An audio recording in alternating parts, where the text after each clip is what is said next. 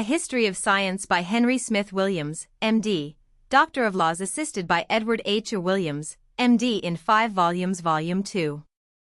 Contents Book 2 Chapter 1, Science in the Dark Age Chapter 2. Medieval Science Among the Arabians Chapter 3. Medieval Science in the West Chapter 4. The New Cosmology Copernicus to Kepler and Galileo Chapter 5, Galileo and the New Physics Chapter 6. 2 Pseudosciences Alchemy and Astrology Chapter 7. From Paracelsus to Harvey Chapter 8. Medicine in the 16th and 17th centuries Chapter 9. Philosopher-Scientists and New Institutions of Learning Chapter 10, The Successors of Galileo in Physical Science Chapter 11. Newton and the Composition of Light Chapter 12.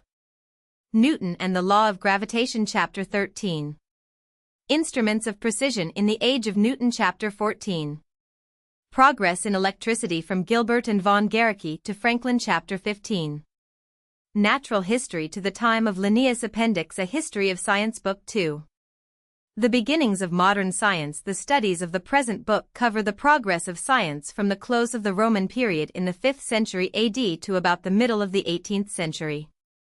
In tracing the course of events through so long a period, a difficulty becomes prominent which everywhere besets the historian in less degree, a difficulty due to the conflict between the strictly chronological and the topical method of treatment. We must hold as closely as possible to the actual sequence of events, since, as already pointed out, one discovery leads on to another. But, on the other hand, progressive steps are taken contemporaneously in the various fields of science, and if we were to attempt to introduce these in strict chronological order, we should lose all sense of topical continuity. Our method has been to adopt a compromise, following the course of a single science in each great epoch to a convenient stopping point, and then turning back to bring forward the story of another science. Thus, for example, we tell the story of Copernicus and Galileo, bringing the record of cosmical and mechanical progress down to about the middle of the 17th century, before turning back to take up the physiological progress of the 15th and 16th centuries. Once the latter stream is entered, however, we follow it without interruption to the time of Harvey and his contemporaries in the middle of the 17th century, where we leave it to return to the field of mechanics as exploited by the successors of Galileo, who were also the predecessors and contemporaries of Newton.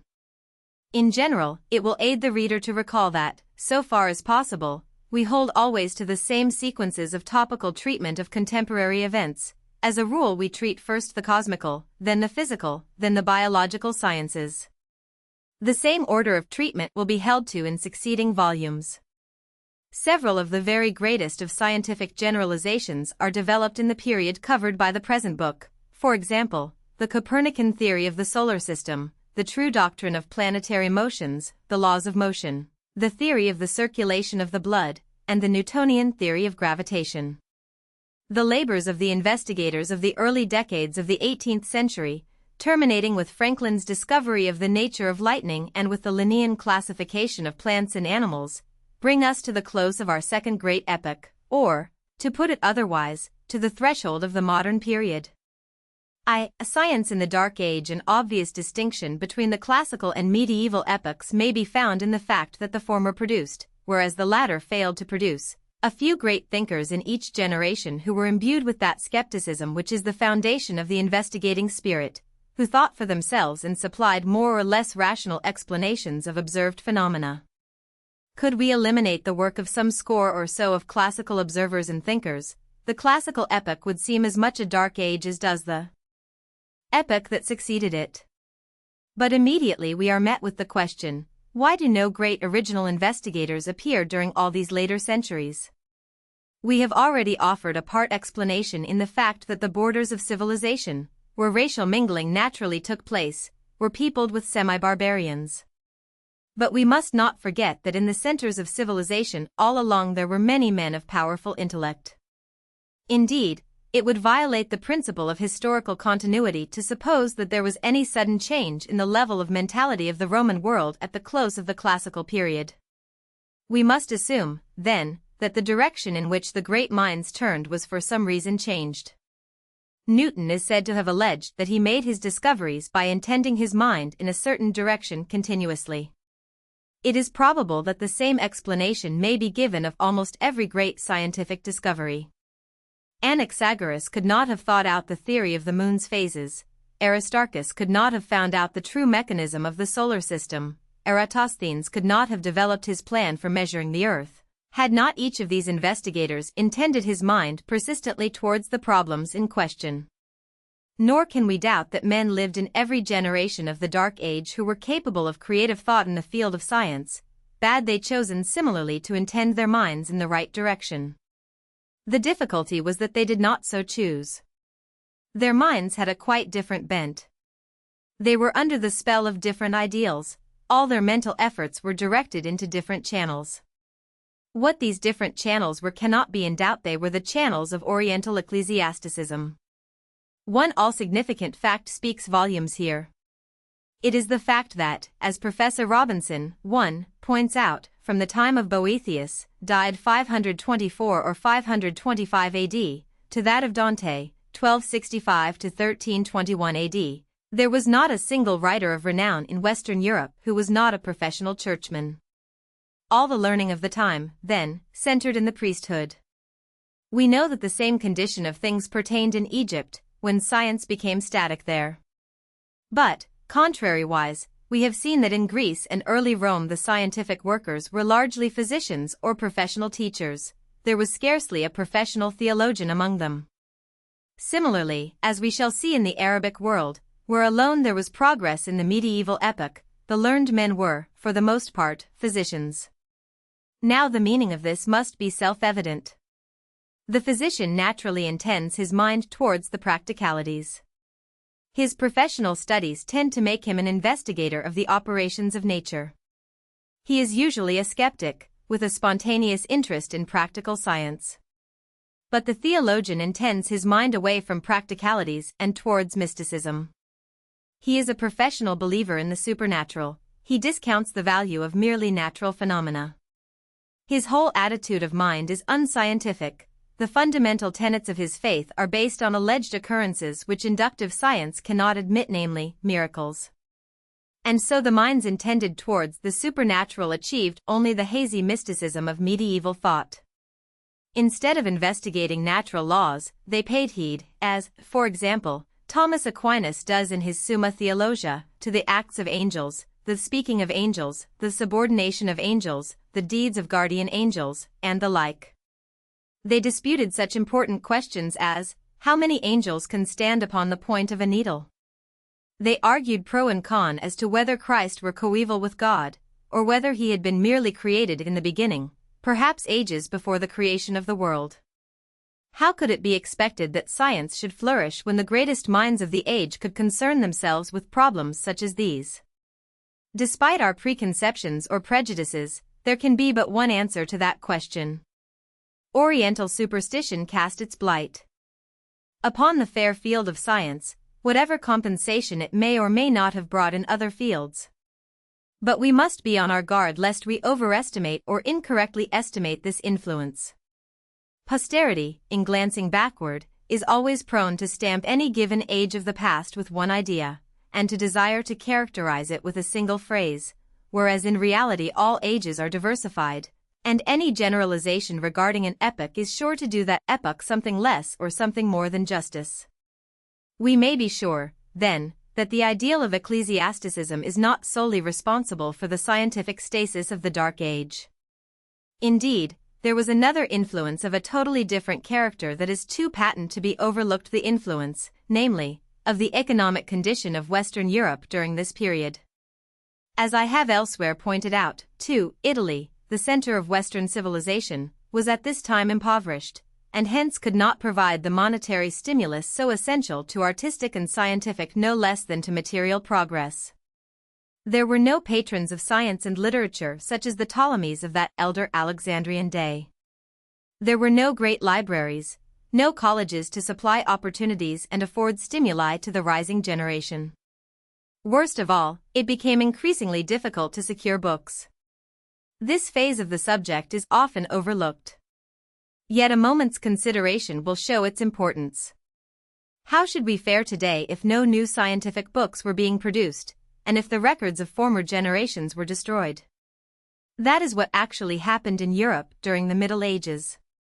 At an earlier day, books were made and distributed much more abundantly than is sometimes supposed. Bookmaking had, indeed, been an important profession in Rome, the actual makers of books being slaves who worked under the direction of a publisher.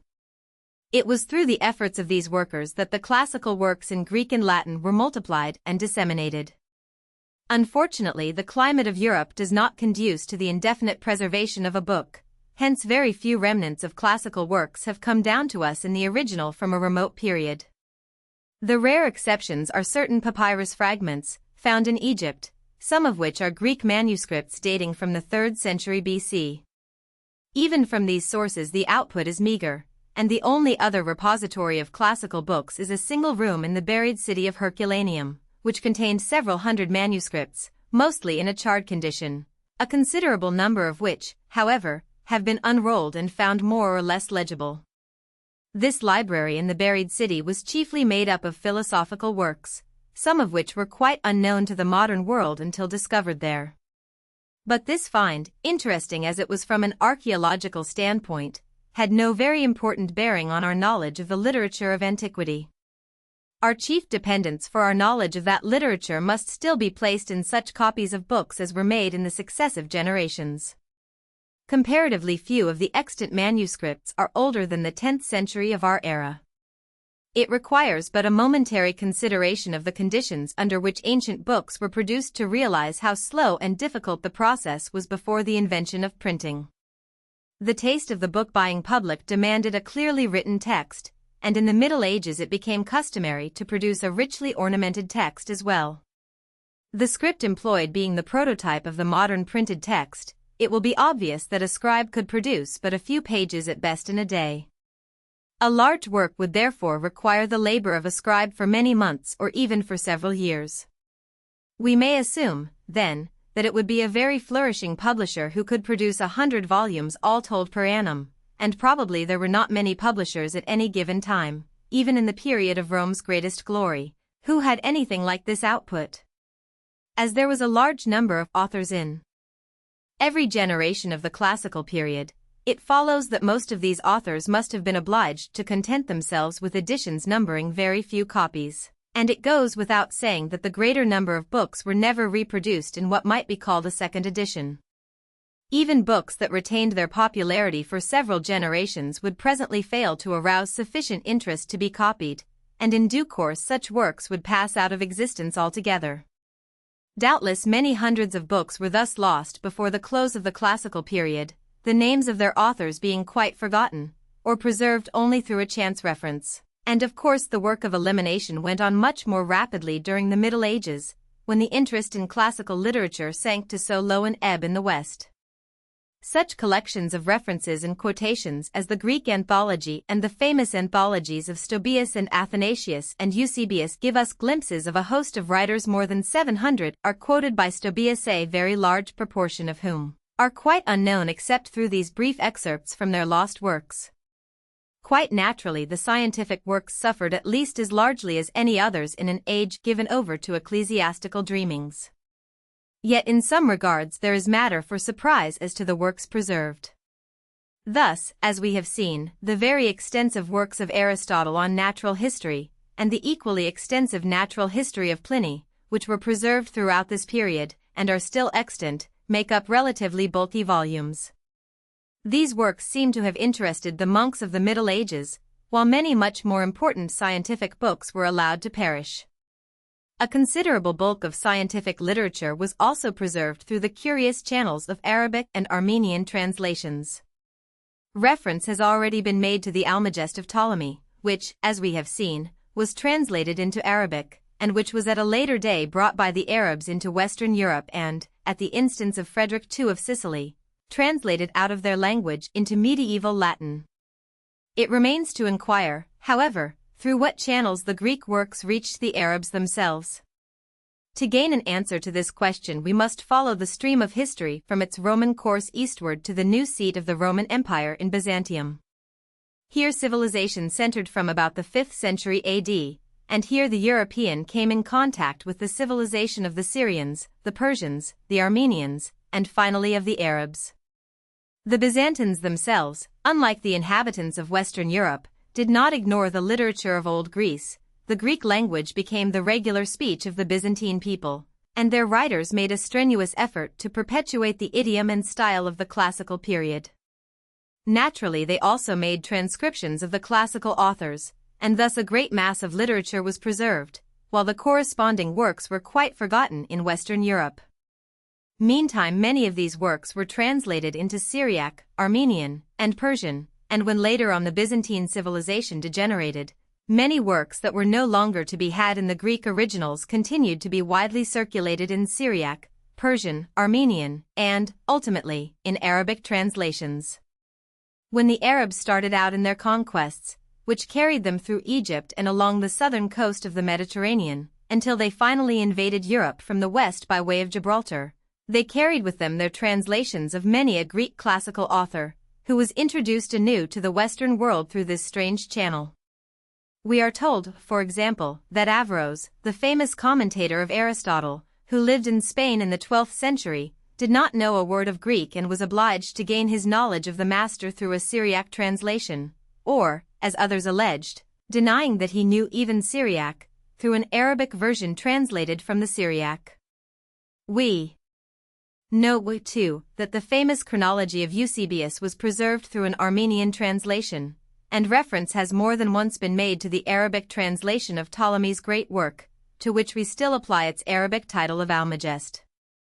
The familiar story that when the Arabs invaded Egypt they burned the Alexandrian library is now regarded as an invention of later times.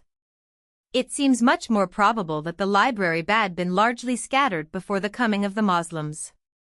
Indeed, it has even been suggested that the Christians of an earlier day removed the records of pagan thought.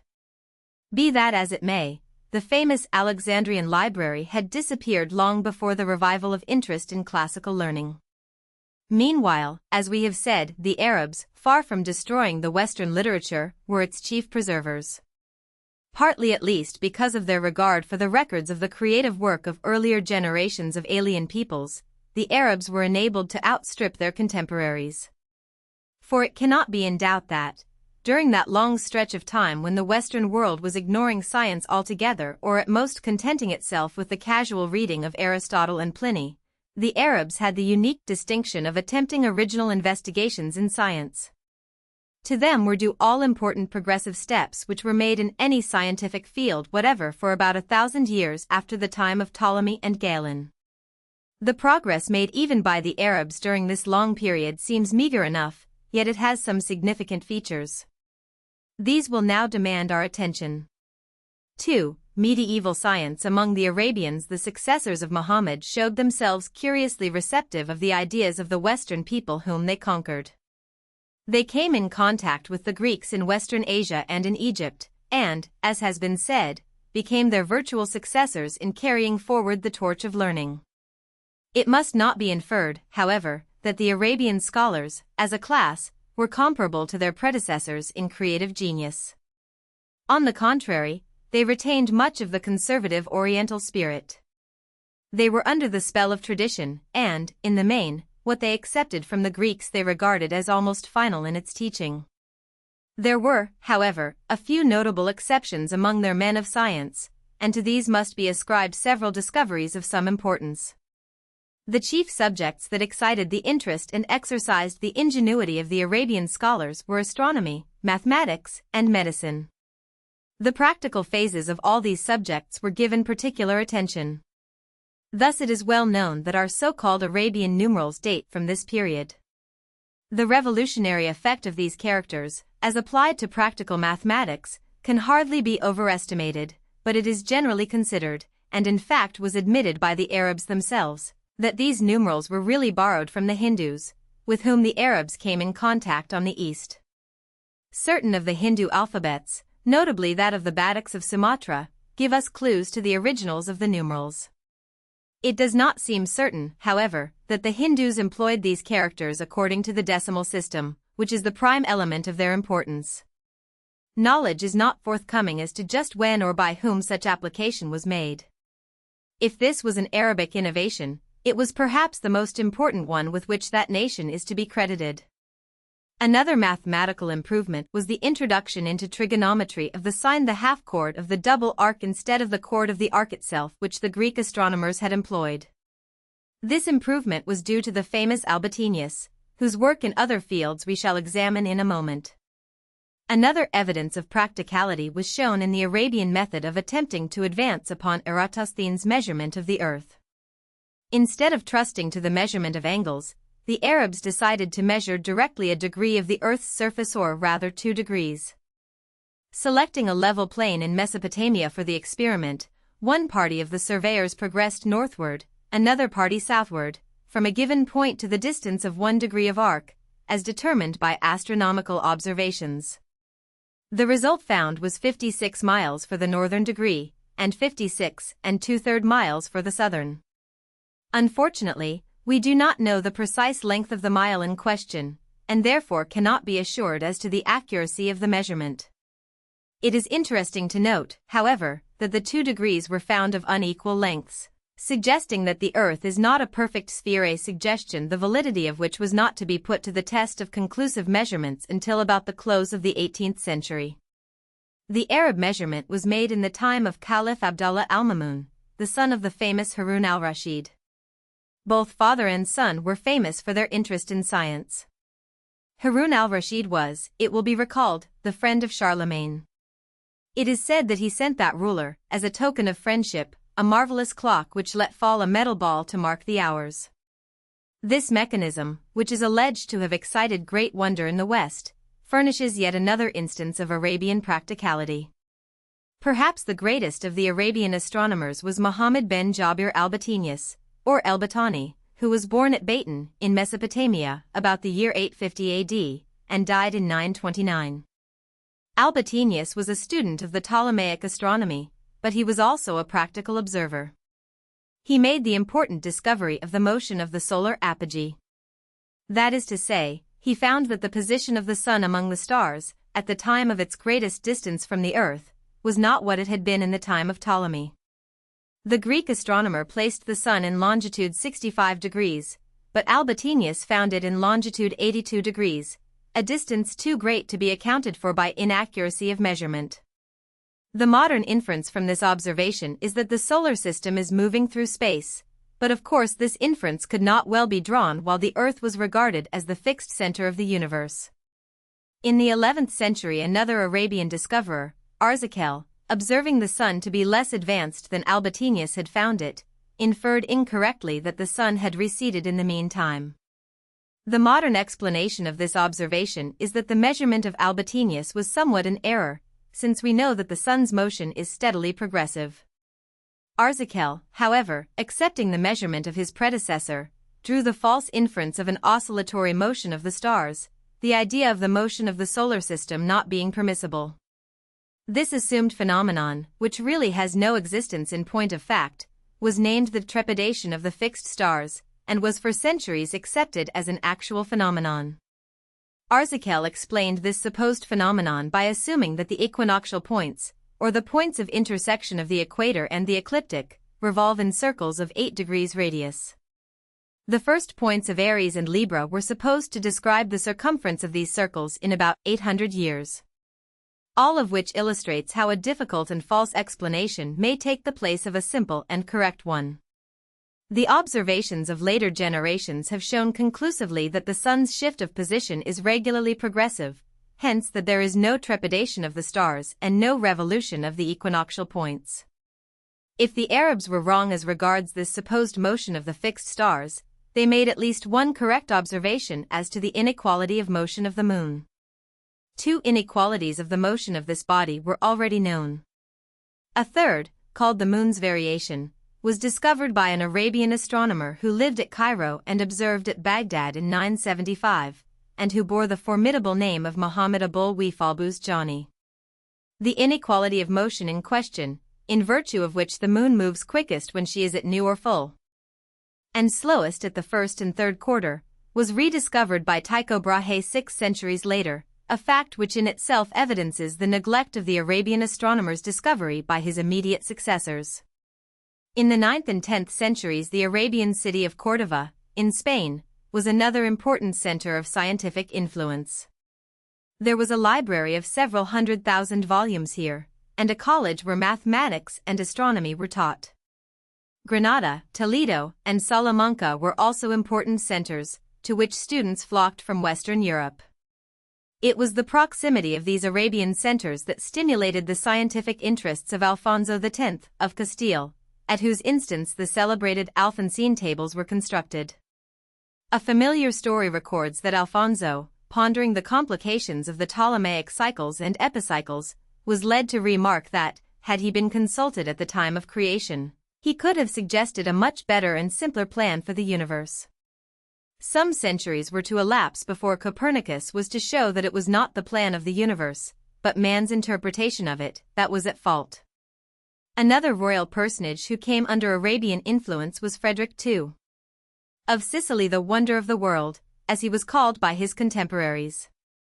The Almagest of Ptolemy was translated into Latin at his instance, being introduced to the Western world through this curious channel. At this time it became quite usual for the Italian and Spanish scholars to understand Arabic, although they were totally ignorant of Greek.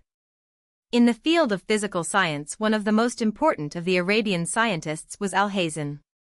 His work, published about the year 1100 AD, had great celebrity throughout the medieval period. The original investigations of Alhazen had to do largely with optics. He made particular studies of the eye itself, and the names given by him to various parts of the eye, as the vitreous humor, the cornea, and the retina, are still retained by anatomists. It is known that Ptolemy had studied the refraction of light, and that he, in common with his immediate predecessors, was aware that atmospheric refraction affects the apparent position of stars near the horizon. Alhazen carried forward these studies, and was led through them to make the first recorded scientific estimate of the phenomena of twilight and of the height of the atmosphere. The persistence of a glow in the atmosphere after the sun has disappeared beneath the horizon is so familiar a phenomenon that the ancient philosophers seem not to have thought of it as requiring an explanation. Yet a moment's consideration makes it clear that, if light travels in straight lines and the rays of the sun were in no wise deflected, the complete darkness of night should instantly succeed to day when the sun passes below the horizon. That this sudden change does not occur, Alhazen explained as due to the reflection of light by the Earth's atmosphere. Alhazen appears to have conceived the atmosphere as a sharply defined layer, and, assuming that twilight continues only so long as rays of the sun reflected from the outer surface of this layer can reach the spectator at any given point, he hit upon a means of measurement that seemed to solve the hitherto inscrutable problem as to the atmospheric depth. Like the measurements of Aristarchus and Eratosthenes, this calculation of Alhazen is simple enough in theory. Its defect consists largely in the difficulty of fixing its terms with precision, combined with the further fact that the rays of the sun, in taking the slanting course through the Earth's atmosphere, are really deflected from a straight line in virtue of the constantly increasing density of the air near the Earth's surface. Alhazen must have been aware of this latter fact, since it was known to the later Alexandrian astronomers, but he takes no account of it in the present measurement. The diagram will make the method of Alhazen clear. His important premises are two: first, the well-recognized fact that, when light is reflected from any surface, the angle of incidence is equal to the angle of reflection, and, second, the much more doubtful observation that twilight continues until such time as the sun, according to a simple calculation, is 19 degrees below the horizon. Referring to the diagram, let the inner circle represent the Earth's surface, the outer circle the limits of the atmosphere, C being the Earth's center and RR radii of the Earth. Then the observer at the point A will continue to receive the reflected rays of the sun until that body reaches the point S, which is, according to the hypothesis, 19 degrees below the horizon line of the observer at A. This horizon line, being represented by AH, and the sun's ray by SM, the angle HMS is an angle of 19 degrees. The complementary angle SMA is, obviously, an angle of 180 to 19, 161 degrees. But since M is the reflecting surface and the angle of incidence equals the angle of reflection, the angle AMC is an angle of 1/2 of 161 degrees, or 80 degrees and 30 minutes. Now this angle AMC, being known, the right-angled triangle MAC is easily resolved, since the side AC of that triangle, being the radius of the Earth, is a known dimension.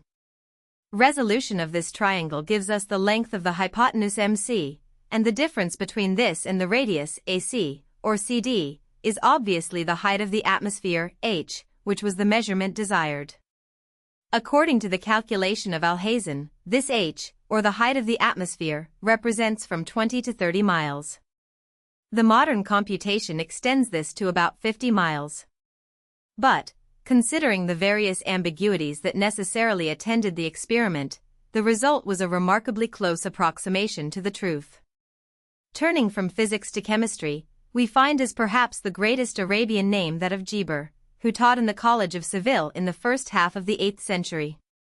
The most important researches of this really remarkable experimenter had to do with the acids. The ancient world had had no knowledge of any acid more powerful than acetic. Geber, however, vastly increased the possibilities of chemical experiment by the discovery of sulfuric, nitric, and nitramuriatic acids. He made use also of the processes of sublimation and filtration, and his works describe the water bath and the chemical oven. Among the important chemicals which he first differentiated is oxide of mercury, and his studies of sulfur in its various compounds have peculiar interest. In particular is this true of his observation that, under certain conditions of oxidation, the weight of a metal was lessened.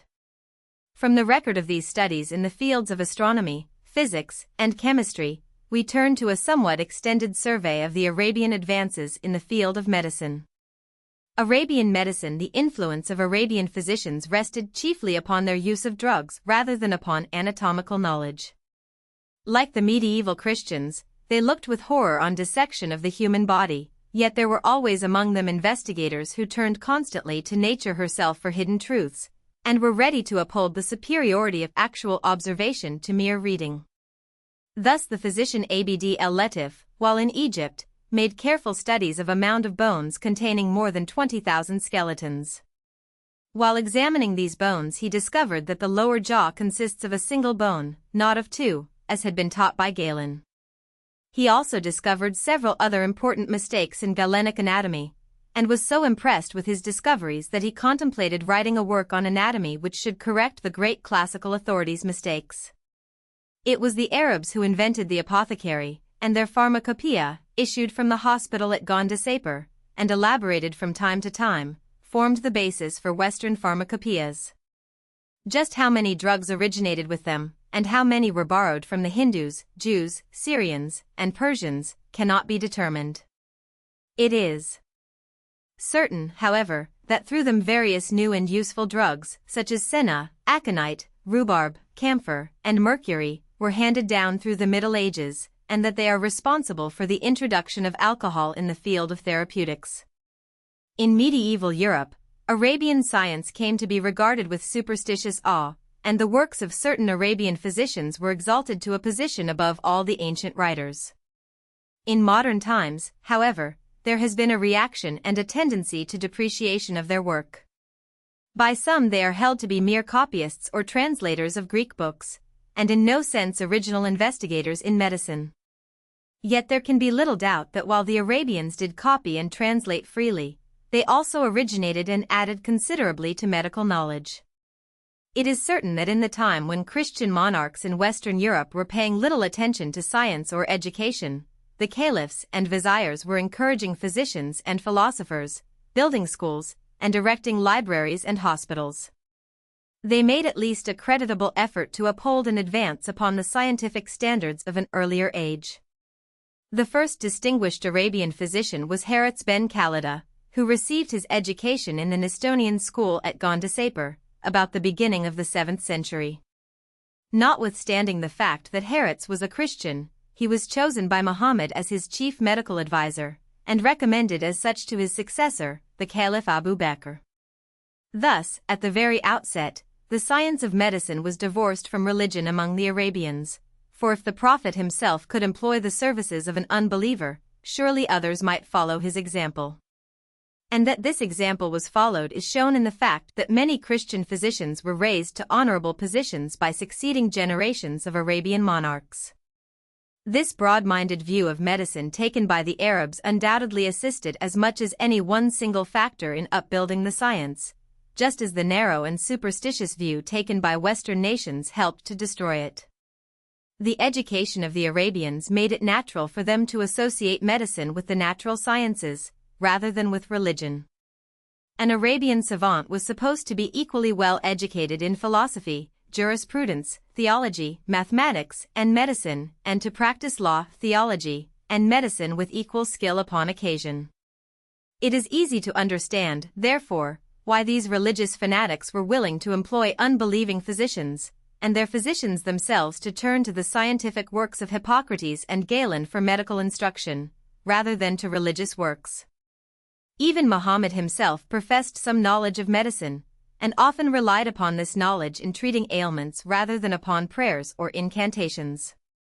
He is said, for example, to have recommended and applied the cautery in the case of a friend who, when suffering from angina, had sought his aid. The list of eminent Arabian physicians is too long to be given here, but some of them are of such importance in their influence upon later medicine that they cannot be entirely ignored. One of the first of these was Hunayn ben Isaac, 809 to 873 AD, a Christian Arab of Baghdad. He made translations of the works of Hippocrates, and practiced the art along the lines indicated by his teachings and those of Galen. He is considered the greatest translator of the 9th century and one of the greatest philosophers of that period.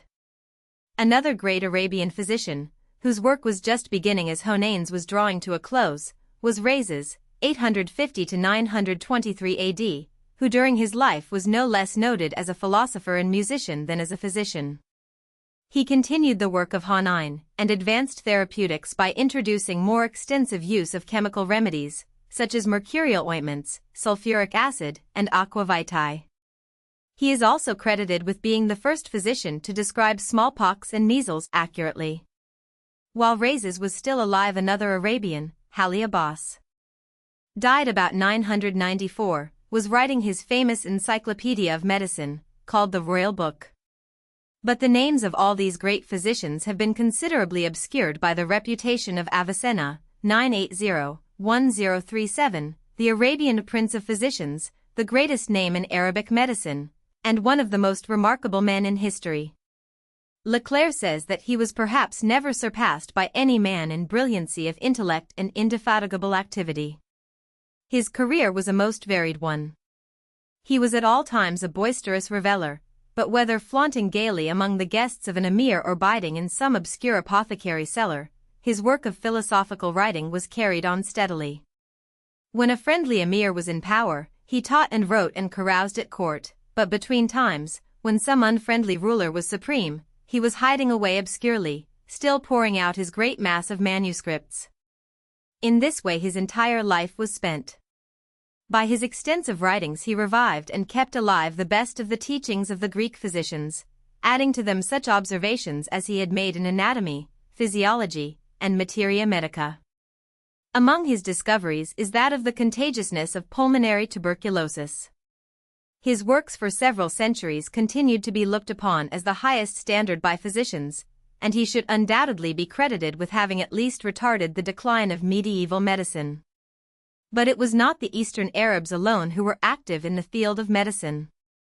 Cordova, the capital of the Western Caliphate, became also a great center of learning and produced several great physicians. One of these, Albucasis, died in 1013 AD, is credited with having published the first illustrated work on surgery, this book being remarkable in still another way, in that it was also the first book, since classical times, written from the practical experience of the physician, and not a mere compilation of ancient authors. A century after Albucasis came the great physician Avenzoar, 1113 to 1196, with whom he divides about equally the medical honors of the Western Caliphate. Among Avenzoar's discoveries was that of the cause of itch, a little parasite, so small that he is hardly visible. The discovery of the cause of this common disease seems of minor importance now, but it is of interest in medical history because, had Avenzoar's discovery been remembered 100 years ago, H.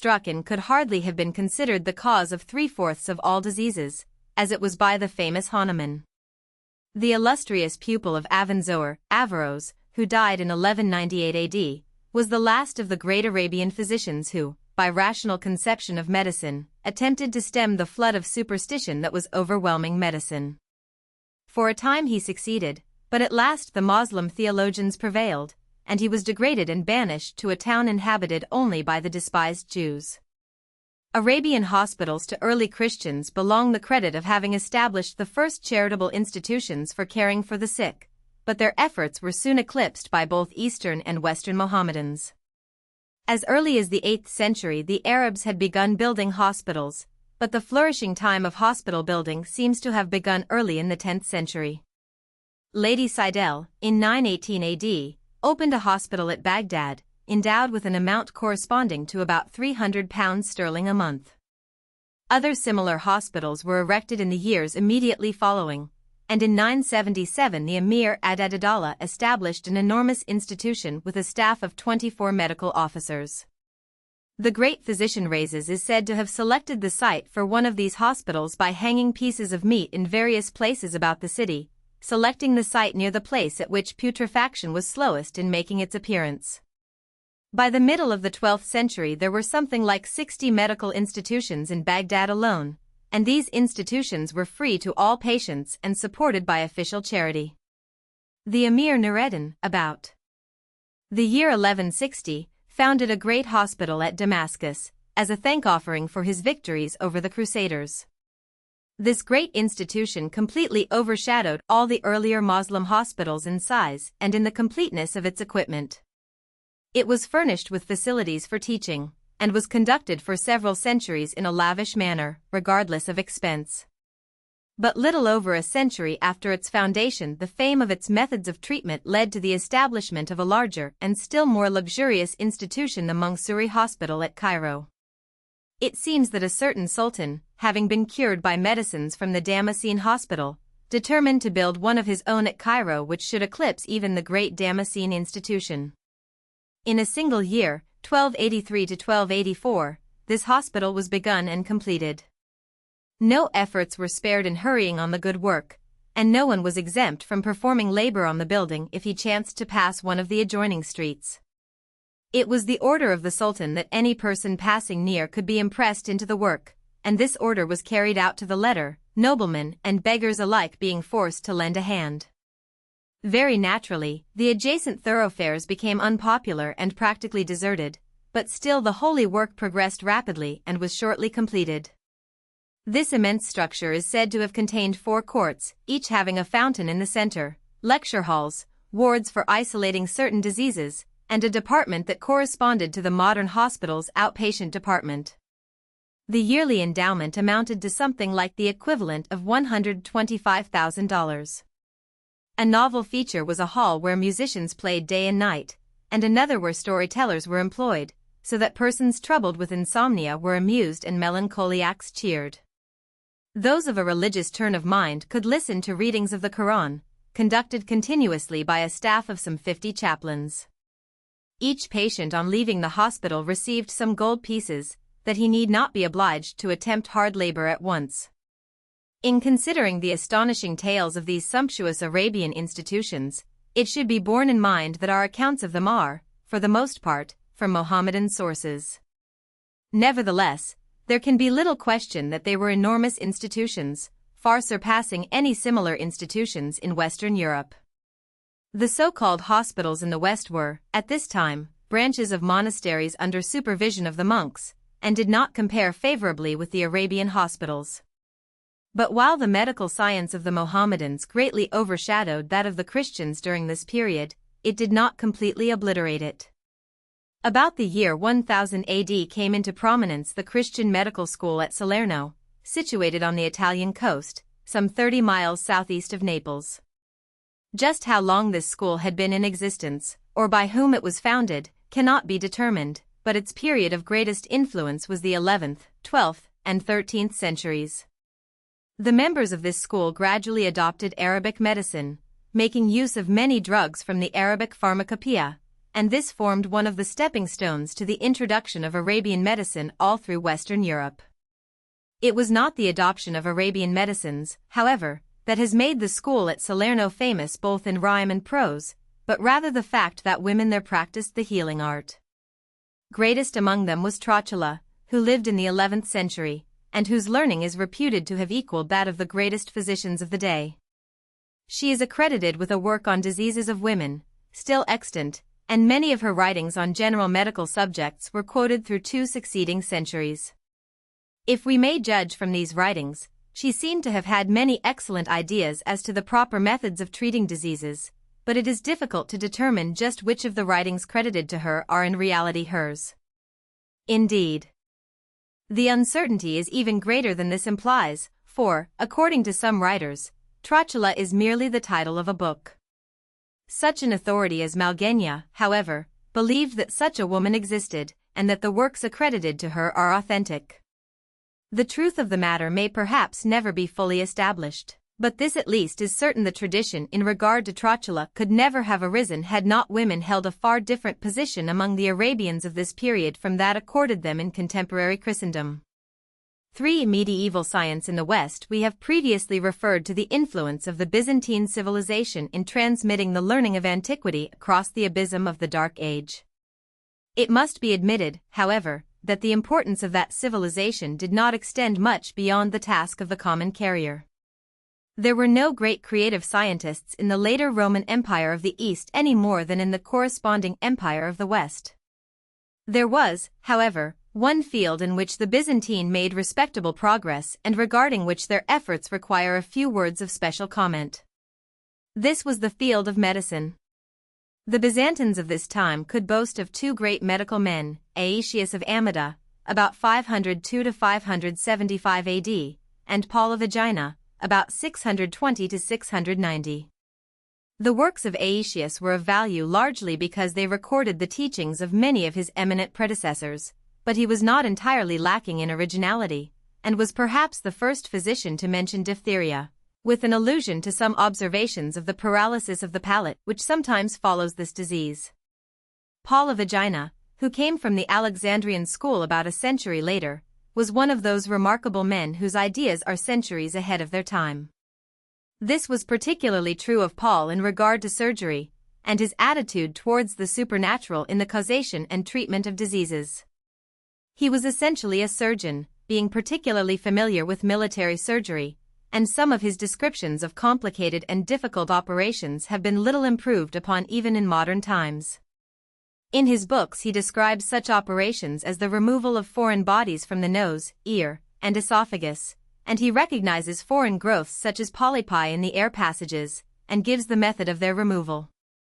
Such operations as tracheotomy, tonsillotomy, bronchotomy, staphylotomy, etc., were performed by him, and he even advocated and described puncture of the abdominal cavity, giving careful directions as to the location in which such punctures should be made.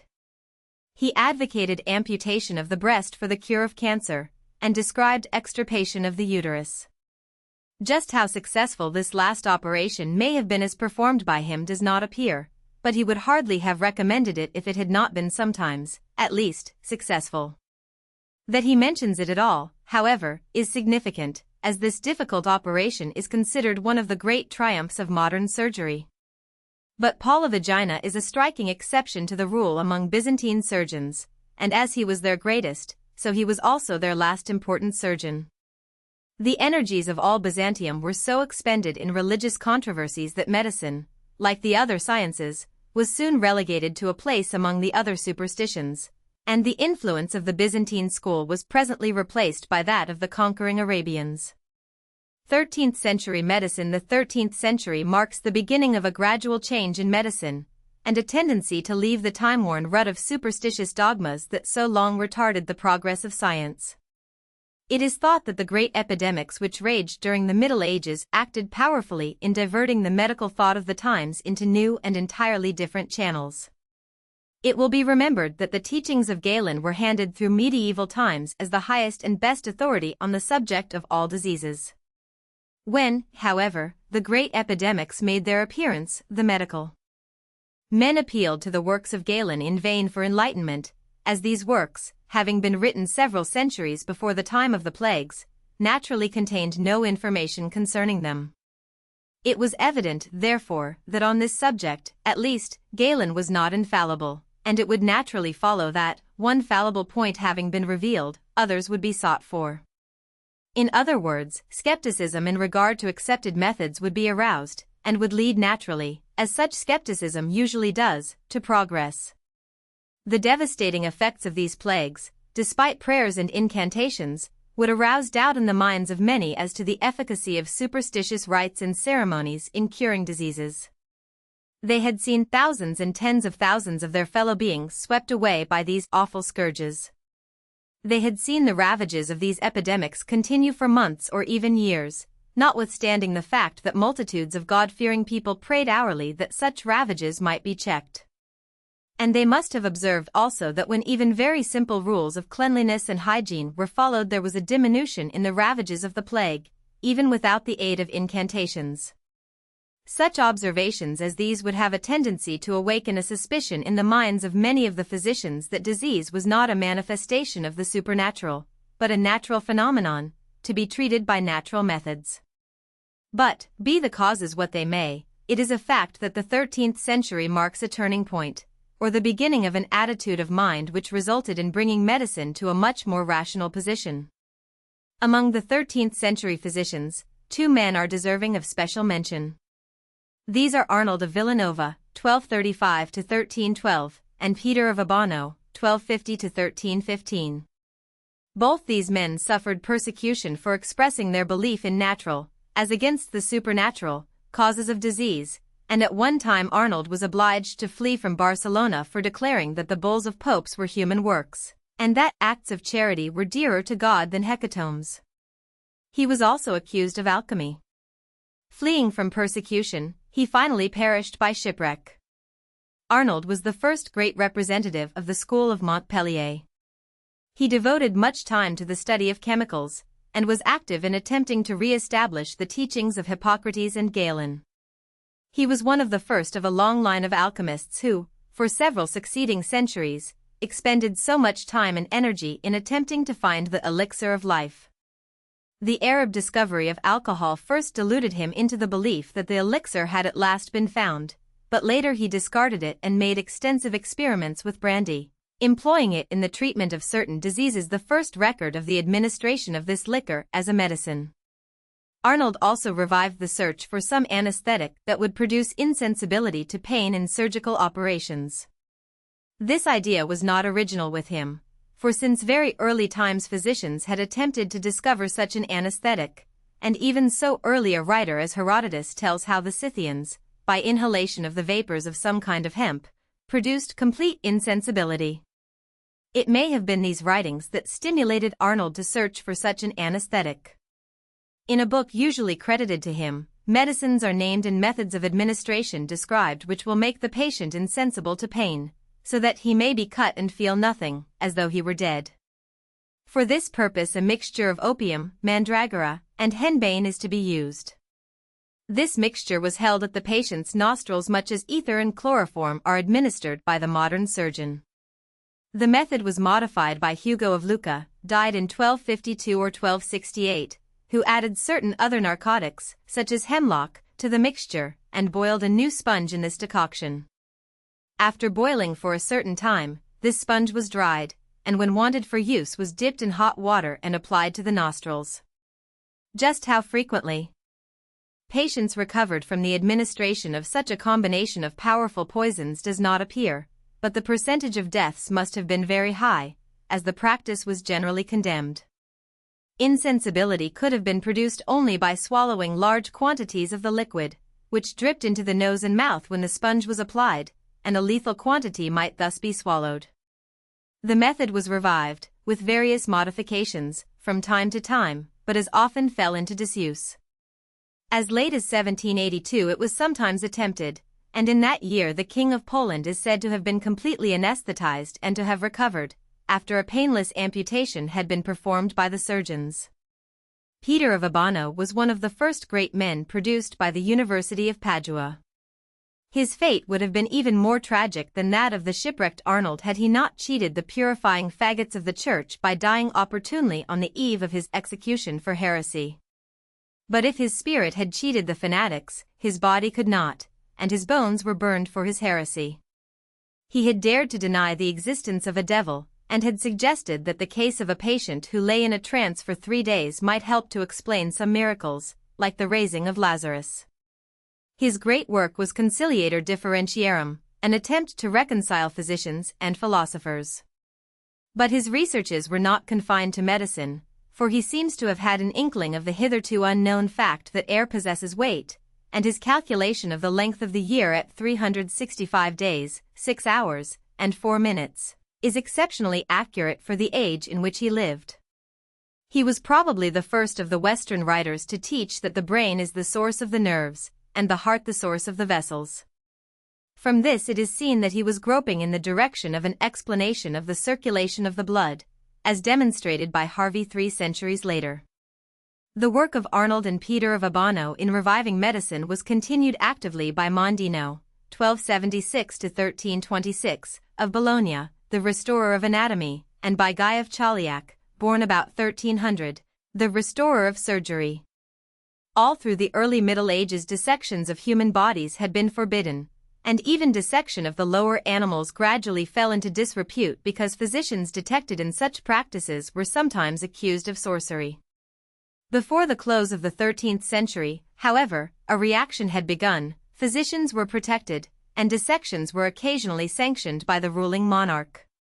Thus Emperor Frederick H. 1194–1250 AD, whose services to science we have already had occasion to mention, ordered that at least one human body should be dissected by physicians in his kingdom every 5 years. By the time of Mondino dissections were becoming more frequent, and he himself is known to have dissected and demonstrated several bodies. His writings on anatomy have been called merely plagiarisms of Galen, but in all probability he made many discoveries independently, and on the whole, his work may be taken as more advanced than Galen's. His description of the heart is particularly accurate, and he seems to have come nearer to determining the course of the blood in its circulation than any of his predecessors. In this quest he was greatly handicapped by the prevailing belief in the idea that blood vessels must contain air as well as blood, and this led him to assume that one of the cavities of the heart contained spirits, or air. It is probable, however, that his accurate observations, so far as they went, were helpful stepping stones to Harvey in his discovery of the circulation. Guy of Chauliac, whose innovations in surgery re-established that science on a firm basis, was not only one of the most cultured, but also the most practical surgeon of his time. He had great reverence for the works of Galen, Albucasis, and others of his noted predecessors, but this reverence did not blind him to their mistakes nor prevent him from using rational methods of treatment far in advance of theirs. His practicality is shown in some of his simple but useful inventions for the sick room, such as the device of a rope, suspended from the ceiling over the bed, by which a patient may move himself about more easily, and in some of his improvements in surgical dressings, such as stiffening bandages by dipping them in the white of an egg so that they are held firmly. He treated broken limbs in the suspended cradle still in use, and introduced the method of making traction on a broken limb by means of a weight and pulley, to prevent deformity through shortening of the member. He was one of the first physicians to recognize the utility of spectacles, and recommended them in cases not amenable to treatment with lotions and eye waters. In some of his surgical operations, such as trephining for fracture of the skull, his technique has been little improved upon even in modern times. In one of these operations he successfully removed a portion of a man's brain. Surgery was undoubtedly stimulated greatly at this period by the constant wars. Lay physicians, as a class, had been looked down upon during the Dark Ages, but with the beginning of the return to rationalism, the services of surgeons on the battlefield, to remove missiles from wounds, and to care for wounds and apply dressings, came to be more fully appreciated. In return for his labors, the surgeon was thus afforded better opportunities for observing wounds and diseases, which led naturally to a gradual improvement in surgical methods. 15th century medicine. The 13th and 14th centuries had seen some slight advancement in the science of medicine, at least, certain surgeons and physicians, if not the generality, had made advances. But it was not until the 15th century that the general revival of medical learning became assured. In this movement, naturally, the printing press played an all-important part. Medical books, hitherto practically inaccessible to the great mass of physicians, now became common, and this output of reprints of Greek and Arabic treatises revealed the fact that many of the supposed true copies were spurious. These discoveries very naturally aroused all manner of doubt and criticism, which in turn helped in the development of independent thought. A certain manuscript of the great Cornelius Celsus, the De Medicine, which had been lost for many centuries, was found in the church of St. Ambrose, at Milan, in 1443, and was at once put into print. The effect of the publication of this book, which had lain in hiding for so many centuries, was a revelation, showing the medical profession how far most of their supposed true copies of Celsus had drifted away from the original. The indisputable authenticity of this manuscript, discovered and vouched for by the man who shortly after became Pope Nicholas V, made its publication the more impressive. The output in book form of other authorities followed rapidly, and the manifest discrepancies between such teachers as Celsus, Hippocrates, Galen, and Pliny heightened still more the growing spirit of criticism.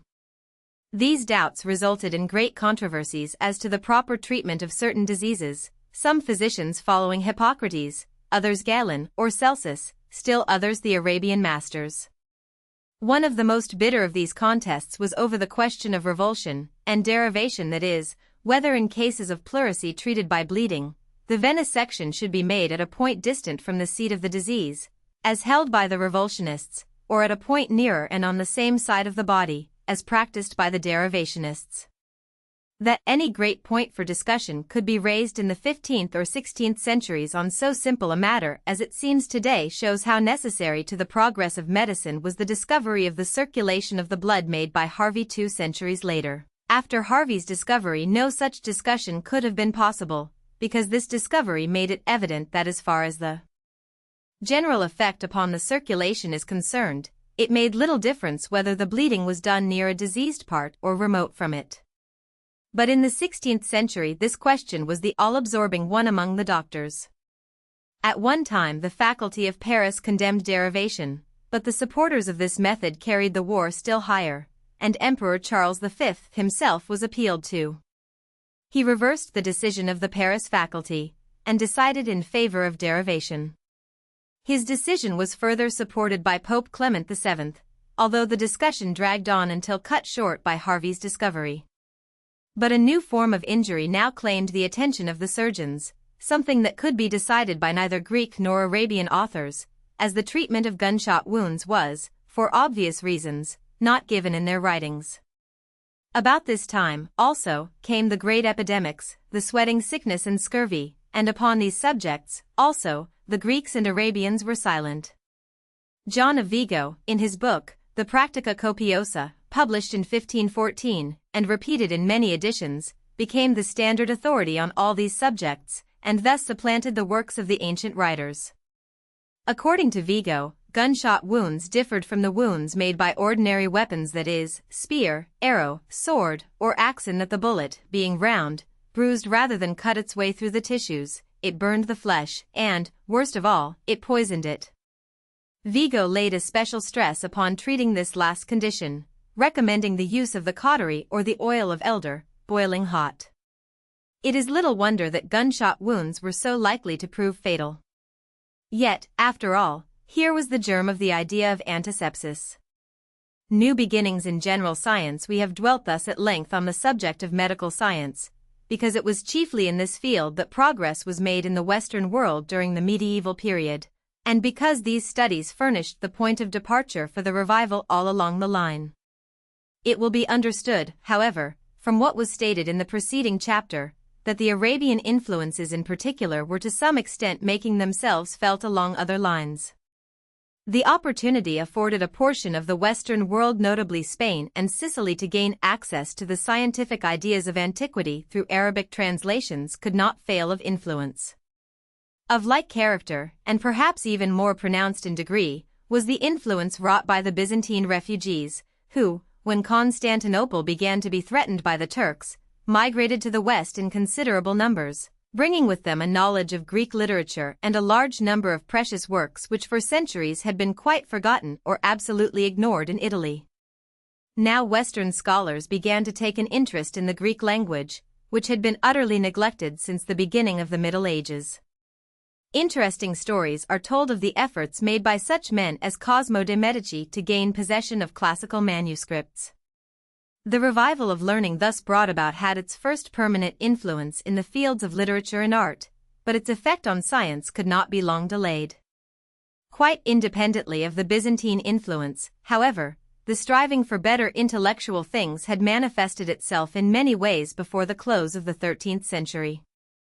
An illustration of this is found in the almost simultaneous development of centers of teaching, which developed into the universities of Italy, France, England, and, a little later, of Germany.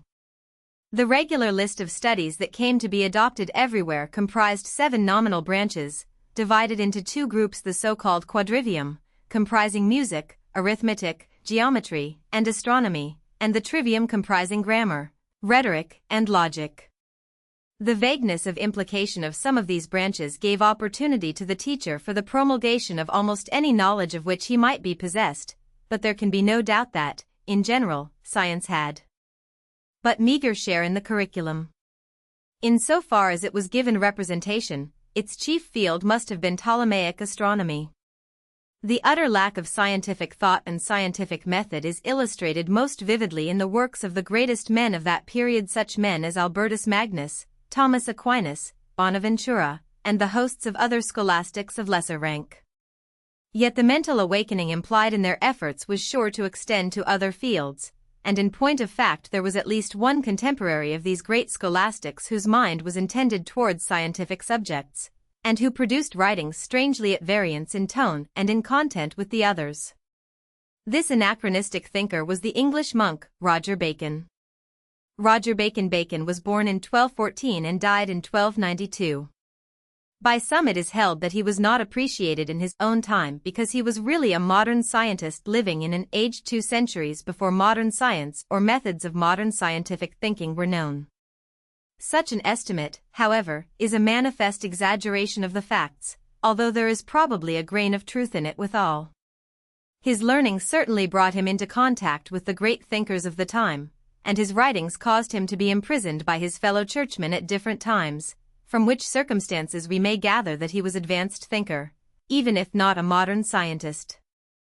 Although Bacon was at various times in durance, or under surveillance, and forbidden to write, he was nevertheless a marvelously prolific writer, as is shown by the numerous books and unpublished manuscripts of his still extant.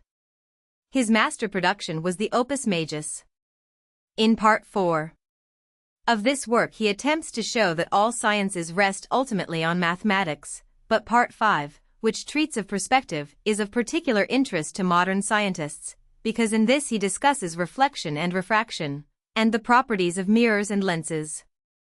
In this part, also, it is evident that he is making use of such Arabian writers as Al-Kindi and Alhazen, and this is of especial interest, since it has been used by his detractors, who accuse him of lack of originality, to prove that his seeming inventions and discoveries were in reality adaptations of the Arab scientists. It is difficult to determine just how fully such criticisms are justified. It is certain, however, that in this part he describes the anatomy of the eye with great accuracy, and discusses mirrors and lenses.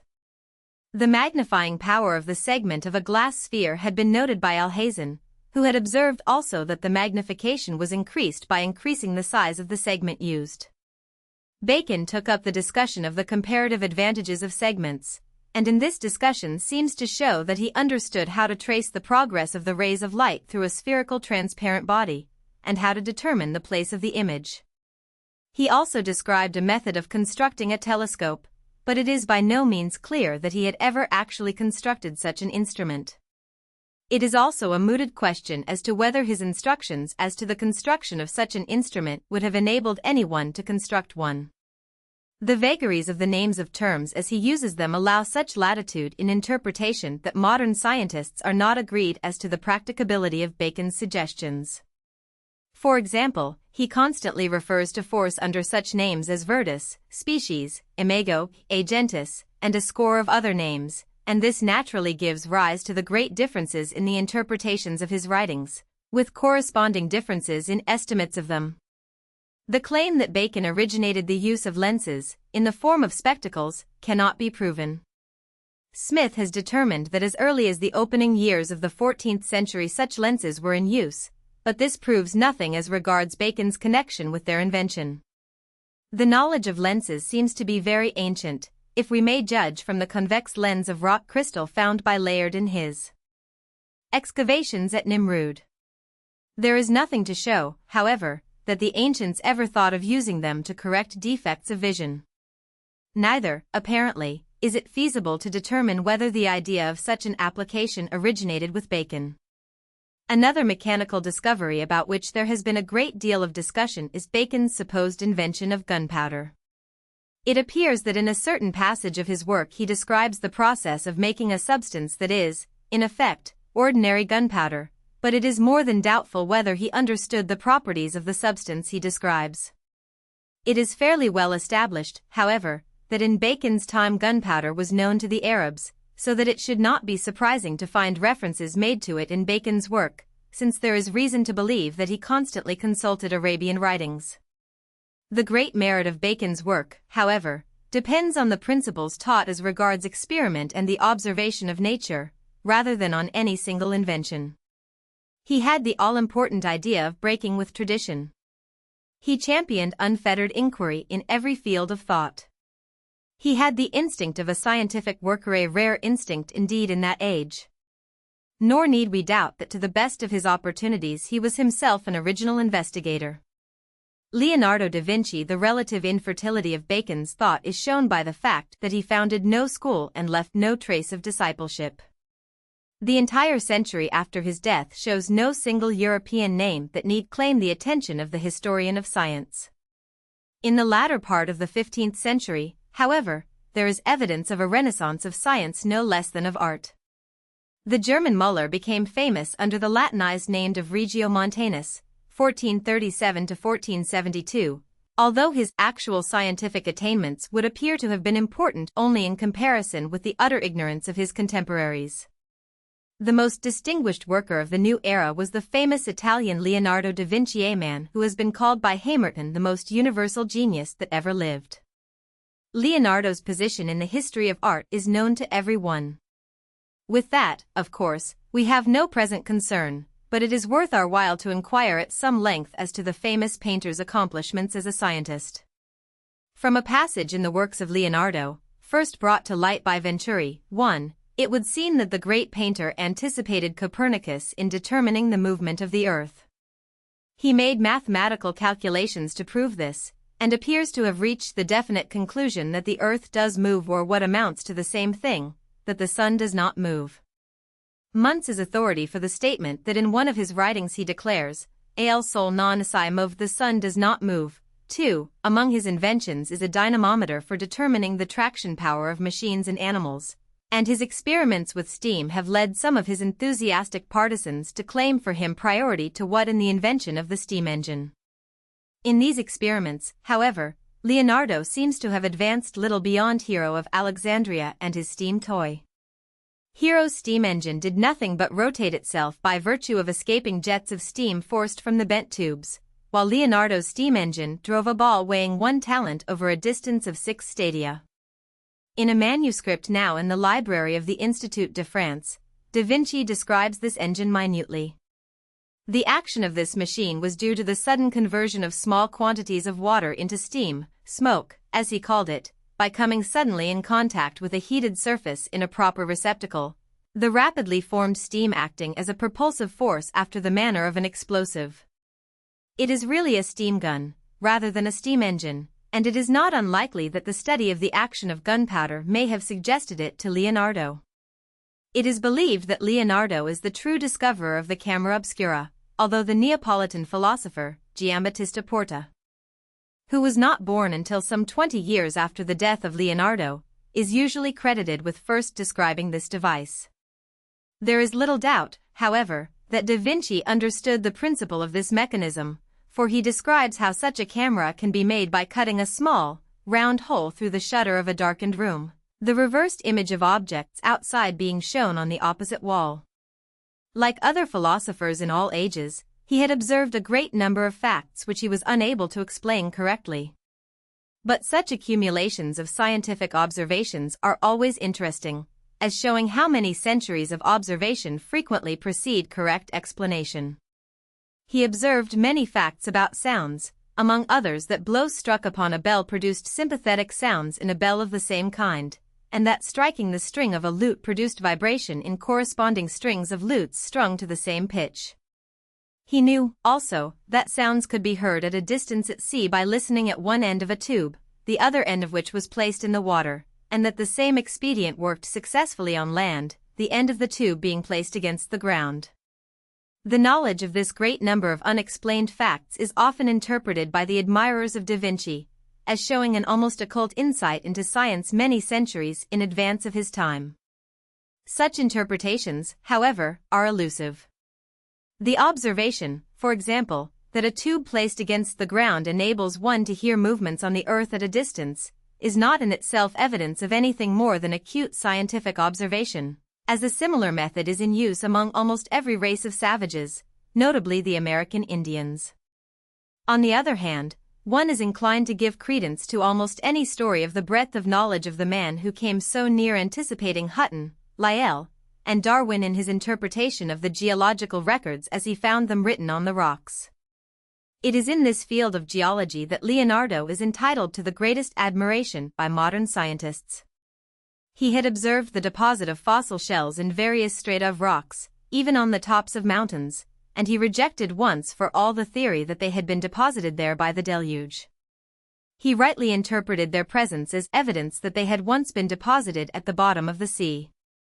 This process he assumed had taken hundreds and thousands of centuries, thus tacitly rejecting the biblical tradition as to the date of the creation.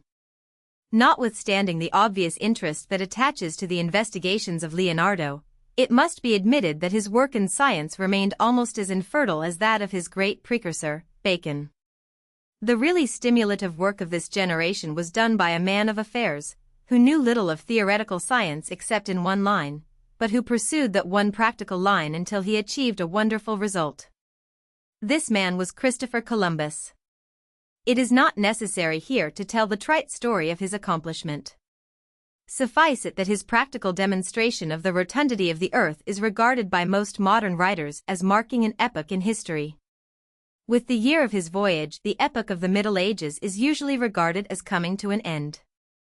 It must not be supposed that any very sudden change came over the aspect of scholarship of the time, but the preliminaries of great things had been achieved, and when Columbus made his famous voyage in 1492, the man was already alive who was to bring forward the first great vitalizing thought in the field of pure science that the Western world had originated for more than 1,000 years. This man bore the name of Copernic, or in its familiar anglicized form, Copernicus.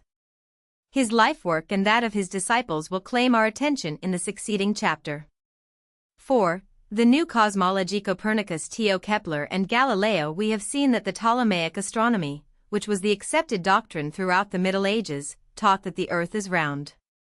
Doubtless there was a popular opinion current which regarded the earth as flat, but it must be understood that this opinion had no champions among men of science during the Middle Ages. When, in the year 1492, Columbus sailed out to the west on his memorable voyage, his expectation of reaching India had full scientific warrant, however much it may have been scouted by certain ecclesiastics and by the average man of the period. Nevertheless, we may well suppose that the successful voyage of Columbus, and the still more demonstrative one made about 30 years later by Magellan, gave the theory of the earth's rotundity a certainty it could never previously have had. Alexandrian geographers had measured the size of the earth, and had not hesitated to assert that by sailing westward one might reach India. But there is a wide gap between theory and practice, and it required the voyages of Columbus and his successors to bridge that gap. After the companions of Magellan completed the circumnavigation of the globe, the general shape of our earth would, obviously, never again be called in question. But demonstration of the sphericity of the earth had, of course, no direct bearing upon the question of the earth's position in the universe. Therefore the voyage of Magellan served to fortify, rather than to dispute, the Ptolemaic theory.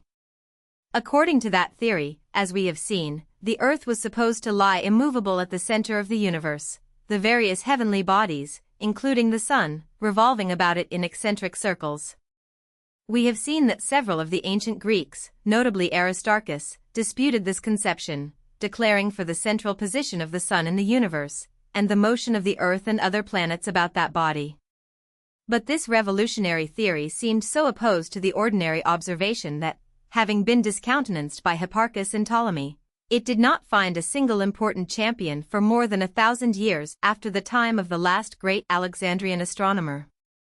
The first man, seemingly, to hark back to the Aristarchian conception in the new scientific era that was now dawning was the noted Cardinal, Nicolaus of Cusa, who lived in the first half of the 15th century, and was distinguished as a philosophical writer and mathematician. His De Docta Ignorantia expressly propounds the doctrine of the Earth's motion. No one, however, paid the slightest attention to his suggestion, which, therefore, merely serves to furnish us with another interesting illustration of the futility of propounding even a correct hypothesis before the time is ripe to receive it, particularly if the hypothesis is not fully fortified by reasoning based on experiment or observation. The man who was destined to put forward the theory of the Earth's motion in a way to command attention was born in 1473, at the village of Thorn, in eastern Prussia. His name was Nicholas Copernicus. There is no more famous name in the entire annals of science than this, yet posterity has never been able fully to establish the lineage of the famous expositor of the true doctrine of the solar system. The city of Thorn lies in a province of that border territory which was then under control of Poland, but which subsequently became a part of Prussia. It is claimed that the aspects of the city were essentially German, and it is admitted that the mother of Copernicus belonged to that race. The nationality of the father is more in doubt, but it is urged that Copernicus used German as his mother tongue. His great work was, of course, written in Latin, according to the custom of the time, but it is said that, when not employing that language, he always wrote in German. The disputed nationality of Copernicus strongly suggests that he came of a mixed racial lineage, and we are reminded again of the influences of those ethnical minglings to which we have previously more than once referred. The acknowledged centers of civilization towards the close of the 15th century were Italy and Spain. Therefore, the birthplace of Copernicus lay almost at the confines of civilization, reminding us of that earlier period when Greece was the center of culture, but when the great Greek thinkers were born in Asia Minor and in Italy. As a young man, Copernicus made his way to Vienna to study medicine, and subsequently he journeyed into Italy and remained there many years. About the year 1500 he held the chair of mathematics in a college at Rome. Subsequently he returned to his native land and passed his remaining years there, dying at Domkirch, in Frauenburg, East Prussia, in the year 1543. It would appear that Copernicus conceived the idea of the heliocentric system of the universe while he was a comparatively young man, since in the introduction to his great work, which he addressed to Pope Paul III, he states that he has pondered his system not merely 9 years, in accordance with the maxim of Horace, but well into the fourth period of 9 years.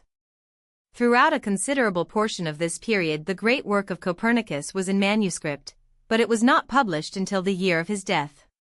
The reasons for the delay are not very fully established. Copernicus undoubtedly taught his system throughout the later decades of his life. He himself tells us that he had even questioned whether it were not better for him to confine himself to such verbal teaching, following thus the example of Pythagoras. Just as his life was drawing to a close, he decided to pursue the opposite course, and the first copy of his work is said to have been placed in his hands as he lay on his deathbed. The violent opposition which the new system met from ecclesiastical sources led subsequent commentators to suppose that Copernicus had delayed publication of his work through fear of the church authorities. There seems, however, to be no direct evidence for this opinion. It has been thought significant that Copernicus addressed his work to the Pope. It is, of course, quite conceivable that the aged astronomer might wish by this means to demonstrate that he wrote in no spirit of hostility to the Church. His address to the Pope might have been considered as a desirable shield precisely because the author recognized that his work must needs meet with ecclesiastical criticism. Be that as it may, Copernicus was removed by death from the danger of attack, and it remained for his disciples of a later generation to run the gauntlet of criticism and suffer the charges of heresy. The work of Copernicus, published thus in the year 1543 at Nuremberg, bears the title De Orbium Coelestium Revolutionibus. It is not necessary to go into details as to the cosmological system which Copernicus advocated, since it is familiar to every one. In a word, he supposed the sun to be the center of all the planetary motions, the earth taking its place among the other planets, the list of which, as known at that time, comprised Mercury, Venus, the Earth, Mars, Jupiter, and Saturn. The fixed stars were alleged to be stationary, and it was necessary to suppose that they are almost infinitely distant, inasmuch as they showed to the observers of that time no parallax, that is to say, they preserved the same apparent position when viewed from the opposite points of the Earth's orbit. But let us allow Copernicus to speak for himself regarding his system. His exposition is full of interest. We quote first the introduction just referred to, in which appeal is made directly to the Pope. I can well believe, Most Holy Father, that certain people, when they hear of my attributing motion to the earth in these books of mine, will at once declare that such an opinion ought to be rejected. Now, my own theories do not please me so much as not to consider what others may judge of them. Accordingly, when I began to reflect upon what those persons who accept the stability of the earth, as confirmed by the opinion of many centuries, would say when I claimed that the earth moves, I hesitated for a long time as to whether I should publish that which I have written to demonstrate its motion, or whether it would not be better to follow the example of the Pythagoreans, who used to hand down the secrets of philosophy to their relatives and friends only in oral form. As I well considered all this, I was almost impelled to put the finished work wholly aside, through the scorn I had reason to anticipate on account of the newness and apparent contrariness to reason of my theory. My friends, however, dissuaded me from such a course and admonished me that I ought to publish my book, which had lain concealed in my possession not only 9 years, but already into 4 times the 9th year.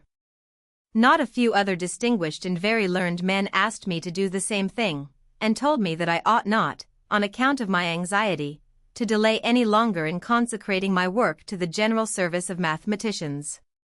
But your Holiness will perhaps not so much wonder that I have dared to bring the results of my night labors to the light of day, after having taken so much care in elaborating them, but is waiting instead to hear how it entered my mind to imagine that the earth moved, contrary to the accepted opinion of mathematicians, nay, almost contrary to ordinary human understanding. Therefore I will not conceal from your Holiness that what moved me to consider another way of reckoning the motions of the heavenly bodies was nothing else than the fact that the mathematicians do not agree with one another in their investigations. In the first place, they are so uncertain about the motions of the sun and moon that they cannot find out the length of a full year. In the second place, they apply neither the same laws of cause and effect, in determining the motions of the sun and moon and of the 5 planets, nor the same proofs. Some employ only concentric circles, others use eccentric and epicyclic ones, with which, however, they do not fully attain the desired end. They could not even discover nor compute the main thing, namely, the form of the universe and the symmetry of its parts. It was with them as if some should, from different places, take hands, feet, head, and other parts of the body, which, although very beautiful, were not drawn in their proper relations, and, without making them in any way correspond, should construct a monster instead of a human being. Accordingly, when I had long reflected on this uncertainty of mathematical tradition, I took the trouble to read again the books of all the philosophers I could get hold of, to see if some one of them had not once believed that there were other motions of the heavenly bodies. First I found in Cicero that Nicetes had believed in the motion of the earth. Afterwards I found in Plutarch, likewise, that some others had held the same opinion. This induced me also to begin to consider the movability of the earth, and, although the theory appeared contrary to reason, I did so because I knew that others before me had been allowed to assume rotary movements at will, in order to explain the phenomena of these celestial bodies. I was of the opinion that I, too, might be permitted to see whether, by presupposing motion in the earth, more reliable conclusions than hitherto reached could not be discovered for the rotary motions of the spheres. And thus, acting on the hypothesis of the motion which, in the following book, I ascribe to the Earth, and by long and continued observations, I have finally discovered that if the motion of the other planets be carried over to the relation of the Earth and this is made the basis for the rotation of every star, not only will the phenomena of the planets be explained thereby, but also the laws and the size of the stars, all their spheres and the heavens themselves will appear so harmoniously connected that nothing could be changed in any part of them without confusion in the remaining parts and in the whole universe.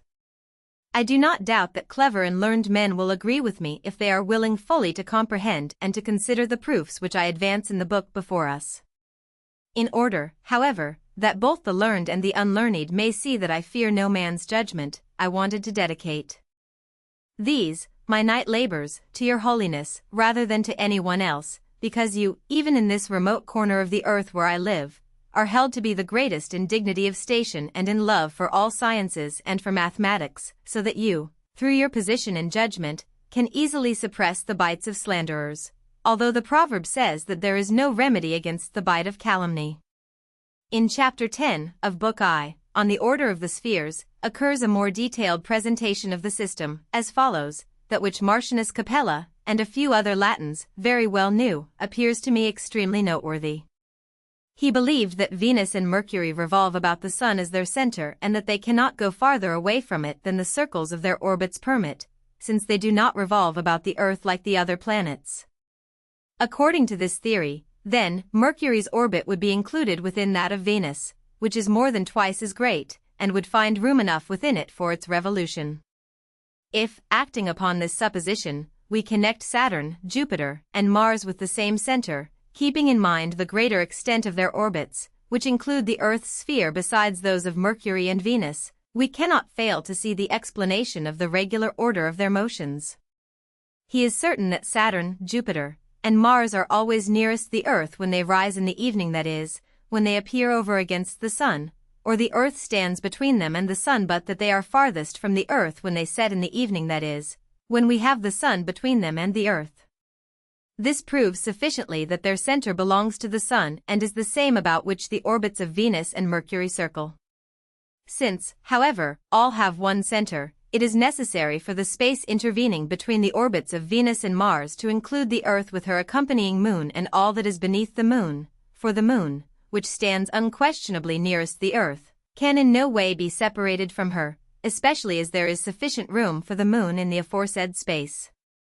Hence we do not hesitate to claim that the whole system, which includes the moon with the Earth for its center, makes the round of that great circle between the planets, in yearly motion about the Sun, and revolves about the center of the universe, in which the Sun rests motionless, and that all which looks like motion in the Sun is explained by the motion of the Earth. The extent of the universe, however, is so great that, whereas the distance of the Earth from the Sun is considerable in comparison with the size of the other planetary orbits, it disappears when compared with the sphere of the fixed stars. I hold this to be more easily comprehensible than when the mind is confused by an almost endless number of circles, which is necessarily the case with those who keep the Earth in the middle of the universe. Although this may appear incomprehensible and contrary to the opinion of many, I shall, if God wills, make it clearer than the sun, at least to those who are not ignorant of mathematics. The order of the spheres is as follows. The first and lightest of all the spheres is that of the fixed stars, which includes itself and all others, and hence is motionless as the place in the universe to which the motion and position of all other stars is referred. Then follows the outermost planet, Saturn, which completes its revolution around the Sun in 30 years. Next comes Jupiter with a 12 years revolution, then Mars, which completes its course in 2 years. The fourth one in order is the yearly revolution, which includes the Earth with the Moon's orbit as an epicycle. In the fifth place is Venus with a revolution of 9 months. The sixth place is taken by Mercury, which completes its course in 80 days. In the middle of all stands the Sun, and who could wish to place the lamp of this most beautiful temple in another or better place? Thus, in fact, the Sun, seated upon the royal throne, controls the family of the stars which circle around him. We find in their order a harmonious connection which cannot be found elsewhere. Here the attentive observer can see why the waxing and waning of Jupiter seems greater than with Saturn and smaller than with Mars, and again greater with Venus than with Mercury. Also, why Saturn, Jupiter, and Mars are nearer to the Earth when they rise in the evening than when they disappear in the rays of the sun. More prominently, however, is it seen in the case of Mars, which when it appears in the heavens at night, seems to equal Jupiter in size, but soon afterwards is found among the stars of second magnitude. All of this results from the same cause, namely, from the Earth's motion. The fact that nothing of this is to be seen in the case of the fixed stars is a proof of their immeasurable distance, which makes even the orbit of yearly motion or its counterpart invisible to us. 1. The fact that the stars show no parallax had been regarded as an important argument against the motion of the Earth, and it was still so considered by the opponents of the system of Copernicus. It had, indeed, been necessary for Aristarchus to explain the fact as due to the extreme distance of the stars, a perfectly correct explanation, but one that implies distances that are altogether inconceivable. It remained for 19th-century astronomers to show, with the aid of instruments of greater precision, that certain of the stars have a parallax. But long before this demonstration had been brought forward, the system of Copernicus had been accepted as a part of common knowledge. While Copernicus postulated a cosmical scheme that was correct as to its main features, he did not altogether break away from certain defects of the Ptolemaic hypothesis. Indeed, he seems to have retained as much of this as practicable, in deference to the prejudice of his time. Thus he records the planetary orbits as circular, and explains their eccentricities by resorting to the theory of epicycles, quite after the Ptolemaic method. But now, of course, a much more simple mechanism sufficed to explain the planetary motions, since the orbits were correctly referred to the central sun and not to the Earth. Needless to say, the revolutionary conception of Copernicus did not meet with immediate acceptance. A number of prominent astronomers, however, took it up almost at once, among these being Rheticus, who wrote a commentary on the evolutions, Erasmus Reinhold, the author of the Prutenic Tables, Rothmann, astronomer to the Landgrave of Hesse, and Maestlin, the instructor of Kepler. The Prutenic Tables, just referred to, so called because of their Prussian origin, were considered an improvement on the tables of Copernicus, and were highly esteemed by the astronomers of the time. The commentary of Rheticus gives us the interesting information that it was the observation of the orbit of Mars and of the very great difference between his apparent diameters at different times which first led Copernicus to conceive the heliocentric idea. Of Reinhold it is recorded that he considered the orbit of Mercury elliptical, and that he advocated a theory of the Moon, according to which her epicycle revolved on an elliptical orbit, thus in a measure anticipating one of the great discoveries of Kepler to which we shall refer presently. The Landgrave of Hesse was a practical astronomer, who produced a catalogue of fixed stars which has been compared with that of Tycho Brahe. He was assisted by Rothmann and by Justus Burgius. Maestlin, the preceptor of Kepler, is reputed to have been the first modern observer to give a correct explanation of the light seen on portions of the Moon not directly illumined by the sun. He explained this as not due to any proper light of the Moon itself, but as light reflected from the Earth. Certain of the Greek philosophers, however, are said to have given the same explanation, and it is alleged also that Leonardo da Vinci anticipated Maestlin in this regard, too, while various astronomers of some eminence thus gave support to the Copernican system. Almost from the beginning, it unfortunately chanced that by far the most famous of the immediate successors of Copernicus declined to accept the theory of the Earth's motion.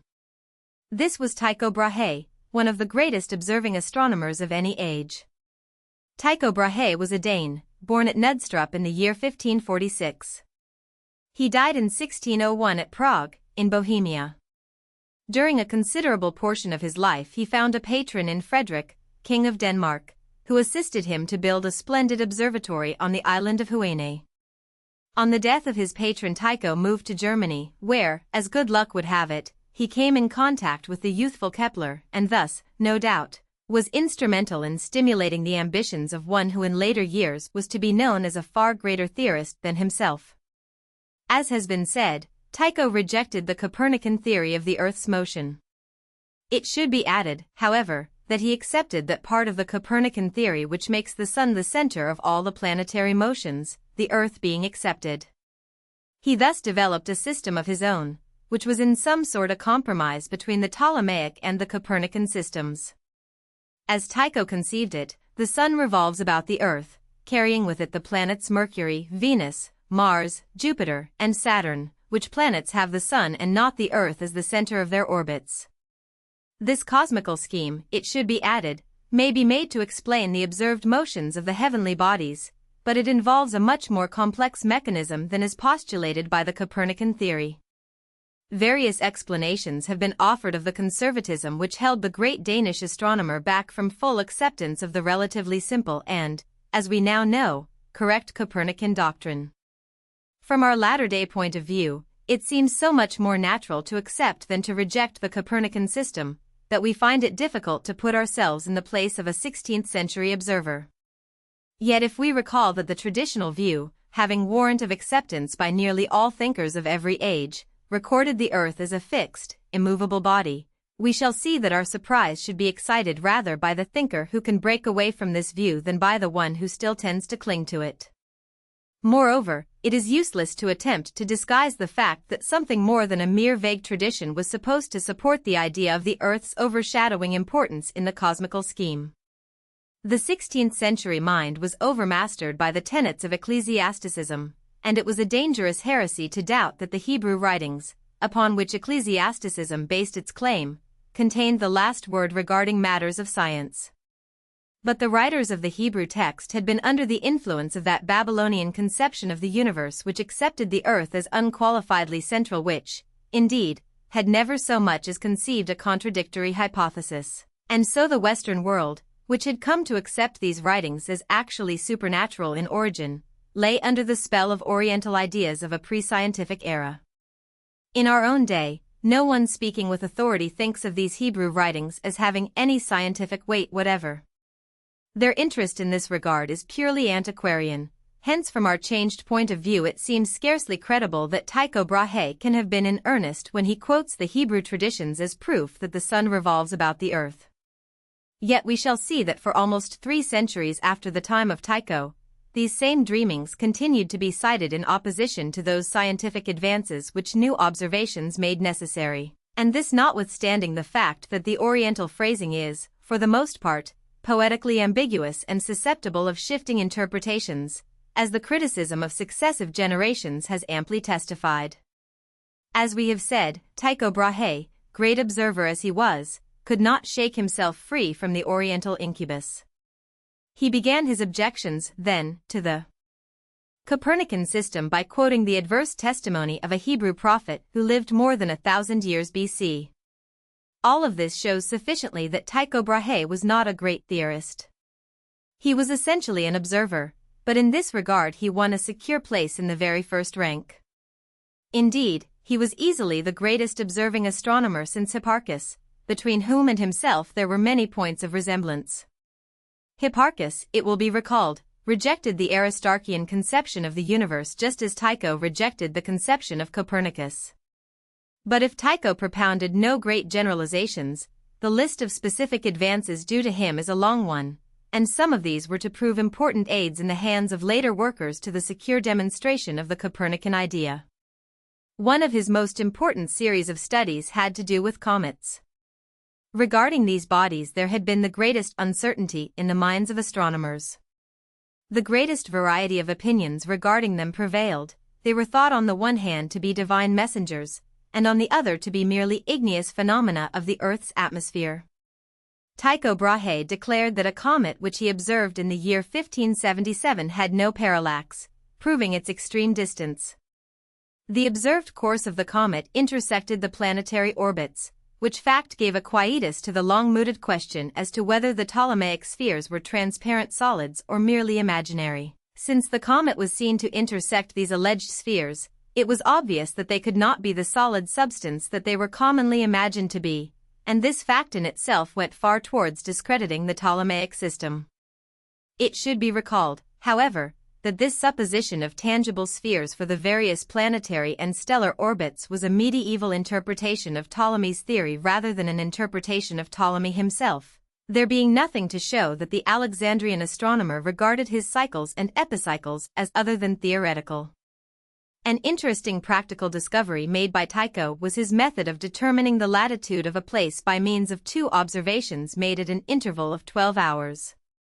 Hitherto it had been necessary to observe the sun's angle on the equinoctial days, a period of 6 months being therefore required. Tycho measured the angle of elevation of some star situated near the pole, when on the meridian, and then, 12 hours later, measured the angle of elevation of the same star when it again came to the meridian at the opposite point of its apparent circle about the pole star. Half the sum of these angles gives the latitude of the place of observation. As illustrating the accuracy of Tycho's observations, it may be noted that he rediscovered a third inequality of the moon's motion at its variation, he, in common with other European astronomers, being then quite unaware that this inequality had been observed by an Arabian astronomer. Tycho proved also that the angle of inclination of the moon's orbit to the ecliptic is subject to slight variation. The very brilliant new star which shone forth suddenly in the constellation of Cassiopeia in the year 1572, was made the object of special studies by Tycho, who proved that the star had no sensible parallax and consequently was far beyond the planetary regions. The appearance of a new star was a phenomenon not unknown to the ancients, since Pliny records that Hipparchus was led by such an appearance to make his catalogue of the fixed stars. But the phenomenon is sufficiently uncommon to attract unusual attention. A similar phenomenon occurred in the year 1604, when the new star in this case appearing in the constellation of Serpentarius was explained by Kepler as probably proceeding from a vast combustion. This explanation in which Kepler is said to have followed Tycho is fully in accord with the most recent theories on the subject, as we shall see in due course. It is surprising to hear Tycho credited with so startling a theory, but, on the other hand, such an explanation is precisely what should be expected from the other astronomer named. For Johann Kepler, or, as he was originally named, Johann von Kappel, was one of the most speculative astronomers of any age. He was forever theorizing, but such was the peculiar quality of his mind that his theories never satisfied him for long unless he could put them to the test of observation. Thanks to this happy combination of qualities, Kepler became the discoverer of 3 famous laws of planetary motion which lie at the very foundation of modern astronomy, and which were to be largely instrumental in guiding Newton to his still greater generalization. These laws of planetary motion were vastly important as corroborating the Copernican theory of the universe, though their position in this regard was not immediately recognized by contemporary thinkers. Let us examine with some detail into their discovery, meantime catching a glimpse of the life history of the remarkable man whose name they bear. Johann Kepler and the laws of planetary motion. Johann Kepler was born the 27th of December, 1571, in the little town of Weil, in Württemberg. He was a weak, sickly child, further enfeebled by a severe attack of smallpox. It would seem paradoxical to assert that the parents of such a genius were mismated, but their home was not a happy one, the mother being of a nervous temperament, which perhaps in some measure accounted for the genius of the child. The father led the life of a soldier, and finally perished in the campaign against the Turks. Young Kepler's studies were directed with an eye to the ministry. After a preliminary training he attended the university at Tübingen, where he came under the influence of the celebrated Maestlin and became his lifelong friend. Curiously enough, it is recorded that at first Kepler had no taste for astronomy or for mathematics. But the doors of the ministry being presently barred to him, he turned with enthusiasm to the study of astronomy, being from the first an ardent advocate of the Copernican system. His teacher, Maestlin, accepted the same doctrine, though he was obliged, for theological reasons, to teach the Ptolemaic system, as also to oppose the Gregorian reform of the calendar. The Gregorian calendar, it should be explained, is so called because it was instituted by Pope Gregory XIII, who put it into effect in the year 1582, up to which time the so-called Julian calendar, as introduced by Julius Caesar, had been everywhere accepted in Christendom. This Julian calendar, as we have seen, was a great improvement on preceding ones, but still lacked something of perfection inasmuch as its theoretical day differed appreciably from the actual day. In the course of 1500 years, since the time of Caesar, this defect amounted to a discrepancy of about 11 days. Pope Gregory proposed to correct this by omitting 10 days from the calendar, which was done in September, 1582. To prevent similar inaccuracies in the future, the Gregorian calendar provided that once in 4 centuries the additional day to make a leap year should be omitted, the date selected for such omission being the last year of every 4th century. Thus the years 1500, 1900, and 2300 AD would not be leap years.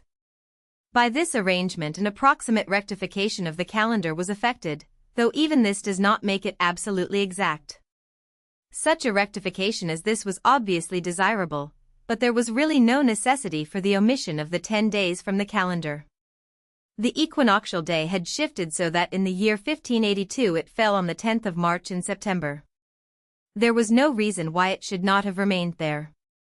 It would greatly have simplified the task of future historians had Gregory contented himself with providing for the future stability of the calendar without making the needless shift in question.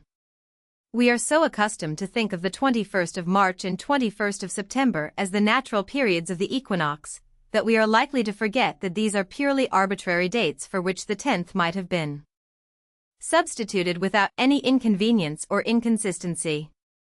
But the opposition to the new calendar, to which reference has been made, was not based on any such considerations as these.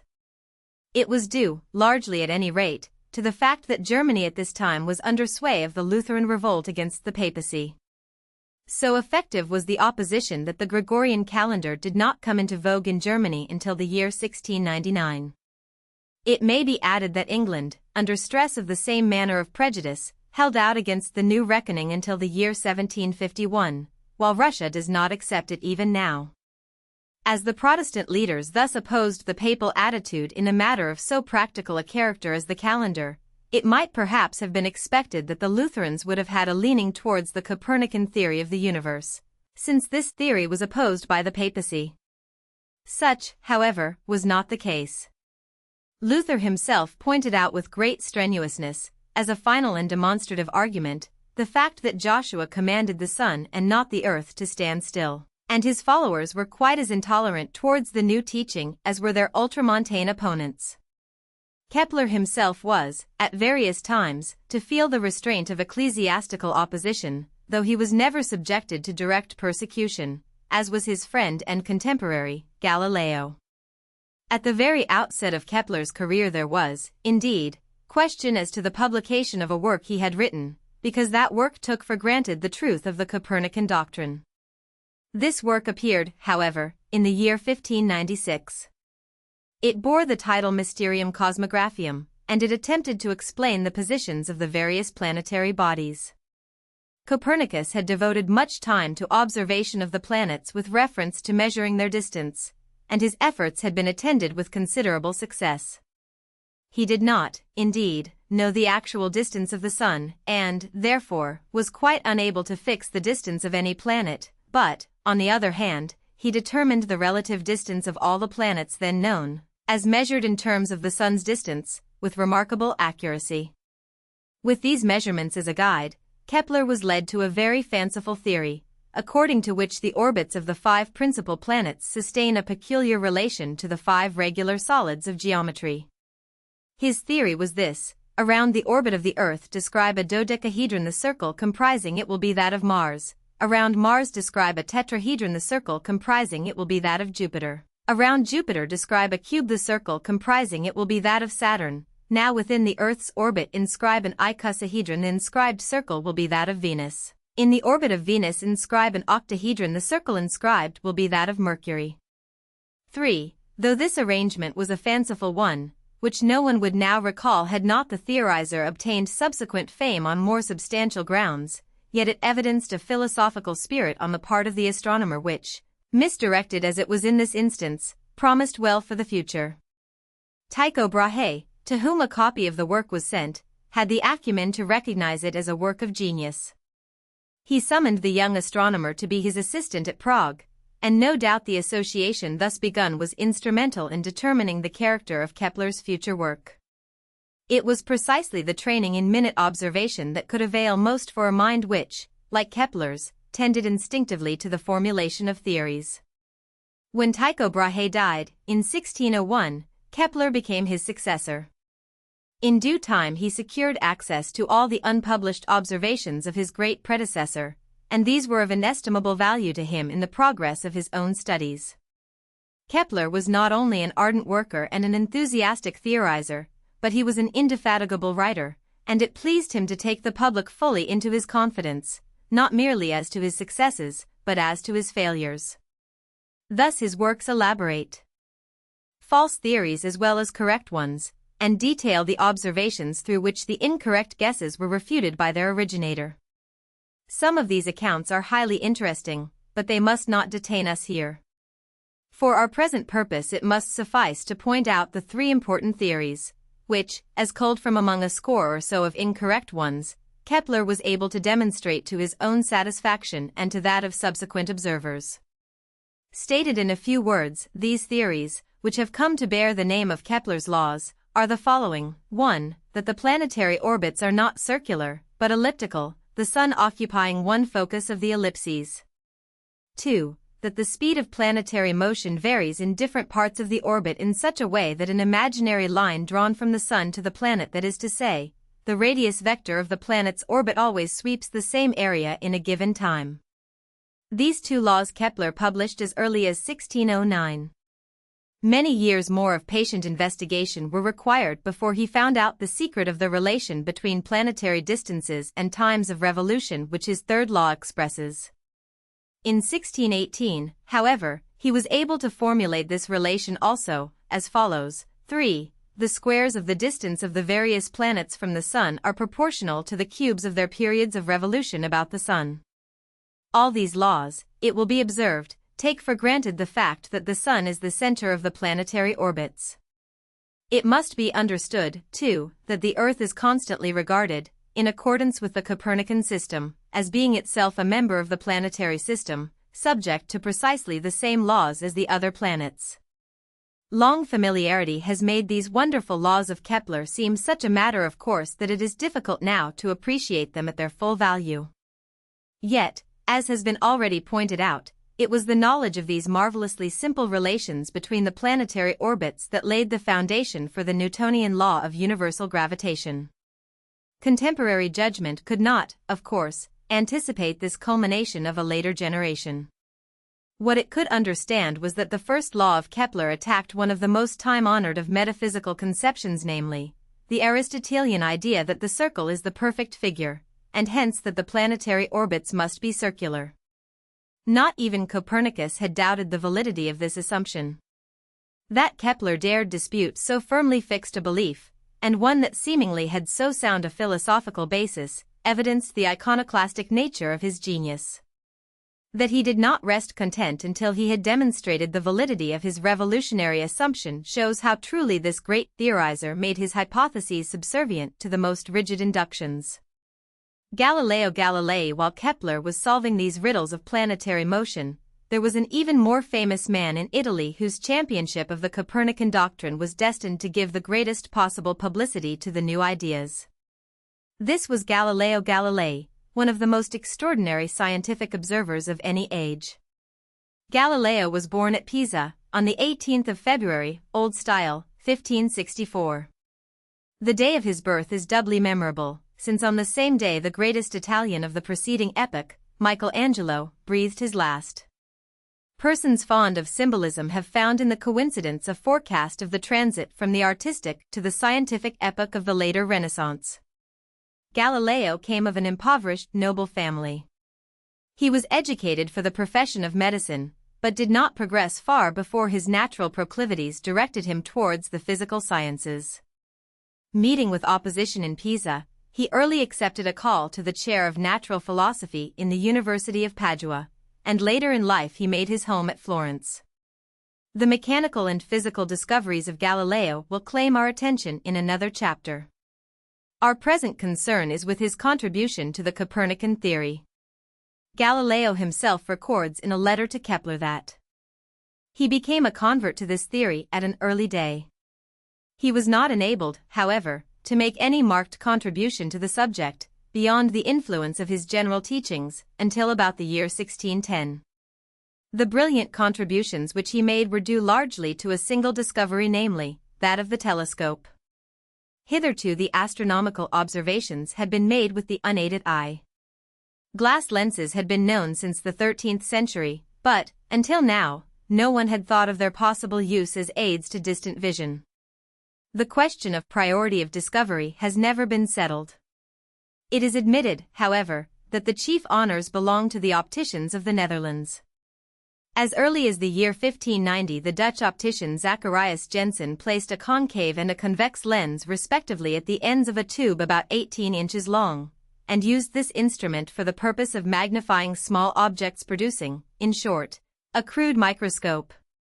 Some years later, Johannes Lippershey, of whom not much is known except that he died in 1619, experimented with a somewhat similar combination of lenses, and made the startling observation that the weather vane on a distant church steeple seemed to be brought much nearer when viewed through the lens. The combination of lenses he employed is that still used in the construction of opera glasses. The Germans still call such a combination a Dutch telescope. Doubtless a large number of experimenters took the matter up, and the fame of the new instrument spread rapidly abroad. Galileo, down in Italy, heard rumors of this remarkable contrivance, through the use of which it was said distant objects might be seen as clearly as those near at hand. He at once set to work to construct for himself a similar instrument, and his efforts were so far successful that at first he saw objects 3 times as near and 9 times enlarged. Continuing his efforts, he presently so improved his glass that objects were enlarged almost 1,000 times and made to appear 30 times nearer than when seen with the naked eye. Naturally enough, Galileo turned this fascinating instrument towards the skies, and he was almost immediately rewarded by several startling discoveries. At the very outset, his magnifying glass brought to view a vast number of stars that are invisible to the naked eye, and enabled the observer to reach the conclusion that the hazy light of the Milky Way is merely due to the aggregation of a vast number of tiny stars. Turning his telescope towards the moon, Galileo found that body rough and Earth-like in contour, its surface covered with mountains, whose height could be approximately measured through study of their shadows. This was disquieting, because the current Aristotelian doctrine supposed the moon, in common with the planets, to be a perfectly spherical, smooth body. The metaphysical idea of a perfect universe was sure to be disturbed by this seemingly rough workmanship of the moon. Thus far, however, there was nothing in the observations of Galileo to bear directly upon the Copernican theory, but when an inspection was made of the planets the case was quite different. With the aid of his telescope, Galileo saw that Venus, for example, passes through phases precisely similar to those of the moon, due, of course, to the same cause. Here, then, was demonstrative evidence that the planets are dark bodies reflecting the light of the sun, and an explanation was given of the fact, hitherto urged in opposition to the Copernican theory, that the inferior planets do not seem many times brighter when nearer the Earth than when in the most distant parts of their orbits, the explanation being, of course, that when the planets are between the Earth and the Sun only a small portion of their illumined surfaces is visible from the Earth. On inspecting the planet Jupiter, a still more striking revelation was made, as 4 tiny stars were observed to occupy an equatorial position near that planet, and were seen, when watched night after night, to be circling about the planet, precisely as the moon circles about the Earth. Here, obviously, was a miniature solar system, a tangible object lesson in the Copernican theory. In honor of the ruling Florentine house of the period, Galileo named these moons of Jupiter Medicean stars. Turning attention to the sun itself, Galileo observed on the surface of that luminary a spot or blemish which gradually changed its shape, suggesting that changes were taking place in the substance of the sun, changes obviously incompatible with the perfect condition demanded by the metaphysical theorists. But however disquieting for the conservative, the sun's spots served a most useful purpose in enabling Galileo to demonstrate that the sun itself revolves on its axis, since a given spot was seen to pass across the disk and after disappearing to reappear in due course. The period of rotation was found to be about 24 days. It must be added that various observers disputed priority of discovery of the sun's spots with Galileo. Unquestionably, a sunspot had been seen by earlier observers, and by them mistaken for the transit of an inferior planet. Kepler himself had made this mistake. Before the day of the telescope, he had viewed the image of the sun as thrown on a screen in a camera obscura, and had observed a spot on the disk which be interpreted as representing the planet Mercury, but which, as is now known, must have been a sunspot, since the planetary disk is too small to have been revealed by this method. Such observations as these, however interesting, cannot be claimed as discoveries of the sunspots. It is probable, however, that several discoverers, notably Johann Fabricius, made the telescopic observation of the spots, and recognized them as having to do with the sun's surface, almost simultaneously with Galileo. One of these claimants was a Jesuit named Scheiner, and the jealousy of this man is said to have had a share in bringing about that persecution to which we must now refer. There is no more famous incident in the history of science than the heresy trial through which Galileo was led to the nominal renunciation of his cherished doctrines. There is scarcely another incident that has been commented upon so variously. Each succeeding generation has put its own interpretation on it. The facts, however, have been but little questioned. It appears that in the year 1616 the Church became at last aroused to the implications of the heliocentric doctrine of the universe. Apparently it seemed clear to the Church authorities that the authors of the Bible believed the world to be immovably fixed at the center of the universe. Such, indeed, would seem to be the natural inference from various familiar phrases of the Hebrew text, and what we now know of the status of Oriental science in antiquity gives full warrant to this interpretation. There is no reason to suppose that the conception of the subordinate place of the world in the solar system had ever so much as occurred, even as a vague speculation, to the authors of Genesis. In common with their contemporaries, they believed the earth to be the all-important body in the universe, and the sun a luminary placed in the sky for the sole purpose of giving light to the earth. There is nothing strange, nothing anomalous, in this view. It merely reflects the current notions of Oriental peoples in antiquity. What is strange and anomalous is the fact that the Oriental dreamings thus expressed could have been supposed to represent the acme of scientific knowledge. Yet such a hold had these writings taken upon the Western world that not even a Galileo dared contradict them openly, and when the Church Fathers gravely declared the heliocentric theory necessarily false, because contradictory to Scripture, there were probably few people in Christendom whose mental attitude would permit them justly to appreciate the humor of such a pronouncement. And, indeed, if here and there a man might have risen to such an appreciation, there were abundant reasons for the repression of the impulse, for there was nothing humorous about the response with which the authorities of the time were wont to meet the expression of iconoclastic opinions. The burning at the stake of Giordano Bruno, in the year 1600, was, for example, an object lesson well calculated to restrain the enthusiasm of other similarly minded teachers. Doubtless it was such considerations that explained the relative silence of the champions of the Copernican theory, accounting for the otherwise inexplicable fact that about 80 years elapsed after the death of Copernicus himself before a single textbook expounded his theory. The textbook which then appeared, under date of 1622, was written by the famous Kepler, who perhaps was shielded in a measure from the papal consequences of such hardihood by the fact of residence in a Protestant country. Not that the Protestants of the time favored the heliocentric doctrine. We have already quoted Luther in an adverse sense, but of course it was characteristic of the Reformation temper to oppose any papal pronouncement. Hence the ultramontane declaration of 1616 may indirectly have aided the doctrine which it attacked, by making that doctrine less obnoxious to Lutheran eyes. Be that as it may, the work of Kepler brought its author into no direct conflict with the authorities. But the result was quite different when, in 1632, Galileo at last broke silence and gave the world, under cover of the form of dialogue, an elaborate exposition of the Copernican theory. Galileo, it must be explained, had previously been warned to keep silent on the subject, hence his publication doubly offended the authorities. To be sure, he could reply that his dialogue introduced a champion of the Ptolemaic system to dispute with the upholder of the opposite view, and that, both views being presented with full array of argument, the reader was left to reach a verdict for himself, the author having nowhere pointedly expressed an opinion.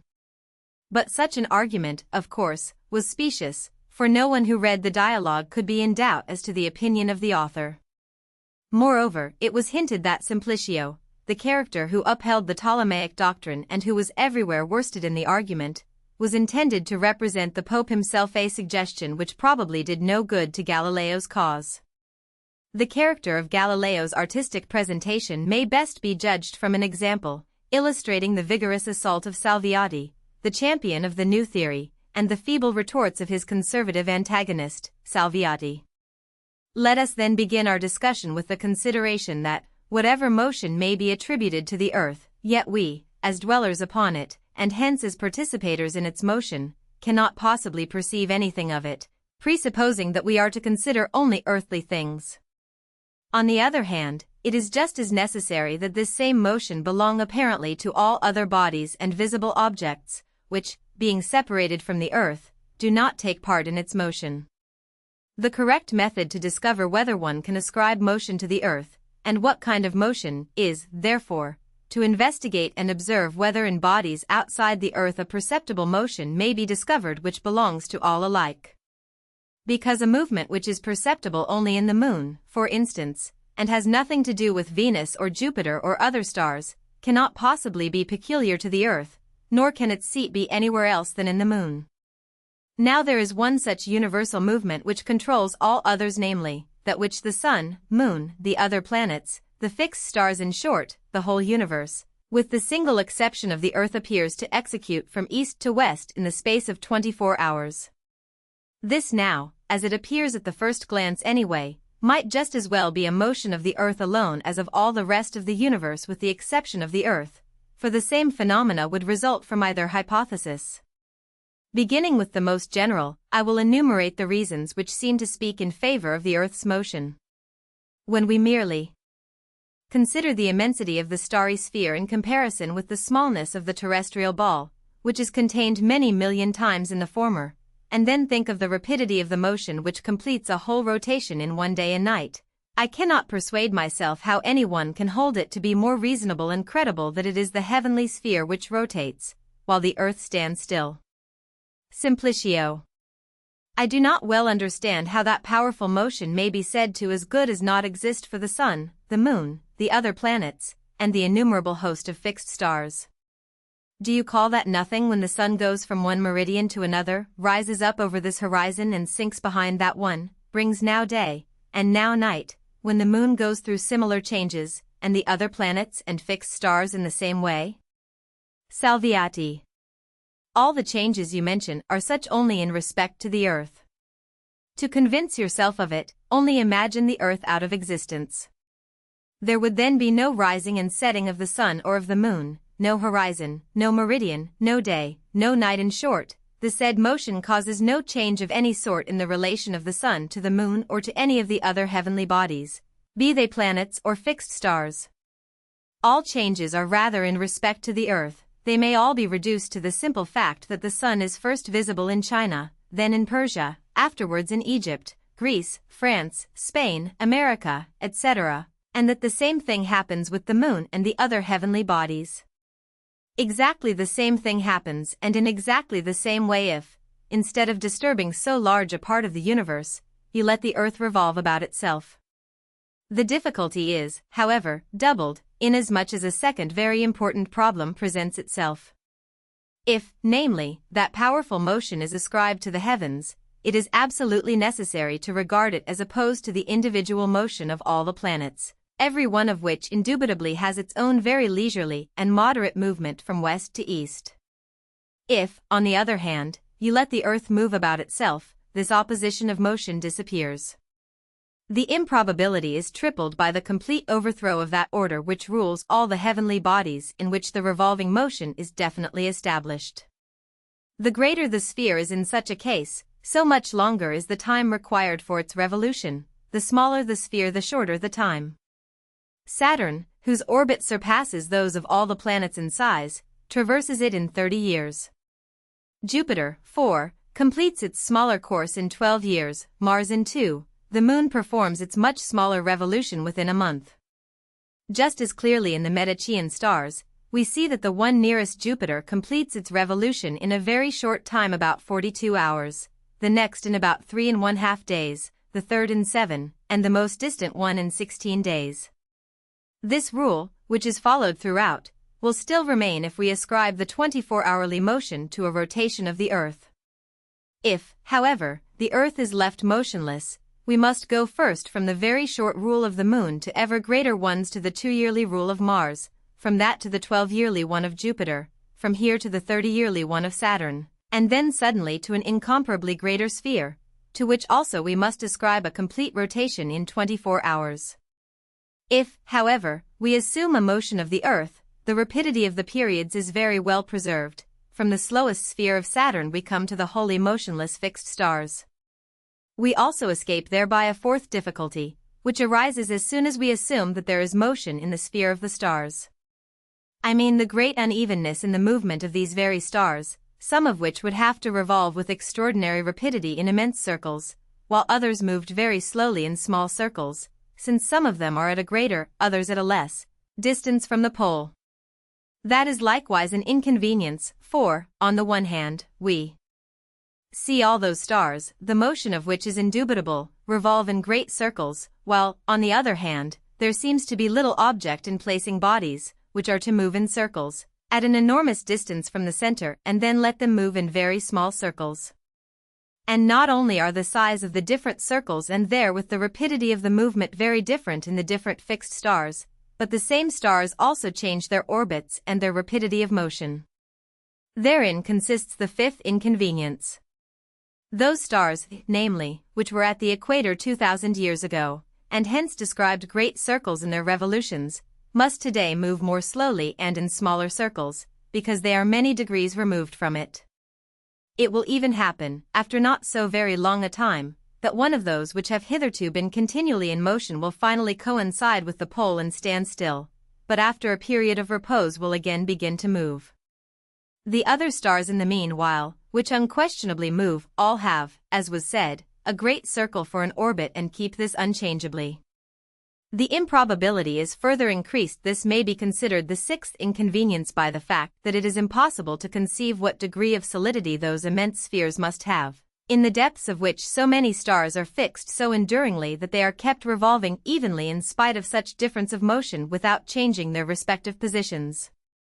Or if, according to the much more probable theory, the heavens are fluid, and every star describes an orbit of its own, according to what law then, or for what reason, are their orbits so arranged that, when looked at from the Earth, they appear to be contained in one single sphere? To attain this it seems to me much easier and more convenient to make them motionless instead of moving, just as the paving stones on the marketplace, for instance, remain in order more easily than the swarms of children running about on them. Finally, the seventh difficulty, if we attribute the daily rotation to the higher region of the heavens, we should have to endow it with force and power sufficient to carry with it the innumerable host of the fixed stars, every one a body of very great compass and much larger than the Earth and all the planets, although the latter, like the Earth, move naturally in an opposite direction. In the midst of all this the little Earth, single and alone, would obstinately and willfully withstand such force, a supposition which, it appears to me, has much against it. I could also not explain why the Earth, a freely poised body, balancing itself about its center, and surrounded on all sides by a fluid medium, should not be affected by the universal rotation. Such difficulties, however, do not confront us if we attribute motion to the Earth, such a small, insignificant body in comparison with the whole universe, and which for that very reason cannot exercise any power over the latter. Simplicio. You support your arguments throughout, it seems to me, on the greater ease and simplicity with which the said effects are produced. You mean that as a cause the motion of the Earth alone is just as satisfactory as the motion of all the rest of the universe with the exception of the Earth. You hold the actual event to be much easier in the former case than in the latter. For the ruler of the universe, however, whose might is infinite, it is no less easy to move the universe than the Earth or a straw bomb. But if his power is infinite, why should not a greater, rather than a very small, part of it be revealed to me? Salviati. If I had said that the universe does not move on account of the impotence of its ruler, I should have been wrong and your rebuke would have been in order. I admit that it is just as easy for an infinite power to move 100,000 as to move one. What I said, however, does not refer to him who causes the motion, but to that which is moved. In answer to your remark that it is more fitting for an infinite power to reveal a large part of itself rather than a little, I answer that, in relation to the infinite, one part is not greater than another, if both are finite. Hence it is unallowable to say that 100,000 is a larger part of an infinite number than 2, although the former is 50,000 times greater than the latter.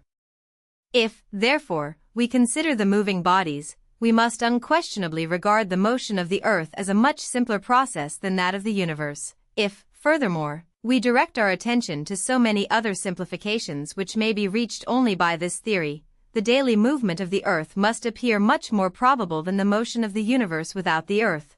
For, according to Aristotle's just axiom, frustra fit per plura, quod potest fieri per piosiora, it is vain to expend many means where a few are sufficient.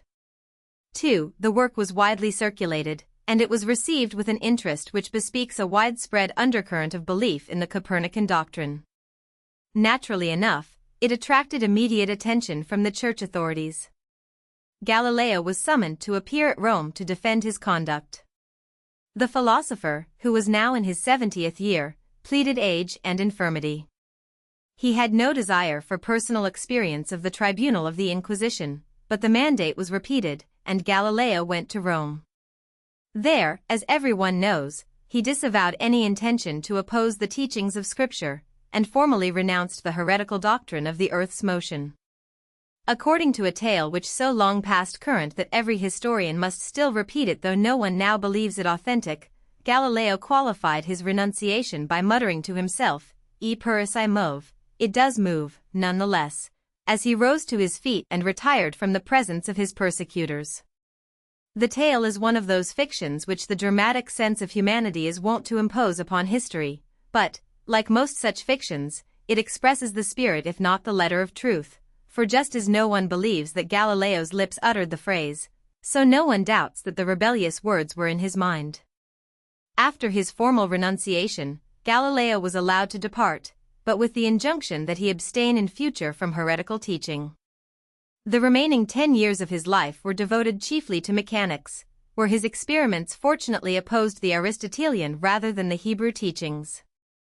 Galileo's death occurred in 1642, 100 years after the death of Copernicus. Kepler had died 13 years before, and there remained no astronomer in the field who was conspicuous in the history of science as a champion of the Copernican doctrine. But in truth it might be said that the theory no longer needed a champion. The researches of Kepler and Galileo had produced a mass of evidence for the Copernican theory which amounted to demonstration. A generation or two might be required for this evidence to make itself everywhere known among men of science, and of course the ecclesiastical authorities must be expected to stand by their guns for a somewhat longer period. In point of fact, the ecclesiastical ban was not technically removed by the striking of the Copernican books from the list of the Index Expurgatorius until the year 1822, almost 200 years after the date of Galileo's dialogue. But this, of course, is in no sense a guide to the state of general opinion regarding the theory. We shall gain a true gauge as to this if we assume that the greater number of important thinkers had accepted the heliocentric doctrine before the middle of the 17th century, and that before the close of that century the old Ptolemaic idea had been quite abandoned. A wonderful revolution in man's estimate of the universe had thus been effected within about 2 centuries after the birth of Copernicus. V. Galileo and the new physics after Galileo had felt the strong hand of the Inquisition. In 1632, he was careful to confine his researches, or at least his publications, to topics that seemed free from theological implications. In doing so he reverted to the field of his earliest studies, namely, the field of mechanics, and the Dialogi del Noveciense, which he finished in 1636, and which was printed 2 years later, attained a celebrity no less than that of the heretical dialogue that had preceded it. The later work was free from all apparent heresies, yet perhaps it did more towards the establishment of the Copernican doctrine, through the teaching of correct mechanical principles, than the other work had accomplished by a more direct method. Galileo's astronomical discoveries were, as we have seen, in a sense accidental, at least, they received their inception through the inventive genius of another. His mechanical discoveries, on the other hand, were the natural output of his own creative genius. At the very beginning of his career, while yet a very young man, though a professor of mathematics at Pisa, he had begun that onslaught upon the old Aristotelian ideas which he was to continue throughout his life. At the famous Leaning Tower in Pisa, the young iconoclast performed, in the year 1590, one of the most theatrical demonstrations in the history of science. Assembling a multitude of champions of the old ideas, he proposed to demonstrate the falsity of the Aristotelian doctrine that the velocity of falling bodies is proportionate to their weight. There is perhaps no fact more strongly illustrative of the temper of the Middle Ages than the fact that this doctrine, as taught by the Aristotelian philosopher, should so long have gone unchallenged. Now, however, it was put to the test. Galileo released a half-pound weight and 100-pound cannonball from near the top of the tower, and, needless to say, they reached the ground together. Of course, the spectators were but little pleased with what they saw. They could not doubt the evidence of their own senses as to the particular experiment in question. They could suggest, however, that the experiment involved a violation of the laws of nature through the practice of magic. To controvert so firmly established an idea savored of heresy. The young man guilty of such iconoclasm was naturally looked at askance by the scholarship of his time. Instead of being applauded, he was hissed, and he found it expedient presently to retire from Pisa. Fortunately, however, the new spirit of progress had made itself felt more effectively in some other portions of Italy, and so Galileo found a refuge and a following in Padua, and afterwards in Florence, and while, as we have seen, he was obliged to curb his enthusiasm regarding the subject that was perhaps nearest his heart, the promulgation of the Copernican theory, yet he was permitted in the main to carry on his experimental observations unrestrained. These experiments gave him a place of unquestioned authority among his contemporaries, and they have transmitted his name to posterity as that of one of the greatest of experimenters and the virtual founder of modern mechanical science. The experiments in question range over a wide field, but for the most part they have to do with moving bodies and with questions of force, or, as we should now say, of energy. The experiment at the Leaning Tower showed that the velocity of falling bodies is independent of the weight of the bodies, provided the weight is sufficient to overcome the resistance of the atmosphere. Later experiments with falling bodies led to the discovery of laws regarding the accelerated velocity of fall. Such velocities were found to bear a simple relation to the period of time from the beginning of the fall. Other experiments, in which balls were allowed to roll down inclined planes, corroborated the observation that the pull of gravitation gave a velocity proportionate to the length of fall, whether such fall were direct or in a slanting direction.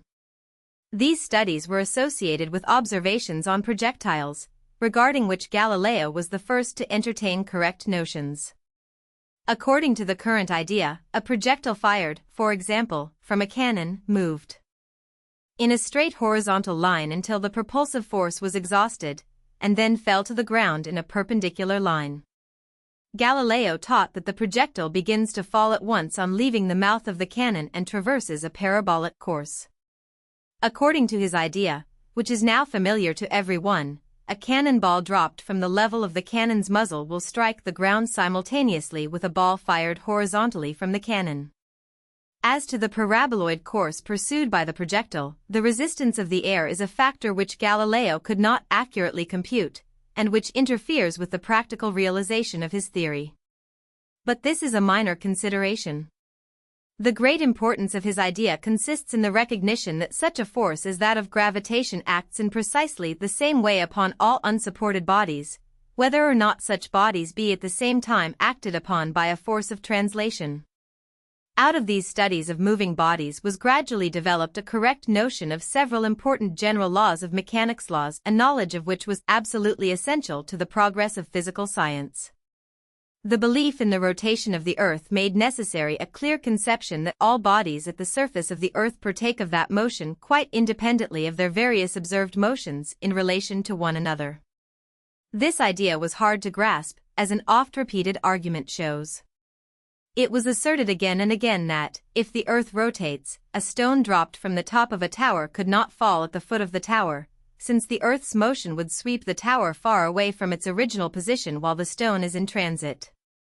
This was one of the stock arguments against the Earth's motion, yet it was one that could be refuted with the greatest ease by reasoning from strictly analogous experiments. It might readily be observed, for example, that a stone dropped from a moving cart does not strike the ground directly below the point from which it is dropped, but partakes of the forward motion of the cart. If anyone doubt this, he has but to jump from a moving cart to be given a practical demonstration of the fact that his entire body was in some way influenced by the motion of translation. Similarly, the simple experiment of tossing a ball from the deck of a moving ship will convince anyone that the ball partakes of the motion of the ship, so that it can be manipulated precisely as if the manipulator were standing on the earth.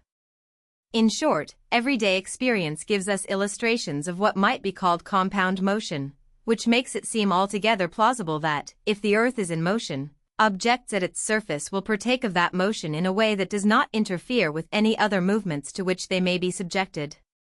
As the Copernican doctrine made its way, this idea of compound motion naturally received more and more attention, and such experiments as those of Galileo prepared the way for a new interpretation of the mechanical principles involved. The great difficulty was that the subject of moving bodies had all along been contemplated from a wrong point of view.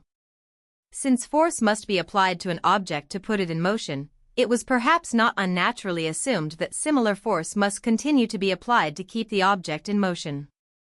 When, for example, a stone is thrown from the hand, the direct force applied necessarily ceases as soon as the projectile leaves the hand.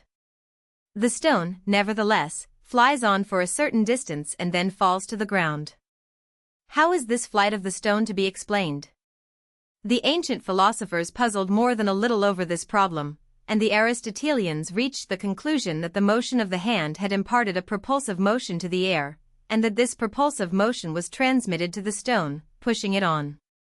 Just how the air took on this propulsive property was not explained, and the vagueness of thought that characterized the time did not demand an explanation. Possibly the dying away of ripples in water may have furnished, by analogy, an explanation of the gradual dying out of the impulse which propels the stone. All of this was, of course, an unfortunate maladjustment of the point of view. As everyone nowadays knows, the air retards the progress of the stone, enabling the pull of gravitation to drag it to the earth earlier than it otherwise could.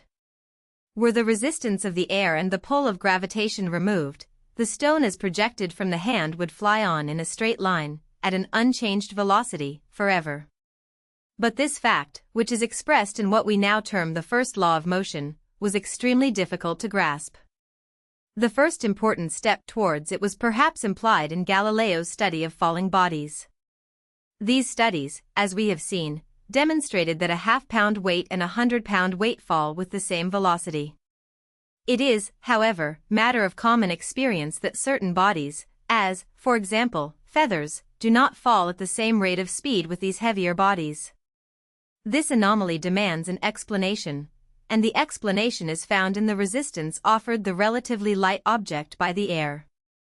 Once the idea that the air may thus act as an impeding force was grasped, the investigator of mechanical principles had entered on a new and promising course. Galileo could not demonstrate the retarding influence of air in the way which became familiar a generation or two later. He could not put a feather and a coin in a vacuum tube and prove that the two would there fall with equal velocity, because, in his day, the air pump had not yet been invented. The experiment was made only a generation after the time of Galileo, as we shall see, but, meantime, the great Italian had fully grasped the idea that atmospheric resistance plays a most important part in regard to the motion of falling and projected bodies. Thanks largely to his own experiments, but partly also to the efforts of others, he had come, before the end of his life, pretty definitely to realize that the motion of a projectile, for example, must be thought of as inherent in the projectile itself, and that the retardation or ultimate cessation of that motion is due to the action of antagonistic forces. In other words, he had come to grasp the meaning of the first law of motion. It remained, however, for the great Frenchman Descartes to give precise expression to this law 2 years after Galileo's death. As Descartes expressed it in his Principia Philosophiae, published in 1644, Any body once in motion tends to go on in a straight line, at a uniform rate of speed, forever. Contrariwise, a stationary body will remain forever at rest unless acted on by some disturbing force. This all-important law, which lies at the very foundation of all true conceptions of mechanics, was thus worked out during the first half of the 17th century, as the outcome of numberless experiments for which Galileo's experiments with failing bodies furnished the foundation. So numerous and so gradual were the steps by which the reversal of view regarding moving bodies was effected that it is impossible to trace them in detail. We must be content to reflect that at the beginning of the Galilean epoch utterly false notions regarding the subject were entertained by the very greatest philosophers, by Galileo himself, for example, and by Kepler, whereas at the close of that epoch the correct and highly illuminative view had been attained. We must now consider some other experiments of Galileo which led to scarcely less important results. The experiments in question had to do with the movements of bodies passing down an inclined plane, and with the allied subject of the motion of a pendulum. The elaborate experiments of Galileo regarding the former subject were made by measuring the velocity of a ball rolling down a plane inclined at various angles. He found that the velocity acquired by a ball was proportional to the height from which the ball descended regardless of the steepness of the incline. Experiments were made also with a ball rolling down a curved gutter, the curve representing the arc of a circle. These experiments led to the study of the curvilinear motions of a weight suspended by a cord, in other words, of the pendulum. Regarding the motion of the pendulum, some very curious facts were soon ascertained. Galileo found, for example, that a pendulum of a given length performs its oscillations with the same frequency though the arc described by the pendulum be varied greatly. 1. He found, also, that the rate of oscillation for pendulums of different lengths varies according to a simple law. In order that one pendulum shall oscillate 1/2 as fast as another, the length of the pendulums must be as 4 to 1. Similarly, by lengthening the pendulums 9 times, the oscillation is reduced to 1/3. In other words, the rate of oscillation of pendulums varies inversely as the square of their length. Here, then, is a simple relation between the motions of swinging bodies which suggests the relation which Kepler bad discovered between the relative motions of the planets. Every such discovery coming in this age of the rejuvenation of experimental science had a peculiar force in teaching men the all-important lesson that simple laws lie back of most of the diverse phenomena of nature, if only these laws can be discovered. Galileo further observed that his pendulum might be constructed of any weight sufficiently heavy readily to overcome the atmospheric resistance, and that, with this qualification, neither the weight nor the material had any influence upon the time of oscillation, this being solely determined by the length of the cord. Naturally, the practical utility of these discoveries was not overlooked by Galileo. Since a pendulum of a given length oscillates with unvarying rapidity, here is an obvious means of measuring time. Galileo, however, appears not to have met with any great measure of success in putting this idea into practice. It remained for the mechanical ingenuity of Huygens to construct a satisfactory pendulum clock. As a theoretical result of the studies of rolling and oscillating bodies, there was developed what is usually spoken of as the third law of motion, namely, the law that a given force operates upon a moving body with an effect proportionate to its effect upon the same body when at rest. Or, as Wool states the law, the dynamical effect of force is as the statical effect, that is, the velocity which any force generates in a given time, when it puts the body in motion, is proportional to the pressure which this same force produces in a body at rest. 2. According to the second law of motion, each one of the different forces, operating at the same time upon a moving body, produces the same effect as if it operated upon the body while at rest. Stevinus and the law of equilibrium. It appears, then, that the mechanical studies of Galileo, taken as a whole, were nothing less than revolutionary.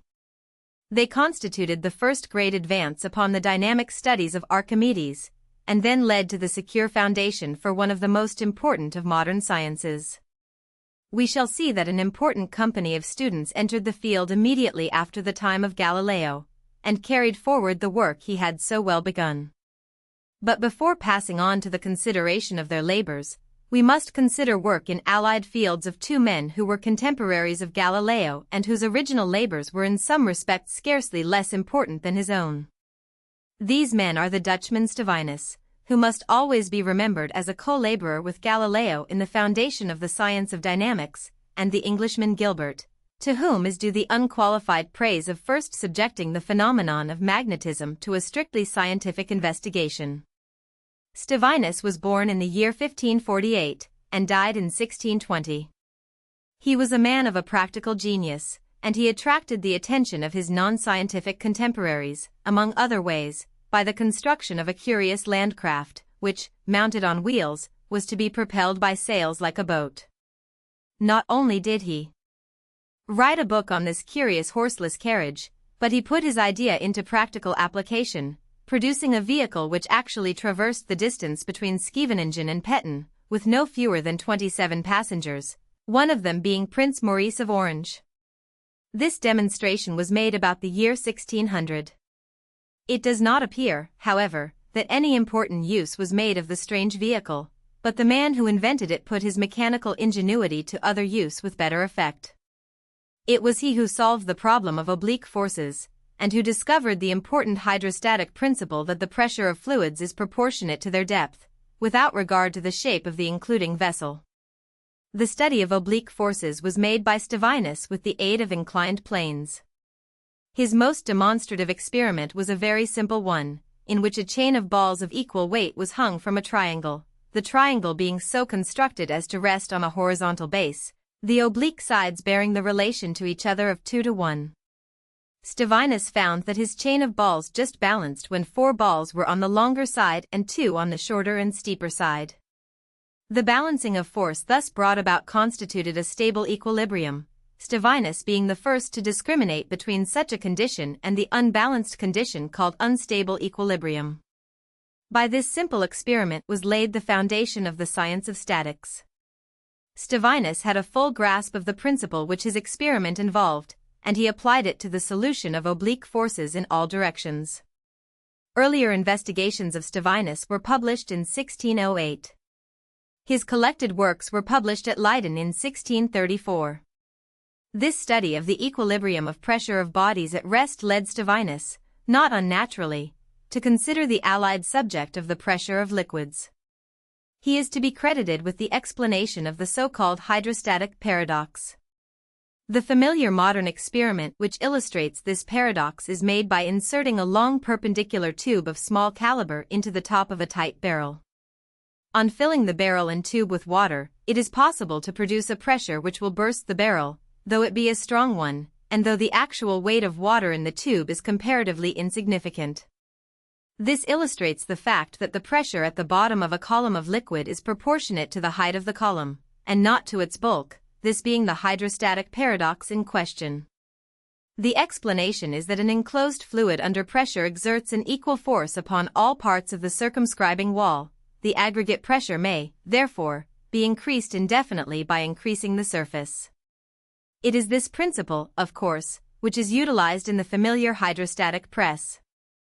Theoretical explanations of the pressure of liquids were supplied a generation or two later by numerous investigators, including Newton, but the practical refoundation of the science of hydrostatics in modern times dates from the experiments of Stevinus. Galileo and the equilibrium of fluids experiments of an allied character, having to do with the equilibrium of fluids, exercised the ingenuity of Galileo.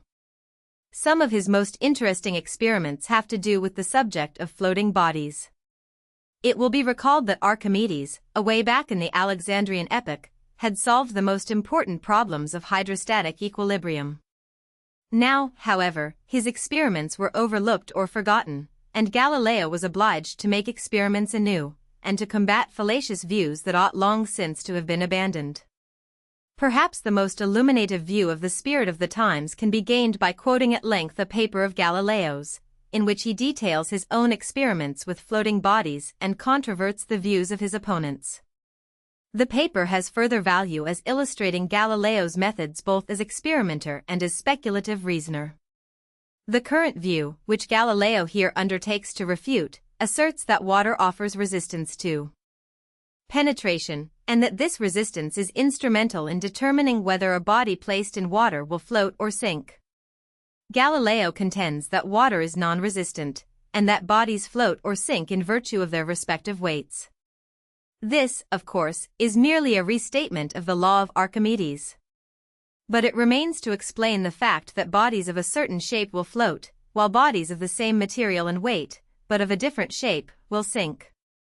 We shall see what explanation Galileo finds of this anomaly as we proceed. In the first place, Galileo makes a cone of wood or of wax, and shows that when it floats with either its point or its base in the water, it displaces exactly the same amount of fluid, although the apex is by its shape better adapted to overcome the resistance of the water, if that were the cause of buoyancy.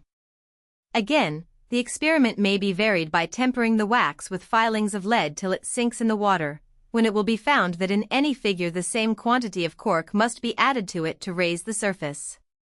But, says Galileo, this silences not my antagonists. They say that all the discourse hitherto made by me imports little to them, and that it serves their turn, that they have demonstrated in one instance, and in such manner and figure as pleases them best, namely, in a board and in a ball of ebony, that one when put into the water sinks to the bottom, and that the other stays to swim on the top, and the matter being the same, and the two bodies differing in nothing but in figure, they affirm that with all perspicuity they have demonstrated and sensibly manifested what they undertook. Nevertheless, I believe, and think I can prove, that this very experiment proves nothing against my theory. And first, it is false that the ball sinks and the board not, for the board will sink, too, if you do to both the figures as the words of our question require, that is, if you put them both in the water. For to be in the water implies to be placed in the water, and by Aristotle's own definition of place, to be placed imports to be environed by the surface of the ambient body. But when my antagonists show the floating board of ebony, they put it not into the water, but upon the water, where, being detained by a certain impediment, of which more anon, it is surrounded, partly with water, partly with air, which is contrary to our agreement, for that was that bodies should be in the water, and not part in the water, part in the air. I will not omit another reason, founded also upon experience, and, if I deceive not myself, conclusive against the notion that figure, and the resistance of the water to penetration, have anything to do with the buoyancy of bodies.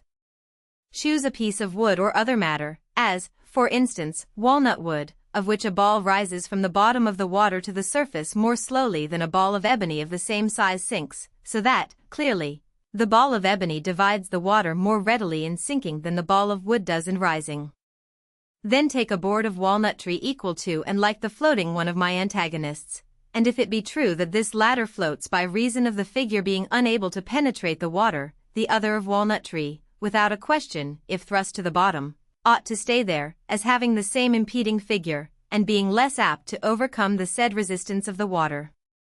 But if we find by experience that not only the thin board, but every other figure of the same walnut tree, will return to float, as unquestionably we shall, then I must desire my opponents to forbear to attribute the floating of the ebony to the figure of the board, since the resistance of the water is the same in rising as in sinking, and the force of ascension of the walnut tree is less than the ebony's force for going to the bottom. Now let us return to the thin plate of gold or silver, or the thin board of ebony, and let us lay it lightly upon the water, so that it may stay there without sinking, and carefully observe the effect. It will appear clearly that the plates are a considerable matter lower than the surface of the water, which rises up and makes a kind of rampart round them on every side. But if it has already penetrated and overcome the continuity of the water, and is of its own nature heavier than the water, why does it not continue to sink, but stop and suspend itself in that little dimple that its weight has made in the water?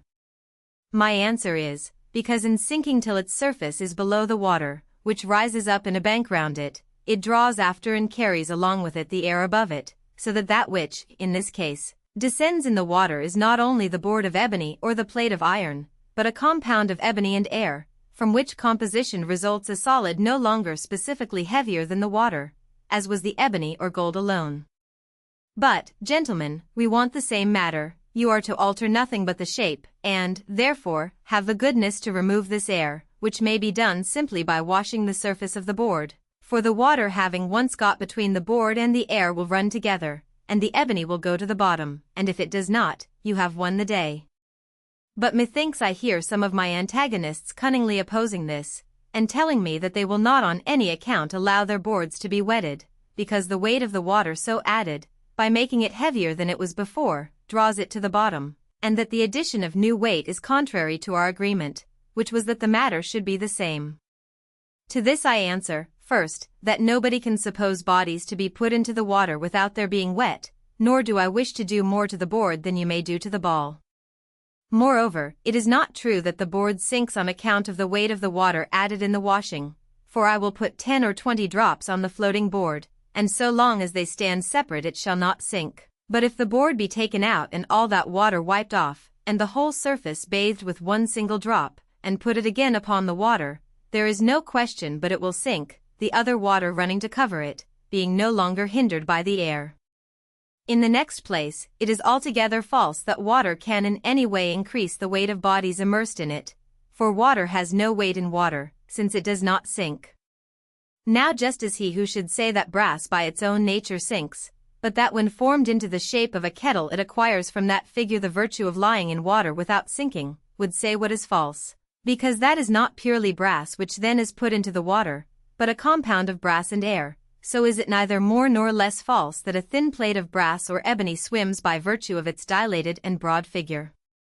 Also, I cannot omit to tell my opponents that this conceit of refusing to bathe the surface of the board might beget an opinion in a third person of a poverty of argument on their side, especially as the conversation began about flakes of ice, in which it would be simple to require that the surfaces should be kept dry, not to mention that such pieces of ice, whether wet or dry, always float, and so my antagonists say, because of their shape. Some may wonder that I affirm this power to be in the air of keeping plate of brass or silver above water, as if in a certain sense I would attribute to the air a kind of magnetic virtue for sustaining heavy bodies with which it is in contact. To satisfy all these doubts I have contrived the following experiment to demonstrate how truly the air does support these bodies, for I have found, when one of these bodies which floats when placed lightly on the water is thoroughly bathed and sunk to the bottom, that by carrying down to it a little air without otherwise touching it in the least, I am able to raise and carry it back to the top, where it floats as before. To this effect, I take a ball of wax, and with a little lead make it just heavy enough to sink very slowly to the bottom, taking care that its surface be quite smooth and even. This, if put gently into the water, submerges almost entirely, there remaining visible only a little of the very top, which, so long as it is joined to the air, keeps the ball afloat, but if we take away the contact of the air by wetting this top, the ball sinks to the bottom and remains there.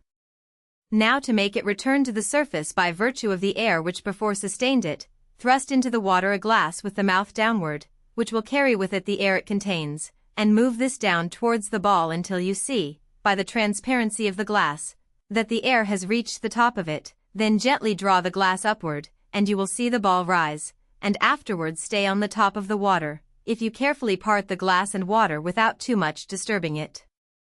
3. It will be seen that Galileo, while holding in the main to a correct thesis, yet mingles with it some false ideas.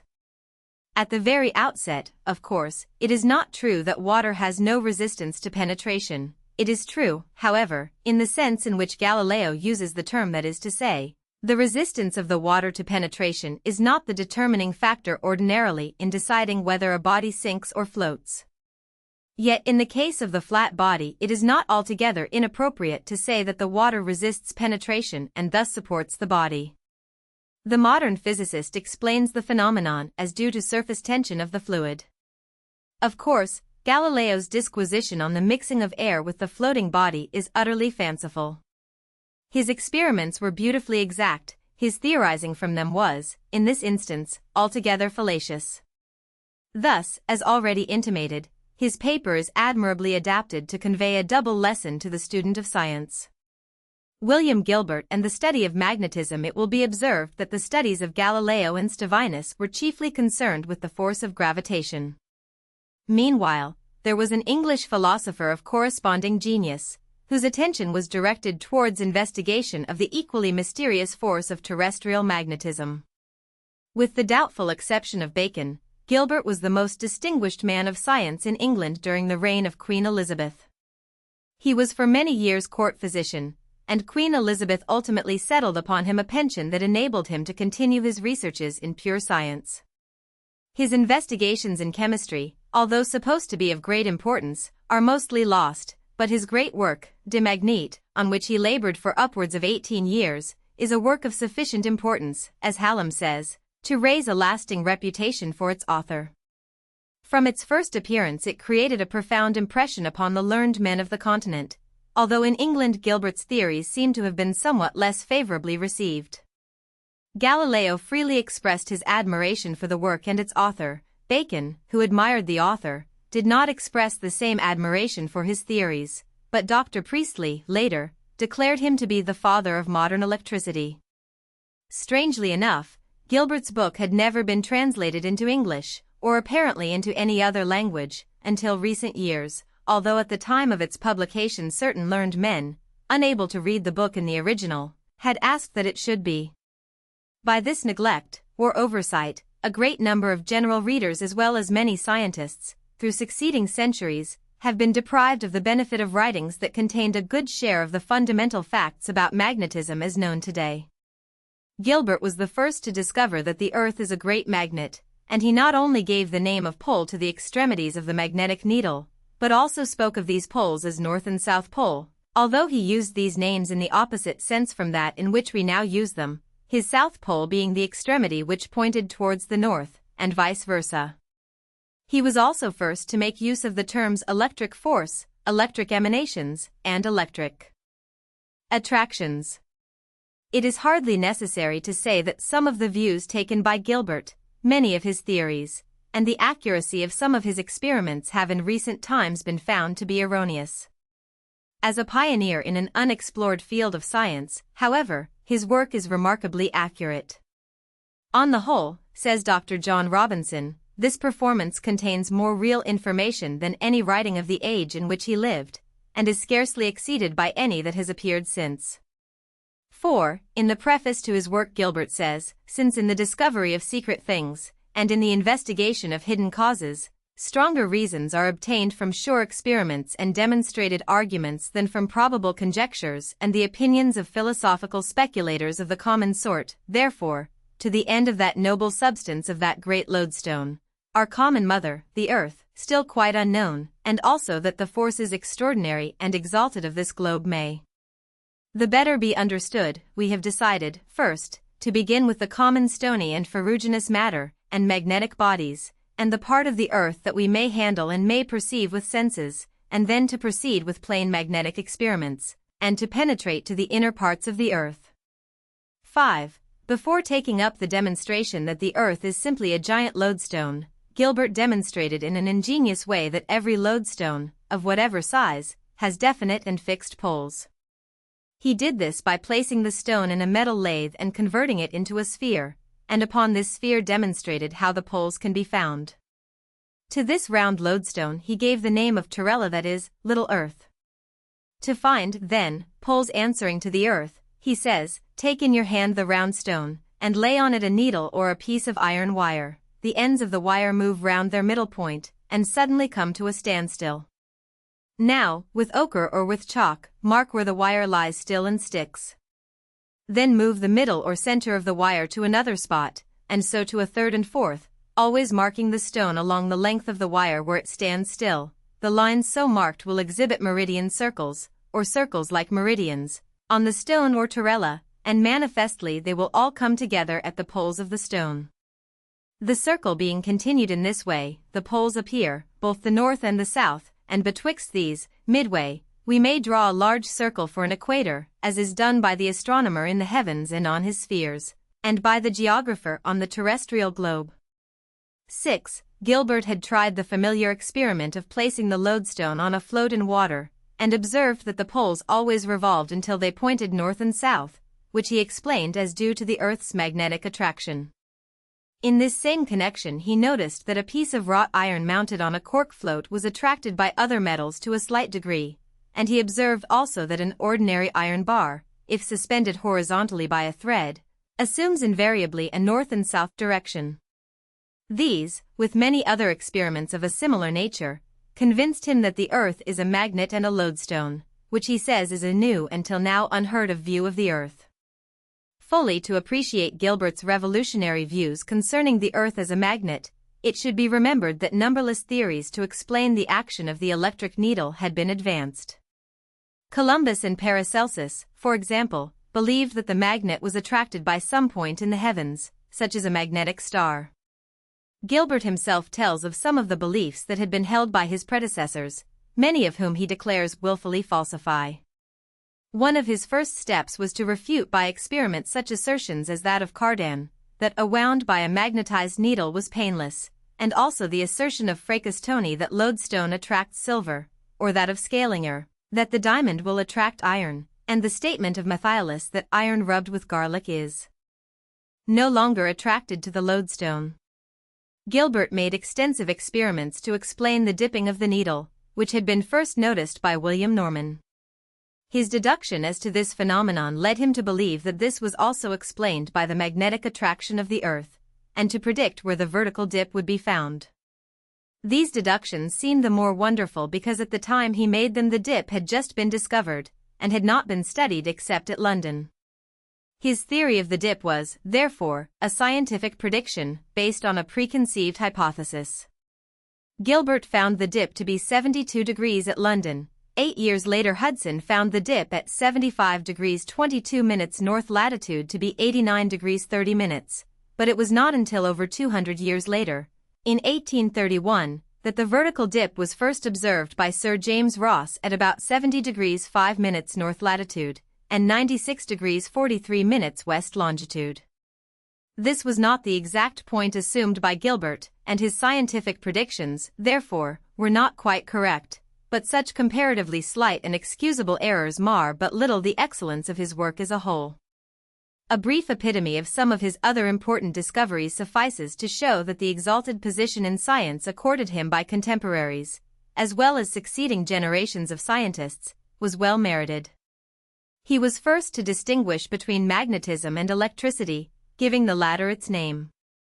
He discovered also the electrical charge, and pointed the way to the discovery of insulation by showing that the charge could be retained some time in the excited body by covering it with some non-conducting substance, such as silk, although, of course, electrical conduction can hardly be said to have been more than vaguely surmised, if understood at all by him.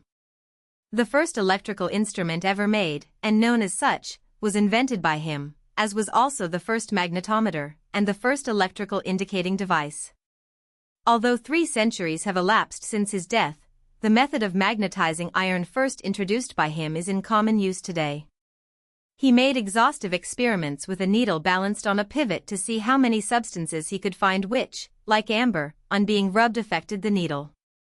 In this way he discovered that light substances were attracted by alum, mica, arsenic, sealing wax, lac sulfur, slags, beryl, amethyst, raw crystal, sapphire, jet, carbuncle, diamond, opal, Bristol stone, glass of antimony, gum mastic, hard resin, rock salt, and, of course, amber. He discovered also that atmospheric conditions affected the production of electricity, dryness being unfavorable and moisture favorable. Galileo's estimate of this first electrician is the verdict of succeeding generations. "I extremely admire and envy this author," he said. "I think him worthy of the greatest praise for the many new and true observations which he has made, to the disgrace of so many vain and fabling authors." Studies of light, heat, and atmospheric pressure. We have seen that Gilbert was by no means lacking in versatility, yet the investigations upon which his fame is founded were all pursued along one line, so that the father of magnetism may be considered one of the earliest of specialists in physical science. Most workers of the time, on the other hand, extended their investigations in many directions. The sum total of scientific knowledge of that day had not bulked so large as to exclude the possibility that one man might master it all. So we find a Galileo, for example, making revolutionary discoveries in astronomy, and performing fundamental experiments in various fields of physics. Galileo's great contemporary, Kepler, was almost equally versatile, though his astronomical studies were of such preeminent importance that his other investigations sink into relative insignificance. Yet he performed some notable experiments in at least one department of physics. These experiments had to do with the refraction of light, a subject which Kepler was led to investigate, in part at least, through his interest in the telescope. We have seen that Ptolemy in the Alexandrian time, and Alhazen, the Arab, made studies of refraction. Kepler repeated their experiments, and, striving as always to generalize his observations, he attempted to find the law that governed the observed change of direction which a ray of light assumes in passing from one medium to another. Kepler measured the angle of refraction by means of a simple yet ingenious trough-like apparatus which enabled him to compare readily the direct and refracted rays. He discovered that when a ray of light passes through a glass plate, if it strikes the farther surface of the glass at an angle greater than 45 degrees, it will be totally refracted instead of passing through into the air. He could not well fail to know that different mediums refract light differently, and that for the same medium the amount of light varies with the change in the angle of incidence. He was not able, however, to generalize his observations as he desired, and to the last the law that governs refraction escaped him. It remained for Willebrord Snell, a Dutchman, about the year 1621, to discover the law in question, and for Descartes, a little later, to formulate it. Descartes, indeed, has sometimes been supposed to be the discoverer of the law. There is reason to believe that he based his generalizations on the experiment of Snell, though he did not openly acknowledge his indebtedness. The law, as Descartes expressed it, states that the sine of the angle of incidence bears a fixed ratio to the sine of the angle of refraction for any given medium. Here, then, was another illustration of the fact that almost infinitely varied phenomena may be brought within the scope of a simple law. Once the law had been expressed, it could be tested and verified with the greatest ease, and, as usual, the discovery being made, it seems surprising that earlier investigators, in particular so sagacious a guesser as Kepler, should have missed it. Galileo himself must have been to some extent a student of light, since, as we have seen, he made such notable contributions to practical optics through perfecting the telescope, but he seems not to have added anything to the theory of light. The subject of heat, however, attracted his attention in a somewhat different way, and he was led to the invention of the first contrivance for measuring temperatures. His thermometer was based on the afterwards familiar principle of the expansion of a liquid under the influence of heat, but as a practical means of measuring temperature it was a very crude affair, because the tube that contained the measuring liquid was exposed to the air, hence barometric changes of pressure vitiated the experiment. It remained for Galileo's Italian successors of the Accademia del Cimento of Florence to improve upon the apparatus, after the experiments of Torricelli, to which we shall refer in a moment, had thrown new light on the question of atmospheric pressure. Still later the celebrated Huygens hit upon the idea of using the melting and the boiling point of water as fixed points in a scale of measurements, which first gave definiteness to thermometric tests. Torricelli, in the closing years of his life, Galileo took into his family, as his adopted disciple in science, a young man, Evangelista Torricelli, 1608–1647, who proved himself, during his short lifetime, to be a worthy follower of his great master. Not only worthy on account of his great scientific discoveries, but grateful as well, for when he had made the great discovery that the suction made by a vacuum was really nothing but air pressure, and not suction at all, he regretted that so important a step in science might not have been made by his great teacher, Galileo, instead of by himself. This generosity of Torricelli, says Playfair, was perhaps rarer than his genius. There are more who might have discovered the suspension of mercury in the barometer than who would have been willing to part with the honor of the discovery to a master or a friend. Torricelli's discovery was made in 1643, less than 2 years after the death of his master. Galileo had observed that water will not rise in an exhausted tube, such as a pump, to a height greater than 33 feet, but he was never able to offer a satisfactory explanation of the principle. Torricelli was able to demonstrate that the height at which the water stood depended upon nothing but its weight as compared with the weight of air. If this be true, it is evident that any fluid will be supported at a definite height, according to its relative weight as compared with air. Thus mercury, which is about 13 times more dense than water, should only rise to 1/13 the height of a column of water, that is, about 30 inches. Reasoning in this way, Torricelli proceeded to prove that his theory was correct. Filling a long tube, closed at one end, with mercury, he inverted the tube with its open orifice in a vessel of mercury. The column of mercury fell at once, but at a height of about 30 inches it stopped and remained stationary, the pressure of the air on the mercury in the vessel maintaining it at that height. This discovery was a shattering blow to the old theory that had dominated that field of physics for so many centuries. It was completely revolutionary to prove that, instead of a mysterious something within the tube being responsible for the suspension of liquids at certain heights, it was simply the ordinary atmospheric pressure, mysterious enough, it is true, pushing upon them from without. The pressure exerted by the atmosphere was but little understood at that time, but Torricelli's discovery aided materially in solving the mystery. The whole class of similar phenomena of air pressure, which had been held in the trammel of long-established but false doctrines, was now reduced to one simple law, and the door to a solution of a host of unsolved problems thrown open. It had long been suspected and believed that the density of the atmosphere varies at certain times. That the air is sometimes heavy and at other times light is apparent to the senses without scientific apparatus for demonstration. It is evident, then, that Torricelli's column of mercury should rise and fall just in proportion to the lightness or heaviness of the air. A short series of observations proved that it did so, and with those observations went naturally the observations as to changes in the weather.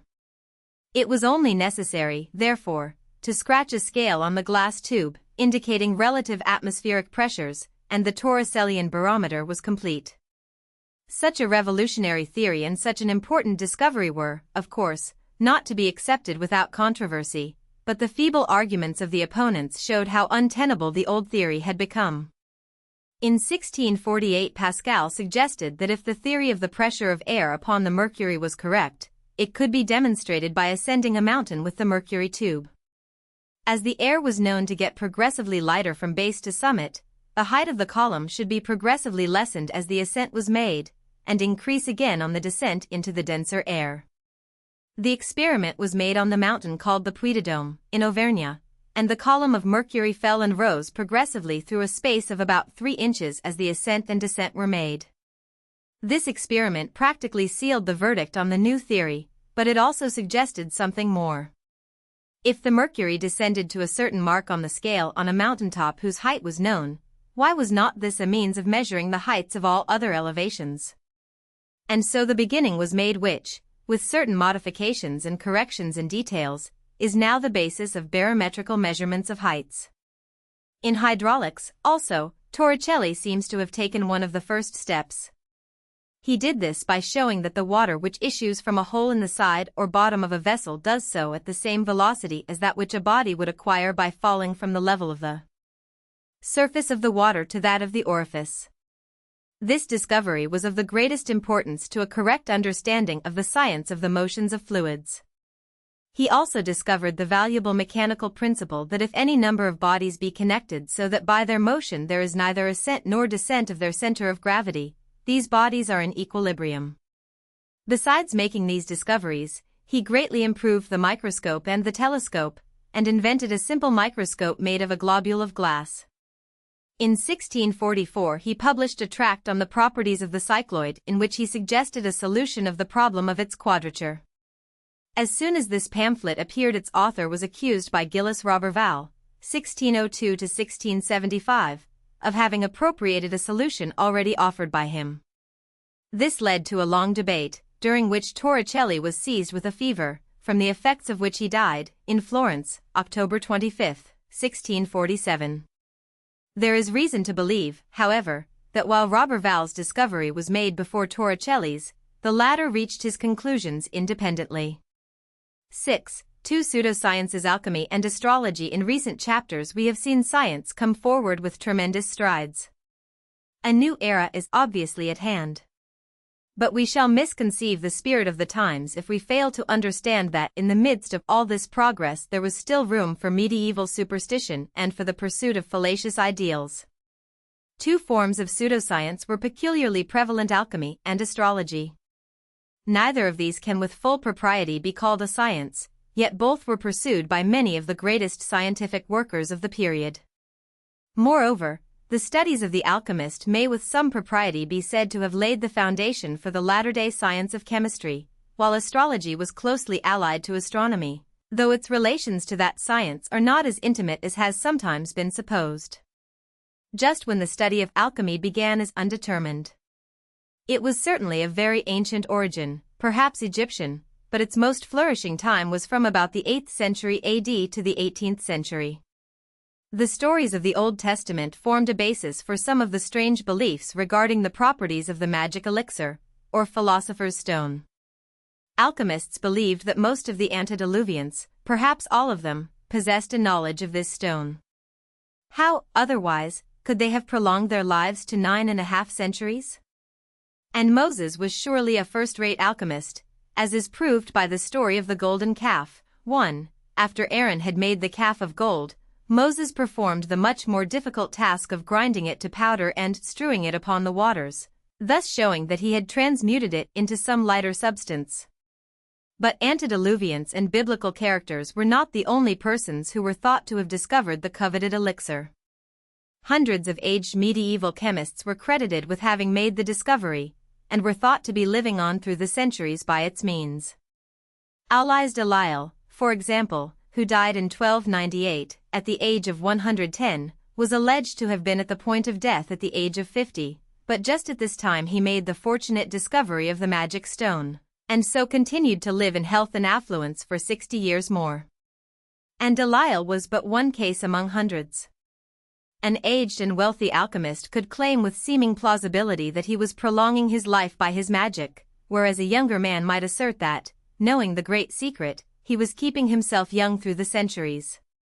In either case such a statement, or rumor, about a learned and wealthy alchemist was likely to be believed, particularly among strangers, and as such a man would, of course, be the object of much attention, the claim was frequently made by persons seeking notoriety. One of the most celebrated of these impostors was a certain Count de Saint-Germain, who was connected with the court of Louis XV.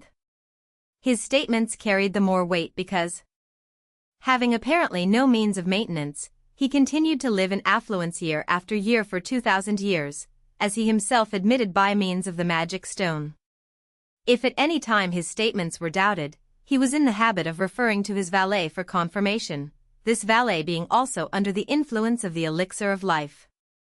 Upon one occasion his master was telling a party of ladies and gentlemen, at dinner, some conversation he had had in Palestine, with King Richard I, of England, whom he described as a very particular friend of his.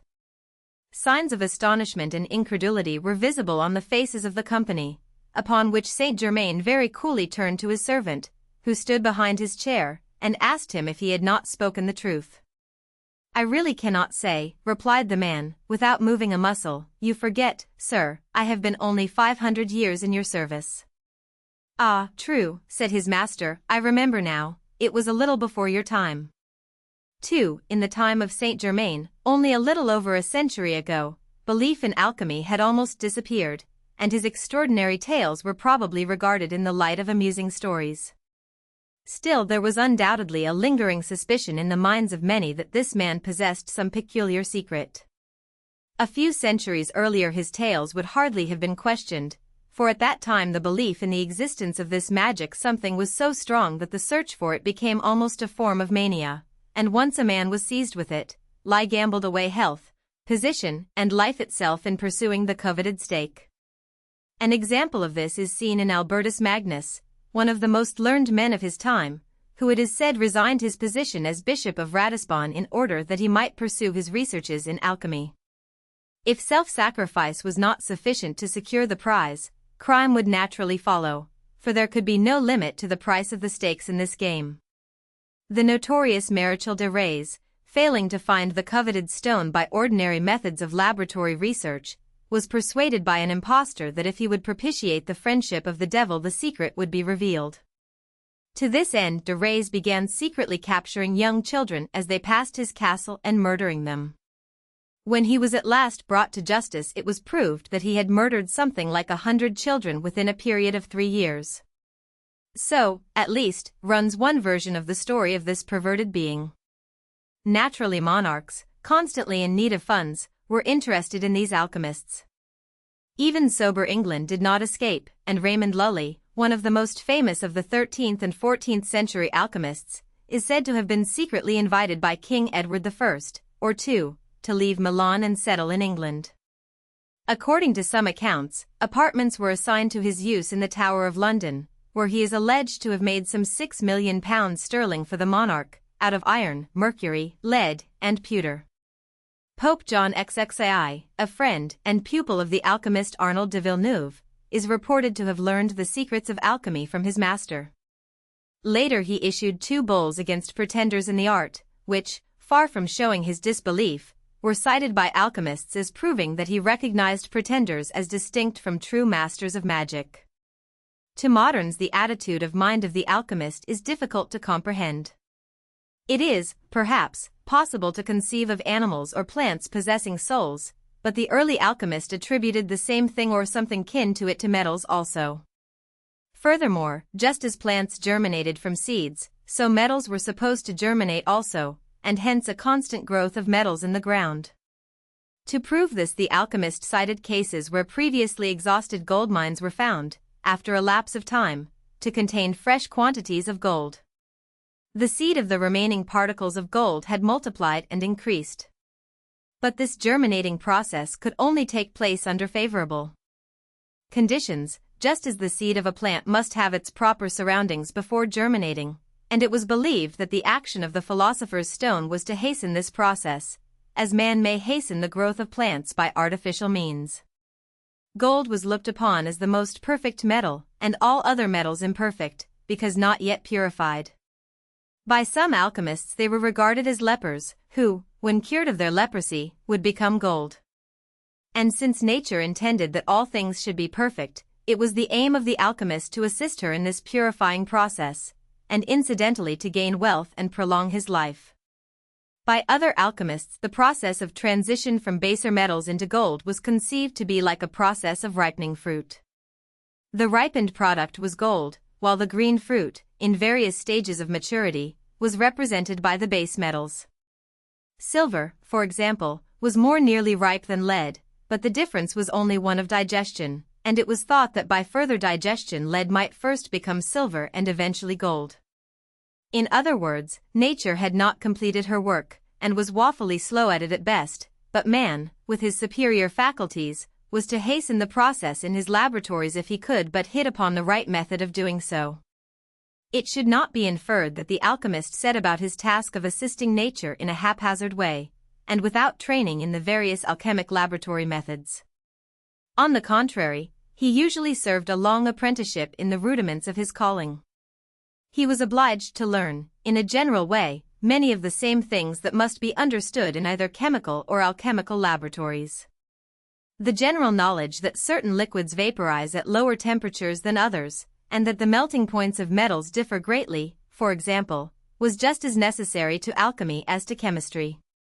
The knowledge of the gross structure, or nature, of materials was much the same to the alchemist as to the chemist, and, for that matter, many of the experiments in calcining, distilling, etc., were practically identical. To the alchemist there were 3 principles: salt, sulfur, and mercury, and the sources of these principles were the 4 elements: earth, water, fire, and air. These 4 elements were accountable for every substance in nature. Some of the experiments to prove this were so elusive, and yet apparently so simple, that one is not surprised that it took centuries to disprove them. That water was composed of earth and air seemed easily proven by the simple process of boiling it in a tea kettle, for the residue left was obviously an earthy substance, whereas the steam driven off was supposed to be air. The fact that pure water leaves no residue was not demonstrated until after alchemy had practically ceased to exist. It was possible also to demonstrate that water could be turned into fire by thrusting a red-hot poker under a bell glass containing a dish of water. Not only did the quantity of water diminish, but, if a lighted candle was thrust under the glass, the contents ignited and burned, proving, apparently, that water had been converted into fire.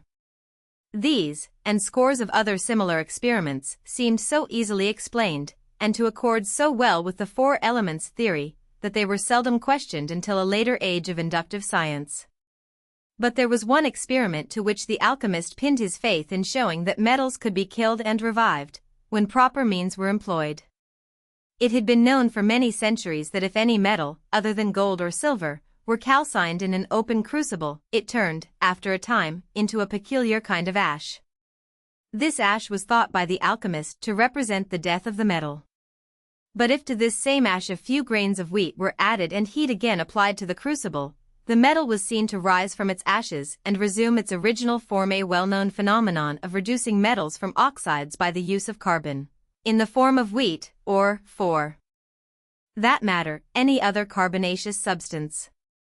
Wheat was, therefore, made the symbol of the resurrection of the life eternal. Oats, corn, or a piece of charcoal would have revived the metals from the ashes equally well, but the medieval alchemist seems not to have known this. However, in this experiment the metal seemed actually to be destroyed and revivified, and, as science had not as yet explained this striking phenomenon, it is little wonder that it deceived the alchemist. Since the alchemists pursued their search of the magic stone in such a methodical way, it would seem that they must have some idea of the appearance of the substance they sought. Probably they did, each according to his own mental bias, but, if so, they seldom committed themselves to writing, confining their discourses largely to speculations as to the properties of this elusive substance. Furthermore, the desire for secrecy would prevent them from expressing so important a piece of information. But on the subject of the properties, if not on the appearance of the essence, they were voluminous writers. It was supposed to be the only perfect substance in existence, and to be confined in various substances, in quantities proportionate to the state of perfection of the substance. Thus, gold being most nearly perfect would contain more, silver less, lead still less, and so on. The essence contained in the more nearly perfect metals was thought to be more potent, a very small quantity of it being capable of creating large quantities of gold and of prolonging life indefinitely. It would appear from many of the writings of the alchemists that their conception of nature and the supernatural was so confused and entangled in an inexplicable philosophy that they themselves did not really understand the meaning of what they were attempting to convey. But it should not be forgotten that alchemy was kept as much as possible from the ignorant general public, and the alchemists themselves had knowledge of secret words and expressions which conveyed a definite meaning to one of their number, but which would appear a meaningless jumble to an outsider. Some of these writers declared openly that their writings were intended to convey an entirely erroneous impression, and were sent out only for that purpose. However, while it may have been true that the vagaries of their writings were made purposely, the case is probably more correctly explained by saying that the very nature of the art made definite statements impossible. They were dealing with something that did not exist, could not exist. Their attempted descriptions became, therefore, the language of romance rather than the language of science. But if the alchemists themselves were usually silent as to the appearance of the actual substance of the philosopher's stone, there were numberless other writers who were less reticent. By some it was supposed to be a stone, by others a liquid or elixir, but more commonly it was described as a black powder. It also possessed different degrees of efficiency according to its degrees of purity, certain forms only possessing the power of turning base metals into gold, while others gave eternal youth and life or different degrees of health. Thus an alchemist, who had made a partial discovery of this substance, could prolong life a certain number of years only, or, possessing only a small and inadequate amount of the magic powder, he was obliged to give up the ghost when the effect of this small quantity had passed away. This belief in the supernatural power of the philosopher's stone to prolong life and heal diseases was probably a later phase of alchemy, possibly developed by attempts to connect the power of the mysterious essence with biblical teachings. The early Roman alchemists, who claimed to be able to transmute metals, seem not to have made other claims for their magic stone. By the 15th century the belief in the philosopher's stone had become so fixed that governments began to be alarmed lest some lucky possessor of the secret should flood the country with gold, thus rendering the existing coin of little value. Some little consolation was found in the thought that in case all the baser metals were converted into gold, iron would then become the precious metal, and would remain so until some new philosopher's stone was found to convert gold back into iron, a much more difficult feat, it was thought. However, to be on the safe side, the English Parliament, in 1404, saw fit to pass an act declaring the making of gold and silver to be a felony. Nevertheless, in 1455, King Henry VI granted permission to several knights, citizens of London, chemists, and monks to find the philosopher's stone, or elixir, that the crown might thus be enabled to pay off its debts. The monks and ecclesiastics were supposed to be most likely to discover the secret process, since they were such good artists in transubstantiating bread and wine. In Germany, the emperors Maximilian I, Rudolph II, and Frederick II gave considerable attention to the search, and the example they set was followed by thousands of their subjects. It is said that some noblemen developed the unpleasant custom of inviting to their courts men who were reputed to have found the stone, and then imprisoning the poor alchemists until they had made a certain quantity of gold, stimulating their activity with tortures of the most atrocious kinds. Thus this danger of being imprisoned and held for ransom until some fabulous amount of gold should be made became the constant menace of the alchemist. It was useless for an alchemist to plead poverty once it was noised about that he had learned the secret. For how could such a man be poor when, with a piece of metal and a few grains of magic powder, he was able to provide himself with gold? It was, therefore, a reckless alchemist indeed who dared boast that he had made the coveted discovery. The fate of a certain indiscreet alchemist, supposed by many to have been Seton, a Scotchman, was not an uncommon one. Word having been brought to the Elector of Saxony that this alchemist was in Dresden and boasting of his powers, the Elector caused him to be arrested and imprisoned. 40 guards were stationed to see that he did not escape and that no one visited him save the Elector himself. For some time the Elector tried by argument and persuasion to penetrate his secret or to induce him to make a certain quantity of gold, but as Seton steadily refused, the rack was tried, and for several months he suffered torture, until finally, reduced to a mere skeleton, he was rescued by a rival candidate of the Elector, a Pole named Michael Sendivogians, who drugged the guards. However, before Seton could be persuaded by his new captor, he died of his injuries. But Sendivogians was also ambitious in alchemy, and, since Seton was beyond his reach, he took the next best step and married his widow. From her, as the story goes, he received an ounce of black powder, the veritable philosopher's stone. With this he manufactured great quantities of gold, even inviting Emperor Rudolph II to see him work the miracle. That monarch was so impressed that he caused a tablet to be inserted in the wall of the room in which he had seen the gold made.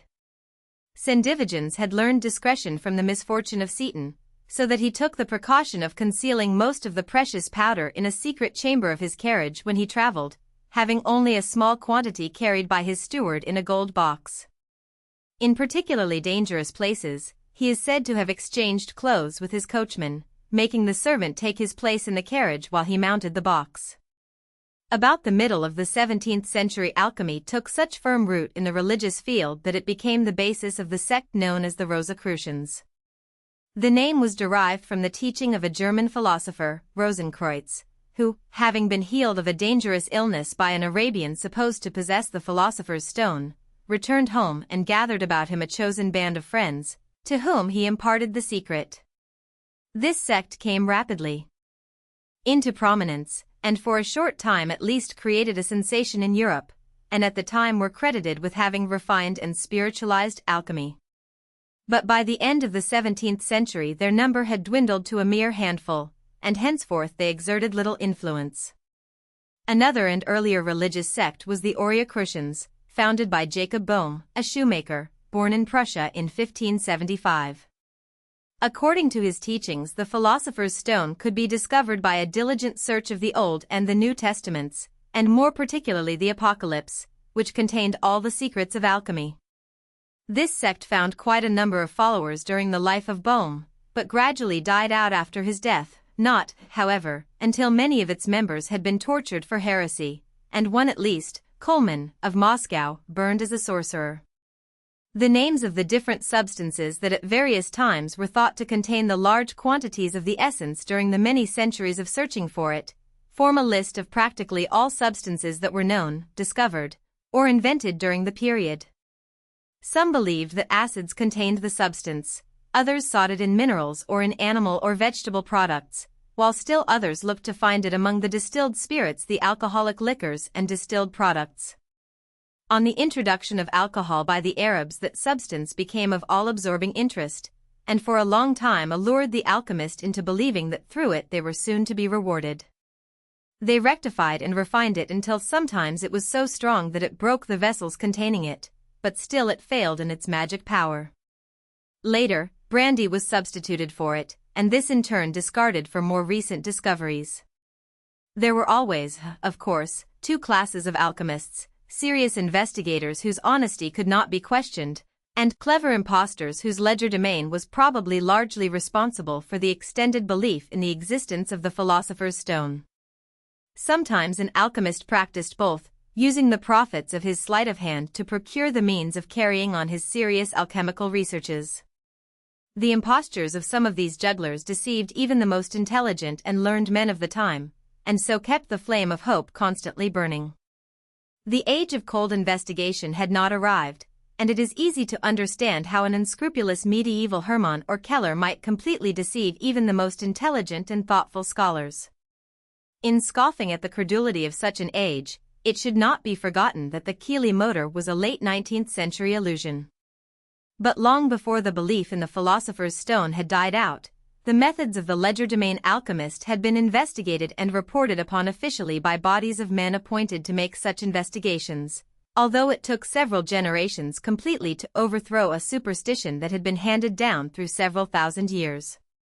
In April of 1772, Monsieur Geoffroy made a report to the Royal Academy of Sciences, at Paris, on the alchemic cheats principally of the 16th and 17th centuries. In this report he explains many of the seemingly marvelous feats of the unscrupulous alchemists. A very common form of deception was the use of a double-bottomed crucible.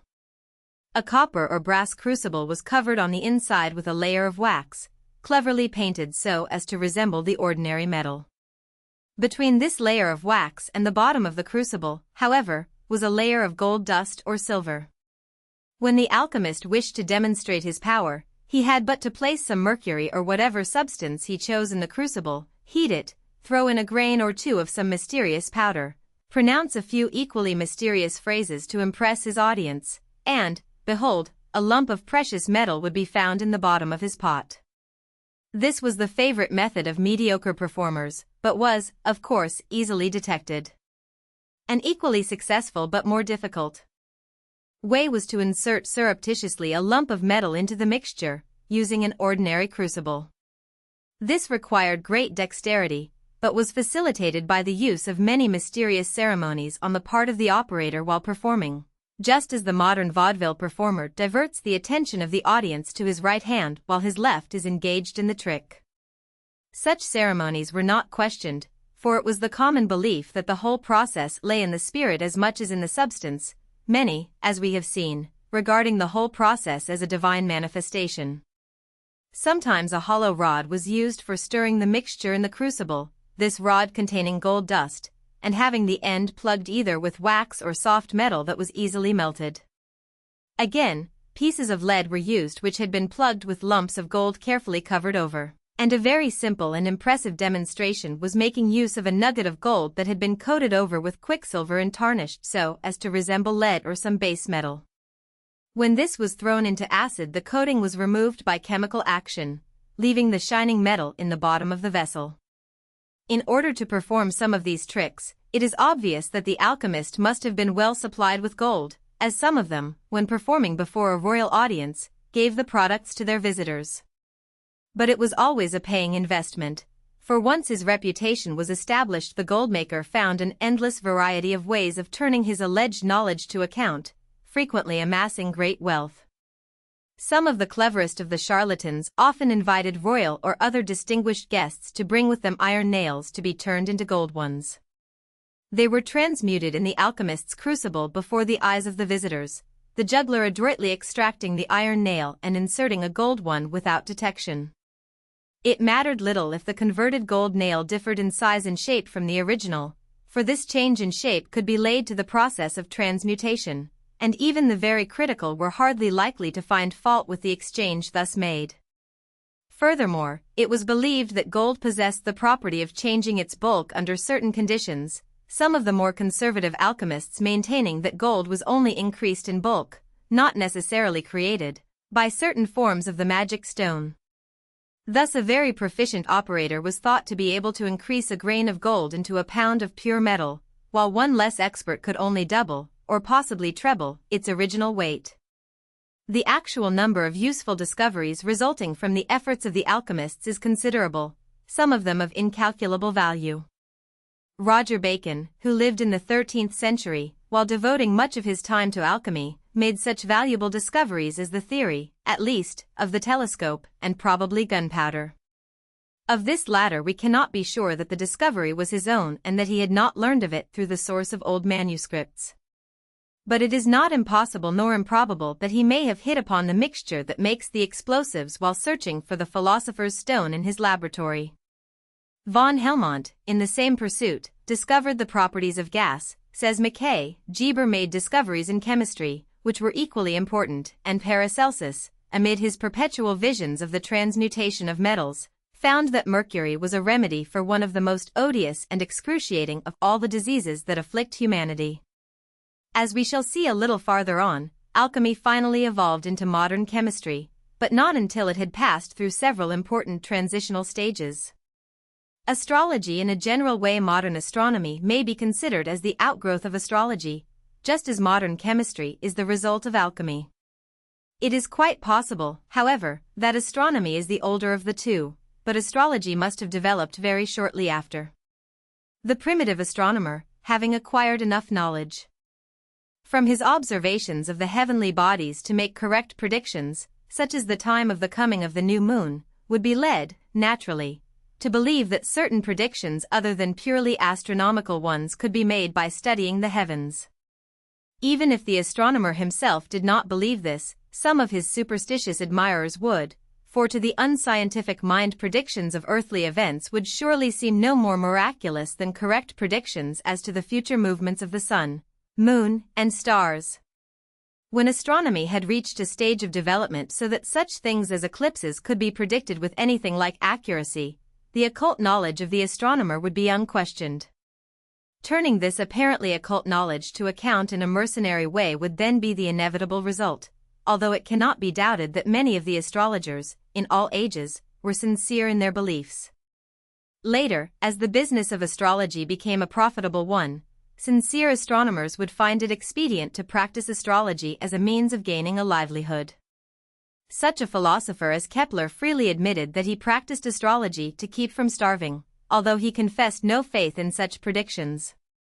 "Ye otherwise philosophers," he said, "ye censure this daughter of astronomy beyond her deserts. Know ye not that she must support her mother by her charms?"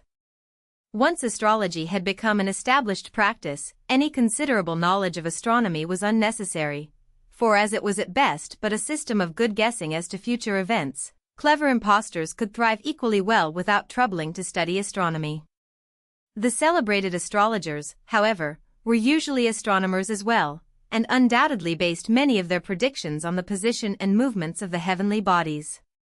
Thus, the casting of a horoscope, that is, the methods by which the astrologers ascertained the relative position of the heavenly bodies at the time of a birth, was a simple but fairly exact procedure. Its basis was the zodiac, or the path traced by the sun in his yearly course through certain constellations. At the moment of the birth of a child, the first care of the astrologer was to note the particular part of the zodiac that appeared on the horizon. The zodiac was then divided into houses, that is, into 12 spaces on a chart. In these houses were inserted the places of the planets, sun, and moon, with reference to the zodiac. When this chart was completed, it made a fairly correct diagram of the heavens and the position of the heavenly bodies as they would appear to a person standing at the place of birth at a certain time. Up to this point the process was a simple one of astronomy. But the next step, the really important one, that of interpreting this chart, was the one which called forth the skill and imagination of the astrologer. In this interpretation, not in his mere observations, lay the secret of his success.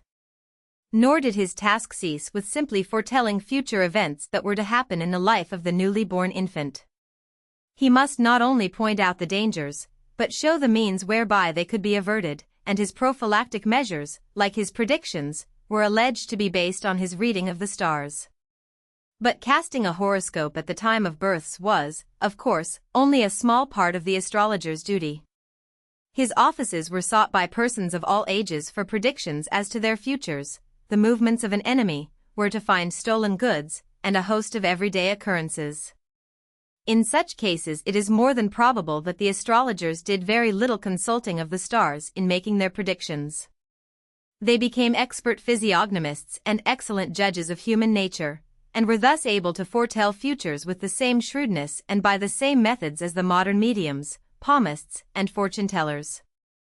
To strengthen belief in their powers, it became a common thing for some supposedly lost document of the astrologer to be mysteriously discovered after an important event, this document purporting to foretell this very event. It was also a common practice with astrologers to retain, or have access to, their original charts, cleverly altering them from time to fit conditions.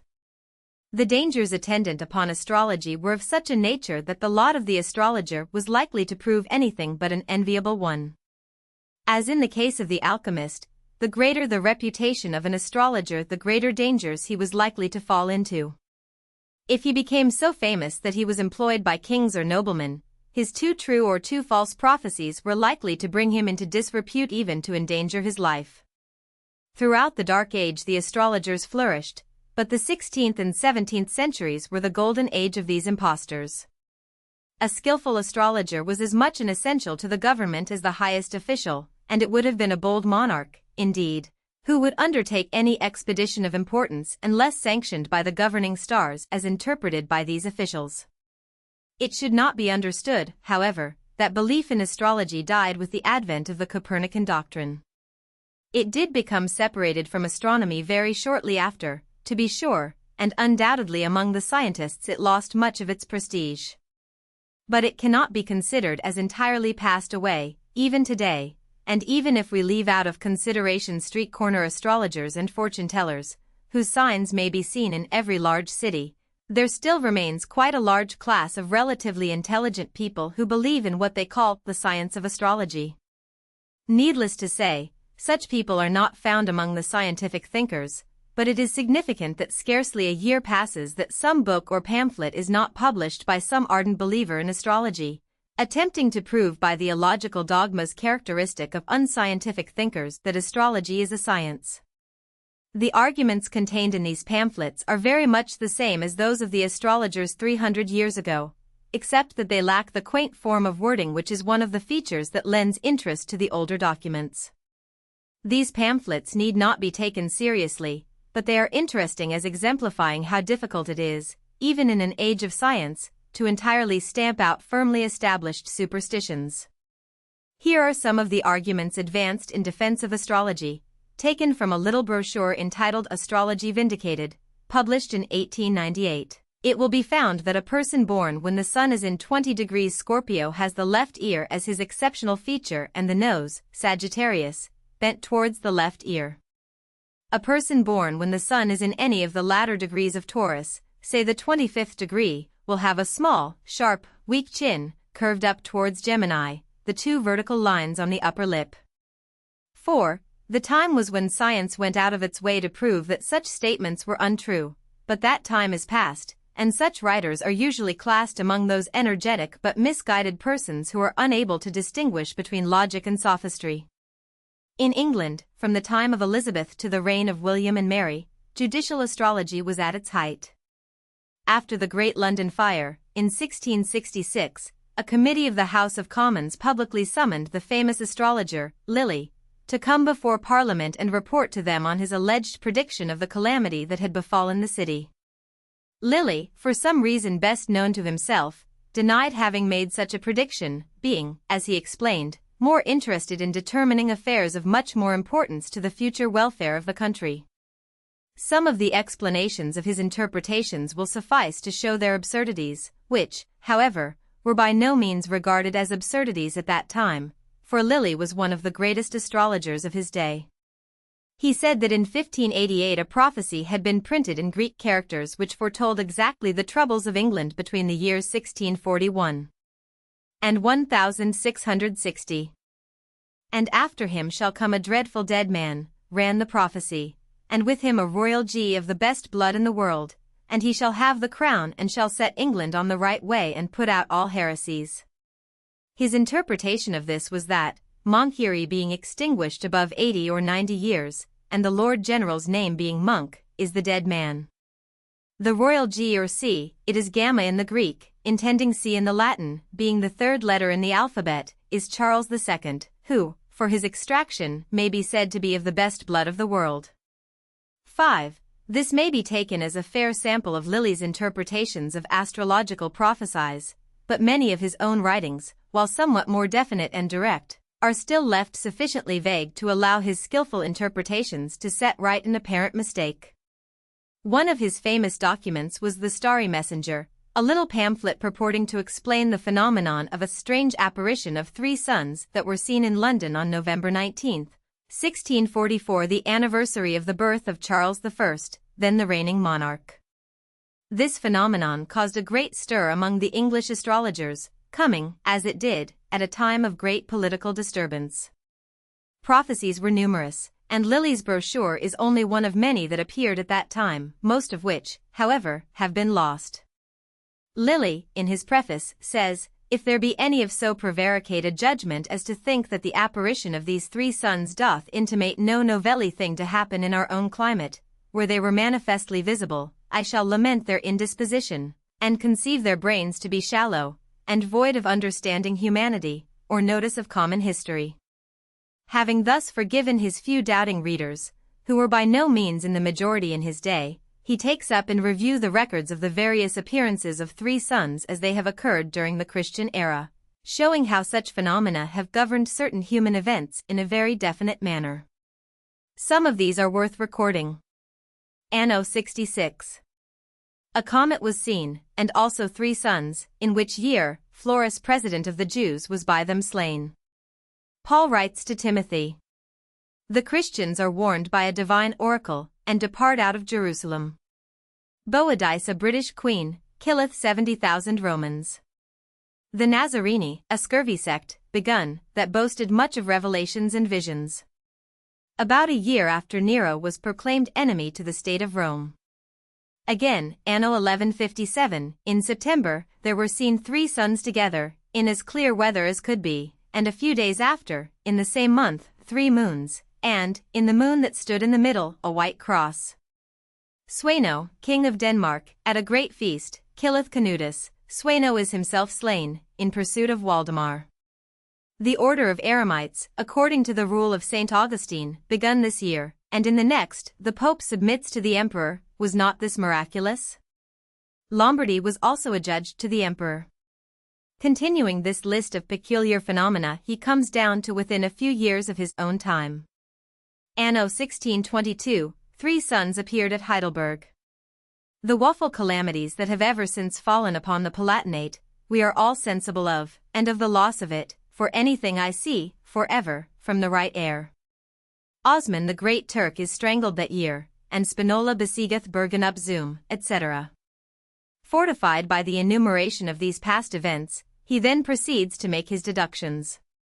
"Only this I must tell thee," he writes, "that the interpretation I write is, I conceive, grounded upon probable foundations, and who lives to see a few years over his head, will easily perceive I have unfolded as much as was fit to discover, and that my judgment was not a mile and a half from truth. There is a great significance in this, as much as was fit to discover a mysterious something that Lilly thinks it expedient not to divulge. But, nevertheless, one would imagine that he was about to make some definite prediction about Charles I, since these three suns appeared upon his birthday and surely must portend something concerning him. But after rambling on through many pages of dissertations upon planets and prophecies, he finally makes his own indefinite prediction. "O all you emperors, kings, princes, rulers and magistrates of Europe, this unaccustomed apparition is like the handwriting in Daniel to some of you. It premonisheth you, above all other people, to make your peace with God in time. You shall every one of you smart, and every one of you taste, none excepted, the heave hand of God, who will strengthen your subjects with invincible courage to suppress your misgovernments and oppressions in church or commonwealth. Those words are general, a word for my own country of England. Look to yourselves, here's some monstrous death towards you. But to whom? Wilt thou say? Herein we consider the signa, Lord thereof, and the house. The sun signifies in that royal signa, great ones, the house signifies captivity, poison, treachery, from which is derived thus much, that some very great man, what king, prince, duke, or the like, I really affirm I perfectly know not, shall, I say, come to some such untimely end. 6. Here is shown a typical example of astrological prophecy, which seems to tell something or nothing, according to the point of view of the reader. According to a believer in astrology, after the execution of Charles I, 5 years later, this could be made to seem a direct and exact prophecy. For example, he says, "You kings, princes, etc., it premonisheth you, to make your peace with God. Look to yourselves, here's some monstrous death towards you. That some very great man, what king, prince, shall, I say, come to such untimely end." But by the doubter the complete prophecy could be shown to be absolutely indefinite, and applicable as much to the King of France or Spain as to Charles I, or to any king in the future, since no definite time is stated. Furthermore, Lilly distinctly states, "What king, prince, duke, or the like, I really affirm I perfectly know not," which last, at least, was a most truthful statement. The same ingenuity that made General Monk the dreadful dead man, could easily make such a prediction apply to the execution of Charles I. Such a definite statement that, on such and such a day a certain number of years in the future, the monarch of England would be beheaded. Such an exact statement can scarcely be found in any of the works on astrology. It should be borne in mind, also, that Lilly was of the Cromwell party and opposed to the king. After the death of Charles I, Lilly admitted that the monarch had given him £1,000 to cast his horoscope. "I advised him," says Lilly, "to proceed eastwards, he went west, and all the world knows the result." It is an unfortunate thing for the cause of astrology that Lilly failed to mention this until after the downfall of the monarch. In fact, the sudden death, or decline in power, of any monarch, even today, brings out the perennial post-mortem predictions of astrologers. We see how Lilly, an opponent of the king, made his so-called prophecy of the disaster of the king and his army. At the same time, another celebrated astrologer and rival of Lilly, George Wharton, also made some predictions about the outcome of the eventful march from Oxford.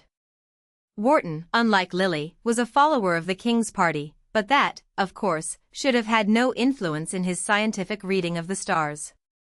Wharton's predictions are much less verbose than Lilly's, much more explicit, and, incidentally, much more incorrect in this particular instance.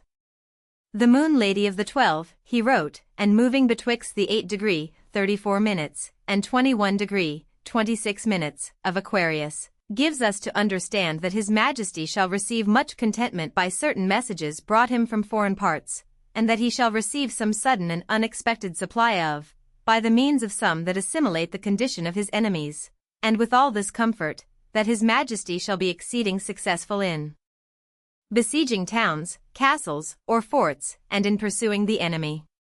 Mars his sextile to the Sun, Lord of the Ascendant, which happeneth the 18th day of May, will encourage our soldiers to advance with much alacrity and cheerfulness of spirit, to show themselves gallant in the most dangerous attempt. And now to sum up all, it is most apparent to every impartial and ingenuous judgment, that although His Majesty cannot expect to be secured from every trivial disaster that may befall his army, either by the too much presumption, ignorance, or negligence of some particular persons, which is frequently incident and unavoidable in the best of armies, yet the several positions of the heavens duly considered and compared among themselves, as well in the prefixed scheme as at the quarterly ingresses, do generally render His Majesty and his whole army unexpectedly victorious and successful in all his designs. Believe it, London, thy miseries approach, they are like to be many, great, and grievous, and not to be diverted, unless thou seasonably crave pardon of God for being nurse to this present rebellion, and speedily submit to thy prince's mercy, which shall be the daily prayer of Geo. Wharton. 7. In the light of after events, it is probable that Wharton's stock as an astrologer was not greatly enhanced by this document, at least among members of the royal family. Lilly's book, on the other hand, became a favorite with the parliamentary army. After the downfall and death of Napoleon, there were unearthed many alleged authentic astrological documents foretelling his ruin.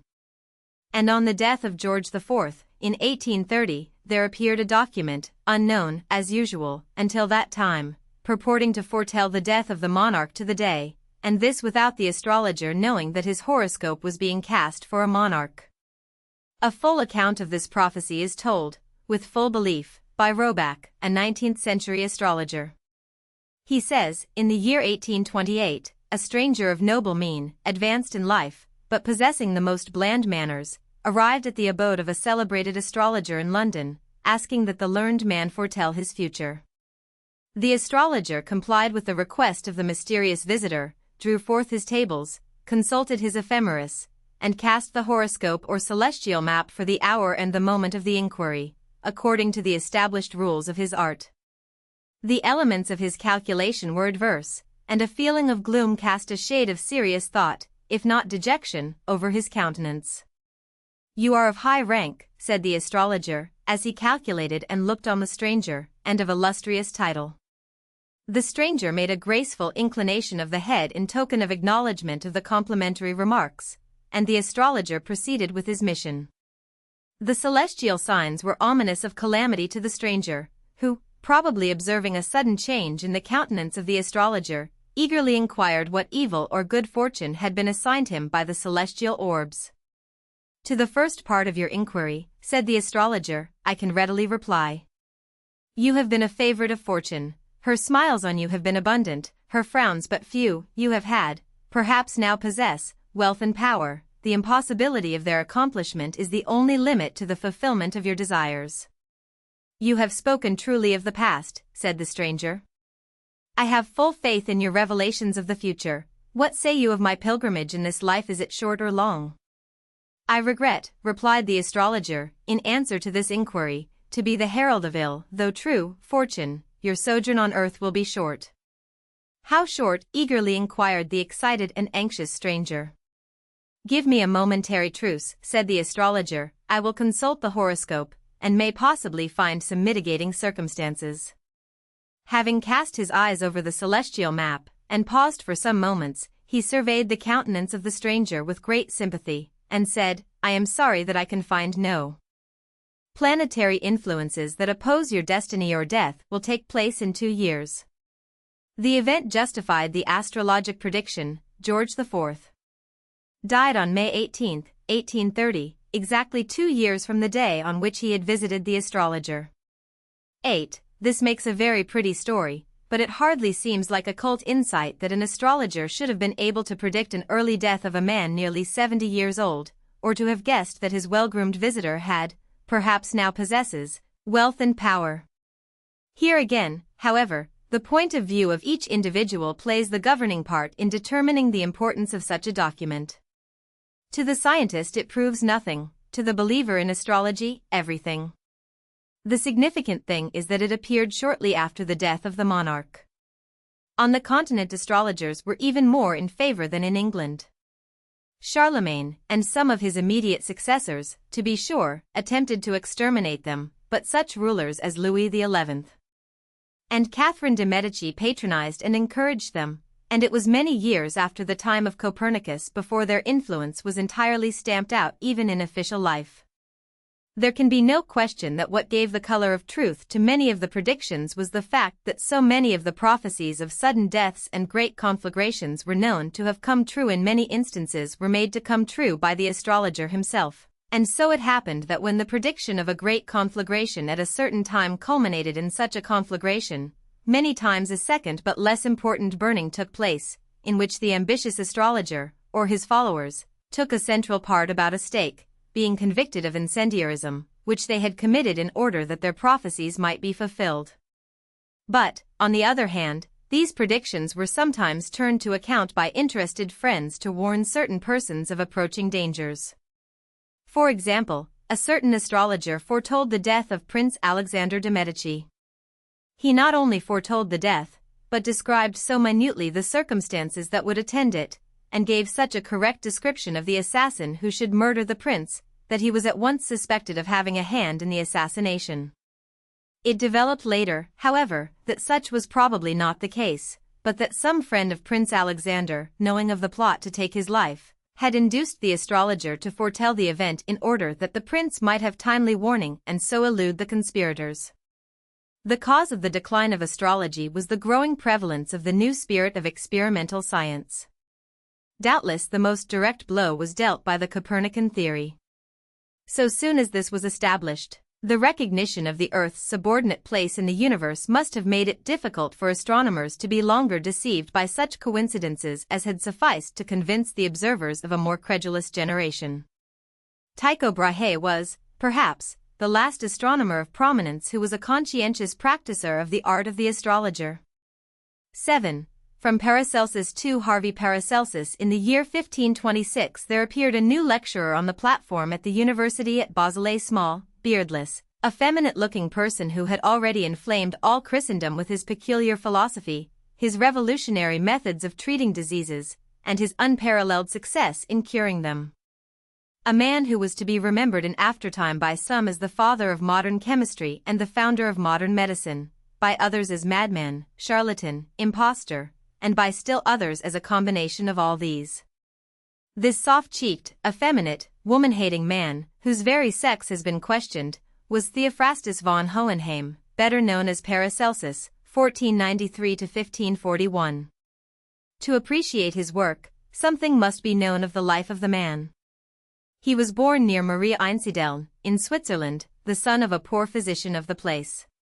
He began the study of medicine under the instruction of his father, and later on came under the instruction of several learned churchmen.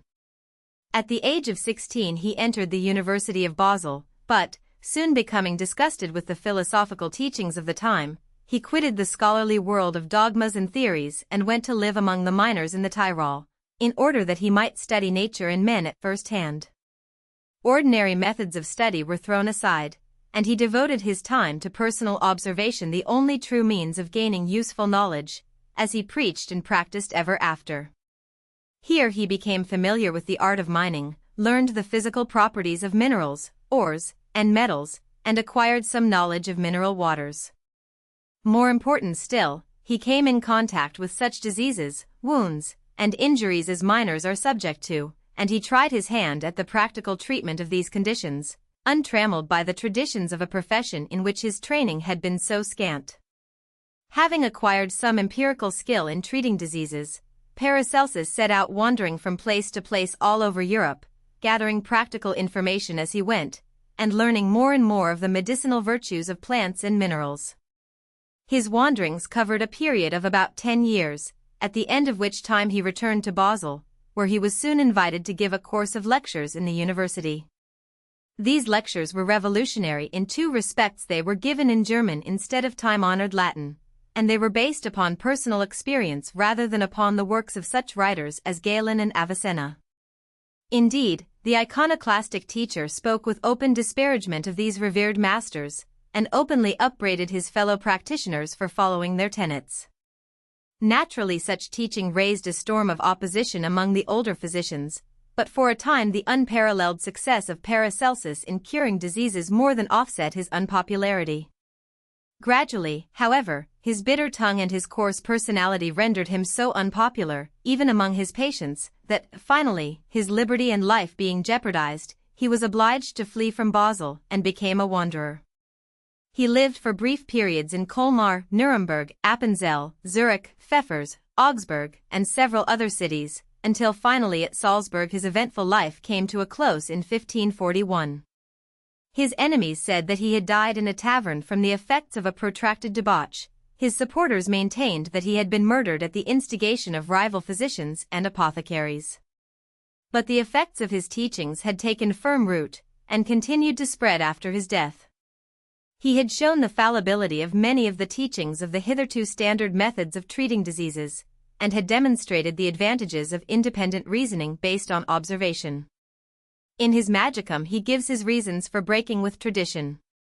I did, he says, embrace at the beginning these doctrines, as my adversaries, followers of Galen, have done, but since I saw that from their procedures nothing resulted but death, murder, stranglings, ankylosed limbs, paralysis, and so forth, that they held most diseases incurable. Therefore have I quitted this wretched art, and sought for truth in any other direction. I asked myself if there were no such thing as a teacher in medicine, where could I learn this art best? Nowhere better than the open book of nature, written with God's own finger. We shall see, however, that this book of nature taught Paracelsus some very strange lessons. Modesty was not one of these. Now at this time, he declares, I hear Theophrastus Paracelsus, bombast, monarch of the arcana, was endowed by God with special gifts for this end, that every searcher after this supreme philosopher's work may be forced to imitate and to follow me, be he Italian, Pole, Gaul, German, or whatsoever or whosoever he be. Come hither after me, all ye philosophers, astronomers, and spadgerists. I will show and open to you this corporeal regeneration. 1. Paracelsus based his medical teachings on 4 pillars: philosophy, astronomy, alchemy, and virtue of the physician. A strange enough equipment surely, and yet, properly interpreted, not quite so anomalous as it seems at first blush. Philosophy was the gate of medicine, whereby the physician entered rightly upon the true course of learning. Astronomy, the study of the stars, was all important because they, the stars, cause disease by their exhalations, as, for instance, the sun by excessive heat. Alchemy, as he interpreted it, meant the improvement of natural substances for man's benefit, while virtue in the physician was necessary since only the virtuous are permitted to penetrate into the innermost nature of man and the universe. All his writings aim to promote progress in medicine, and to hold before the physician a grand ideal of his profession. In this his views are wide and far-reaching, based on the relationship which man bears to nature as a whole, but in his sweeping condemnations he not only rejected Galenic therapeutics and Galenic anatomy, but condemned dissections of any kind. He laid the cause of all diseases at the door of the 3 mystic elements salt, sulfur, and mercury. In health he supposed these to be mingled in the body so as to be indistinguishable, a slight separation of them produced disease, and death he supposed to be the result of their complete separation. The spiritual agencies of diseases, he said, had nothing to do with either angels or devils, but were the spirits of human beings. He believed that all food contained poisons, and that the function of digestion was to separate the poisonous from the nutritious. In the stomach was an archeus, or alchemist, whose duty was to make this separation. In digestive disorders the archeus failed to do this, and the poisons thus gaining access to the system were coagulated and deposited in the joints and various other parts of the body. Thus the deposits in the kidneys and tartar on the teeth were formed, and the stony deposits of gout were particularly familiar examples of this. All this is visionary enough, yet it shows at least a groping after rational explanations of vital phenomena. Like most others of his time, Paracelsus believed firmly in the doctrine of signatures, a belief that every organ and part of the body had a corresponding form in nature, whose function was to heal diseases of the organ it resembled. The vagaries of this peculiar doctrine are too numerous and complicated for lengthy discussion, and varied greatly from generation to generation. In general, however, the theory may be summed up in the words of Paracelsus: as a woman is known by her shape, so are the medicines. Hence the physicians were constantly searching for some object of corresponding shape to an organ of the body. The most natural application of this doctrine would be the use of the organs of the lower animals for the treatment of the corresponding diseased organs in man. Thus diseases of the heart were to be treated with the hearts of animals, liver disorders with livers, and so on. But this apparently simple form of treatment had endless modifications and restrictions, for not all animals were useful. For example, it was useless to give the stomach of an ox in gastric diseases when the indication in such cases was really for the stomach of a rat. Nor were the organs of animals the only signatures in nature.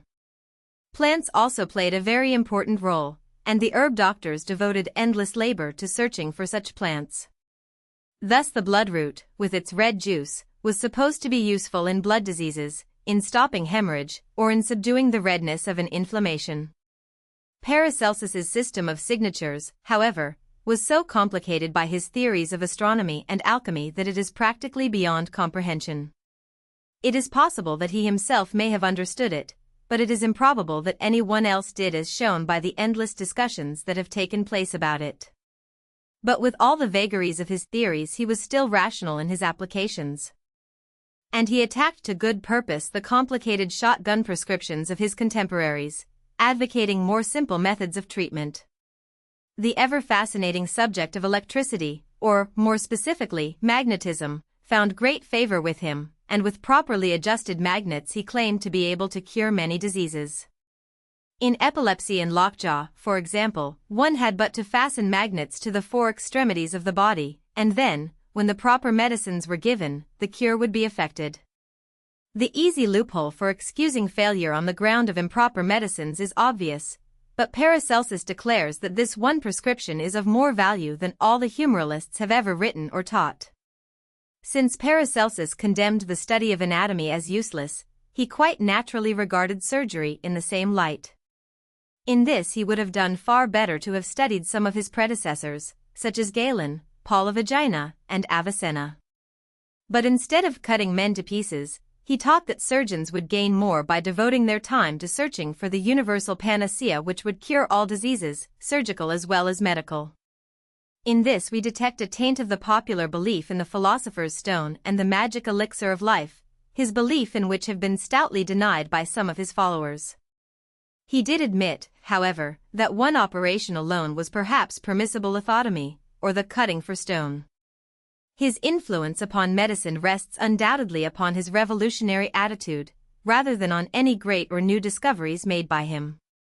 It is claimed by many that he brought prominently into use opium and mercury, and if this were indisputably proven, his services to medicine could hardly be overestimated. Unfortunately, however, there are good grounds for doubting that he was particularly influential in reintroducing these medicines. His chief influence may perhaps be summed up in a single phrase: he overthrew old traditions. To Paracelsus's endeavors, however, if not to the actual products of his work, is due the credit of setting in motion the chain of thought that developed finally into scientific chemistry. Nor can the ultimate aim of the modern chemist seek a higher object than that of this 16th-century alchemist, who taught that true alchemy has but one aim and object: to extract the quintessence of things, and to prepare arcana, tinctures, and elixirs which may restore to man the health and soundness he has lost. The great anatomists about the beginning of the 16th century, while Paracelsus was scoffing at the study of anatomy as useless, and using his influence against it, there had already come upon the scene the first of the great anatomists whose work was to make the century conspicuous in that branch of medicine. The young anatomist Charles Etienne, 1503 to 1564, made one of the first noteworthy discoveries, pointing out for the first time that the spinal cord contains a canal, continuous throughout its length. He also made other minor discoveries of some importance, but his researches were completely overshadowed and obscured by the work of a young Fleming who came upon the scene a few years later, and who shone with such brilliancy in the medical world that he obscured completely the work of his contemporary until many years later. This young physician, who was destined to lead such an eventful career and meet such an untimely end as a martyr to science, was Andrew Vesalius, 1514 to 1564, who is called the greatest of anatomists. At the time he came into the field, medicine was struggling against the dominating Galenic teachings and the theories of Paracelsus, but perhaps most of all against the superstitions of the time. In France, human dissections were attended with such dangers that the young Vesalius transferred his field of labors to Italy, where such investigations were covertly permitted, if not openly countenanced. From the very start, the young Fleming looked askance at the accepted teachings of the day, and began a series of independent investigations based upon his own observations. The results of these investigations he gave in a treatise on the subject, which is regarded as the first comprehensive and systematic work on human anatomy. This remarkable work was published in the author's 28th or 29th year. Soon after this, Vesalius was invited as imperial physician to the court of Emperor Charles V. He continued to act in the same capacity at the court of Philip II, after the abdication of his patron. But in spite of this royal favor, there was at work a factor more powerful than the influence of the monarch himself, an instrument that did so much to retard scientific progress, and by which so many lives were brought to a premature close. Vesalius had received permission from the kinsman of a certain grandee to perform an autopsy. While making his observations, the heart of the outraged body was seen to palpitate, so at least it was reported. This was brought immediately to the attention of the Inquisition, and it was only by the intervention of the king himself that the anatomist escaped the usual fate of those accused by that tribunal. As it was, he was obliged to perform a pilgrimage to the Holy Land. While returning from this, he was shipwrecked, and perished from hunger and exposure on the island of Zante. At the very time when the anatomical writings of Vesalius were startling the medical world, there was living and working contemporaneously another great anatomist, Eustachius, died 1574, whose records of his anatomical investigations were ready for publication only 9 years after the publication of the work of Vesalius. Owing to the unfortunate circumstances of the anatomist, however, they were never published during his lifetime, not, in fact, until 1714. When at last they were given to the world as anatomical engravings, they showed conclusively that Eustachius was equal, if not superior, to Vesalius in his knowledge of anatomy. It has been said of this remarkable collection of engravings that if they had been published when they were made in the 16th century, anatomy would have been advanced by at least 2 centuries.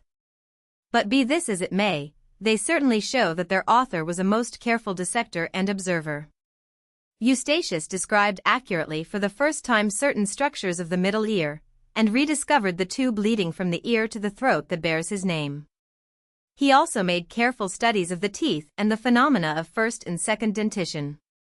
He was not baffled by the minuteness of structures, and where he was unable to study them with the naked eye, he used glasses for the purpose, and resorted to macerations and injections for the study of certain complicated structures.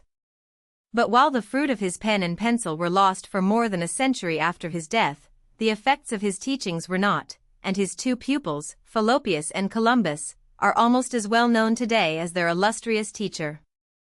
Columbus, 1490 to 1559, did much in correcting the mistakes made in the anatomy of the bones as described by Vesalius. He also added much to the science by giving correct accounts of the shape and cavities of the heart, and made many other discoveries of minor importance. Fallopius, 1523 to 1562, added considerably to the general knowledge of anatomy, made several discoveries in the anatomy of the ear, and also several organs in the abdominal cavity. At this time a most vitally important controversy was in progress as to whether or not the veins of the bodies were supplied with valves, many anatomists being unable to find them. Etienne had first described these structures, and Vesalius had confirmed his observations. It would seem as if there could be no difficulty in settling the question as to the fact of such valves being present in the vessels, for the demonstration is so simple that it is now made daily by medical students in all physiological laboratories and dissecting rooms. But many of the great anatomists of the 16th century were unable to make this demonstration, even when it had been brought to their attention by such an authority as Vesalius. Fallopius, writing to Vesalius on the subject in 1562, declared that he was unable to find such valves. Others, however, such as Eustachius and Fabricius, 1537 to 1619, were more successful and found and described these structures. But the purpose served by these valves was entirely misinterpreted. That they act in preventing the backward flow of the blood in the veins on its way to the heart, just as the valves of the heart itself prevent regurgitation, has been known since the time of Harvey, but the best interpretation that could be given at that time, even by such a man as Fabricius, was that they acted in retarding the flow of the blood as it comes from the heart, and thus prevent its too rapid distribution throughout the body. The fact that the blood might have been going towards the heart, instead of coming from it, seems never to have been considered seriously until demonstrated so conclusively by Harvey. Of this important and remarkable controversy over the valves and veins, Withington has this to say: "This is truly a marvelous story. A great Galenic anatomist is first to give a full and correct description of the valves and their function, but fails to see that any modification of the old view as to the motion of the blood is required. Two able dissectors carefully test their action by experiment and come to a result, the exact reverse of the truth. Urged by them, the two foremost anatomists of the age make a special search for valves and fail to find them. Finally, passing over lesser peculiarities, an aged and honorable professor, who has lived through all this, calmly asserts that no anatomist, ancient or modern, has ever mentioned valves in veins till he discovered them in 1574. 2. Among the anatomists who probably discovered these valves was Michael Servetus, 1511 to 1553, but if this is somewhat in doubt, it is certain that he discovered and described the pulmonary circulation, and had a very clear idea of the process of respiration as carried on in the lungs. The description was contained in a famous document sent to Calvin in 1545, a document which the reformer carefully kept for 7 years in order that he might make use of some of the heretical statements it contained to accomplish his desire of bringing its writer to the stake. The awful fate of Servetus, the interesting character of the man, and the fact that he came so near to anticipating the discoveries of Harvey make him one of the most interesting figures in medical history. In this document, which was sent to Calvin, Servetus rejected the doctrine of natural, vital, and animal spirits, as contained in the veins, arteries, and nerves respectively, and made the all-important statement that the fluids contained in veins and arteries are the same.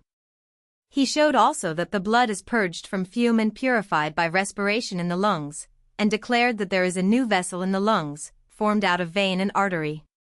Even at the present day there is little to add to or change in this description of Servetus's. By keeping this document, pregnant with advanced scientific views, from the world, and in the end only using it as a means of destroying its author, the great reformer showed the same jealousy in retarding scientific progress as had his arch-enemies of the Inquisition, at whose dictates Vesalius became a martyr to science, and in whose dungeons Etienne perished. The coming of Harvey, the time was ripe for the culminating discovery of the circulation of the blood, but as yet no one had determined the all-important fact that there are two currents of blood in the body, one going to the heart, one coming from it.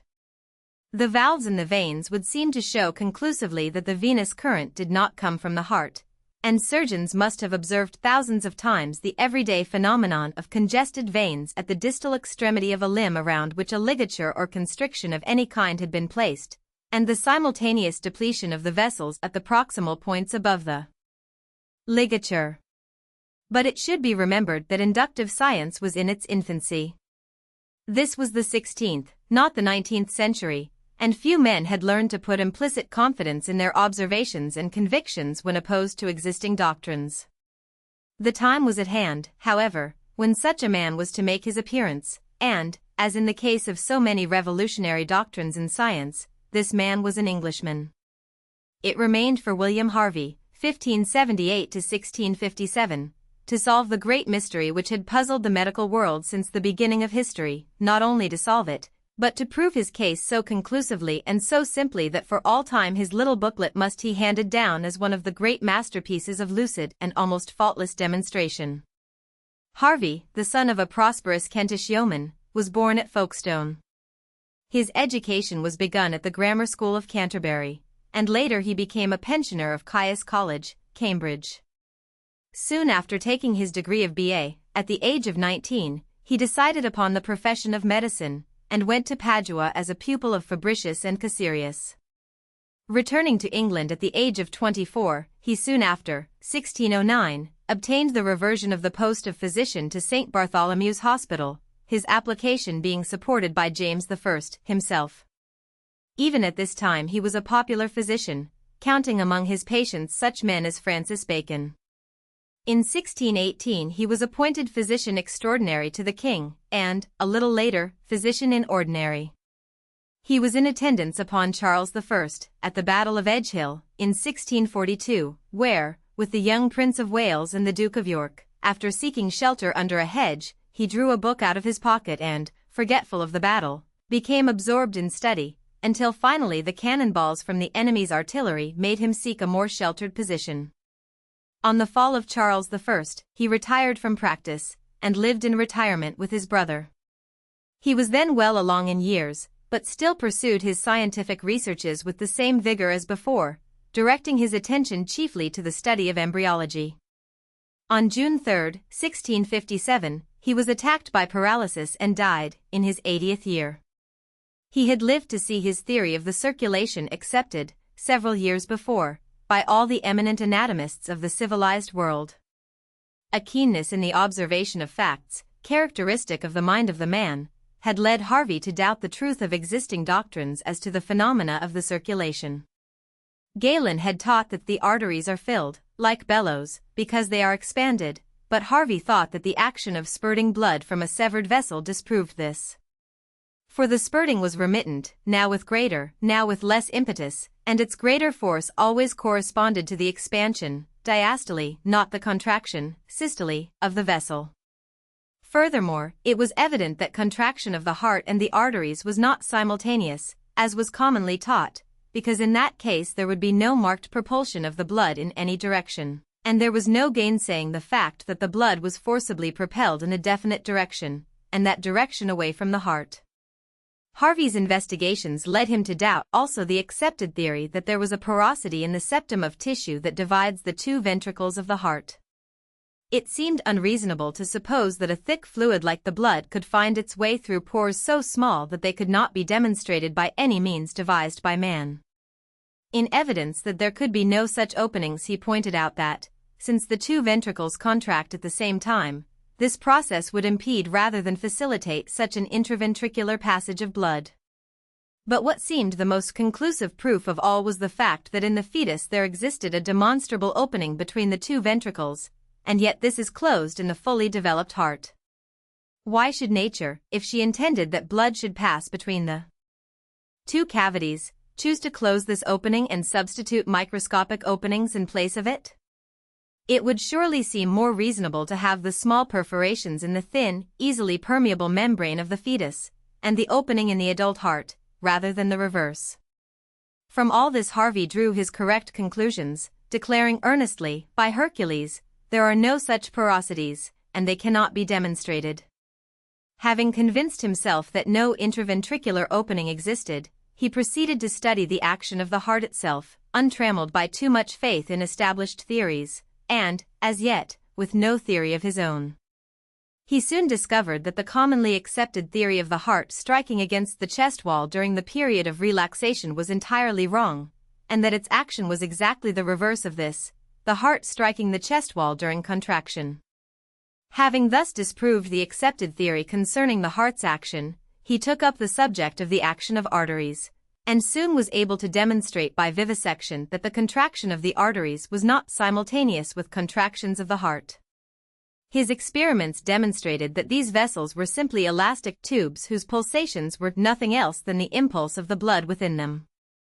The reason that the arterial pulsation was not simultaneous with the heartbeat he found to be because of the time required to carry the impulse along the tube.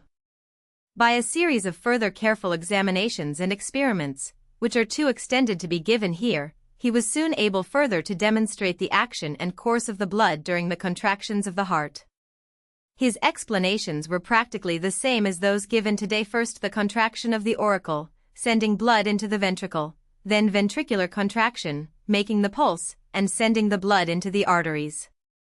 He had thus demonstrated what had not been generally accepted before, that the heart was an organ for the propulsion of blood. To make such a statement today seems not unlike the sober announcement that the earth is round or that the sun does not revolve about it. Before Harvey's time, however, it was considered as an organ that was in some mysterious way the source of vitality and warmth, as an animated crucible for the concoction of blood and the generation of vital spirits. 3. In watching the rapid and ceaseless contractions of the heart, Harvey was impressed with the fact that, even if a very small amount of blood was sent out at each pulsation, an enormous quantity must pass through the organ in a day, or even in an hour. Estimating the size of the cavities of the heart, and noting that at least a dram must be sent out with each pulsation, it was evident that the 2,000 beats given by a very slow human heart in an hour must send out some 40 pounds of blood, more than twice the amount in the entire body. The question was, what became of it all? For it should be remembered that the return of the blood by the veins was unknown, and nothing like a circulation more than vaguely conceived even by Harvey himself. Once it could be shown that the veins were constantly returning blood to the heart, the discovery that the blood in some way passes from the arteries to the veins was only a short step. Harvey, by resorting to vivisections of lower animals and reptiles, soon demonstrated beyond question the fact that the veins do carry the return blood. But this, in particular, can be shown clearer than daylight, says Harvey. The vena cava enters the heart at an inferior portion, while the artery passes out above.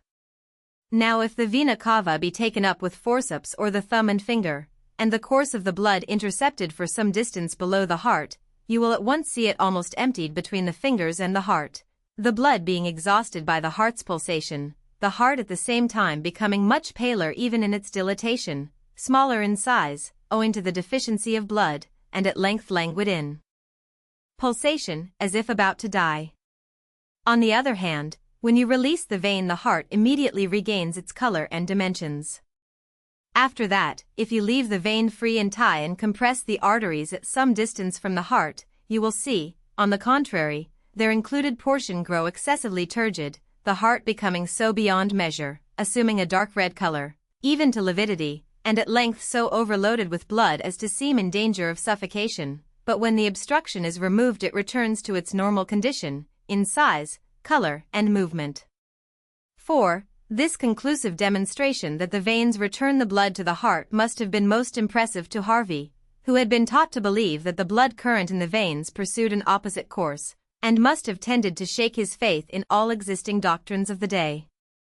His next step was the natural one of demonstrating that the blood passes from the arteries to the veins. He demonstrated conclusively that this did occur, but for once his rejection of the ancient writers and one modern one was a mistake.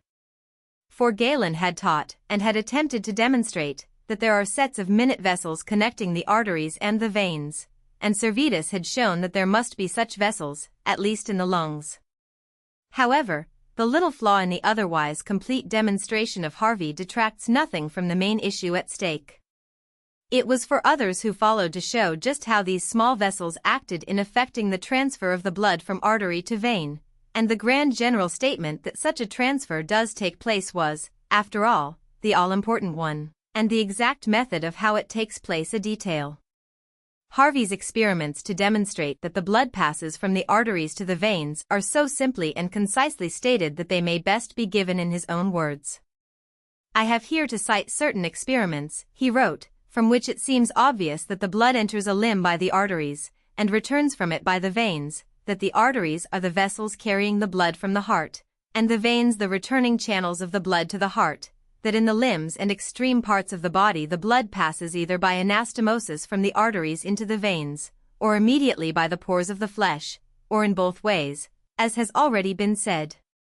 In speaking of the passage of the blood through the lungs, whence it appears manifest that in the circuit the blood moves from thence hither, and hence thither, from the centre to the extremities, to wit, and from the extreme parts back again to the centre.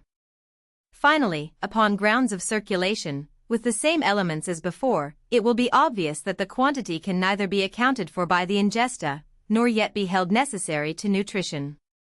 Now let any one make an experiment on the arm of a man, either using such a fillet as is employed in bloodletting or grasping the limb tightly with his hand, the best subject for it being one who is lean, and who has large veins, and the best time after exercise, when the body is warm, the pulse is full, and the blood carried in large quantities to the extremities, for all then is more conspicuous. Under such circumstances let a ligature be thrown about the extremity and drawn as tightly as can be borne. It will first be perceived that beyond the ligature neither in the wrist nor anywhere else do the arteries pulsate, that at the same time immediately above the ligature the artery begins to rise higher at each diastole, to throb more violently, and to swell in its vicinity with a kind of tide, as if it strove to break through and overcome the obstacle to its current. The artery here, in short, appears as if it were permanently full.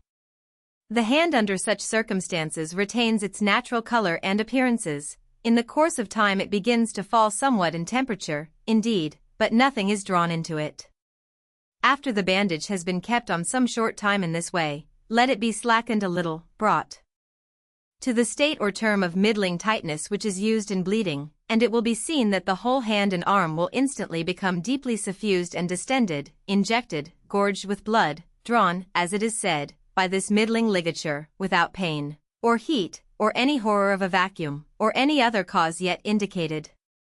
As we have noted, in connection with the tight ligature, that the artery above the bandage was distended and pulsated, not below it, so, in the case of the moderately tight bandage, on the contrary, do we find that the veins below, never above, the fillet swell and become dilated, while the arteries shrink, and such is the degree of distension of the veins here that it is only very strong pressure that will force the blood beyond the fillet and cause any of the veins in the upper part of the arm to rise. From these facts it is easy for any careful observer to learn that the blood enters an extremity by the arteries, for when they are effectively compressed nothing is drawn to the member, the hand preserves its color, nothing flows into it, neither is it distended, but when the pressure is diminished, as it is with the bleeding fillet, it is manifest that the blood is instantly thrown in with force, for then the hand begins to swell, which is as much as to say that when the arteries pulsate the blood is flowing through them, as it is when the moderately tight ligature is applied, but when they do not pulsate, or when a tight ligature is used, they cease from transmitting anything, they are only distended above the part where the ligature is applied. The veins again being compressed, nothing can flow through them, the certain indication of which is that below the ligature they are much more tumid than above it, and then they usually appear when there is no bandage upon the arm. It therefore plainly appears that the ligature prevents the return of the blood through the veins to the parts above it, and maintains those beneath it in a state of permanent distension. But the arteries, in spite of the pressure, and under the force and impulse of the heart, send on the blood from the internal parts of the body to the parts beyond the bandage. 5. This use of ligatures is very significant, because, as shown, a very tight ligature stops circulation in both arteries and veins, while a loose one, while checking the circulation in the veins, which lie nearer the surface and are not so directly influenced by the force of the heart, does not stop the passage of blood in the arteries, which are usually deeply embedded in the tissues, and not so easily influenced by pressure from without. The last step of Harvey's demonstration was to prove that the blood does flow along the veins to the heart, aided by the valves that had been the cause of so much discussion and dispute between the great 16th-century anatomists. Harvey not only demonstrated the presence of these valves, but showed conclusively, by simple experiments, what their function was, thus completing his demonstration of the phenomena of the circulation. The final ocular demonstration of the passage of the blood from the arteries to the veins was not to be made until 4 years after Harvey's death. This process, which can be observed easily in the web of a frog's foot by the aid of a low-power lens, was first demonstrated by Marcello Malpighi, 1628–1694, in 1661. By the aid of a lens he first saw the small capillary vessels connecting the veins and arteries in a piece of dried lung. Taking his cue from this, he examined the lung of a turtle, and was able to see in it the passage of the corpuscles through these minute vessels, making their way along these previously unknown channels from the arteries into the veins on their journey back to the heart. Thus the work of Harvey, all but complete, was made absolutely entire by the great Italian. And all this in a single generation. Leeuwenhoek discovers bacteria. The 17th century was not to close, however, without another discovery in science, which, when applied to the causation of disease, almost 2 centuries later, revolutionized therapeutics more completely than any one discovery. This was the discovery of microbes, by Antonius von Leeuwenhoek, 1632–1723, in 1683. Von Leeuwenhoek discovered that in the white matter between his teeth there were millions of microscopic animals more, in fact, than there were human beings in the United Netherlands, and all moving in the most delightful manner. There can be no question that he saw them, for we can recognize in his descriptions of these various forms of little animals the 4 principal forms of microbes: the long and short rods of bacilli and bacteria, the spheres of micrococci, and the corkscrew spirillum. The presence of these microbes in his mouth greatly annoyed Antonius, and he tried various methods of getting rid of them, such as using vinegar and hot coffee. In doing this he little suspected that he was anticipating modern antiseptic surgery by a century and 3/4, and to be attempting what antiseptic surgery is now able to accomplish.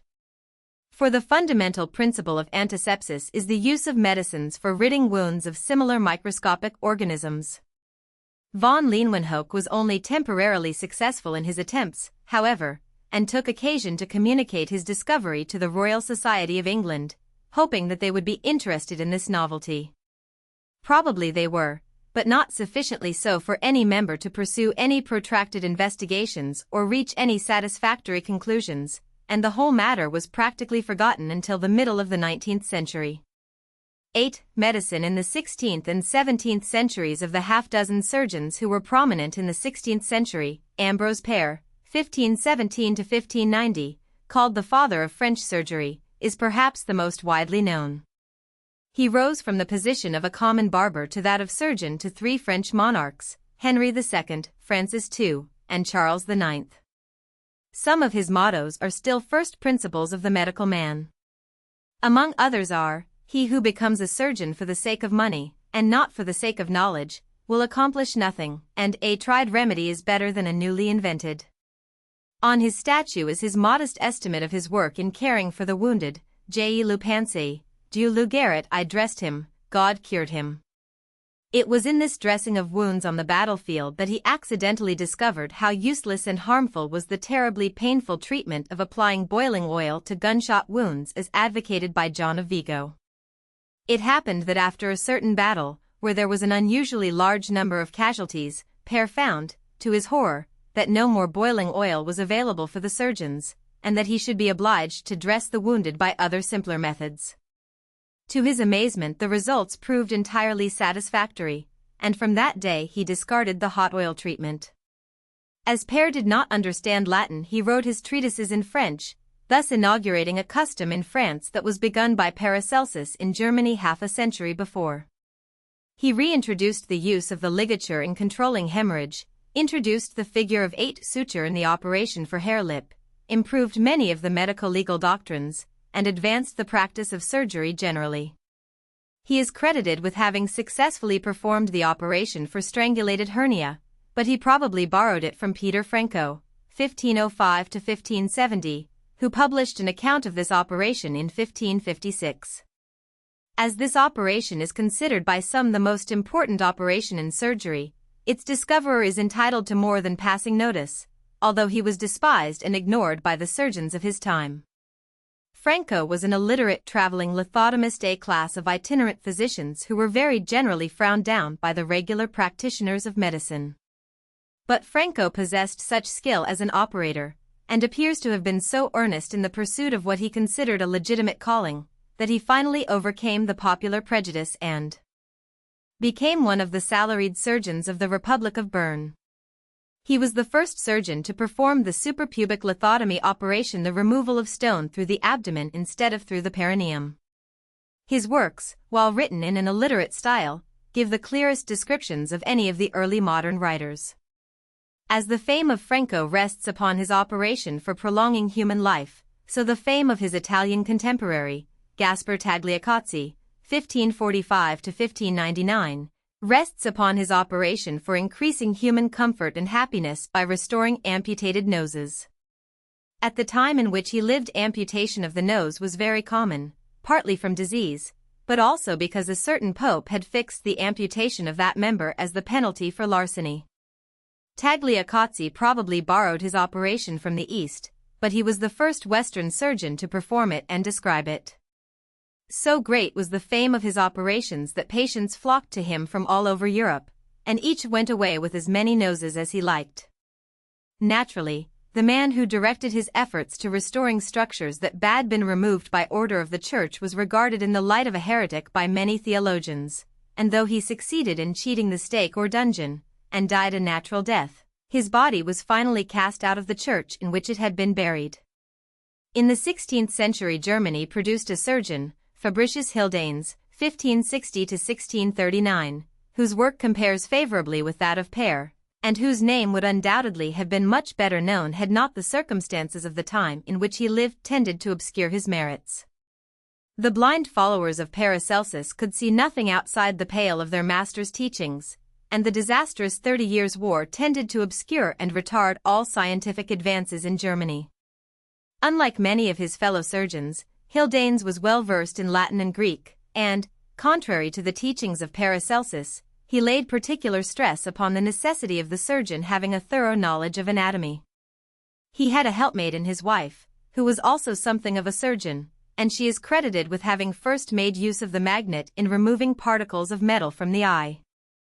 Hildanes tells of a certain man who had been injured by a small piece of steel in the cornea, which resisted all his efforts to remove it. After observing Hildanes' fruitless efforts for a time, it suddenly occurred to his wife to attempt to make the extraction with a piece of lodestone. While the physician held open the two lids, his wife attempted to withdraw the steel with the magnet held close to the cornea, and after several efforts she was successful, which Hildanes enumerates as one of the advantages of being a married man. Hildanes was particularly happy in his inventions of surgical instruments, many of which were designed for locating and removing the various missiles recently introduced in warfare. The 17th century, which was such a flourishing one for anatomy and physiology, was not as productive of great surgeons or advances in surgery as the 16th had been or the 18th was to be. There was a gradual improvement all along the line, however, and much of the work begun by such surgeons as Pair and Hildanes was perfected or improved. Perhaps the most progressive surgeon of the century was an Englishman, Richard Wiseman, 1625 to 1686, who, like Harvey, enjoyed royal favor, being in the service of all the Stuart kings. He was the first surgeon to advocate primary amputation, in gunshot wounds, of the limbs, and also to introduce the treatment of aneurysms by compression, but he is generally rated as a conservative operator, who favored medication rather than radical operations, where possible. In Italy, Marcus Aurelius Severinus, 1580 to 1656, and Peter Marchetes, 1589 to 1675, were the leading surgeons of their nation. Like many of his predecessors in Europe, Severinus ran amok with the Holy Inquisition and fled from Naples. But the waning of the powerful arm of the Church is shown by the fact that he was brought back by the unanimous voice of the grateful citizens, and lived in safety despite the frowns of the theologians. The 16th century cannot be said to have added much of importance in the field of practical medicine, and, as in the preceding and succeeding centuries, was at best only struggling along in the wake of anatomy, physiology, and surgery. In the 17th century, however, at least one discovery in therapeutics was made that has been an inestimable boon to humanity ever since. This was the introduction of cinchona bark, from which quinine is obtained, in 1640. But this century was productive of many medical systems, and could boast of many great names among the medical profession, and, on the whole, made considerably more progress than the preceding century. Of the founders of medical systems, one of the most widely known is Jan Baptista van Helmont, 1578 to 1644, an eccentric genius who constructed a system of medicine of his own and for a time exerted considerable influence. But in the end his system was destined to pass out of existence, not very long after the death of its author. Van Helmont was not only a physician, but was master of all the other branches of learning of the time, taking up the study of medicine and chemistry as an afterthought, but devoting himself to them with the greatest enthusiasm once he had begun his investigations. His attitude towards existing doctrines was as revolutionary as that of Paracelsus, and he rejected the teachings of Galen and all the ancient writers, although retaining some of the views of Paracelsus. He modified the archeus of Paracelsus, and added many complications to it. He believed the whole body to be controlled by an archeus influus, the soul by the archei insidi, and these in turn controlled by the central archeus. His system is too elaborate and complicated for full explanation, but its chief service to medicine was in introducing new chemical methods in the preparation of drugs. In this way he was indirectly connected with the establishment of the iatrochemical school. It was he who first used the word gas, a word coined by him, along with many others that soon fell into disuse. The principles of the iatrochemical school were the use of chemical medicines, and a theory of pathology different from the prevailing humoral pathology. The founder of this school was Sylvius, Franz de Lubbow, 1614 to 1672, professor of medicine at Leiden. He attempted to establish a permanent system of medicine based on the newly discovered theory of the circulation and the new chemistry, but his name is remembered by medical men because of the fissure in the brain, fissure of Sylvius, that bears it. He laid great stress on the cause of fevers and other diseases as originating in the disturbances of the process of fermentation in the stomach. The doctrines of Sylvius spread widely over the continent, but were not generally accepted in England until modified by Thomas Willis, 1622–1675, whose name, like that of Sylvius, is perpetuated by a structure in the brain named after him, the circle of Willis. Willis's descriptions of certain nervous diseases, and an account of diabetes, are the first recorded, and added materially to scientific medicine. These schools of medicine lasted until the end of the 17th century, when they were finally overthrown by Sydenham. The iatrophysical school, also called iatromathematical, iatromechanical, or physiatric, was founded on theories of physiology, probably by Borelli, of Naples, 1608–1679, although Sanctorius, a professor at Padua, was a precursor, if not directly interested in establishing it. Sanctorius discovered the fact that an insensible perspiration is being given off by the body continually, and was amazed to find that loss of weight in this way far exceeded the loss of weight by all other excretions of the body combined. He made this discovery by means of a peculiar weighing machine to which a chair was attached, and in which he spent most of his time. Very naturally, he overestimated the importance of this discovery, but it was, nevertheless, of great value in pointing out the hygienic importance of the care of the skin. He also introduced a thermometer which he advocated as valuable in cases of fever, but the instrument was probably not his own invention, but borrowed from his friend Galileo. Harvey's discovery of the circulation of the blood laid the foundation of the iatrophysical school by showing that this vital process was comparable to a hydraulic system. In his On the Motive of Animals, Borelli first attempted to account for the phenomena of life and diseases on these principles. The iatromechanics held that the great cause of disease is due to different states of elasticity of the solids of the body interfering with the movements of the fluids, which are themselves subject to changes in density, one or both of these conditions continuing to cause stagnation or congestion. The school thus founded by Borelli was the outcome of the unbounded enthusiasm, with its accompanying exaggeration of certain phenomena with the corresponding belittling of others that naturally follows such a revolutionary discovery as that of Harvey. Having such a founder as the brilliant Italian Borelli, it was given a sufficient impetus by his writings to carry it some distance before it finally collapsed. Some of the exaggerated mathematical calculations of Borelli himself are worth noting. Each heartbeat, as he calculated it, overcomes a resistance equal to 180,000 pounds. The modern physiologist estimates its force at from 5 to 9 ounces. Thomas Sydenham. But while the continent was struggling with these elusive systems, and dabbling in mystic theories that were to scarcely outlive the men who conceived them, there appeared in England the land of common sense, as a German scientist has called it, a cool, clear, and unprejudiced spirit, who in the golden age of systems declined to be like the man who builds the chambers of the upper story of his house before he had laid securely the foundation walls. 1. This man was Thomas Sydenham, 1624–1689, who, while the great Harvey was serving the king as surgeon, was fighting as a captain in the parliamentary army. Sydenham took for his guide the teachings of Hippocrates, modified to suit the advances that had been made in scientific knowledge since the days of the great Greek, and established, as a standard, observation and experience. He cared little for theory unless confirmed by practice, but took the Hippocratic view that nature cured diseases, assisted by the physician.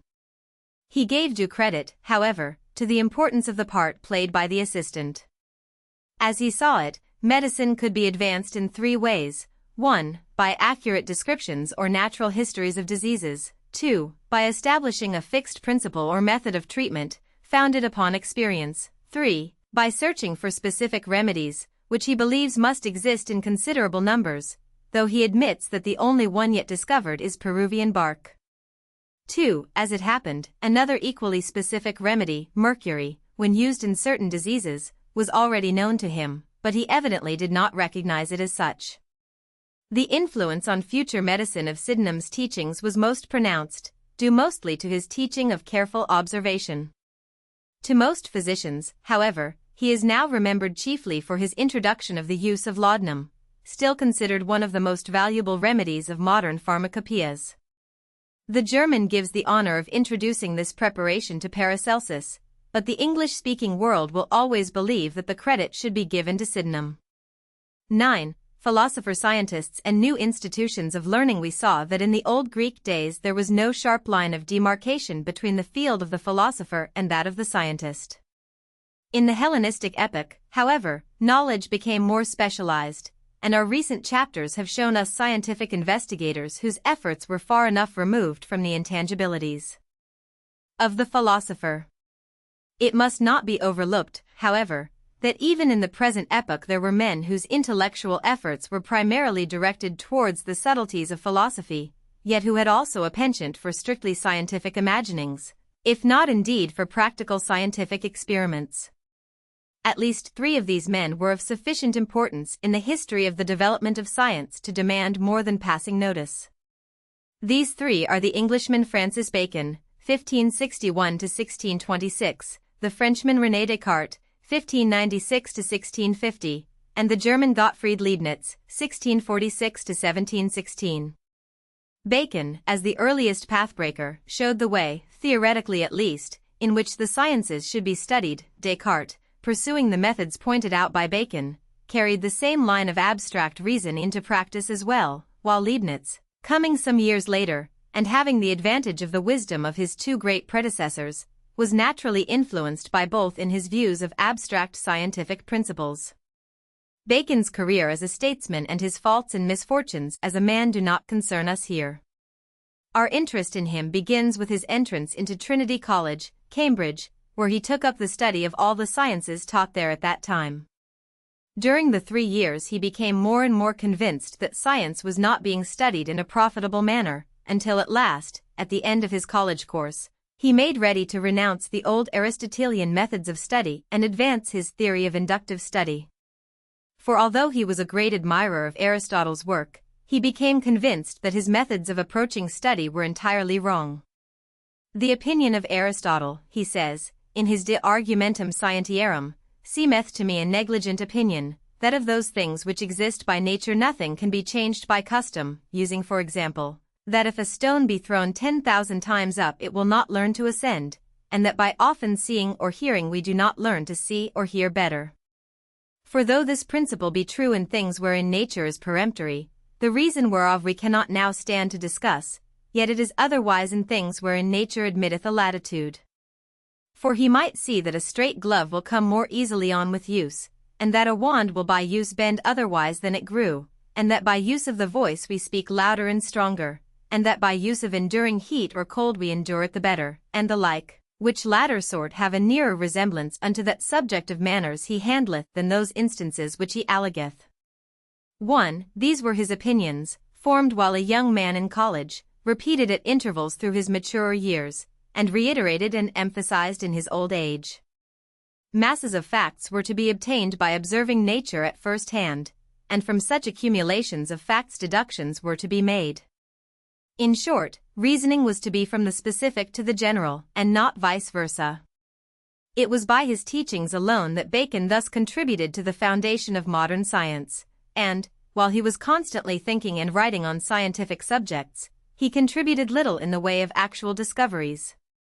I only sound the clarion, he said, but I enter not the battle. The case of Descartes, however, is different. He both sounded the clarion and entered into the fight. He himself freely acknowledges his debt to Bacon for his teachings of inductive methods of study, but modern criticism places his work on the same plane as that of the great Englishman. If you lay hold of any characteristic product of modern ways of thinking, says Huxley, either in the region of philosophy or in that of science, you find the spirit of that thought, if not its form, has been present in the mind of the great Frenchman. 2. Descartes, the son of a noble family of France, was educated by Jesuit teachers. Like Bacon, he very early conceived the idea that the methods of teaching and studying science were wrong, but he pondered the matter well into middle life before putting into writing his ideas of philosophy and science. Then, in his discourse touching the method of using one's reason rightly and of seeking scientific truth, he pointed out the way of seeking after truth. His central idea in this was to emphasize the importance of doubt, and avoidance of accepting as truth anything that does not admit of absolute and unqualified proof. In reaching these conclusions, he had before him the striking examples of scientific deductions by Galileo, and more recently the discovery of the circulation of the blood by Harvey. This last came as a revelation to scientists, reducing this seemingly occult process, as it did, to the field of mechanical phenomena. The same mechanical laws that governed the heavenly bodies, as shown by Galileo, governed the action of the human heart, and, for aught anyone knew, every part of the body, and even the mind itself. Having once conceived this idea, Descartes began a series of dissections and experiments upon the lower animals, to find, if possible, further proof of this general law. To him the human body was simply a machine, a complicated mechanism, whose functions were controlled just as any other piece of machinery. He compared the human body to complicated machinery run by waterfalls and complicated pipes. The nerves of the machine which I am describing, he says, may very well be compared to the pipes of these waterworks, its muscles and its tendons to the other various engines and springs which seem to move them, its animal spirits to the water which impels them, of which the heart is the fountain, while the cavities of the brain are the central office. Moreover, respiration and other such actions as are natural and usual in the body, and which depend on the course of the spirits, are like the movements of a clock, or a mill, which may be kept up by the ordinary flow of water. 3. In such passages as these Descartes anticipates the ideas of physiology of the present time. He believed that the functions are performed by the various organs of the bodies of animals and men as a mechanism, to which in man was added the soul. This soul he located in the pineal gland, a degenerate and presumably functionless little organ in the brain. For years Descartes' idea of the function of this gland was held by many physiologists, and it was only the introduction of modern high-power microscopy that reduced this also to a mere mechanism, and showed that it is apparently the remains of a cyclopean eye once common to man's remote ancestors. Descartes was the originator of a theory of the movements of the universe by a mechanical process, the Cartesian theory of vortices, which for several decades after its promulgation reigned supreme in science. It is the ingenuity of this theory, not the truth of its assertions, that still excites admiration, for it has long since been supplanted. It was certainly the best hitherto advanced, the best that the observations of the age admitted, according to D'Alembert. According to this theory, the infinite universe is full of matter, there being no such thing as a vacuum. Matter, as Descartes believed, is uniform in character throughout the entire universe, and since motion cannot take place in any part of a space completely filled, without simultaneous movement in all other parts, there are constant more or less circular movements, vortices, or whirlpools of particles, varying, of course, in size and velocity. As a result of this circular movement, the particles of matter tend to become globular from contact with one another. Two species of matter are thus formed, one larger and globular, which continue their circular motion with a constant tendency to fly from the center of the axis of rotation, the other composed of the clippings resulting from the grinding process. These smaller filings from the main bodies, becoming smaller and smaller, gradually lose their velocity and accumulate in the center of the vortex. This collection of the smaller matter in the center of the vortex constitutes the sun or star, while the spherical particles, propelled in straight lines from the center towards the circumference of the vortex, produce the phenomenon of light radiating from the central star. Thus this matter becomes the atmosphere revolving around the accumulation at the center. But the small particles, being constantly worn away from the revolving spherical particles in the vortex, become entangled in their passage, and when they reach the edge of the inner strata of solar dust they settle upon it and form what we call sunspots. These are constantly dissolved and reformed, until sometimes they form a crust round the central nucleus. As the expansive force of the star diminishes in the course of time, it is encroached upon by neighboring vortices. If the part of the encroaching star be of a less velocity than the star which it has swept up, it will presently lose its hold, and the smaller star pass out of range, becoming a comet. But if the velocity of the vortex into which the ink-rusted star settles be equivalent to that of the surrounded vortex, it will hold it as a captive, still revolving and wrapped in its own firmament. Thus the several planets of our solar system have been captured and held by the sun vortex, as have the moon and other satellites. But although these new theories at first created great enthusiasm among all classes of philosophers and scientists, they soon came under the ban of the Church. While no actual harm came to Descartes himself, his writings were condemned by the Catholic and Protestant churches alike.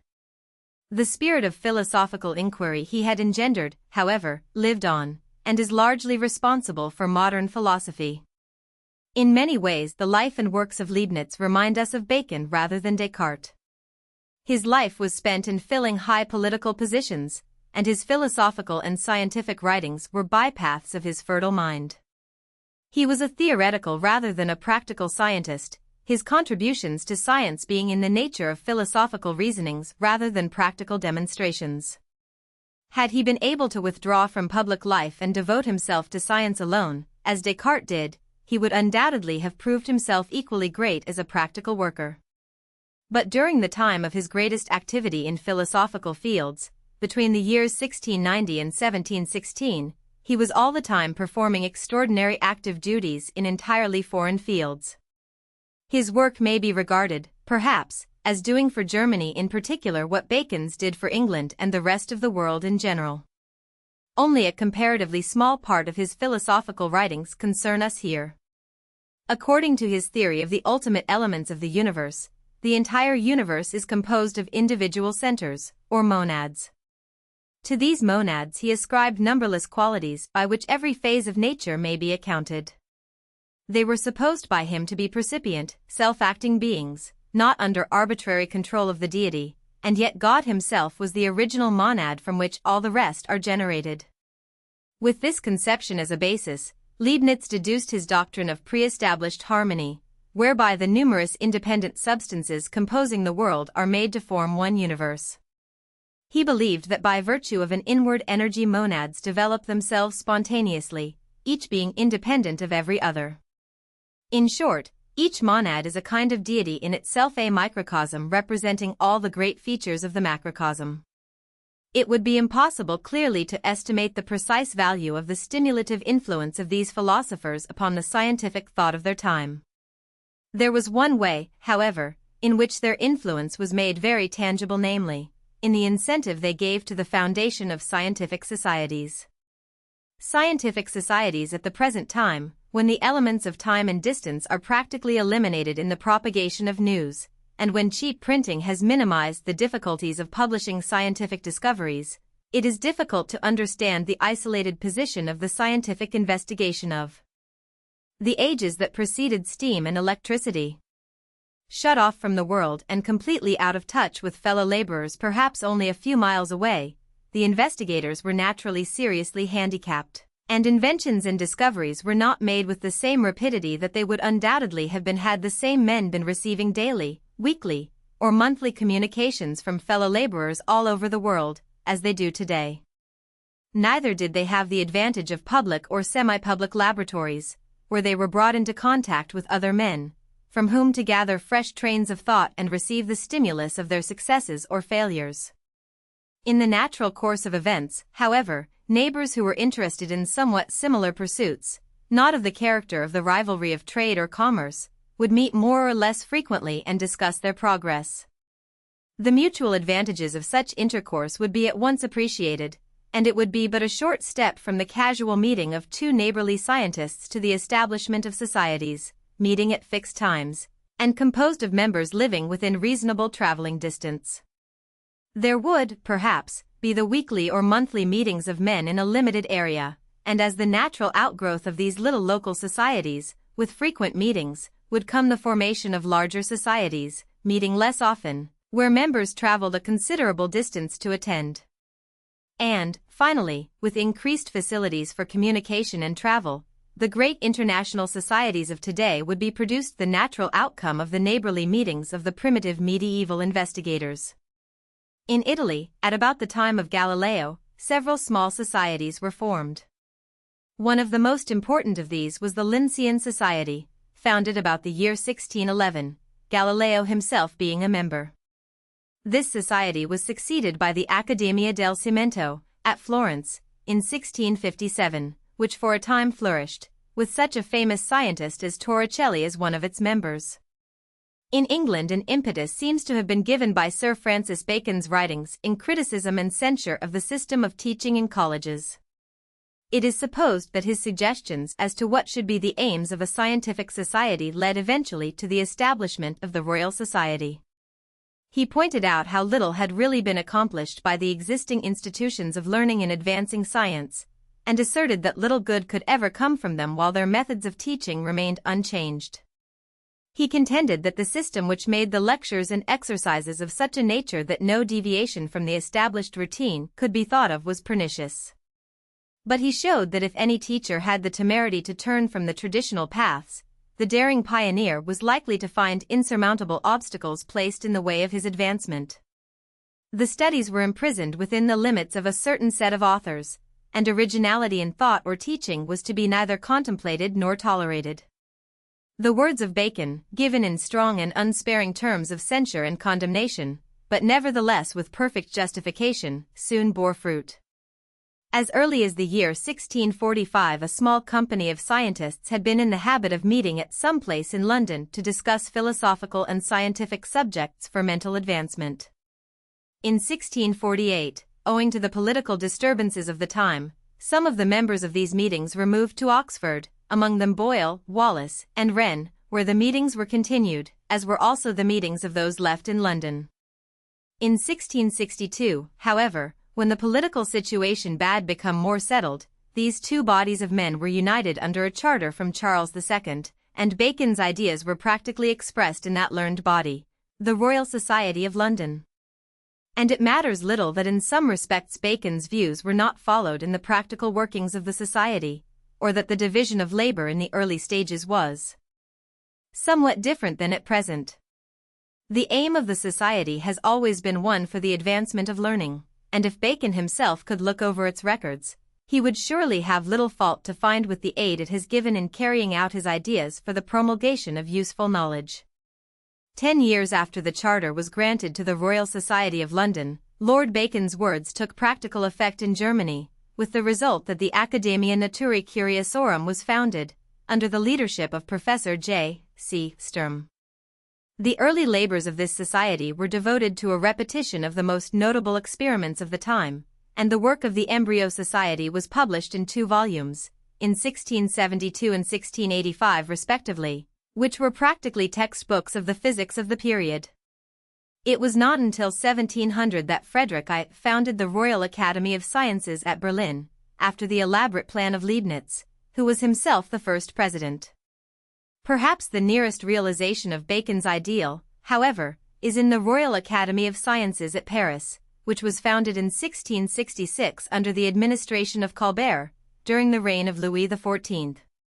This institution not only recognized independent members, but had besides 20 pensioners who received salaries from the government.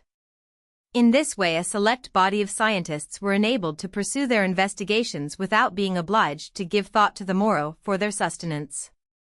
In return they were to furnish the meetings with scientific memoirs, and once a year give an account of the work they were engaged upon. Thus a certain number of the brightest minds were encouraged to devote their entire time to scientific research, delivered alike from the temptations of wealth or the embarrassments of poverty. That such a plan works well is amply attested by the results emanating from the French Academy.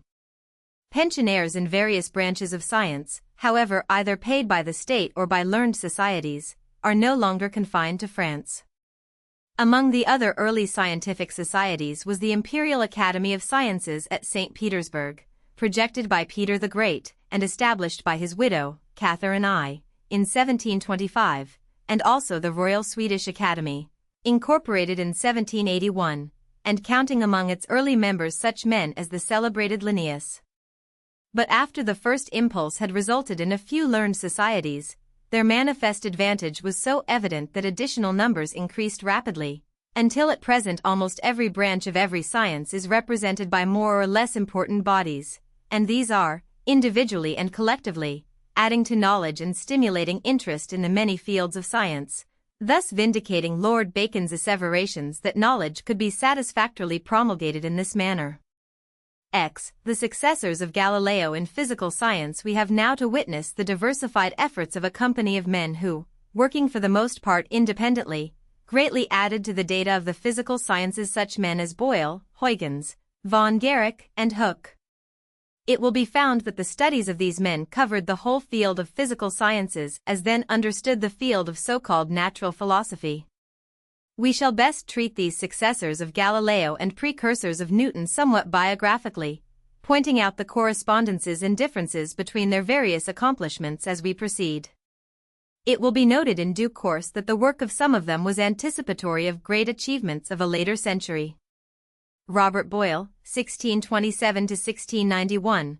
Some of Robert Boyle's views as to the possible structure of atmospheric air will be considered a little farther on in this chapter, but for the moment we will take up the consideration of some of his experiments upon that as well as other gases.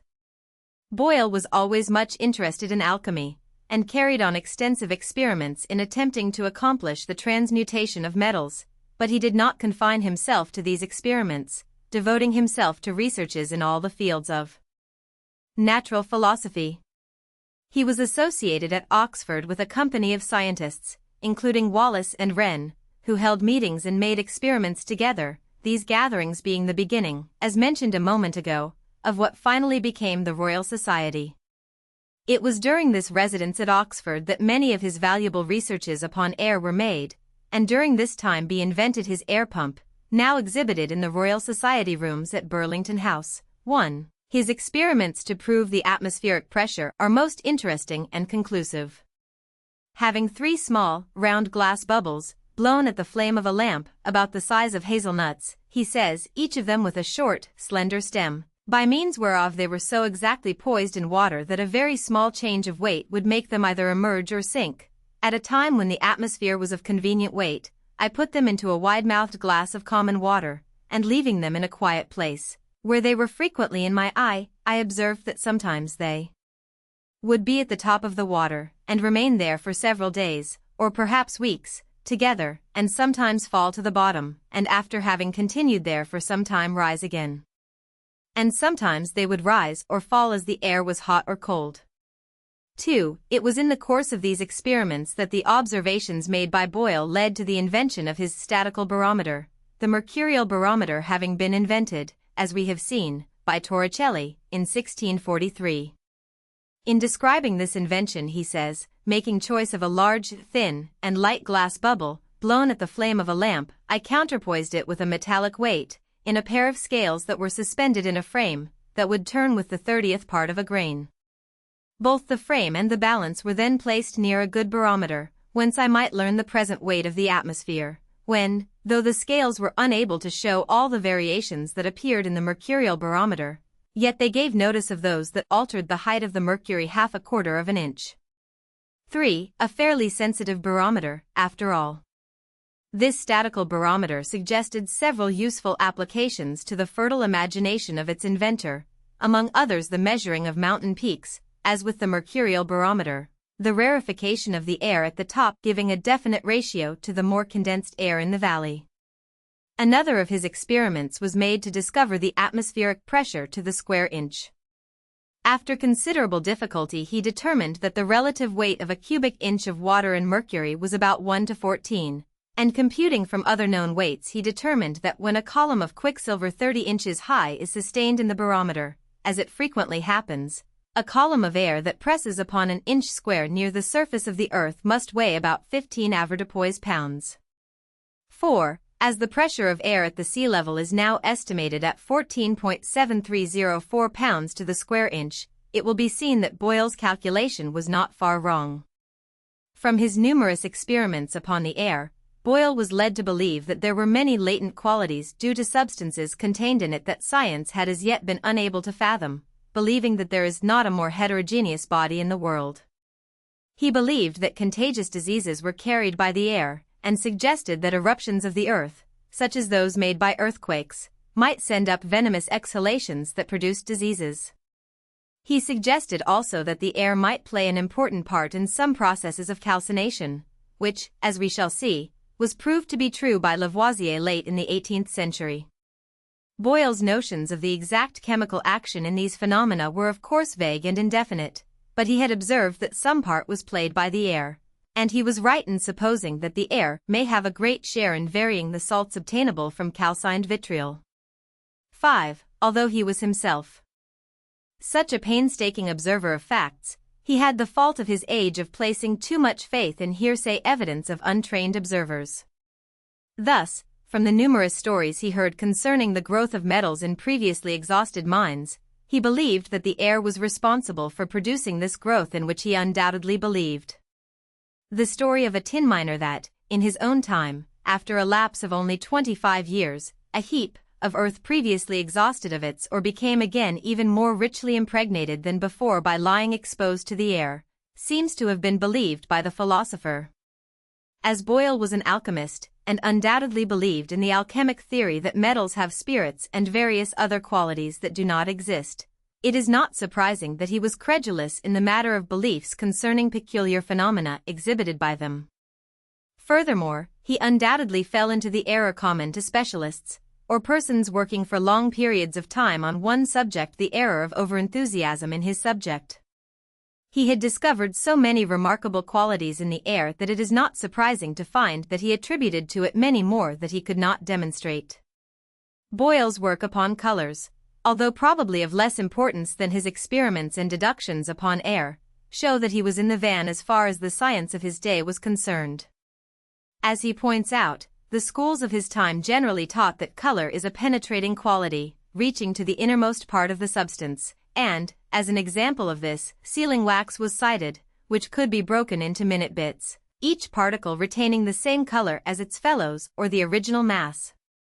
To refute this theory, and to show instances to the contrary, Boyle, among other things, shows that various colors blue, red, yellow may be produced upon tempered steel, and yet the metal within a hair's breadth of its surface have none of these colors. Therefore, he was led to believe that color, in opaque bodies at least, is superficial. But before we descend to a more particular consideration of our subject, he says, "'Tis proper to observe that colors may be regarded either as a quality residing in bodies to modify light after a particular manner, or else as light itself so modified as to strike upon the organs of sight, and cause the sensation we call color, and that this latter is the more proper acceptation of the word color will appear hereafter. And indeed it is the light itself, which after a certain manner, either mixed with shades or otherwise, strikes our eyes and immediately produces that motion in the organ which gives us the color of an object." 6. In examining smooth and rough surfaces to determine the cause of their color, he made use of the microscope, and pointed out the very obvious example of the difference in color of a rough and a polished piece of the same block of stone. He used some striking illustrations of the effect of light and the position of the eye upon colors. Thus the color of plush or velvet will appear various if you stroke part of it one way and part another, the posture of the particular threads in regard to the light, or the eye, being thereby varied. And 'tis observable that in a field of ripe corn, blown upon by the wind, there will appear waves of a color different from that of the rest of the corn, because the wind, by depressing some of the ears more than others, causes one to reflect more light from the lateral and strawy parts than another. 7. His work upon color, however, as upon light, was entirely overshadowed by the work of his great fellow countryman Newton. Boyle's work on electricity was a continuation of Gilbert's, to which he added several new facts. He added several substances to Gilbert's list of electrics, experimented on smooth and rough surfaces in exciting of electricity, and made the important discovery that amber retained its attractive virtue after the friction that excited it bad ceased. For the attrition having caused an intestine motion in its parts, he says, the heat thereby excited ought not to cease as soon as ever the rubbing is over, but to continue capable of emitting effluvia for some time afterwards, longer or shorter according to the goodness of the electric and the degree of the commotion made, all which, joined together, may sometimes make the effect considerable, and by this means, on a warm day, I, with a certain body not bigger than a pea, but very vigorously attractive, moved a steel needle, freely poised, about 3 minutes after I had left off rubbing it. 8. Marriott and von Guericke working contemporaneously with Boyle, and a man whose name is usually associated with his as the propounder of the law of density of gases, was Edme Marriott, died 1684, a native of Burgundy. Marriott demonstrated that but for the resistance of the atmosphere, all bodies, whether light or heavy, dense or thin, would fall with equal rapidity, and he proved this by the well-known guinea and feather experiment. Having exhausted the air from a long glass tube in which a guinea piece and a feather had been placed, he showed that in the vacuum thus formed they fell with equal rapidity as often as the tube was reversed. From his various experiments as to the pressure of the atmosphere he deduced the law that the density and elasticity of the atmosphere are precisely proportional to the compressing force, the law of Boyle and Marriott.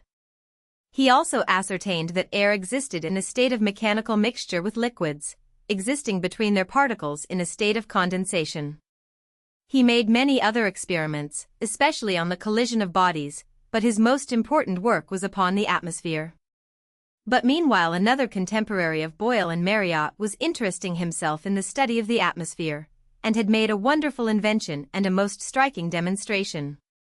This was Otto von Guericke, 1602–1686, burgomaster of Magdeburg, and counselor to His Most Serene and Potent Highness the Elector of that place. When not engrossed with the duties of public office, he devoted his time to the study of the sciences, particularly pneumatics and electricity, both then in their infancy.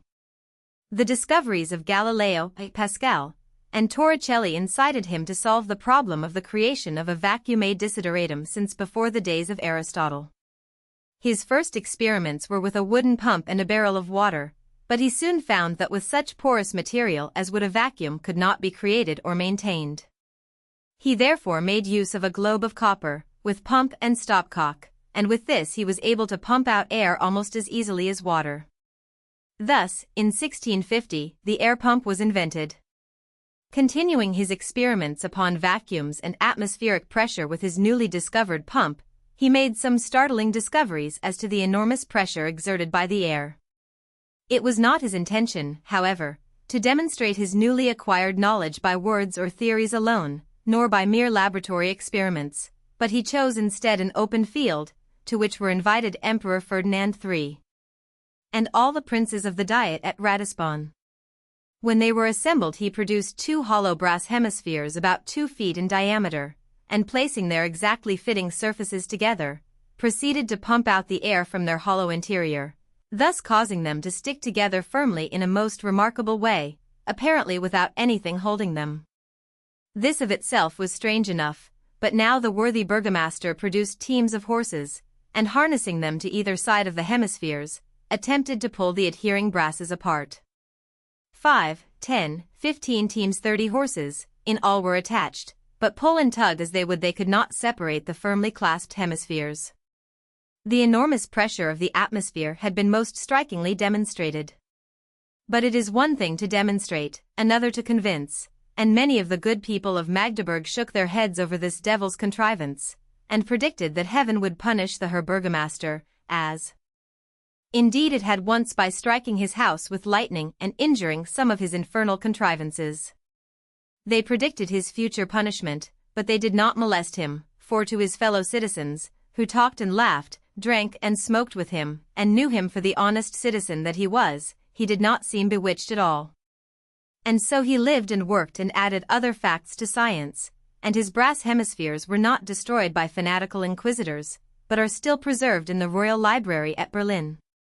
In his experiments with his air pump he discovered many things regarding the action of gases, among others, that animals cannot live in a vacuum. He invented the anemoscope and the air balance, and being thus enabled to weight the air and note the changes that preceded storms and calms, he was able still further to dumbfound his wondering fellow Magdeburgers by more or less accurate predictions about the weather. Von Guericke did not accept Gilbert's theory that the earth was a great magnet, but in his experiments along lines similar to those pursued by Gilbert, he not only invented the first electrical machine, but discovered electrical attraction and repulsion. The electrical machine which he invented consisted of a sphere of sulfur mounted on an iron axis to imitate the rotation of the earth, and which, when rubbed, manifested electrical reactions. When this globe was revolved and stroked with the dry hand it was found that it attached to it all sorts of little fragments, like leaves of gold, silver, paper, etc. Thus this globe, he says, when brought rather near drops of water causes them to swell and puff up. It likewise attracts air, smoke, etc. 9. Before the time of Guericke's demonstrations, Cabeus had noted that chaff leaped back from an electric, but he did not interpret the phenomenon as electrical repulsion. Von Guericke, however, recognized it as such, and refers to it as what he calls expulsive virtue. Even expulsive virtue is seen in this globe, he says, for it not only attracts, but also repels again from itself little bodies of this sort, nor does it receive them until they have touched something else. It will be observed from this that he was very close to discovering the discharge of the electrification of attracted bodies by contact with some other object, after which they are re-attracted by the electric. He performed a most interesting experiment with his sulfur globe and a feather, and in doing so came near anticipating Benjamin Franklin in his discovery of the effects of pointed conductors in drawing off the discharge. Having revolved and stroked his globe until it repelled a bit of down, he removed the globe from its rack and advancing it towards the now repellent down, drove it before him about the room. In this chase he observed that the down preferred to alight against the points of any object whatsoever. He noticed that should the down chance to be driven within a few inches of a lighted candle, its attitude towards the globe suddenly changed, and instead of running away from it, it now flew to it for protection, the charge on the down having been dissipated by the hot air. He also noted that if one face of a feather had been first attracted and then repelled by the sulfur ball, that the surface so affected was always turned towards the globe, so that if the positions of the two were reversed, the sides of the feather reversed also. Still another important discovery, that of electrical conduction, was made by von Guericke. Until his discovery no one had observed the transference of electricity from one body to another, although Gilbert had some time before noted that a rod rendered magnetic at one end became so at the other. Von Guericke's experiments were made upon a linen thread with his sulfur globe, which, he says, having been previously excited by rubbing, can exercise likewise its virtue through a linen thread an ell or more long, and there attract something. But this discovery, and his equally important one that the sulfur ball becomes luminous when rubbed, were practically forgotten until again brought to notice by the discoveries of Francis Hauksbee and Stephen Gray early in the 18th century. From this we may gather that von Guericke himself did not realize the import of his discoveries, for otherwise he would certainly have carried his investigations still further. But as it was he turned his attention to other fields of research. Robert Hooke, a slender, crooked, shriveled-limbed, cantankerous little man, with disheveled hair and haggard countenance, bad-tempered and irritable, penurious and dishonest, at least in his claims for priority in discoveries. This is the picture usually drawn, alike by friends and enemies, of Robert Hooke, 1635 to 1703, a man with an almost unparalleled genius for scientific discoveries in almost all branches of science. History gives few examples so striking of a man whose really great achievements in science would alone have made his name immortal, and yet who had the pusillanimous spirit of a charlatan and almost insane mania, as it seems, for claiming the credit of discoveries made by others. This attitude of mind can hardly be explained except as a mania. It is certainly more charitable so to regard it. For his own discoveries and inventions were so numerous that a few more or less would hardly have added to his fame, as his reputation as a philosopher was well established. Admiration for his ability and his philosophical knowledge must always be marred by the recollection of his arrogant claims to the discoveries of other philosophers. It seems pretty definitely determined that Hooke should be credited with the invention of the balance spring for regulating watches, but for a long time a heated controversy was waged between Hooke and Huygens as to who was the real inventor. It appears that Hooke conceived the idea of the balance spring, while to Huygens belongs the credit of having adapted the coiled spring in a working model. He thus made practical Hooke's conception, which is without value except as applied by the coiled spring, but, nevertheless, the inventor, as well as the perfecter, should receive credit. In this controversy, unlike many others, the blame cannot be laid at Hooke's door. Hooke was the first curator of the Royal Society, and when anything was to be investigated, usually invented the mechanical devices for doing so. Astronomical apparatus, instruments for measuring specific weights, clocks and chronometers, methods of measuring the velocity of falling bodies, freezing and boiling points, strength of gunpowder, magnetic instruments, in short, all kinds of ingenious mechanical devices in all branches of science and mechanics. It was he who made the famous air pump of Robert Boyle, based on Boyle's plans. Incidentally, Hooke claimed to be the inventor of the first air pump himself, although this claim is now entirely discredited. Within a period of 2 years he devised no less than 30 different methods of flying, all of which, of course, came to nothing, but go to show the fertile imagination of the man, and his tireless energy.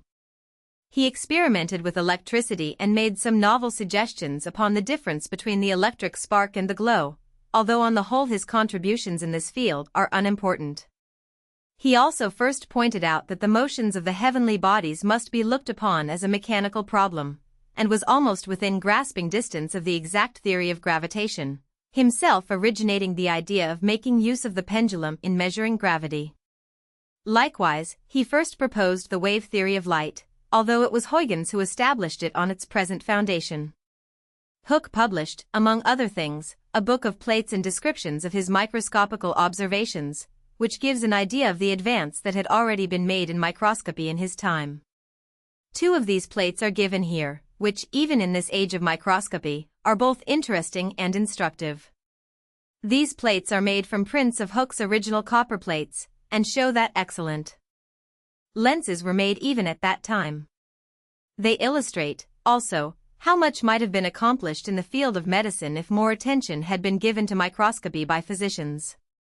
Even a century later, had physicians made better use of their microscopes, they could hardly have overlooked such an easily found parasite as the itch mite, which is quite as easily detected as the cheese mite, pictured in Hooke's book. In justice to Hooke, and in extenuation of his otherwise inexcusable peculiarities of mind, it should be remembered that for many years he suffered from a painful and wasting disease. This may have affected his mental equilibrium, without appreciably affecting his ingenuity. In his own time this condition would hardly have been considered a disease, but today, with our advanced ideas as to mental diseases, we should be more inclined to ascribe his unfortunate attitude of mind to a pathological condition, rather than to any manifestation of normal mentality. From this point of view his mental deformity seems not unlike that of Cavendish's, later, except that in the case of Cavendish it manifested itself as an abnormal sensitiveness instead of an abnormal irritability. Christian Huygens, if for nothing else, the world is indebted to the man who invented the pendulum clock, Christian Huygens, 1629–1695, of The Hague, inventor, mathematician, mechanician, astronomer, and physicist. Huygens was the descendant of a noble and distinguished family, his father, Sir Constantine Huygens, being a well-known poet and diplomatist. Early in life young Huygens began his career in the legal profession, completing his education in the juridical school at Breda, but his taste for mathematics soon led him to neglect his legal studies, and his aptitude for scientific researches was so marked that Descartes predicted great things of him even while he was a mere tyro in the field of scientific investigation. One of his first endeavors in science was to attempt an improvement of the telescope. Reflecting upon the process of making lenses then in vogue, young Huygens and his brother Constantine attempted a new method of grinding and polishing, whereby they overcame a great deal of the spherical and chromatic aberration. With this new telescope a much clearer field of vision was obtained, so much so that Huygens was able to detect, among other things, a hitherto unknown satellite of Saturn. It was these astronomical researches that led him to apply the pendulum to regulate the movements of clocks.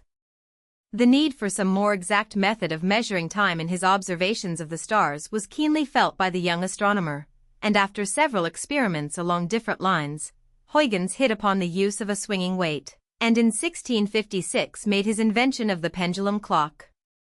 The year following, his clock was presented to the States General.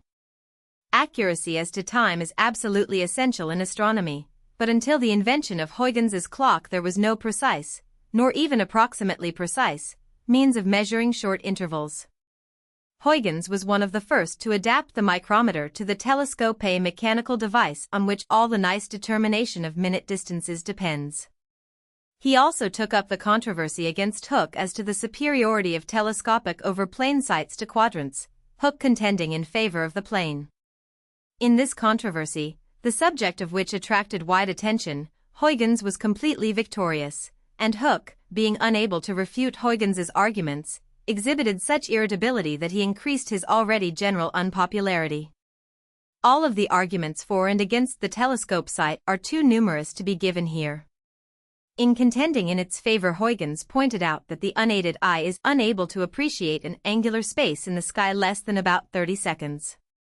Even in the best quadrant with a plane sight, therefore, the altitude must be uncertain by that quantity. If in place of the plane sight a telescope is substituted, even if it magnify only 30 times, it will enable the observer to fix the position to 1 second, with progressively increased accuracy as the magnifying power of the telescope is increased. This was only one of the many telling arguments advanced by Huygens. In the field of optics, also, Huygens has added considerably to science, and his work, Dioptrics, is said to have been a favorite book with Newton. During the later part of his life, however, Huygens again devoted himself to inventing and constructing telescopes, grinding the lenses, and devising, if not actually making, the frame for holding them. These telescopes were of enormous lengths, 3 of his object glasses, now in possession of the Royal Society, being of 123, 180, and 210 feet focal length respectively. Such instruments, if constructed in the ordinary form of the long tube, were very unmanageable, and to obviate this Huygens adopted the plan of dispensing with the tube altogether, mounting his lenses on long poles manipulated by machinery. Even these were unwieldy enough, but the difficulties of manipulation were fully compensated by the results obtained. It had been discovered, among other things, that in oblique refraction light is separated into colors. Therefore, any small portion of the convex lens of the telescope, being a prism, the rays proceed to the focus, separated into prismatic colors, which make the image thus formed edged with a fringe of color and indistinct. But, fortunately for the early telescope makers, the degree of this aberration is independent of the focal length of the lens, so that, by increasing this focal length and using the appropriate eyepiece, the image can be greatly magnified, while the fringe of colors remains about the same as when a less powerful lens is used. Hence the advantage of Huygens's long telescope. He did not confine his efforts to simply lengthening the focal length of his telescopes, however, but also added to their efficiency by inventing an almost perfect achromatic eyepiece. In 1663 he was elected a Fellow of the Royal Society of London, and in 1669 he gave to that body a concise statement of the laws governing the collision of elastic bodies. Although the same views had been given by Wallace and Wren a few weeks earlier, there is no doubt that Huygens's views were reached independently, and it is probable that he had arrived at his conclusions several years before. In the Philosophical Transactions for 1669 it is recorded that the Society, being interested in the laws of the principles of motion, a request was made that M. Huygens, Dr. Wallace, and Sir Christopher Wren submit their views on the subject.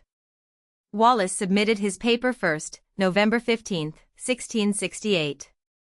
A month later, December 17, Wren imparted to the Society his laws as to the nature of the collision of bodies. And a few days later, January 5, 1669, Huygens sent in his rules concerning the motion of bodies after mutual impulse. Although Huygens's report was received last, he was anticipated by such a brief space of time, and his views are so clearly stated on the whole, rather more so than those of the other two, that we give them in part here. 1. If a hard body should strike against a body equally hard at rest, after contact the former will rest and the latter acquire a velocity equal to that of the moving body. 2. But if that other equal body be likewise in motion, and moving in the same direction, after contact they will move with reciprocal velocities. 3. A body, however great, is moved by a body however small impelled with any velocity whatsoever. 5. The quantity of motion of two bodies may be either increased or diminished by their shock, but the same quantity towards the same part remains, after subtracting the quantity of the contrary motion. 6. The sum of the products arising from multiplying the mass of any hard body into the squares of its velocity is the same both before and after the stroke. 7. A hard body at rest will receive a greater quantity of motion from another hard body, either greater or less than itself, by the interposition of any third body of a mean quantity, than if it was immediately struck by the body itself, and if the interposing body be a mean proportional between the other two, its action upon the quiescent body will be the greatest of all. 10. This was only one of several interesting and important communications sent to the Royal Society during his lifetime. One of these was a report on what he calls pneumatical experiments. Upon including in a vacuum an insect resembling a beetle, but somewhat larger, he says, when it seemed to be dead, the air was readmitted, and soon after it revived, putting it again in the vacuum, and leaving it for an hour, after which the air was readmitted. It was observed that the insect required a longer time to recover, including it the third time for 2 days, after which the air was admitted. It was 10 hours before it began to stir, but, putting it in a fourth time, for 8 days, it never afterwards recovered. Several birds, rats, mice, rabbits, and cats were killed in a vacuum, but if the air was admitted before the engine was quite exhausted, some of them would recover, yet none revived that had been in a perfect vacuum.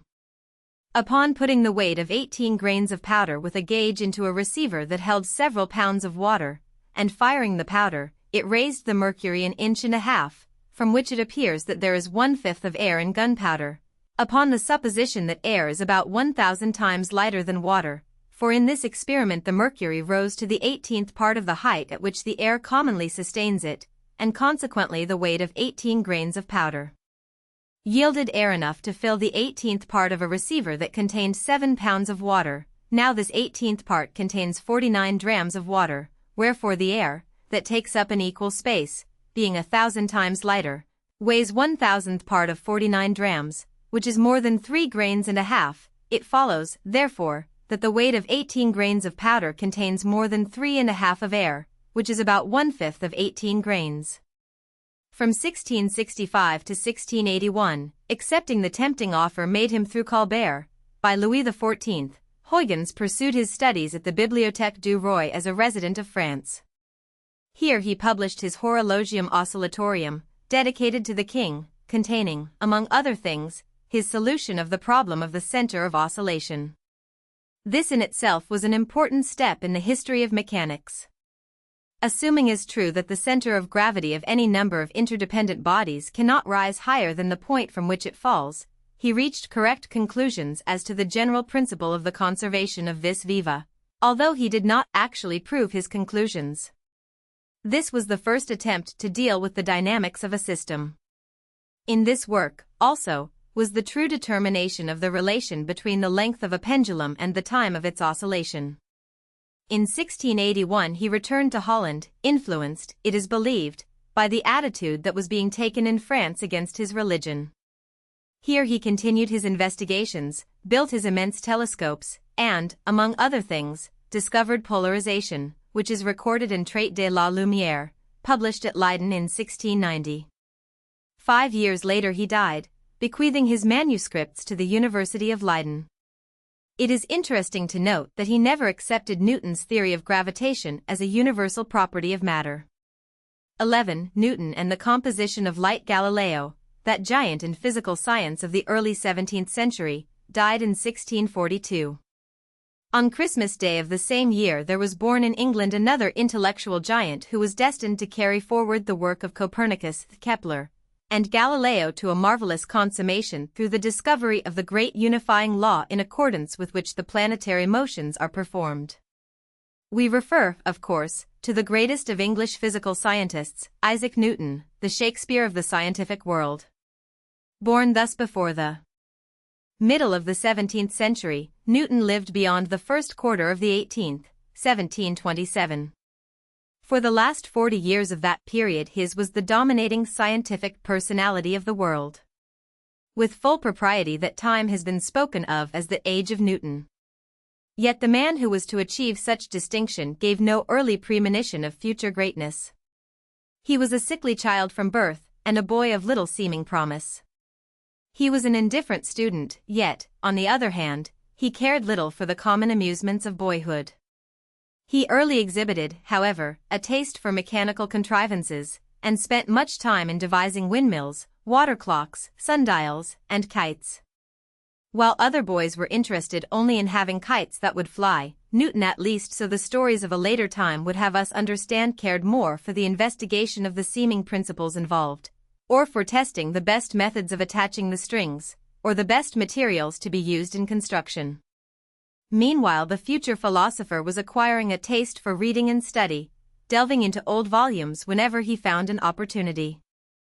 These habits convinced his relatives that it was useless to attempt to make a farmer of the youth, as had been their intention. He was therefore sent back to school, and in the summer of 1661 he matriculated at Trinity College, Cambridge. Even at college, Newton seems to have shown no unusual mental capacity, and in 1664, when examined for a scholarship by Dr. Barrow, that gentleman is said to have formed a poor opinion of the applicant. It is said that the knowledge of the estimate placed upon his abilities by his instructor piqued Newton, and led him to take up in earnest the mathematical studies in which he afterwards attained such distinction. The study of Euclid and Descartes' geometry roused in him a latent interest in mathematics, and from that time forward his investigations were carried on with enthusiasm. In 1667 he was elected Fellow of Trinity College, taking the degree of M.A. the following spring. It will thus appear that Newton's boyhood and early manhood were passed during that troublous time in British political annals which saw the overthrow of Charles I, the autocracy of Cromwell, and the eventual restoration of the Stuarts. His maturer years witnessed the overthrow of the last Stuart and the reign of the Dutchman, William of Orange. In his old age he saw the first of the Hanoverians mount the throne of England. Within a decade of his death such scientific pathfinders as Cavendish, Black, and Priestley were born, men who lived on to the close of the 18th century. In a full sense, then, the age of Newton bridges the gap from that early time of scientific awakening under Kepler and Galileo to the time which we of the 20th century think of as essentially modern. The composition of white light. In December 1672, Newton was elected a Fellow of the Royal Society, and at this meeting a paper describing his invention of the refracting telescope was read. A few days later he wrote to the secretary, making some inquiries as to the weekly meetings of the society, and intimating that he had an account of an interesting discovery that he wished to lay before the society. When this communication was made public, it proved to be an explanation of the discovery of the composition of white light. We have seen that the question as to the nature of color had commanded the attention of such investigators as Huygens, but that no very satisfactory solution of the question had been attained. Newton proved by demonstrative experiments that white light is composed of the blending of the rays of diverse colors, and that the color that we ascribe to any object is merely due to the fact that the object in question reflects rays of that color, absorbing the rest. That white light is really made up of many colors blended would seem incredible had not the experiments by which this composition is demonstrated become familiar to everyone. The experiments were absolutely novel when Newton brought them forward, and his demonstration of the composition of light was one of the most striking expositions ever brought to the attention of the Royal Society. It is hardly necessary to add that, notwithstanding the conclusive character of Newton's work, his explanations did not for a long time meet with general acceptance. Newton was led to his discovery by some experiments made with an ordinary glass prism applied to a hole in the shutter of a darkened room, the refracted rays of the sunlight being received upon the opposite wall and forming there the familiar spectrum. It was a very pleasing diversion, he wrote, to view the vivid and intense colors produced thereby, and after a time, applying myself to consider them very circumspectly, I became surprised to see them in varying form, which, according to the received laws of refraction, I expected should have been circular. They were terminated at the sides with straight lines, but at the ends the decay of light was so gradual that it was difficult to determine justly what was their figure, yet they seemed semicircular. Comparing the length of this colored spectrum with its breadth, I found it almost 5 times greater, a disproportion so extravagant that it excited me to a more than ordinary curiosity of examining from whence it might proceed. I could scarce think that the various thicknesses of the glass, or the termination with shadow or darkness, could have any influence on light to produce such an effect, yet I thought it not amiss, first, to examine those circumstances, and so tried what would happen by transmitting light through parts of the glass of diverse thickness, or through holes in the window of diverse bigness, or by setting the prism without so that the light might pass through it and be refracted before it was transmitted through the hole, but I found none of those circumstances material. The fashion of the colors was in all these cases the same. Then I suspected whether by any unevenness of the glass or other contingent irregularity these colors might be thus dilated. And to try this I took another prism like the former, and so placed it that the light, passing through them both, might be refracted contrary ways, and so by the latter returned into that course from which the former diverted it. For, by this means, I thought, the regular effects of the first prism would be destroyed by the second prism, but the irregular ones more augmented by the multiplicity of refractions. The event was that the light, which by the first prism was diffused into an oblong form, was by the second reduced into an orbicular one with as much regularity as when it did not all pass through them. So that, whatever was the cause of that length, 'twas not any contingent irregularity.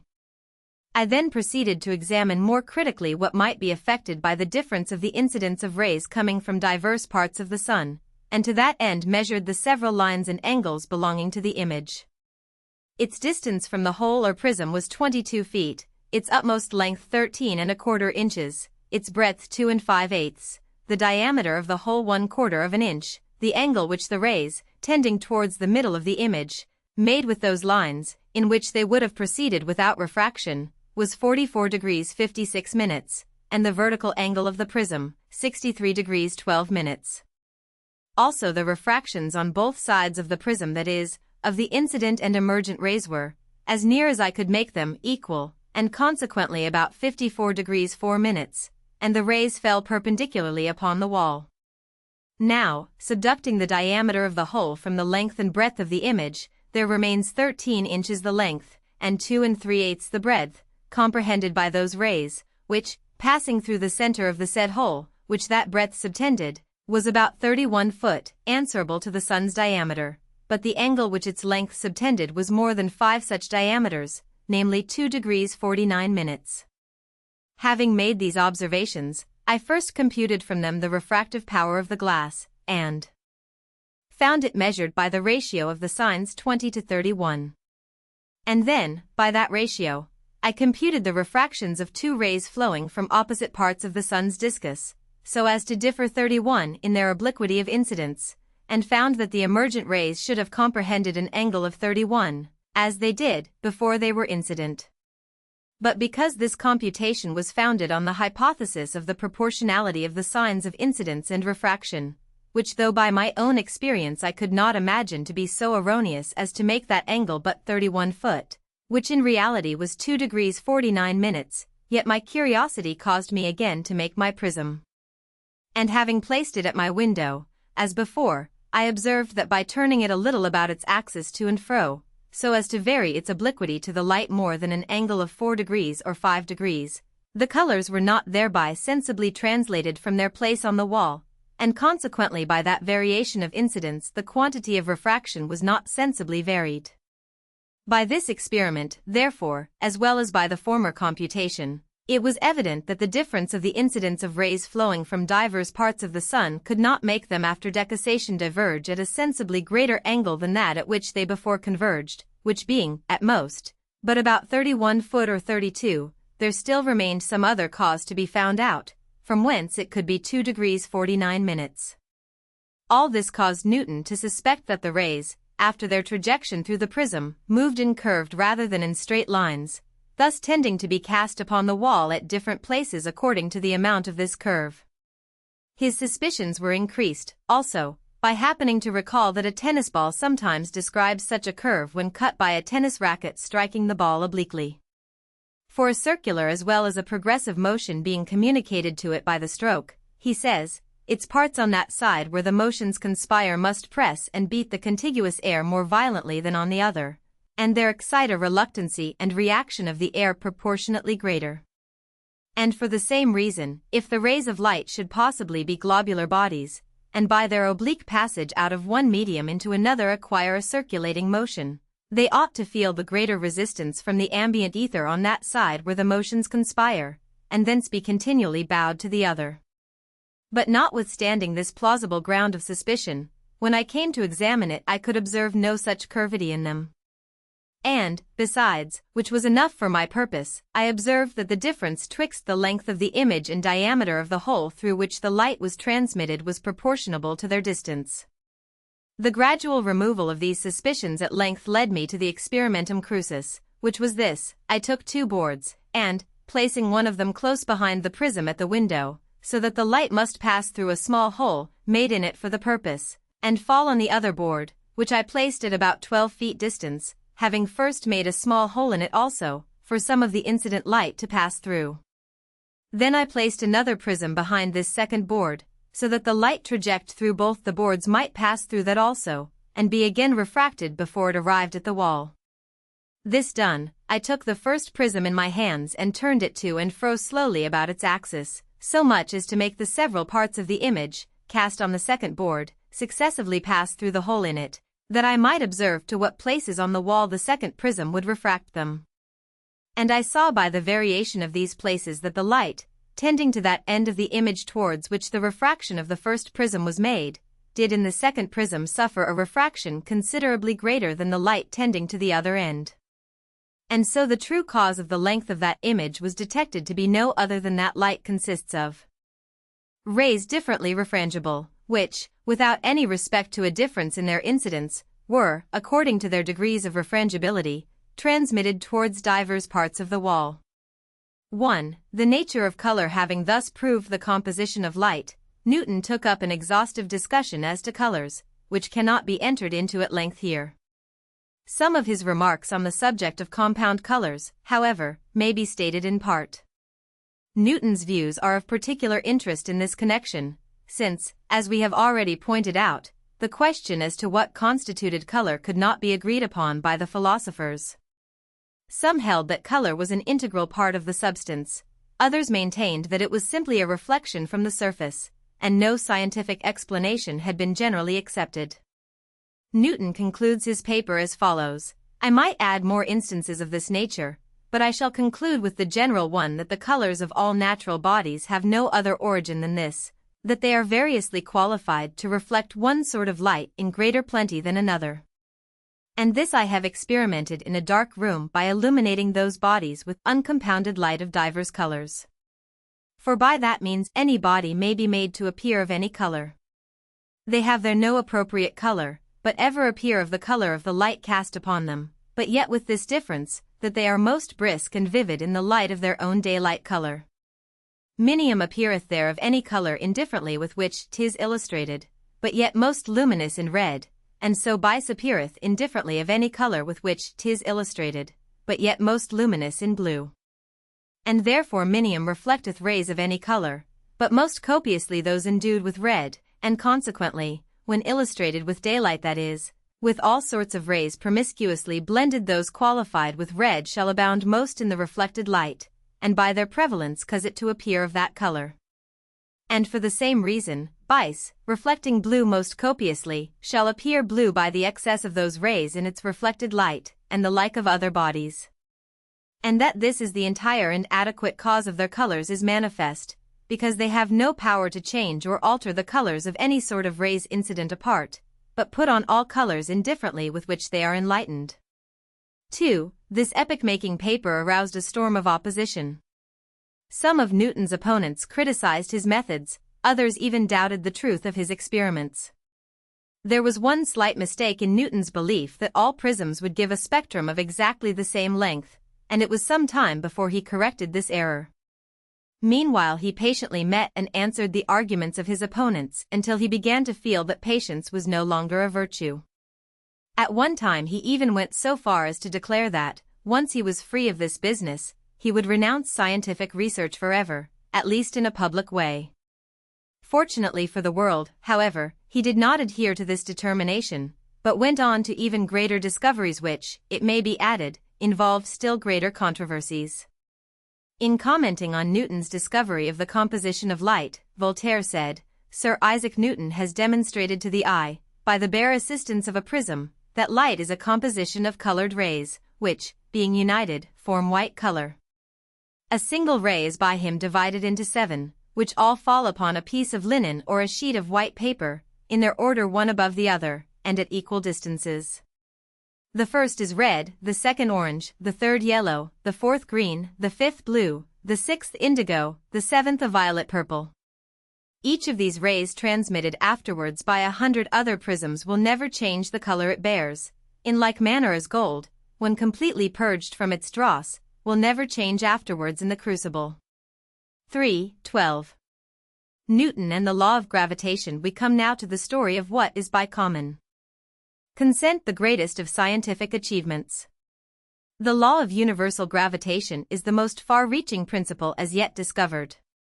It has application equally to the minutest particle of matter and to the most distant suns in the universe, yet it is amazing in its very simplicity. As usually phrased, the law is this, that every particle of matter in the universe attracts every other particle with a force that varies directly with the mass of the particles and inversely as the squares of their mutual distance. Newton did not vault at once to the full expression of this law, though he had formulated it fully before he gave the results of his investigations to the world. We have now to follow the steps by which he reached this culminating achievement.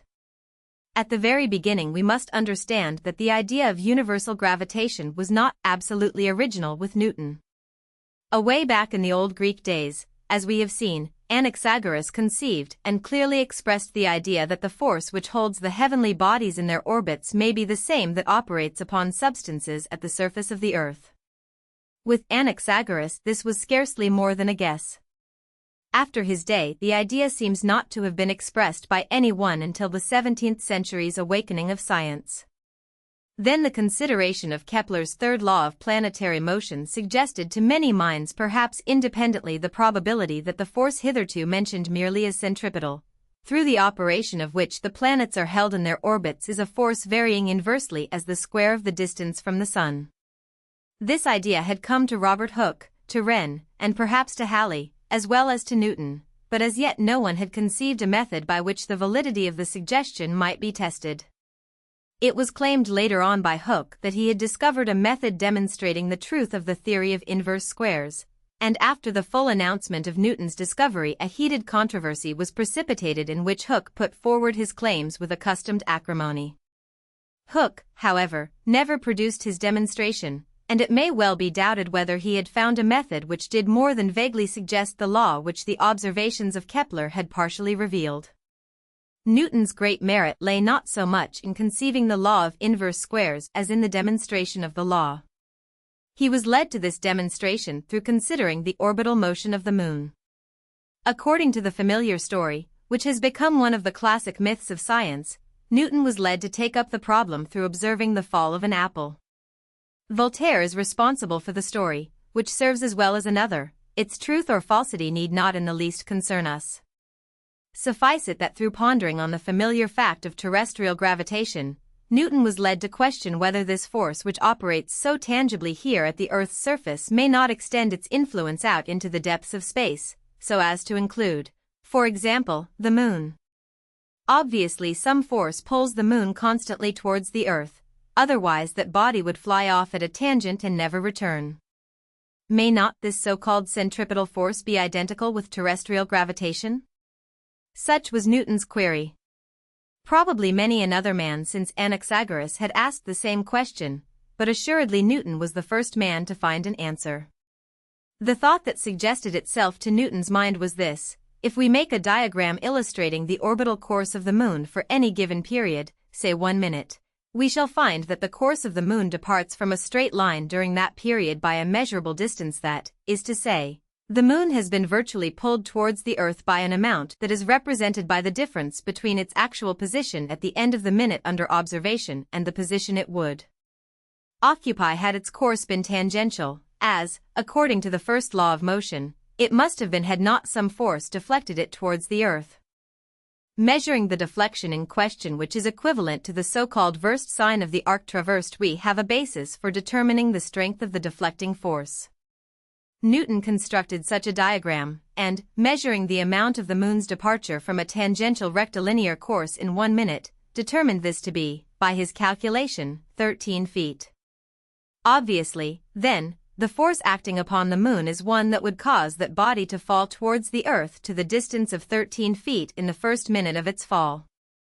Would such be the force of gravitation acting at the distance of the moon if the power of gravitation varies inversely as the square of the distance?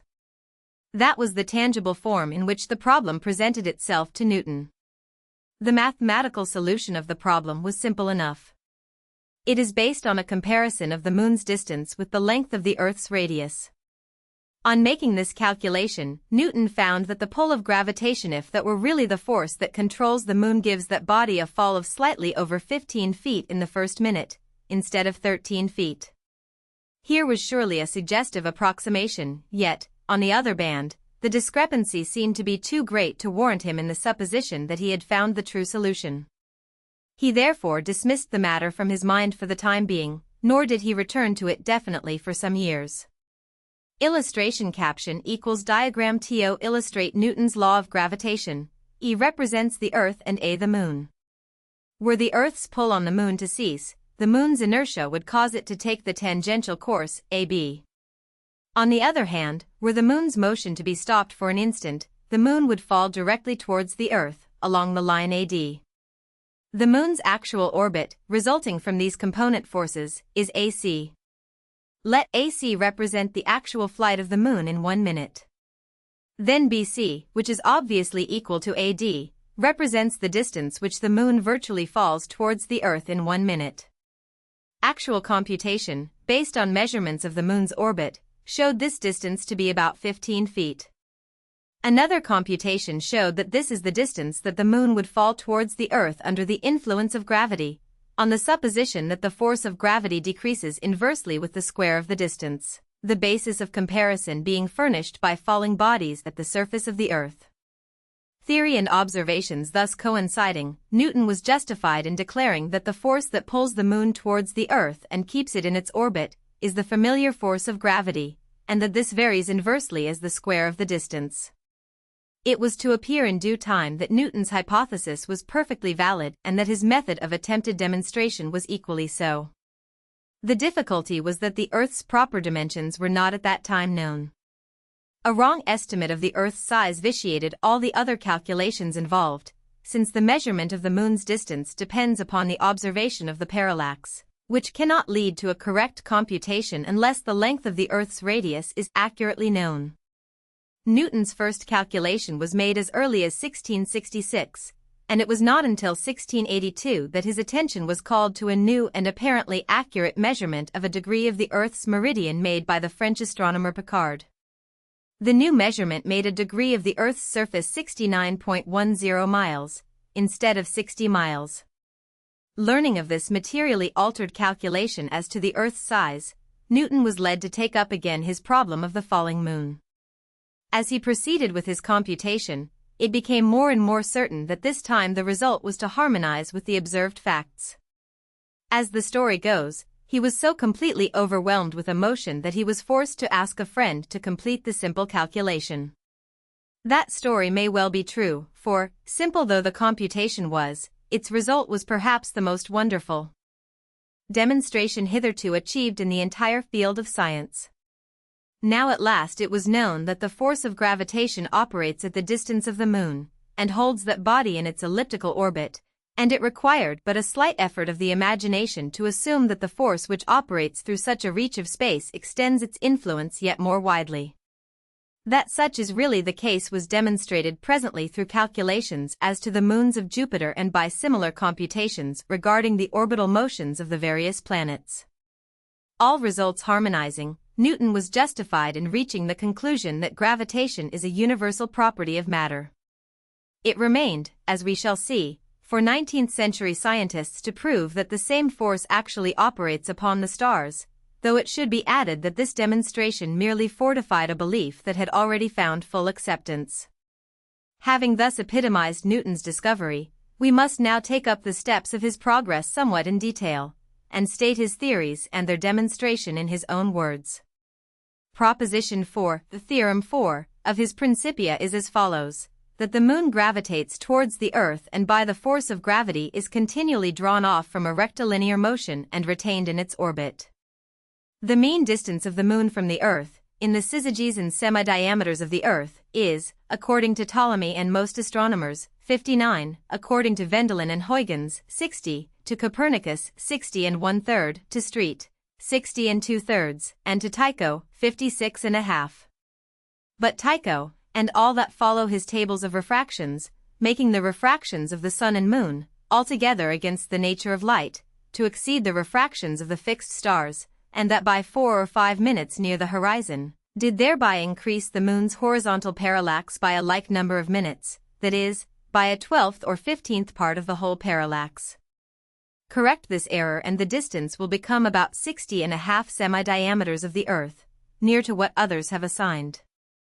Let us assume the mean distance of 60 diameters in the syzygies, and suppose one revolution of the moon, in respect to the fixed stars, to be completed in 27d. 7h, 43 foot, as astronomers have determined, and the circumference of the Earth to amount to 123,249,600 Paris feet, as the French have found by mensuration. And now, if we imagine the moon, deprived of all motion, to be let go, so as to descend towards the Earth with the impulse of all that force by which, by core prop. 3, it is retained in its orb, it will in the space of 1 minute of time describe in its fall 15 1/12 Paris feet. For the versed sign of that arc which the moon, in the space of 1 minute of time, would by its mean motion describe at the distance of 60 semi-diameters of the Earth, is nearly 15 1/12 Paris feet, or more accurately 15 feet, 1 inch, 1 line 4/9. Wherefore, since that force, in approaching the Earth, increases in the reciprocal duplicate proportion of the distance, and upon that account, at the surface of the Earth, is 60 times greater than at the moon, a body in our regions, falling with that force, ought in the space of 1 minute of time to describe 60 by 60 by 15 1/12 Paris feet, and in the space of 1 second of time, to describe 15 1/12 of those feet, or more accurately, 15 feet, 1 inch, 1 line 4/9. And with this very force we actually find that bodies here upon Earth do really descend, for a pendulum oscillating seconds in the latitude of Paris will be 3 Paris feet, and 8 lines 1/2 in length, as Mr. Huygens has observed. And the space which a heavy body describes by falling in 1 second of time is to half the length of the pendulum in the duplicate ratio of the circumference of a circle to its diameter, as Mr. Huygens has also shown, and is therefore 15 Paris feet, 1 inch, 1 line 4/9. And therefore the force by which the moon is retained in its orbit is that very same force which we commonly call gravity. For, were gravity another force different from that, then bodies descending to the Earth with the joint impulse of both forces would fall with a double velocity, and in the space of 1 second of time would describe 30 1/6 Paris feet, altogether against experience. 1. All this is beautifully clear, and its validity has never in recent generations been called in question, yet it should be explained that the argument does not amount to an actually indisputable demonstration. It is at least possible that the coincidence between the observed and computed motion of the moon may be a mere coincidence and nothing more. This probability, however, is so remote that Newton is fully justified in disregarding it, and, as has been said, all subsequent generations have accepted the computation as demonstrative. Let us produce now Newton's further computations as to the other planetary bodies, passing on to his final conclusion that gravity is a universal force. Proposition V, Theorem V, that the circumjovial planets gravitate towards Jupiter, the circumsaturnal towards Saturn, the circumsolar towards the Sun, and by the forces of their gravity are drawn off from rectilinear motions, and retained in curvilinear orbits. For the revolutions of the circumjovial planets about Jupiter, of the circumsaturnal about Saturn, and of Mercury and Venus and the other circumsolar planets about the Sun, are appearances of the same sort with the revolution of the Moon about the Earth, and therefore, by Rule 2, must be owing to the same sort of causes, especially since it has been demonstrated that the forces upon which those revolutions depend tend to the centers of Jupiter, of Saturn, and of the Sun, and that those forces, in receding from Jupiter, from Saturn, and from the Sun, decrease in the same proportion, and according to the same law, as the force of gravity does in receding from the Earth. Cor 1. There is, therefore, a power of gravity tending to all the planets, for doubtless Venus, Mercury, and the rest are bodies of the same sort with Jupiter and Saturn. And since all attraction, by Law 3, is mutual, Jupiter will therefore gravitate towards all his own satellites, Saturn towards his, the Earth towards the Moon, and the Sun towards all the primary planets. Cor 2. The force of gravity which tends to any one planet is reciprocally as the square of the distance of places from the planet's center. Cor 3. All the planets do mutually gravitate towards one another, by Cor 1 and 2, and hence it is that Jupiter and Saturn, when near their conjunction, by their mutual attractions sensibly disturb each other's motions. So the Sun disturbs the motions of the Moon, and both Sun and Moon disturb our sea, as we shall hereafter explain. Scholium. The force which retains the celestial bodies in their orbits has been hitherto called centripetal force, but it being now made plain that it can be no other than a gravitating force, we shall hereafter call it gravity. For the cause of the centripetal force which retains the Moon in its orbit will extend itself to all the planets by rules I, 2, and 3. Proposition 6, Theorem 6. That all bodies gravitate towards every planet, and that the weights of the bodies towards any the same planet, at equal distances from the center of the planet, are proportional to the quantities of matter which they severally contain. It has been now a long time observed by others that all sorts of heavy bodies, allowance being made for the inability of retardation which they suffer from a small power of resistance in the air, descend to the earth from equal heights in equal times, and that equality of times we may distinguish to a great accuracy by help of pendulums. I tried the thing in gold, silver, lead, glass, sand, common salt, wood, water, and wheat.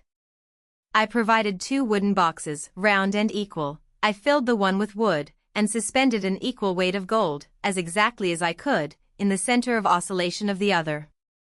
The boxes hanging by 11 feet, made a couple of pendulums exactly equal in weight and figure, and equally receiving the resistance of the air. And, placing the one by the other, I observed them to play together forward and backward, for a long time, with equal vibrations. And therefore the quantity of matter in gold was to the quantity of matter in the wood as the action of the motive force, or vis motrix, upon all the gold to the action of the same upon all the wood, that is, as the weight of the one to the weight of the other, and the like happened in the other bodies. By these experiments, in bodies of the same weight, I could manifestly have discovered a difference of matter less than the 1,000th part of the whole, had any such been. But, without all doubt, the nature of gravity towards the planets is the same as towards the earth. For, should we imagine our terrestrial bodies removed to the orb of the Moon, and there, together with the Moon, deprived of all motion, to be let go, so as to fall together towards the earth, it is certain, from what we have demonstrated before, that, in equal times, they would describe equal spaces with the Moon, and of consequence are to the Moon, in quantity and matter, as their weights to its weight. Moreover, since the satellites of Jupiter perform their revolutions in times which observe the sesquiplicate proportion of their distances from Jupiter's center, their accelerative gravities towards Jupiter will be reciprocally as the square of their distances from Jupiter's center, that is, equal, at equal distances. And, therefore, these satellites, if supposed to fall towards Jupiter from equal heights, would describe equal spaces in equal times, in like manner as heavy bodies do on our Earth. And, by the same argument, if the circumsolar planets were supposed to be let fall at equal distances from the Sun, they would, in their descent towards the Sun, describe equal spaces in equal times. But forces which equally accelerate unequal bodies must be as those bodies, that is to say, the weights of the planets, towards the Sun, must be as their quantities of matter. Further, that the weights of Jupiter and his satellites towards the Sun are proportional to the several quantities of their matter, appears from the exceedingly regular motions of the satellites. For if some of these bodies were more strongly attracted to the Sun in proportion to their quantity of matter than others, the motions of the satellites would be disturbed by that inequality of attraction.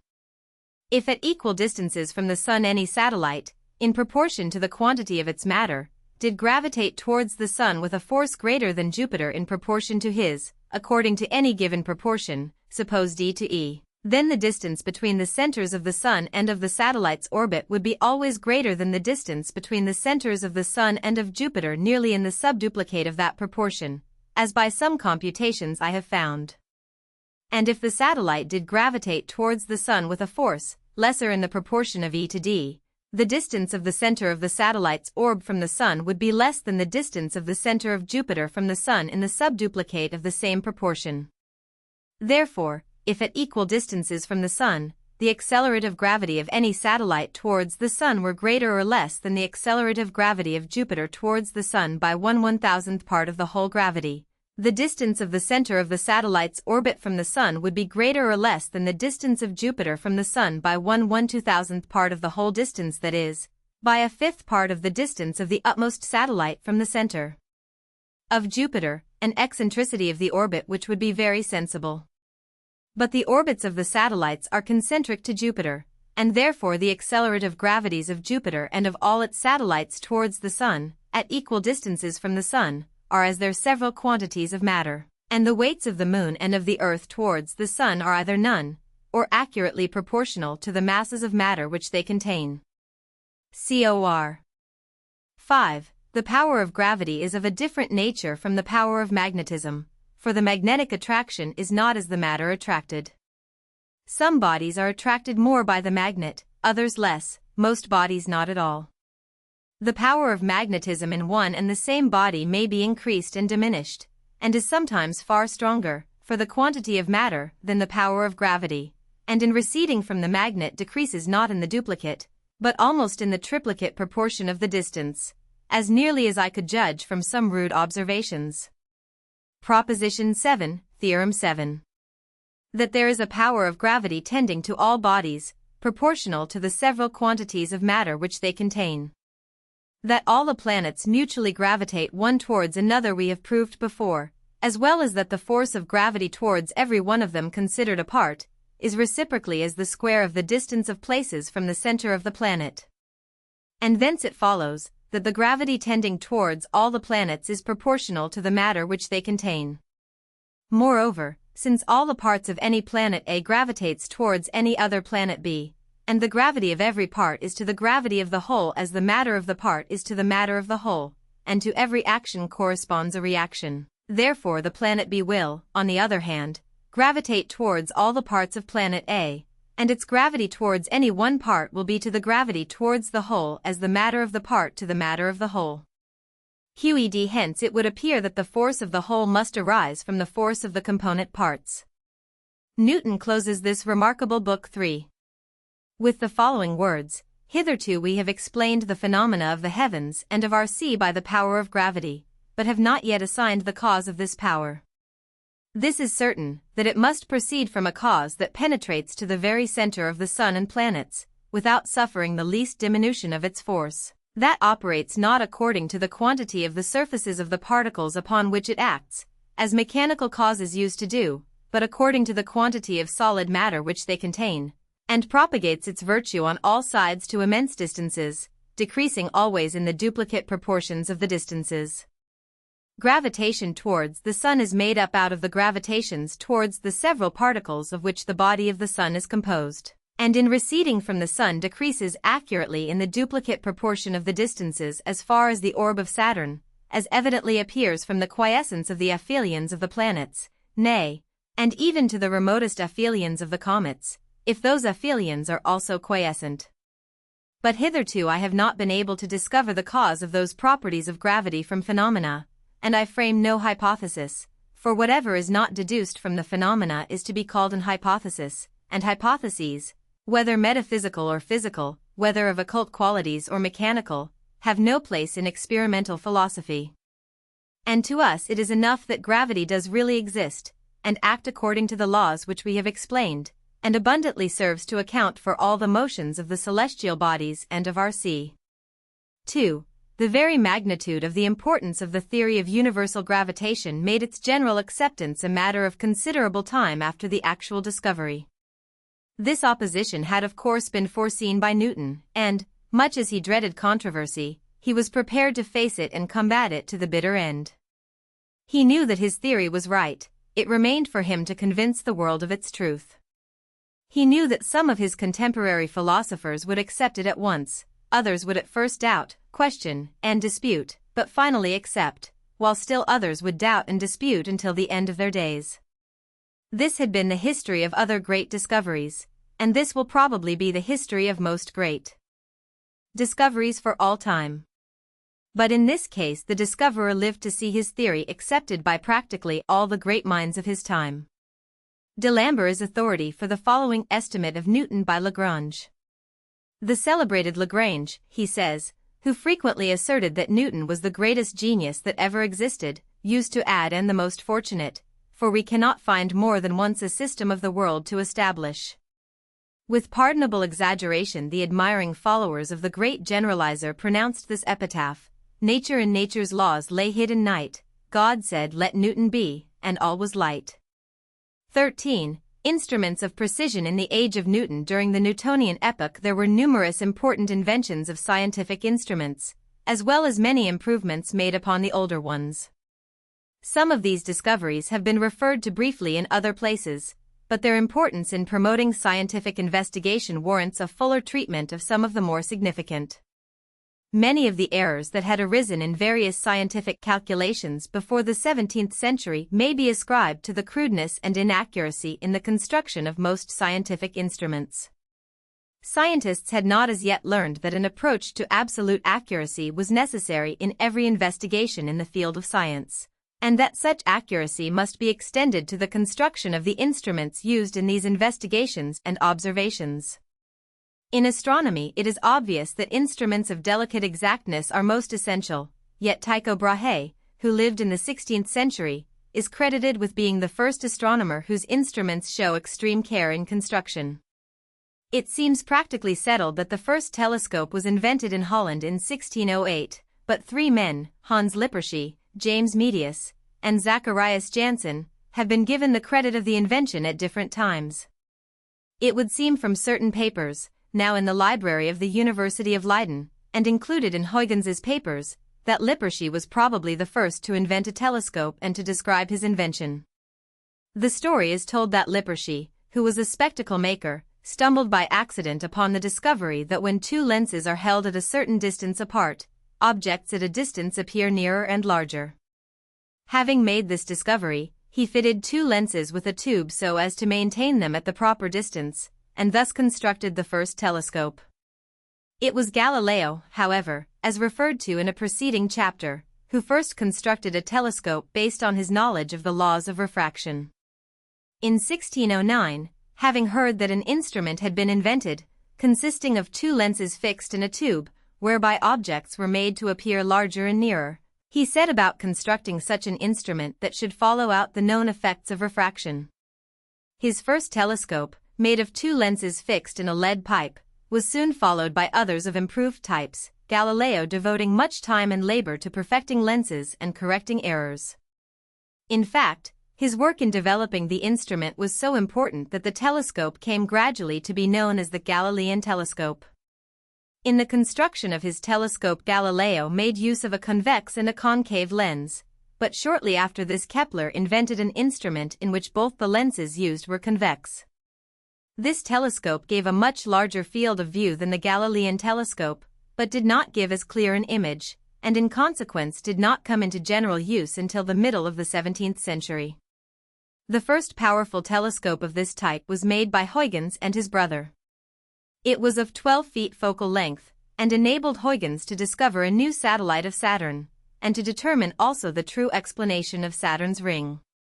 It was Huygens, together with Malvasia and Auzout, who first applied the micrometer to the telescope, although the inventor of the first micrometer was William Gascoigne, of Yorkshire, about 1636.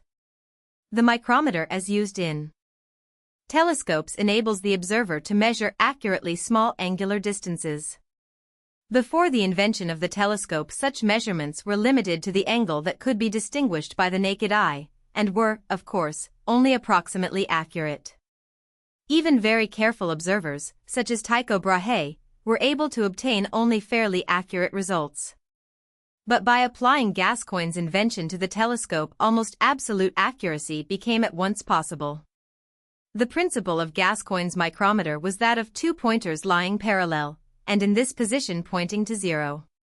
These were arranged so that the turning of a single screw separated or approximated them at will, and the angle thus formed could be determined with absolute accuracy. Huygens's micrometer was a slip of metal of variable breadth inserted at the focus of the telescope. By observing at what point this exactly covered an object under examination, and knowing the focal length of the telescope and the width of the metal, he could then deduce the apparent angular breadth of the object. Huygens discovered also that an object placed in the common focus of the two lenses of a Kepler telescope appears distinct and clearly defined. The micrometers of Malvasia, and later of Auzout and Picard, are the development of this discovery. Malvasia's micrometer, which he described in 1662, consisted of fine silver wires placed at right angles at the focus of his telescope. As telescopes increased in power, however, it was found that even the finest wire, or silk filaments, were much too thick for astronomical observations, as they obliterated the image, and so, finally, the spider web came into use and is still used in micrometers and other similar instruments. Before that time, however, the fine crossed wires had revolutionized astronomical observations. We may judge how great was the improvement which these contrivances introduced into the art of observing, says Wool, by finding that Hevelius refused to adopt them because they would make all the old observations of no value. He had spent a laborious and active life in the exercise of the old methods, and could not bear to think that all the treasures which he had accumulated had lost their worth by the discovery of a new mine of richer ones. 1. Until the time of Newton, all the telescopes in use were either of the Galilean or Keplerian type, that is, refractors. But about the year 1670 Newton constructed his first reflecting telescope, which was greatly superior to, although much smaller than, the telescopes then in use. He was led to this invention by his experiments with light and colors. In 1671 he presented to the Royal Society a second and somewhat larger telescope, which he had made, and this type of instrument was little improved upon until the introduction of the achromatic telescope, invented by Chester Moore Hall in 1733. As is generally known, the element of accurate measurements of time plays an important part in the measurements of the movements of the heavenly bodies. In fact, one was scarcely possible without the other, and as it happened it was the same man, Huygens, who perfected Kepler's telescope and invented the pendulum clock. The general idea had been suggested by Galileo, or, better perhaps, the equal time occupied by the successive oscillations of the pendulum had been noted by him. He had not been able, however, to put this discovery to practical account. But in 1656 Huygens invented the necessary machinery for maintaining the motion of the pendulum and perfected several accurate clocks. These clocks were of invaluable assistance to the astronomers, affording as they did a means of keeping time more accurate than the sun itself. When Picard had corrected the variation caused by heat and cold acting upon the pendulum rod by combining metals of different degrees of expansibility, a high degree of accuracy was possible. But while the pendulum clock was an unequaled stationary timepiece, it was useless in such unstable situations as, for example, on shipboard. But here again Huygens played a prominent part by first applying the coiled balance spring for regulating watches and marine clocks. The idea of applying a spring to the balance wheel was not original with Huygens, however, as it had been first conceived by Robert Hooke, but Huygens's application made practical Hooke's idea. In England the importance of securing accurate watches or marine clocks was so fully appreciated that a reward of L20,000 sterling was offered by Parliament as a stimulus to the inventor of such a timepiece. The immediate incentive for this offer was the obvious fact that with such an instrument the determination of the longitude of places would be much simplified. Encouraged by these offers, a certain carpenter named Harrison turned his attention to the subject of watchmaking, and, after many years of labor, in 1758 produced a spring timekeeper which, during a sea voyage occupying 161 days, varied only 1 minute and 5 seconds. This gained for Harrison a reward of L5,000 sterling at once, and a little later L10,000 more, from Parliament. While inventors were busy with the problem of accurate chronometers, however, another instrument for taking longitude at sea had been invented. This was the reflecting quadrant, or sextant, as the improved instrument is now called, invented by John Hadley in 1731, and independently by Thomas Godfrey, a poor glazier of Philadelphia, in 1730. Godfrey's invention, which was constructed on the same principle as that of the Hadley instrument, was not generally recognized until 2 years after Hadley's discovery, although the instrument was finished and actually in use on a sea voyage some months before Hadley reported his invention. The principle of the sextant, however, seems to have been known to Newton, who constructed an instrument not very unlike that of Hadley. But this invention was lost sight of until several years after the philosopher's death and some time after Hadley's invention. The introduction of the sextant greatly simplified taking reckonings at sea as well as facilitating taking the correct longitude of distant places. Before that time the mariner was obliged to depend upon his compass, a cross-staff, or an astrolabe, a table of the sun's declination and a correction for the altitude of the pole star, and very inadequate and incorrect charts. Such were the instruments used by Columbus and Vasco da Gama and their immediate successors. During the Newtonian period the microscopes generally in use were those constructed of simple lenses, for although compound microscopes were known, the difficulties of correcting aberration had not been surmounted, and a much clearer field was given by the simple instrument. The results obtained by the use of such instruments, however, were very satisfactory in many ways. By referring to certain plates in this volume, which reproduce illustrations from Robert Hooke's work on the microscope, it will be seen that quite a high degree of effectiveness had been attained. And it should be recalled that Antony von Leeuwenhoek, whose death took place shortly before Newton's, had discovered such microorganisms as bacteria, had seen the blood corpuscles in circulation, and examined and described other microscopic structures of the body. 14. Progress in electricity from Gilbert and von Guericke to Franklin. We have seen how Gilbert, by his experiments with magnets, gave an impetus to the study of magnetism and electricity. Gilbert himself demonstrated some facts and advanced some theories, but the system of general laws was to come later. To this end the discovery of electrical repulsion, as well as attraction, by von Guericke, with his sulfur ball, was a step forward. But something like a century passed after Gilbert's beginning before anything of much importance was done in the field of electricity. In 1705, however, Francis Hauksbee began a series of experiments that resulted in some startling demonstrations. For many years it had been observed that a peculiar light was seen sometimes in the mercurial barometer, but Hauksbee and the other scientific investigators supposed the radiance to be due to the mercury in a vacuum, brought about, perhaps, by some agitation.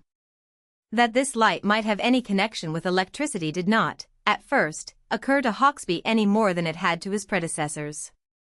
The problem that interested him was whether the vacuum in the tube of the barometer was essential to the light, and in experimenting to determine this, he invented his mercurial fountain. Having exhausted the air in a receiver containing some mercury, he found that by allowing air to rush through the mercury the metal became a jet thrown in all directions against the sides of the vessel, making a great, flaming shower, like flashes of lightning, as he said. But it seemed to him that there was a difference between this light and the glow noted in the barometer. This was a bright light, whereas the barometer light was only a glow. Pondering over this, Hauksbee tried various experiments, revolving pieces of amber, flint, steel, and other substances in his exhausted air pump receiver, with negative, or unsatisfactory, results. Finally, it occurred to him to revolve an exhausted glass tube itself. Mounting such a globe of glass on an axis so that it could be revolved rapidly by a belt running on a large wheel, he found that by holding his fingers against the whirling globe a purplish glow appeared, giving sufficient light so that coarse print could be read, and the walls of a dark room sensibly lightened several feet away.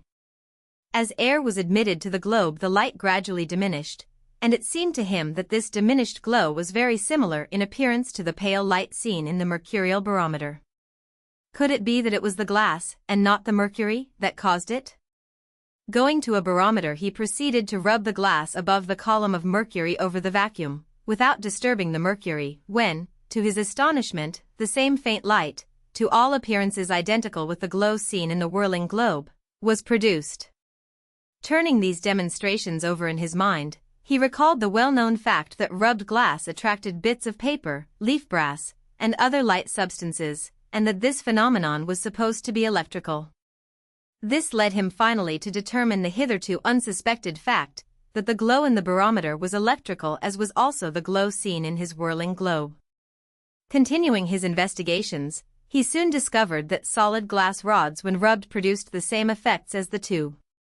By mere chance, happening to hold a rubbed tube to his cheek, he felt the effect of electricity upon the skin like a number of fine, limber hairs, and this suggested to him that, since the mysterious manifestation was so plain, it could be made to show its effects upon various substances. Suspending some woolen threads over the whirling glass cylinder, he found that as soon as he touched the glass with his hands, the threads, which were waved about by the wind of the revolution, suddenly straightened themselves in a peculiar manner, and stood in a radical position, pointing to the axis of the cylinder.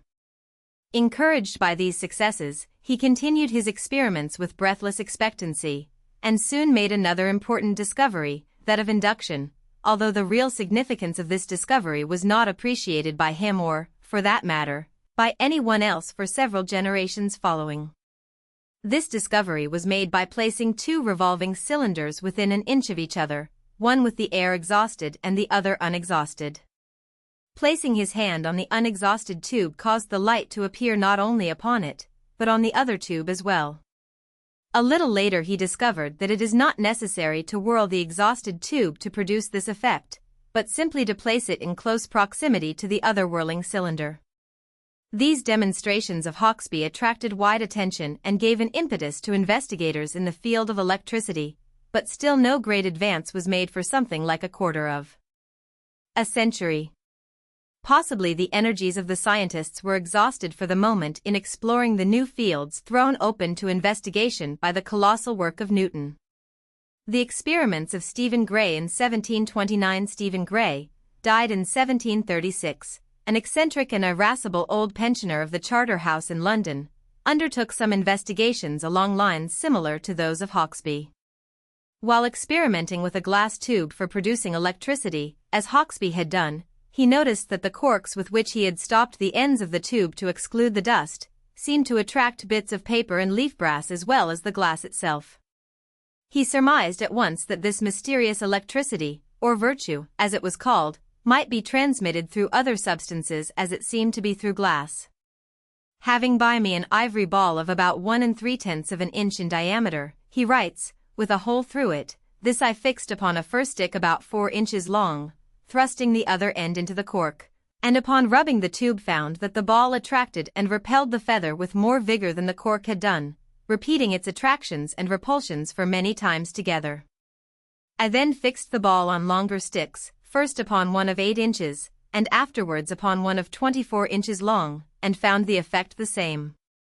Then I made use of iron, and then brass wire, to fix the ball on, inserting the other end of the wire in the cork, as before, and found that the attraction was the same as when the first sticks were made use of, and that when the feather was held over against any part of the wire it was attracted by it, but though it was then nearer the tube, yet its attraction was not so strong as that of the ball. When the wire of 2 or 3 feet long was used, its vibrations, caused by the rubbing of the tube, made it somewhat troublesome to be managed. This put me to thinking whether, if the ball was hung by a packthread and suspended by a loop on the tube, the electricity would not be carried down the line to the ball. I found it to succeed accordingly, for upon suspending the ball on the tube by a packthread about 3 feet long, when the tube had been excited by rubbing, the ivory ball attracted and repelled the leaf brass over which it was held as freely as it had done when it was suspended on sticks or wire, as did also a ball of cork, and another of lead that weighed 1 pound and a quarter. Gray next attempted to determine what other bodies would attract the bits of paper, and for this purpose he tried coins, pieces of metal, and even a tea kettle, both empty and filled with hot or cold water, but he found that the attractive power appeared to be the same regardless of the substance used.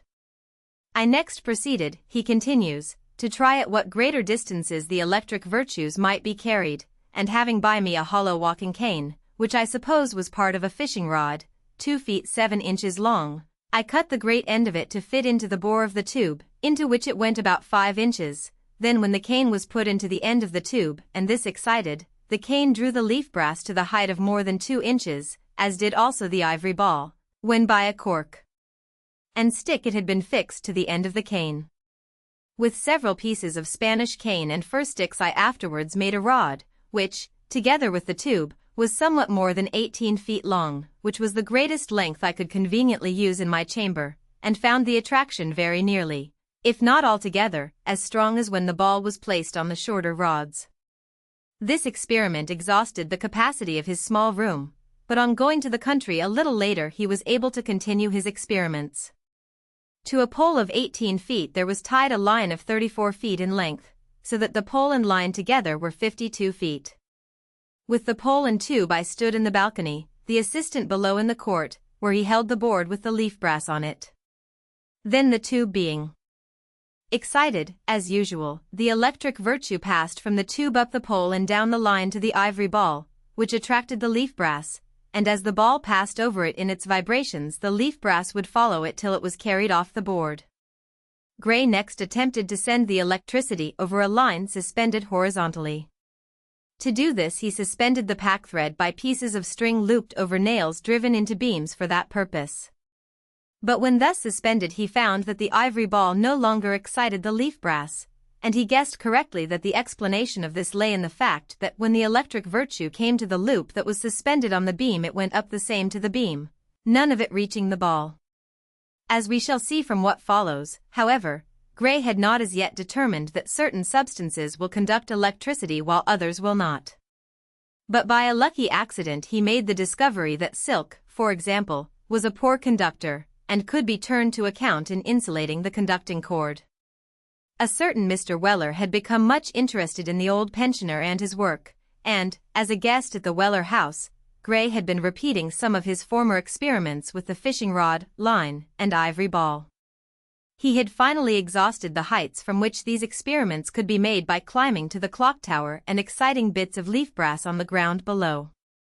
As we had no greater heights here, he says, Mr. Weller was desirous to try whether we could not carry the electric virtue horizontally. I then told him of the attempt I had made with that design, but without success, telling him the method and materials made use of, as mentioned above. He then proposed a silk line to support the line by which the electric virtue was to pass. I told him it might do better upon account of its smallness, so that there would be less virtue carried from the line of communication.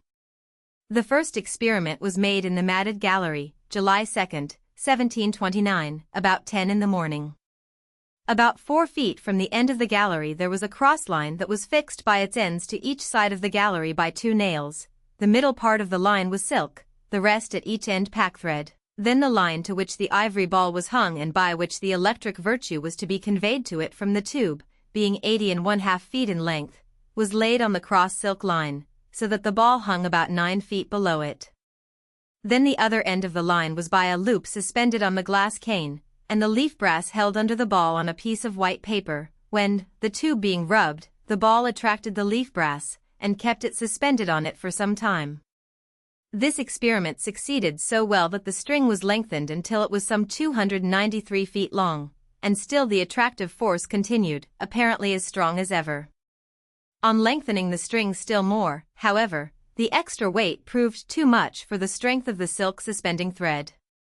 Upon this, says Gray, having brought with me both brass and iron wire, instead of the silk we put up small iron wire, but this was too weak to bear the weight of the line.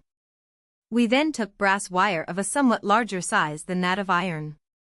This supported our line of communication, but though the tube was well rubbed, yet there was not the least motion or attraction given by the ball, neither with the great tube, which we made use of when we found the small solid cane to be ineffectual, by which we were now convinced that the success we had before depended upon the lines that supported the line of communication being silk, and not upon their being small, as before trial I had imagined it might be, the same effect happening here as it did when the line that is to convey the electric virtue is supported by packthread. Soon after this Gray and his host suspended a packthread 666 feet long on poles across a field, these poles being slightly inclined so that the thread could be suspended from the top by small silk cords, thus securing the necessary insulation. This packthread line, suspended upon poles along which Gray was able to transmit the electricity, is very suggestive of the modern telegraph, but the idea of signaling or making use of it for communicating in any way seems not to have occurred to anyone at that time. Even the successors of Gray who constructed lines some thousands of feet long made no attempt to use them for anything but experimental purposes simply to test the distances that the current could be sent. Nevertheless, Gray should probably be credited with the discovery of two of the most important properties of electricity, that it can be conducted and insulated, although, as we have seen, Gilbert and von Guericke had an inkling of both these properties. Experiments of Cisternet du Fay so far England had produced the two foremost workers in electricity. It was now France's turn to take a hand, and, through the efforts of Charles-François de Cisternet du Fay, to advance the science of electricity very materially. Du Fay was a highly educated savant, who had been soldier and diplomat betimes, but whose versatility and ability as a scientist is shown by the fact that he was the only man who had ever contributed to the annals of the Academy investigations in every one of the 6 subjects admitted by that institution as worthy of recognition. Du Fay upheld his reputation in this new field of science, making many discoveries and correcting many mistakes of former observers. In this work also he proved himself a great diplomat by remaining on terms of intimate friendship with Dr. Gray, a thing that few people were able to do. Almost his first step was to overthrow the belief that certain bodies are electrics and others non-electrics, that is, that some substances when rubbed show certain peculiarities in attracting pieces of paper and foil which others do not. Du Fay proved that all bodies possess this quality in a certain degree. I have found that all bodies, metallic, soft, or fluid ones excepted, he says, may be made electric by first heating them more or less and then rubbing them on any sort of cloth. So that all kinds of stones, as well precious as common, all kinds of wood, and, in general, everything that I have made trial of, became electric by beating and rubbing, except such bodies as grow soft by beat, as the gums, which dissolve in water, glue, and such like substances. 'Tis also to be remarked that the hardest stones or marbles require more chafing or heating than others, and that the same rule obtains with regard to the woods, so that box, lignum vitae, and such others must be chafed almost to the degree of browning, whereas fir, lime tree, and cork require but a moderate heat. Having read in one of Mr. Gray's letters that water may be made electrical by holding the excited glass tube near it, a dish of water being fixed to a stand and that set on a plate of glass, or on the brim of a drinking glass, previously chafed, or otherwise warmed, I have found, upon trial, that the same thing happened to all bodies without exception, whether solid or fluid, and that for that purpose 'twas sufficient to set them on a glass stand slightly warmed, or only dried, and then by bringing the tube near them they immediately became electrical. I made this experiment with ice, with a lighted wood coal, and with everything that came into my mind. And I constantly remarked that such bodies of themselves as were least electrical had the greatest degree of electricity communicated to them at the approval of the glass tube. His next important discovery was that colors had nothing to do with the conduction of electricity. Mr. Gray says, towards the end of one of his letters, he writes, that bodies attract more or less according to their colors. This led me to make several very singular experiments. I took 9 silk ribbons of equal size, 1 white, 1 black, and the other 7 of the 7 primitive colors, and having hung them all in order in the same line, and then bringing the tube near them, the black one was first attracted, the white one next, and others in order successively to the red one, which was attracted least, and the last of them all. I afterwards cut out 9 square pieces of gauze of the same colors with the ribbons, and having put them one after another on a hoop of wood, with leaf gold under them, the leaf gold was attracted through all the colored pieces of gauze, but not through the white or black. This inclined me first to think that colors contribute much to electricity, but 3 experiments convinced me to the contrary. The first, that by warming the pieces of gauze neither the black nor white pieces obstructed the action of the electrical tube more than those of the other colors. In like manner, the ribbons being warmed, the black and white are not more strongly attracted than the rest. The second is, the gauzes and ribbons being wetted, the ribbons are all attracted equally, and all the pieces of gauze equally intercept the action of electric bodies. The third is, that the colors of a prism being thrown on a white gauze, there appear no differences of attraction. Whence it proceeds that this difference proceeds, not from the color, as a color, but from the substances that are employed in the dyeing. For when I colored ribbons by rubbing them with charcoal, carmine, and such other substances, the differences no longer proved the same. In connection with his experiments with his thread suspended on glass poles, Du Fay noted that a certain amount of the current is lost, being given off to the surrounding air. He recommended, therefore, that the cords experimented with be wrapped with some non-conductor, that it should be insulated, isolé, as he said, first making use of this term. Dufay discovers vitreous and resinous electricity. It has been shown in an earlier chapter how von Guericke discovered that light substances like feathers, after being attracted to the sulfur ball electric machine, were repelled by it until they touched some object. Von Guericke noted this, but failed to explain it satisfactorily. Dufay, repeating von Guericke's experiments, found that if, while the excited tube or sulfur ball is driving the repelled feather before it, the ball be touched or rubbed anew, the feather comes to it again, and is repelled alternately, as the hand touches the ball, or is withdrawn. From this he concluded that electrified bodies first attract bodies not electrified, charge them with electricity, and then repel them, the body so charged not being attracted again until it has discharged its electricity by touching something. On making the experiment related by Otto von Guericke, he says, which consists in making a ball of sulfur rendered electrical to repel a down feather, I perceived that the same effects were produced not only by the tube, but by all electric bodies whatsoever, and I discovered that which accounts for a great part of the irregularities and, if I may use the term, of the caprices that seem to accompany most of the experiments on electricity.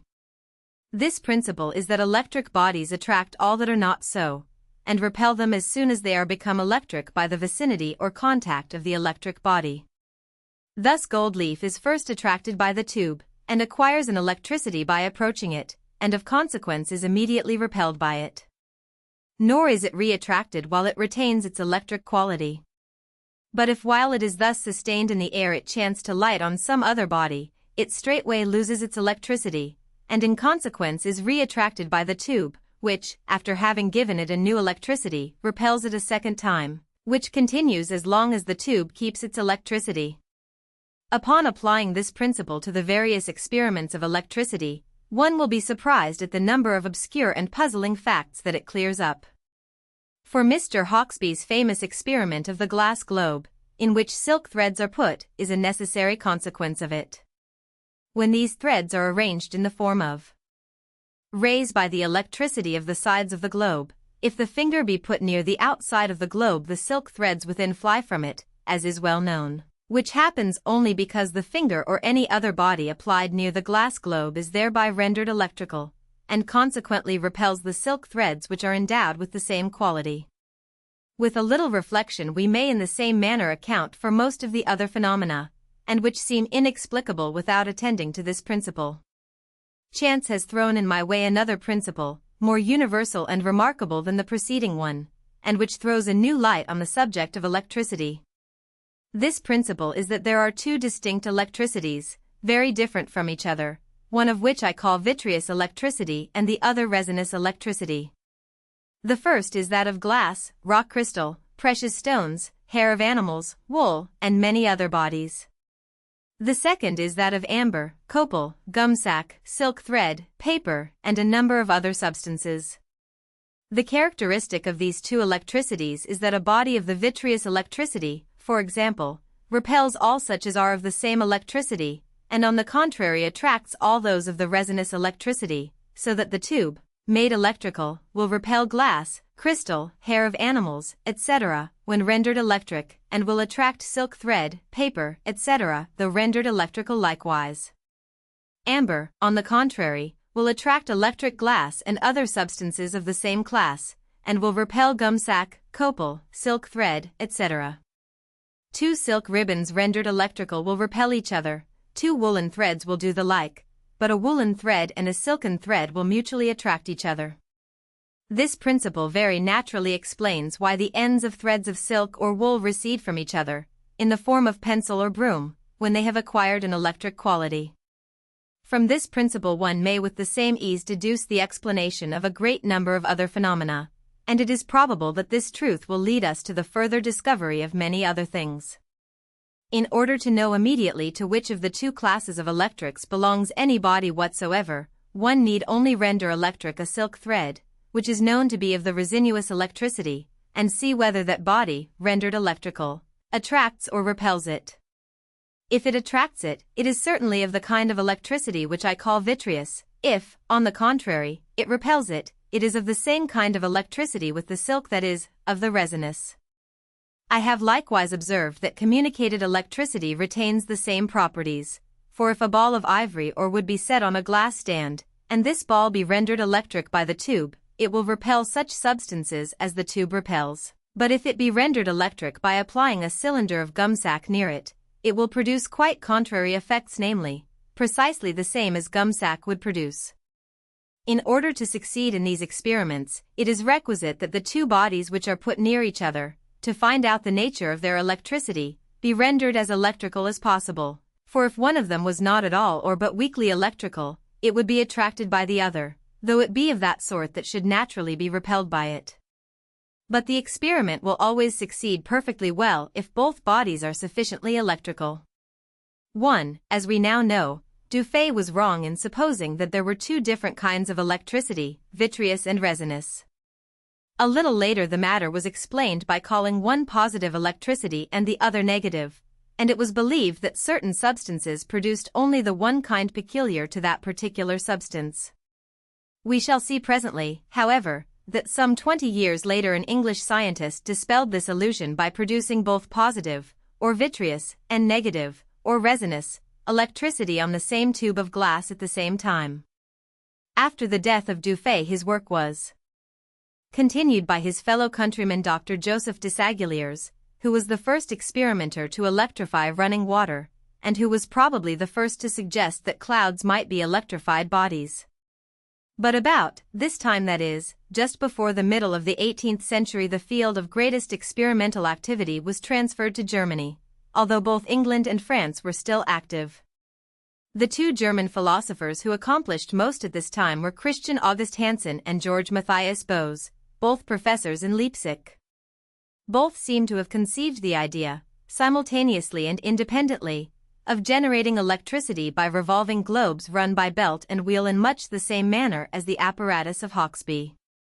With such machines it was possible to generate a much greater amount of electricity than Dufay had been able to do with the rub tube, and so equipped, the two German professors were able to generate electric sparks and jets of fire in a most startling manner. Bose in particular had a love for the spectacular, which he turned to account with his new electrical machine upon many occasions. On one of these occasions he prepared an elaborate dinner, to which a large number of distinguished guests were invited. Before the arrival of the company, however, Bose insulated the great banquet table on cakes of pitch, and then connected it with a huge electrical machine concealed in another room. All being ready, and the guests in their places about to be seated, Bose gave a secret signal for starting this machine, when, to the astonishment of the party, flames of fire shot from flowers, dishes, and viands, giving a most startling but beautiful display. To add still further to the astonishment of his guests, Bose then presented a beautiful young lady, to whom each of the young men of the party was introduced. In some mysterious manner she was insulated and connected with the concealed electrical machine, so that as each gallant touched her fingertips he received an electric shock that made him reel. Not content with this, the host invited the young men to kiss the beautiful maid. But those who were bold enough to attempt it received an electric shock that nearly knocked their teeth out, as the professor tells it. Ludolf's experiment with the electric spark, but Bose was only one of several German scientists who were making elaborate experiments. While Bose was constructing and experimenting with his huge machine, another German, Christian Friedrich Ludolf, demonstrated that electric sparks are actual fire, a fact long suspected but hitherto unproved. Ludolf's discovery, as it chanced, was made in the lecture hall of the reorganized Academy of Sciences at Berlin, before an audience of scientists and great personages, at the opening lecture in 1744. In the course of this lecture on electricity, during which some of the well-known manifestations of electricity were being shown, it occurred to Ludolf to attempt to ignite some inflammable fluid by projecting an electric spark upon its surface with a glass rod. This idea was suggested to him while performing the familiar experiment of producing a spark on the surface of a bowl of water by touching it with a charged glass rod. He announced to his audience the experiment he was about to attempt, and having warmed a spoonful of sulfuric ether, he touched its surface with the glass rod, causing it to burst into flame. This experiment left no room for doubt that the electric spark was actual fire. As soon as this experiment of Ludolf's was made known to Bose, he immediately claimed that he had previously made similar demonstrations on various inflammable substances, both liquid and solid, and it seems highly probable that he had done so, as he was constantly experimenting with the sparks, and must almost certainly have set certain substances ablaze by accident, if not by intent. At all events, he carried on a series of experiments along this line to good purpose, finally succeeding in exploding gunpowder, and so making the first forerunner of the electric fuses now so universally used in blasting, firing cannon, and other similar purposes. It was Bose also who, observing some of the peculiar manifestations in electrified tubes, and noticing their resemblance to northern lights, was one of the first, if not the first, to suggest that the aurora borealis is of electric origin. These spectacular demonstrations had the effect of calling public attention to the fact that electricity is a most wonderful and mysterious thing, to say the least, and kept both scientists and laymen agog with expectancy. Bose himself was aflame with excitement, and so determined in his efforts to produce still stronger electric currents, that he sacrificed the tube of his 20-foot telescope for the construction of a mammoth electrical machine. With this great machine, a discharge of electricity was generated powerful enough to wound the skin when it happened to strike it. Until this time, electricity had been little more than a plaything of the scientists, or, at least, no practical use had been made of it. As it was a practicing physician, Gilbert, who first laid the foundation for experimenting with the new substance, so again it was a medical man who first attempted to put it to practical use, and that in the field of his profession.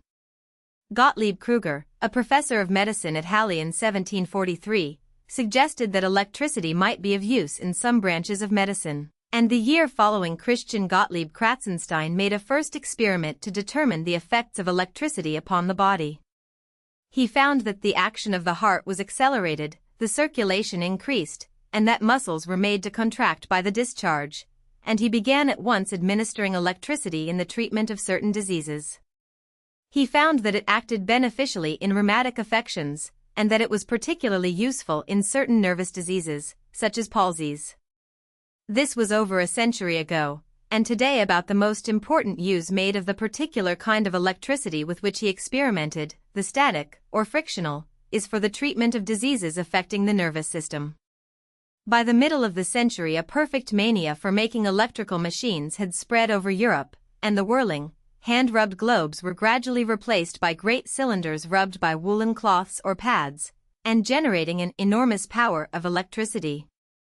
These cylinders were run by belts and foot treadles, and gave a more powerful, constant, and satisfactory current than known heretofore. While making experiments with one of these machines, Johann Heinrich Winkler attempted to measure the speed at which electricity travels. To do this, he extended a cord suspended on silk threads, with the end attached to the machine and the end which was to attract the bits of gold leaf near enough together so that the operator could watch and measure the interval of time that elapsed between the starting of the current along the cord and its attracting the gold leaf. The length of the cord used in this experiment was only a little over 100 feet, and this was, of course, entirely inadequate, the current traveling that space apparently instantaneously. The improved method of generating electricity that had come into general use made several of the scientists again turn their attention more particularly to attempt putting it to some practical account. They were stimulated to these efforts by the constant reproaches that were beginning to be heard on all sides that electricity was merely a philosopher's plaything. One of the first to succeed in inventing something that approached a practical mechanical contrivance was Andrew Gordon, a Scotch Benedictine monk. He invented an electric bell which would ring automatically, and a little motor, if it may be so called. And while neither of these inventions were of any practical importance in themselves, they were attempts in the right direction, and were the first ancestors of modern electric bells and motors, although the principle upon which they worked was entirely different from modern electrical machines. The motor was simply a wheel with several protruding metal points around its rim. These points were arranged to receive an electrical discharge from a frictional machine, the discharge causing the wheel to rotate. There was very little force given to this rotation, however, not enough, in fact, to make it possible to more than barely turn the wheel itself. Two more great discoveries, galvanism and electromagnetic induction, were necessary before the practical motor became possible. The sober Gordon had a taste for the spectacular almost equal to that of Bose. It was he who ignited a bowl of alcohol by turning a stream of electrified water upon it, thus presenting the seeming paradox of fire produced by a stream of water. Gordon also demonstrated the power of the electrical discharge by killing small birds and animals at a distance of 200 Ls, the electricity being conveyed that distance through small wires. The Leyden jar discovered as yet no one had discovered that electricity could be stored, or generated in any way other than by some friction device. But very soon two experimenters, Dean von Kleist, of Kammen, Pomerania, and Peter van Misgenbroek, the famous teacher of Leyden, apparently independently, made the discovery of what has been known ever since as the Leyden jar. And although Misgenbroek is sometimes credited with being the discoverer, there can be no doubt that von Kleist's discovery antedated his by a few months at least. Von Kleist found that by a device made of a narrow-necked bottle containing alcohol or mercury, into which an iron nail was inserted, he was able to retain the charge of electricity, after electrifying this apparatus with the frictional machine. He made also a similar device, more closely resembling the modern Leyden jar, from a thermometer tube partly filled with water and a wire tipped with a ball of lead. With these devices he found that he could retain the charge of electricity for several hours, and could produce the usual electrical manifestations, even to igniting spirits, quite as well as with the frictional machine.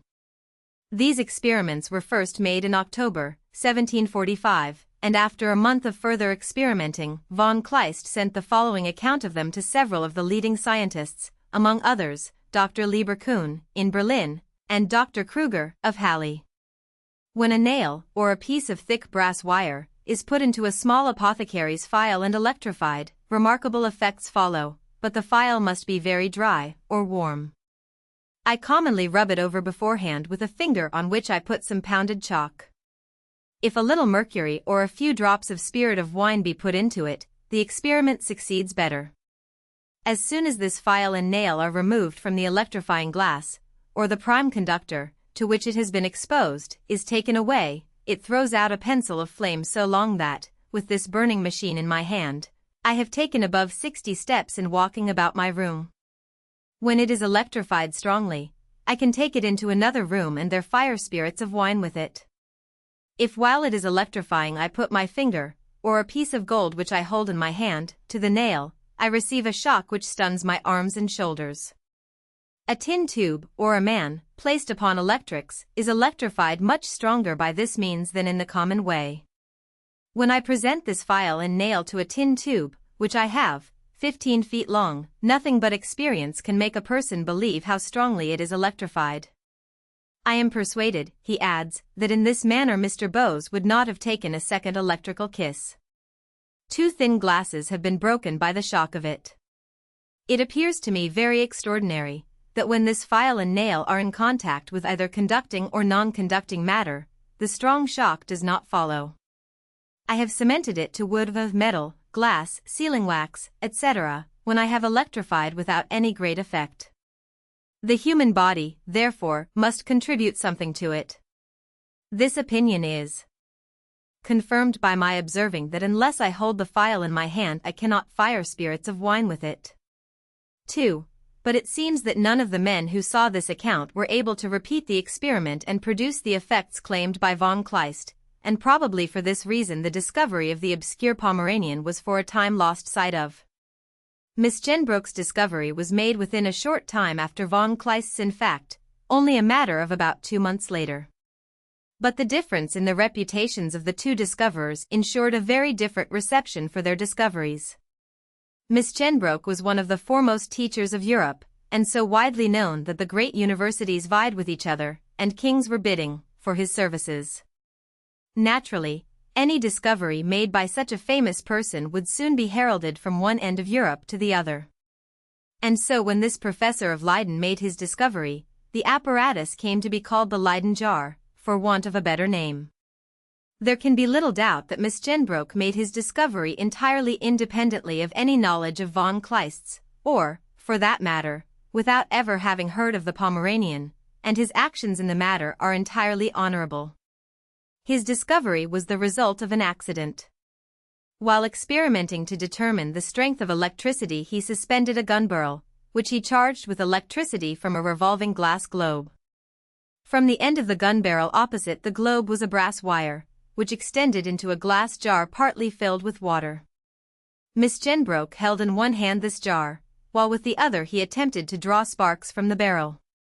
Suddenly he received a shock in the hand holding the jar, that shook him like a stroke of lightning, and for a moment made him believe that he was done for. Continuing his experiments, nevertheless, he found that if the jar were placed on a piece of metal on the table, a shock would be received by touching this piece of metal with one hand and touching the wire with the other, that is, a path was made for the electrical discharge through the body. This was practically the same experiment as made by von Kleist with his bottle and nail, but carried one step farther, as it showed that the jar need not necessarily be held in the hand, as believed by von Kleist. Further experiments, continued by many philosophers at the time, revealed what von Kleist had already pointed out, that the electrified jar remained charged for some time. Soon after this, Daniel Gralith, wishing to obtain stronger discharges than could be had from a single Leyden jar, conceived the idea of combining several jars, thus for the first time grouping the generators in a battery which produced a discharge strong enough to kill birds and small animals. He also attempted to measure the strength of the discharges, but soon gave it up in despair, and the solution of this problem was left for late 19th century scientists. The advent of the Leyden jar, which made it possible to produce strong electrical discharges from a small and comparatively simple device, was followed by more spectacular demonstrations of various kinds all over Europe. These exhibitions aroused the interest of the kings and noblemen, so that electricity no longer remained a plaything of the philosophers alone, but of kings as well. A favorite demonstration was that of sending the electrical discharge through long lines of soldiers linked together by pieces of wire, the discharge causing them to spring into the air simultaneously in a most astonishing manner.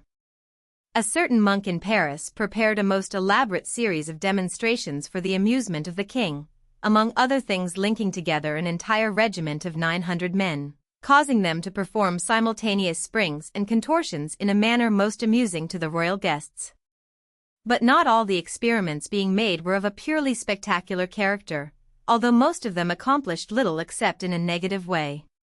The famous Abbé Nollet, for example, combined useful experiments with spectacular demonstrations, thus keeping up popular interest while aiding the cause of scientific electricity. William Watson, naturally, the new discoveries made necessary a new nomenclature, new words and electrical terms being constantly employed by the various writers of that day. Among these writers was the English scientist William Watson, who was not only a most prolific writer but a tireless investigator. Many of the words coined by him are now obsolete, but one at least, circuit, still remains in use. In 1746, a French scientist, Louis Guillaume Lemonnier, made a circuit including metal and water by laying a chain halfway around the edge of a pond, a man at either end holding it. One of these men dipped his free hand in the water, the other presenting a Leyden jar to a rod suspended on a cork float on the water, both men receiving a shock simultaneously. Watson, a year later, attempted the same experiment on a larger scale. He laid a wire about 1,200 feet long across Westminster Bridge over the Thames, bringing the ends to the water's edge on the opposite banks, a man at one end holding the wire and touching the water. A second man on the opposite side held the wire and a Leyden jar, and a third touched the jar with one hand, while with the other he grasped a wire that extended into the river. In this way they not only received the shock, but fired alcohol as readily across the stream as could be done in the laboratory. In this experiment Watson discovered the superiority of wire over chain as a conductor, rightly ascribing this superiority to the continuity of the metal. Watson continued making similar experiments over longer watercourses, some of them as long as 8,000 feet, and while engaged in making one of these he made the discovery so essential to later inventions, that the earth could be used as part of the circuit in the same manner as bodies of water. Lengthening his wires he continued his experiments until a circuit of 4 miles was made, and still the electricity seemed to traverse the course instantaneously, and with apparently undiminished force, if the insulation was perfect. Benjamin Franklin Watson's writings now carried the field of active discovery across the Atlantic, and for the first time an American scientist appeared, a scientist who not only rivaled, but excelled, his European contemporaries. Benjamin Franklin, of Philadelphia, coming into possession of some of Watson's books, became so interested in the experiments described in them that he began at once experimenting with electricity. In Watson's book were given directions for making various experiments, and these assisted Franklin in repeating the old experiments, and eventually adding new ones. Associated with Franklin, and equally interested and enthusiastic, if not equally successful in making discoveries, were three other men, Thomas Hopkinson, Philip Syng, and Ebenezer Kinnersley. These men worked together constantly, although it appears to have been Franklin who made independently the important discoveries, and formulated the famous Franklinian theory. Working steadily, and keeping constantly in touch with the progress of the European investigators, Franklin soon made some experiments which he thought demonstrated some hitherto unknown phases of electrical manifestation. This was the effect of pointed bodies in drawing off and throwing off the electrical fire. In his description of this phenomenon, Franklin writes, "Place an iron shot of 3 or 4 inches diameter on the mouth of a clean, dry, glass bottle. By a fine silken thread from the ceiling right over the mouth of the bottle, suspend a small cork ball, about the bigness of a marble, the thread of such a length that the cork ball may rest against the side of the shot. Electrify the shot, and the ball will be repelled to the distance of 4 or 5 inches, more or less, according to the quantity of electricity. When in this state, if you present to the shot the point of a long, slender shaft bodkin, at 6 or 8 inches distance, the repellency is instantly destroyed, and the cork flies to the shot. A blunt body must be brought within an inch, and draw a spark, to produce the same effect. To prove that the electrical fire is drawn off by the point, if you take the blade of the bodkin out of the wooden handle and fix it in a stick of sealing wax, and then present it at the distance aforesaid, or if you bring it very near, no such effect follows, but sliding one finger along the wax till you touch the blade, and the ball flies to the shot immediately. If you present the point in the dark you will see, sometimes at a foot distance, and more, a light gather upon it like that of a firefly or glowworm. The less sharp the point, the nearer you must bring it to observe the light, and at whatever distance you see the light, you may draw off the electrical fire and destroy the repellency. If a cork ball so suspended be repelled by the tube, and a point be presented quick to it, though at a considerable distance, 'tis surprising to see how suddenly it flies back to the tube. Points of wood will do as well as those of iron, provided the wood is not dry, for perfectly dry wood will no more conduct electricity than sealing wax.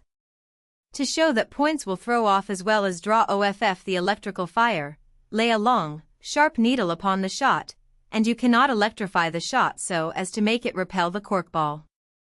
Or fix a needle to the end of a suspended gun barrel or iron rod, so as to point beyond it like a little bayonet, and while it remains there, the gun barrel or rod cannot, by applying the tube to the other end, be electrified so as to give a spark, the fire continually running out silently at the point. In the dark you may see it make the same appearance as it does in the case before mentioned. 3. Von Guericke, Hawksby, and Gray had noticed that pointed bodies attracted electricity in a peculiar manner, but this demonstration of the drawing off of electrical fire was original with Franklin. Original also was the theory that he now suggested, which had at least the merit of being thinkable even by non-philosophical minds.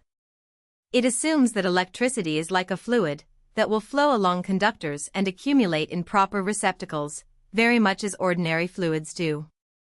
This conception is probably entirely incorrect, but nevertheless it is likely to remain a popular one, at least outside of scientific circles, or until something equally tangible is substituted. Franklin's theory of electricity. According to Franklin's theory, electricity exists in all bodies as a common stock, and tends to seek and remain in a state of equilibrium, just as fluids naturally tend to seek a level. But it may, nevertheless, be raised or lowered, and this equilibrium be thus disturbed. If a body has more electricity than its normal amount, it is said to be positively electrified, but if it has less, it is negatively electrified. An over-electrified or plus body tends to give its surplus stock to a body containing the normal amount, while the minus or under-electrified body will draw electricity from one containing the normal amount. Working along lines suggested by this theory, Franklin attempted to show that electricity is not created by friction, but simply collected from its diversified state, the rubbed glass globe attracting a certain quantity of electrical fire, but ever ready to give it up to any body that has less. He explained the charged Leyden jar by showing that the inner coating of tinfoil received more than the ordinary quantity of electricity, and in consequence is positively electrified, while the outer coating, having the ordinary quantity of electricity diminished, is electrified negatively. These studies of the Leyden jar, and the studies of pieces of glass coated with sheet metal, led Franklin to invent his battery, constructed of 11 large glass plates coated with sheets of lead. With this machine, after overcoming some defects, he was able to produce electrical manifestations of great force, a force that knew no bounds, as he declared, except in the matter of expense and of labor, and which could be made to exceed the greatest no effects of common lightning. This reference to lightning would seem to show Franklin's belief, even at that time, that lightning is electricity. Many eminent observers, such as Hawksby, Wall, Gray, and Nollet, had noticed the resemblance between electric sparks and lightning, but none of these had more than surmised that the two might be identical. In 1746, the surgeon, John Freak, also asserted his belief in this identity. Winkler, shortly after this time, expressed the same belief and, assuming that they were the same, declared that there is no proof that they are of different natures, and still he did not prove that they were the same nature. Franklin invents the lightning rod even before Franklin proved conclusively the nature of lightning. His experiments in drawing off the electric charge with points led to some practical suggestions which resulted in the invention of the lightning rod. In the letter of July, 1750, which he wrote on the subject, he gave careful instructions as to the way in which these rods might be constructed. In part Franklin wrote, "May not the knowledge of this power of points be of use to mankind in preserving houses, churches, ships, etc., from the stroke of lightning by directing us to fix on the highest parts of the edifices upright rods of iron made sharp as a needle, and gilt to prevent rusting, and from the foot of these rods a wire down the outside of the building into the grounds, or down round one of the shrouds of a ship and down her side till it reaches the water? Would not these pointed rods probably draw the electrical fire silently out of a cloud before it came nigh enough to strike, and thereby secure us from that most sudden and terrible mischief? To determine this question, whether the clouds that contain the lightning are electrified or not, I propose an experiment to be tried where it may be done conveniently. On the top of some high tower or steeple, place a kind of sentry box, big enough to contain a man and an electrical stand. From the middle of the stand let an iron rod rise and pass, bending out of the door, and then upright 20 or 30 feet, pointed very sharp at the end. If the electrical stand be kept clean and dry, a man standing on it when such clouds are passing low might be electrified and afford sparks, the rod drawing fire to him from a cloud. If any danger to the man be apprehended, though I think there would be none, let him stand on the floor of his box and now and then bring near to the rod the loop of a wire that has one end fastened to the leads, he holding it by a wax handle, so the sparks, if the rod is electrified, will strike from the rod to the wire and not affect him. 4. Not satisfied with all the evidence that he had collected pointing to the identity of lightning and electricity, he adds one more striking and very suggestive piece of evidence. Lightning was known sometimes to strike persons blind without killing them. In experimenting on pigeons and pullets with his electrical machine, Franklin found that a fowl, when not killed outright, was sometimes rendered blind. The report of these experiments were incorporated in this famous letter of the Philadelphia philosopher. The attitude of the Royal Society towards this clearly stated letter, with its useful suggestions, must always remain as a blot on the record of this usually very receptive and liberal-minded body. Far from publishing it or receiving it at all, they derided the whole matter as too visionary for discussion by the Society. How was it possible that any great scientific discovery could be made by a self-educated colonial newspaper editor, who knew nothing of European science except by hearsay, when all the great scientific minds of Europe had failed to make the discovery? How indeed? And yet it would seem that if any of the influential members of the learned society had taken the trouble to read over Franklin's clearly stated letter, they could hardly have failed to see that his suggestions were worthy of consideration. But at all events, whether they did or did not matters little. The fact remains that they refused to consider the paper seriously at the time, and later on, when its true value became known, were obliged to acknowledge their error by a tardy report on the already well-known document. But if English scientists were cold in their reception of Franklin's theory and suggestions, the French scientists were not.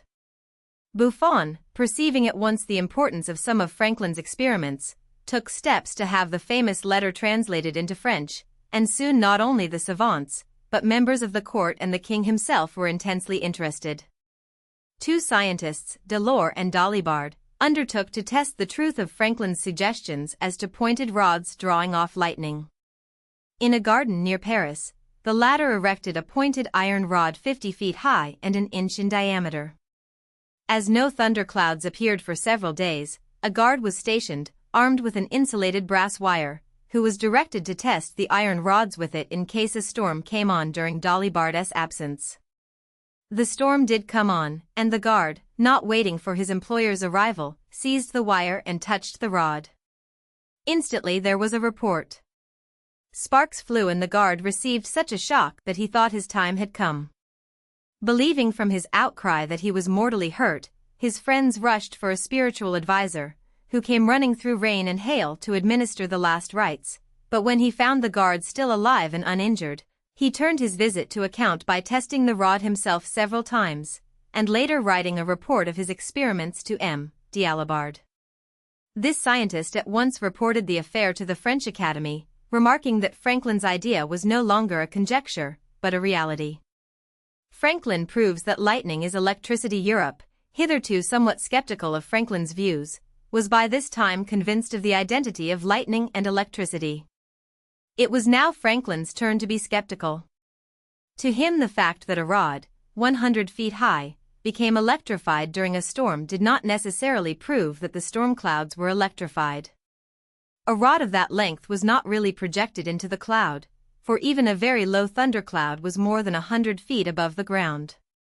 Irrefutable proof could only be had, as he saw it, by extracting the lightning with something actually sent up into the storm cloud, and to accomplish this Franklin made his silk kite, with which he finally demonstrated to his own and the world's satisfaction that his theory was correct. Taking his kite out into an open common on the approach of a thunderstorm, he flew it well up into the threatening clouds, and then, touching the suspended key with his knuckle, received the electric spark, and a little later he charged a Leyden jar from the electricity drawn from the clouds with his kite. In a brief but direct letter, he sent an account of his kite and his experiment to England. Make a small cross of 2 light strips of cedar, he wrote, the arms so long as to reach to the 4 corners of a large, thin, silk handkerchief when extended. Tie the corners of the handkerchief to the extremities of the cross so you have the body of a kite, which being properly accommodated with a tail, loop, and string, will rise in the air like those made of paper, but this being of silk is fitter to bear the wind and wet of a thundergust without tearing. To the top of the upright stick of the cross is to be fixed a very sharp-pointed wire, rising a foot or more above the wood. To the end of the twine, next the hand, is to be tied a silk ribbon, where the silk and twine join a key may be fastened. This kite is to be raised when a thundergust appears to be coming on, and the person who holds the string must stand within a door or window or under some cover, so that the silk ribbon may not be wet, and care must be taken that the twine does not touch the frame of the door or window. As soon as any of the thunderclouds come over the kite, the pointed wire will draw the electric fire from them, and the kite, with all the twine, will be electrified and the loose filaments will stand out everywhere and be attracted by the approaching finger. And when the rain has wet the kite and twine so that it can conduct the electric fire freely, you will find it stream out plentifully from the key on the approach of your knuckle, and with this key the file may be charged, and from electric fire thus obtained spirits may be kindled and all other electric experiments performed which are usually done by the help of a rubbed glass globe or tube, and thereby the sameness of the electric matter with that of lightning completely demonstrated. 5. In experimenting with lightning and Franklin's pointed rods in Europe, several scientists received severe shocks, in one case with a fatal result. Professor Richman, of St. Petersburg, while experimenting during a thunderstorm, with an iron rod which he had erected on his house, received a shock that killed him instantly. About 1733, as we have seen, Dufay had demonstrated that there were two apparently different kinds of electricity, one called vitreous because produced by rubbing glass, and the other resinous because produced by rubbed resinous bodies. Dufay supposed that these two apparently different electricities could only be produced by their respective substances, but 20 years later, John Canton, 1715 to 1772, an Englishman, demonstrated that under certain conditions both might be produced by rubbing the same substance. Canton's experiment, made upon a glass tube with a roughened surface, proved that if the surface of the tube were rubbed with oiled silk, vitreous or positive electricity was produced, but if rubbed with flannel, resinous electricity was produced. He discovered still further that both kinds could be excited on the same tube simultaneously with a single rubber. To demonstrate this he used a tube, one half of which had a roughened the other a glazed surface. With a single stroke of the rubber he was able to excite both kinds of electricity on this tube. He found also that certain substances, such as glass and amber, were electrified positively when taken out of mercury, and this led to his important discovery that an amalgam of mercury and tin, when used on the surface of the rubber, was very effective in exciting glass. 15. Natural history to the time of Linnaeus. Modern systematic botany and zoology are usually held to have their beginnings with Linnaeus.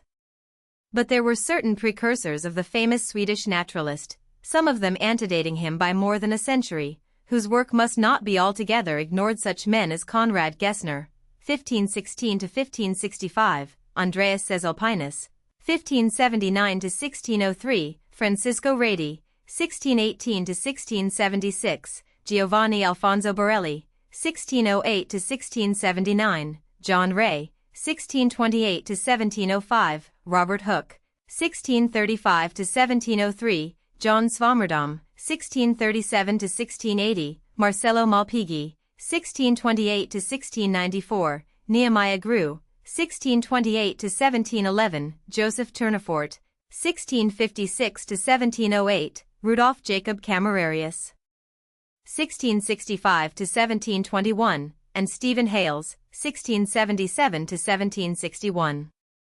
The last named of these was, to be sure, a contemporary of Linnaeus himself, but Gessner and Caesalpinus belong, it will be observed, to so remote an epoch as that of Copernicus. Reference has been made in an earlier chapter to the microscopic investigations of Marcello Malpighi, who, as they're related, was the first observer who actually saw blood corpuscles pass through the capillaries. Another feat of this earliest of great microscopists was to dissect muscular tissue, and thus become the father of microscopic anatomy. But Malpighi did not confine his observations to animal tissues. He dissected plants as well, and he is almost as fully entitled to be called the father of vegetable anatomy, though here his honors are shared by the Englishman Grew. In 1681, while Malpighi's work, Anatomia Plantarum, was on its way to the Royal Society for publication, Grew's Anatomy of Vegetables was in the hands of the publishers, making its appearance a few months earlier than the work of the great Italian. Grew's book was epoch-marking in pointing out the sex differences in plants. Robert Hooke developed the microscope and took the first steps towards studying vegetable anatomy, publishing in 1667, among other results, the discovery of the cellular structure of cork. Hooke applied the name cell for the first time in this connection. These discoveries of Hooke, Malpighi, and Grew, and the discovery of the circulation of the blood by William Harvey shortly before, had called attention to the similarity of animal and vegetable structures. Hales made a series of investigations upon animals to determine the force of the blood pressure, and similarly he made numerous statical experiments to determine the pressure of the flow of sap in vegetables. His Vegetable Statics, published in 1727, was the first important work on the subject of vegetable physiology, and for this reason Hales has been called the father of this branch of science. In botany, as well as in zoology, the classifications of Linnaeus of course supplanted all preceding classifications, for the obvious reason that they were much more satisfactory. But his work was a culmination of many similar and more or less satisfactory attempts of his predecessors. About the year 1670, Dr. Robert Morrison, 1620 to 1683, of Aberdeen, published a classification of plants, his system taking into account the woody or herbaceous structure, as well as the flowers and fruit. This classification was supplanted 12 years later by the classification of Ray, who arranged all known vegetables into 33 classes, the basis of this classification being the fruit.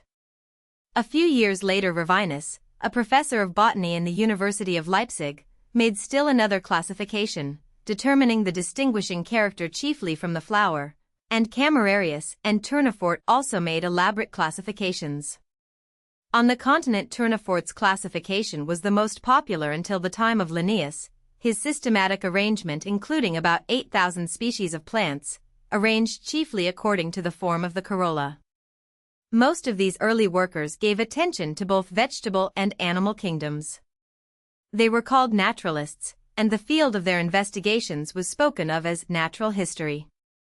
The specialization of knowledge had not reached that later stage in which botanist, zoologist, and physiologist felt their labors to be sharply divided.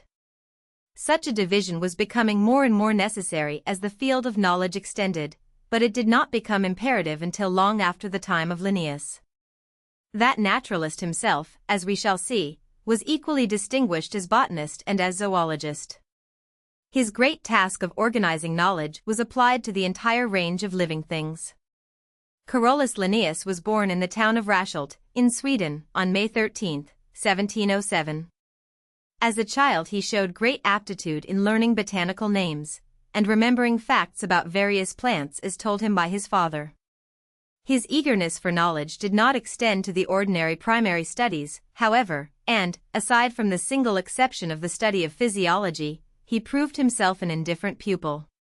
His backwardness was a sore trial to his father, who was desirous that his son should enter the ministry, but as the young Linnaeus showed no liking for that calling, and as he had acquitted himself well in his study of physiology, his father at last decided to allow him to take up the study of medicine.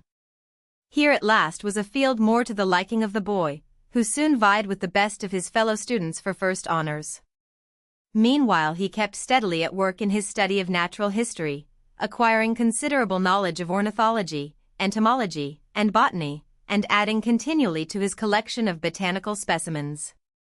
In 1729 his botanical knowledge was brought to the attention of Olaf Rudbeck, professor of botany in the University of UPS, by a short paper on the sexes of plants which Linnaeus had prepared. Rudbeck was so impressed by some of the ideas expressed in this paper that he appointed the author as his assistant the following year. This was the beginning of Linnaeus's career as a botanist. The academic gardens were thus thrown open to him, and he found time at his disposal for pursuing his studies between lecture hours and in the evenings. It was at this time that he began the preparation of his work the Systema Naturae, the first of his great works, containing a comprehensive sketch of the whole field of natural history. When this work was published, the clearness of the views expressed in the systematic arrangement of the various classifications excited great astonishment and admiration, and placed Linnaeus at once in the foremost rank of naturalists. This work was followed shortly by other publications, mostly on botanical subjects, in which, among other things, he worked out in detail his famous system. This system is founded on the sexes of plants, and is usually referred to as an artificial method of classification because it takes into account only a few marked characters of plants, without uniting them by more general natural affinities. At the present time it is considered only as a stepping stone to the natural system, but at the time of its promulgation it was epoch-marking in its directness and simplicity, and therefore superiority, over any existing systems. One of the great reforms effected by Linnaeus was in the matter of scientific terminology. Technical terms are absolutely necessary to scientific progress, and particularly so in botany, where obscurity, ambiguity, or prolixity in descriptions are fatally misleading. Linnaeus's work contains something like 1,000 terms, whose meanings and uses are carefully explained. Such an array seems at first glance arbitrary and unnecessary, but the fact that it has remained in use for something like 2 centuries is indisputable evidence of its practicality. The descriptive language of botany, as employed by Linnaeus, still stands as a model for all other subjects. Closely allied to botanical terminology is the subject of botanical nomenclature. The old method of using a number of Latin words to describe each different plant is obviously too cumbersome, and several attempts had been made prior to the time of Linnaeus to substitute simpler methods. Linnaeus himself made several unsatisfactory attempts before he finally hit upon his system of trivial names, which was developed in his Species Plantarum, and which, with some minor alterations, remains in use to this day. The essence of the system is the introduction of binomial nomenclature, that is to say, the use of two names and no more to designate any single species of animal or plant. The principle is quite the same as that according to which in modern society a man has two names, let us say, John Doe, the one designating his family, the other being individual. Similarly, each species of animal or plant, according to the Linnaean system, received a specific or trivial name, while various species, associated according to their seeming natural affinities into groups called genera, were given the same generic name. Thus the generic name given all members of the cat tribe being Felis, the name Felis leo designates the lion, Felis pardus, the leopard, Felis domestica, the house cat, and so on. This seems perfectly simple and natural now, but to understand how great a reform the binomial nomenclature introduced we have but to consult the work of Linnaeus's predecessors. A single illustration will suffice. There is, for example, a kind of grass, in referring to which the naturalist anterior to Linnaeus, if he would be absolutely unambiguous, was obliged to use the following descriptive formula: Gramen Zarampolino, Miliaceae, Pretenuus Ramisaque Sparsa Panicula, Siv Zarampolino Congener, Arvents, Estivum, Gramen Minutissimo Semine. Linnaeus gave to this plant the name Poa bulbosae, name that sufficed, according to the new system, to distinguish this from every other species of vegetable. It does not require any special knowledge to appreciate the advantage of such a simplification. While visiting Paris in 1738, Linnaeus met and botanized with the two botanists whose natural method of classification was later to supplant his own artificial system. These were Bernard and Antoine Laurent de Jussieu. The efforts of these two scientists were directed towards obtaining a system which should aim at clearness, simplicity, and precision, and at the same time be governed by the natural affinities of plants. The natural system, as finally propounded by them, is based on the number of cotyledons, the structure of the seed, and the insertion of the stamens.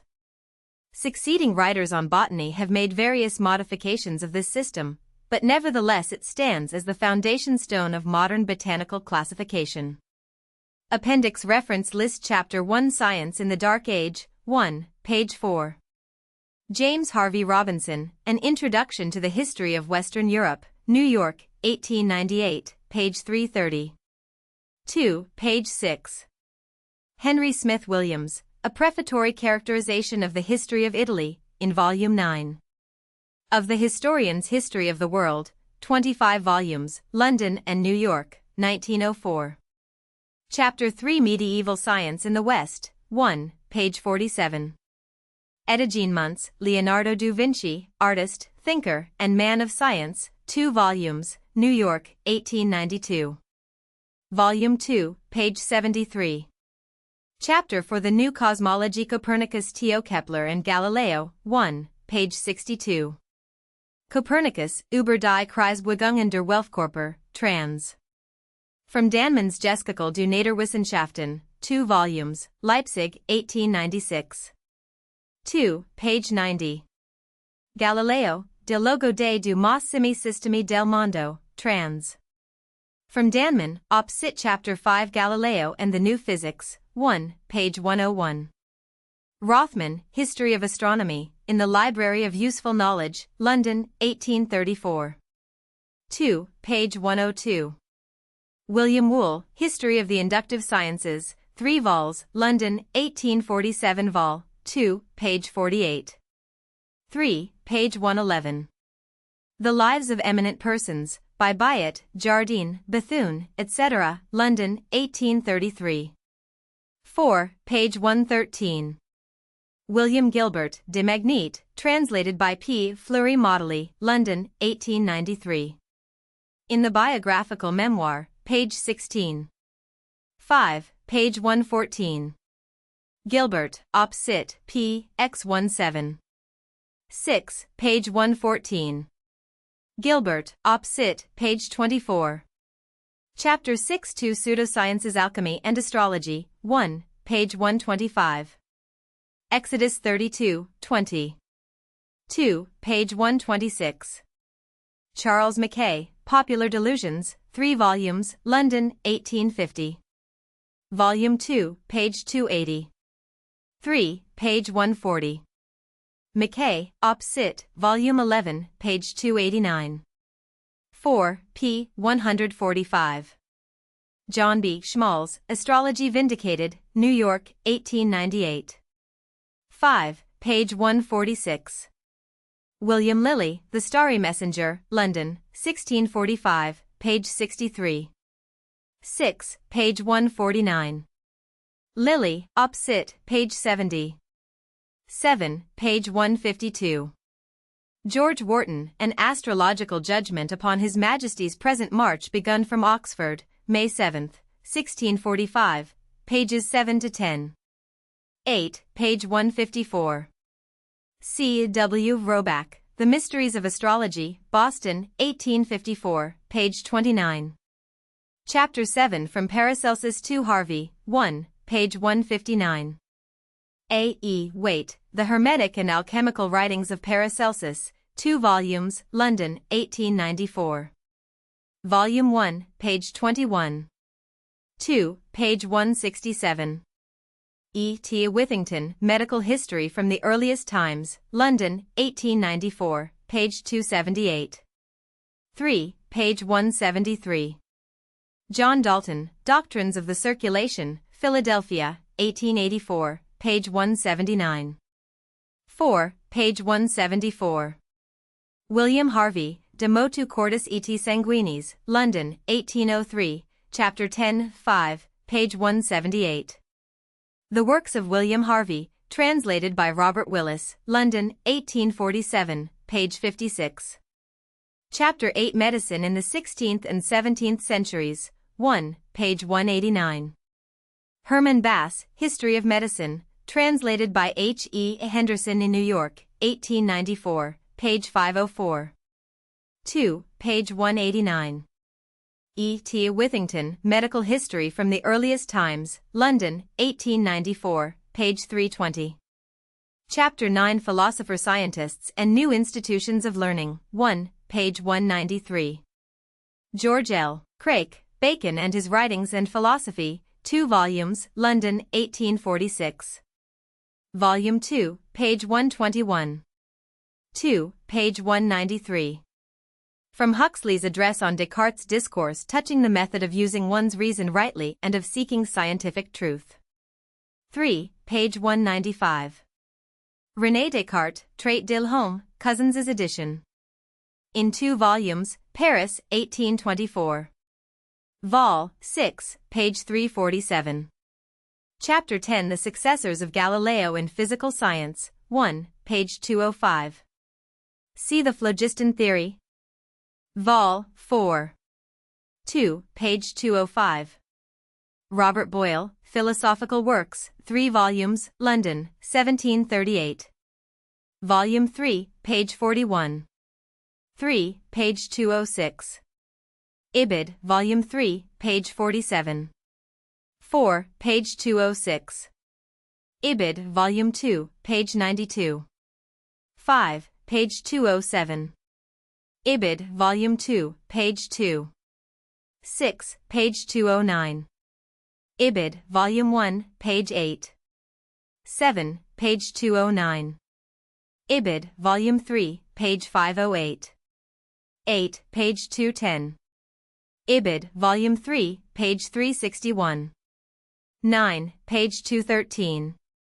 Otto von Guericke, in the Philosophical Transactions of the Royal Society of London, number 88, 4 1672, page 5103. 10, page 222. Von Guericke, Phil. Trans for 1669, Volume 1, pages 173-174.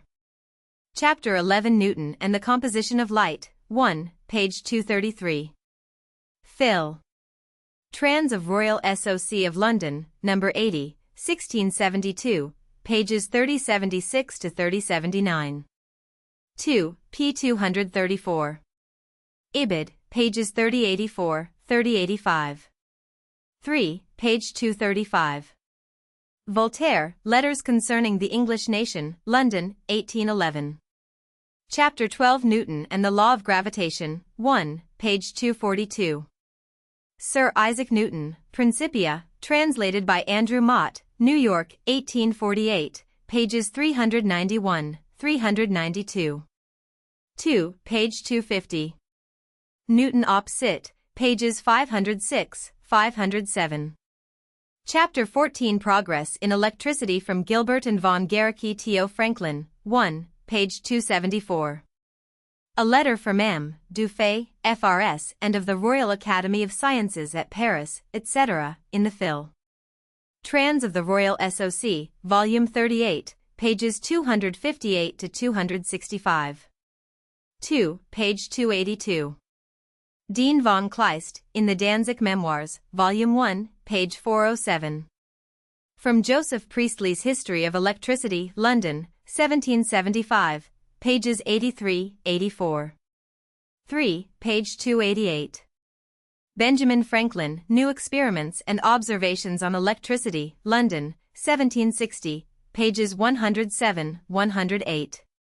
4, page 291. Franklin, op. Cit., pages 62-63. 5, page 295. Franklin, op. Cit., pages 107-108. For notes and bibliography to Volume 2, see Volume 5.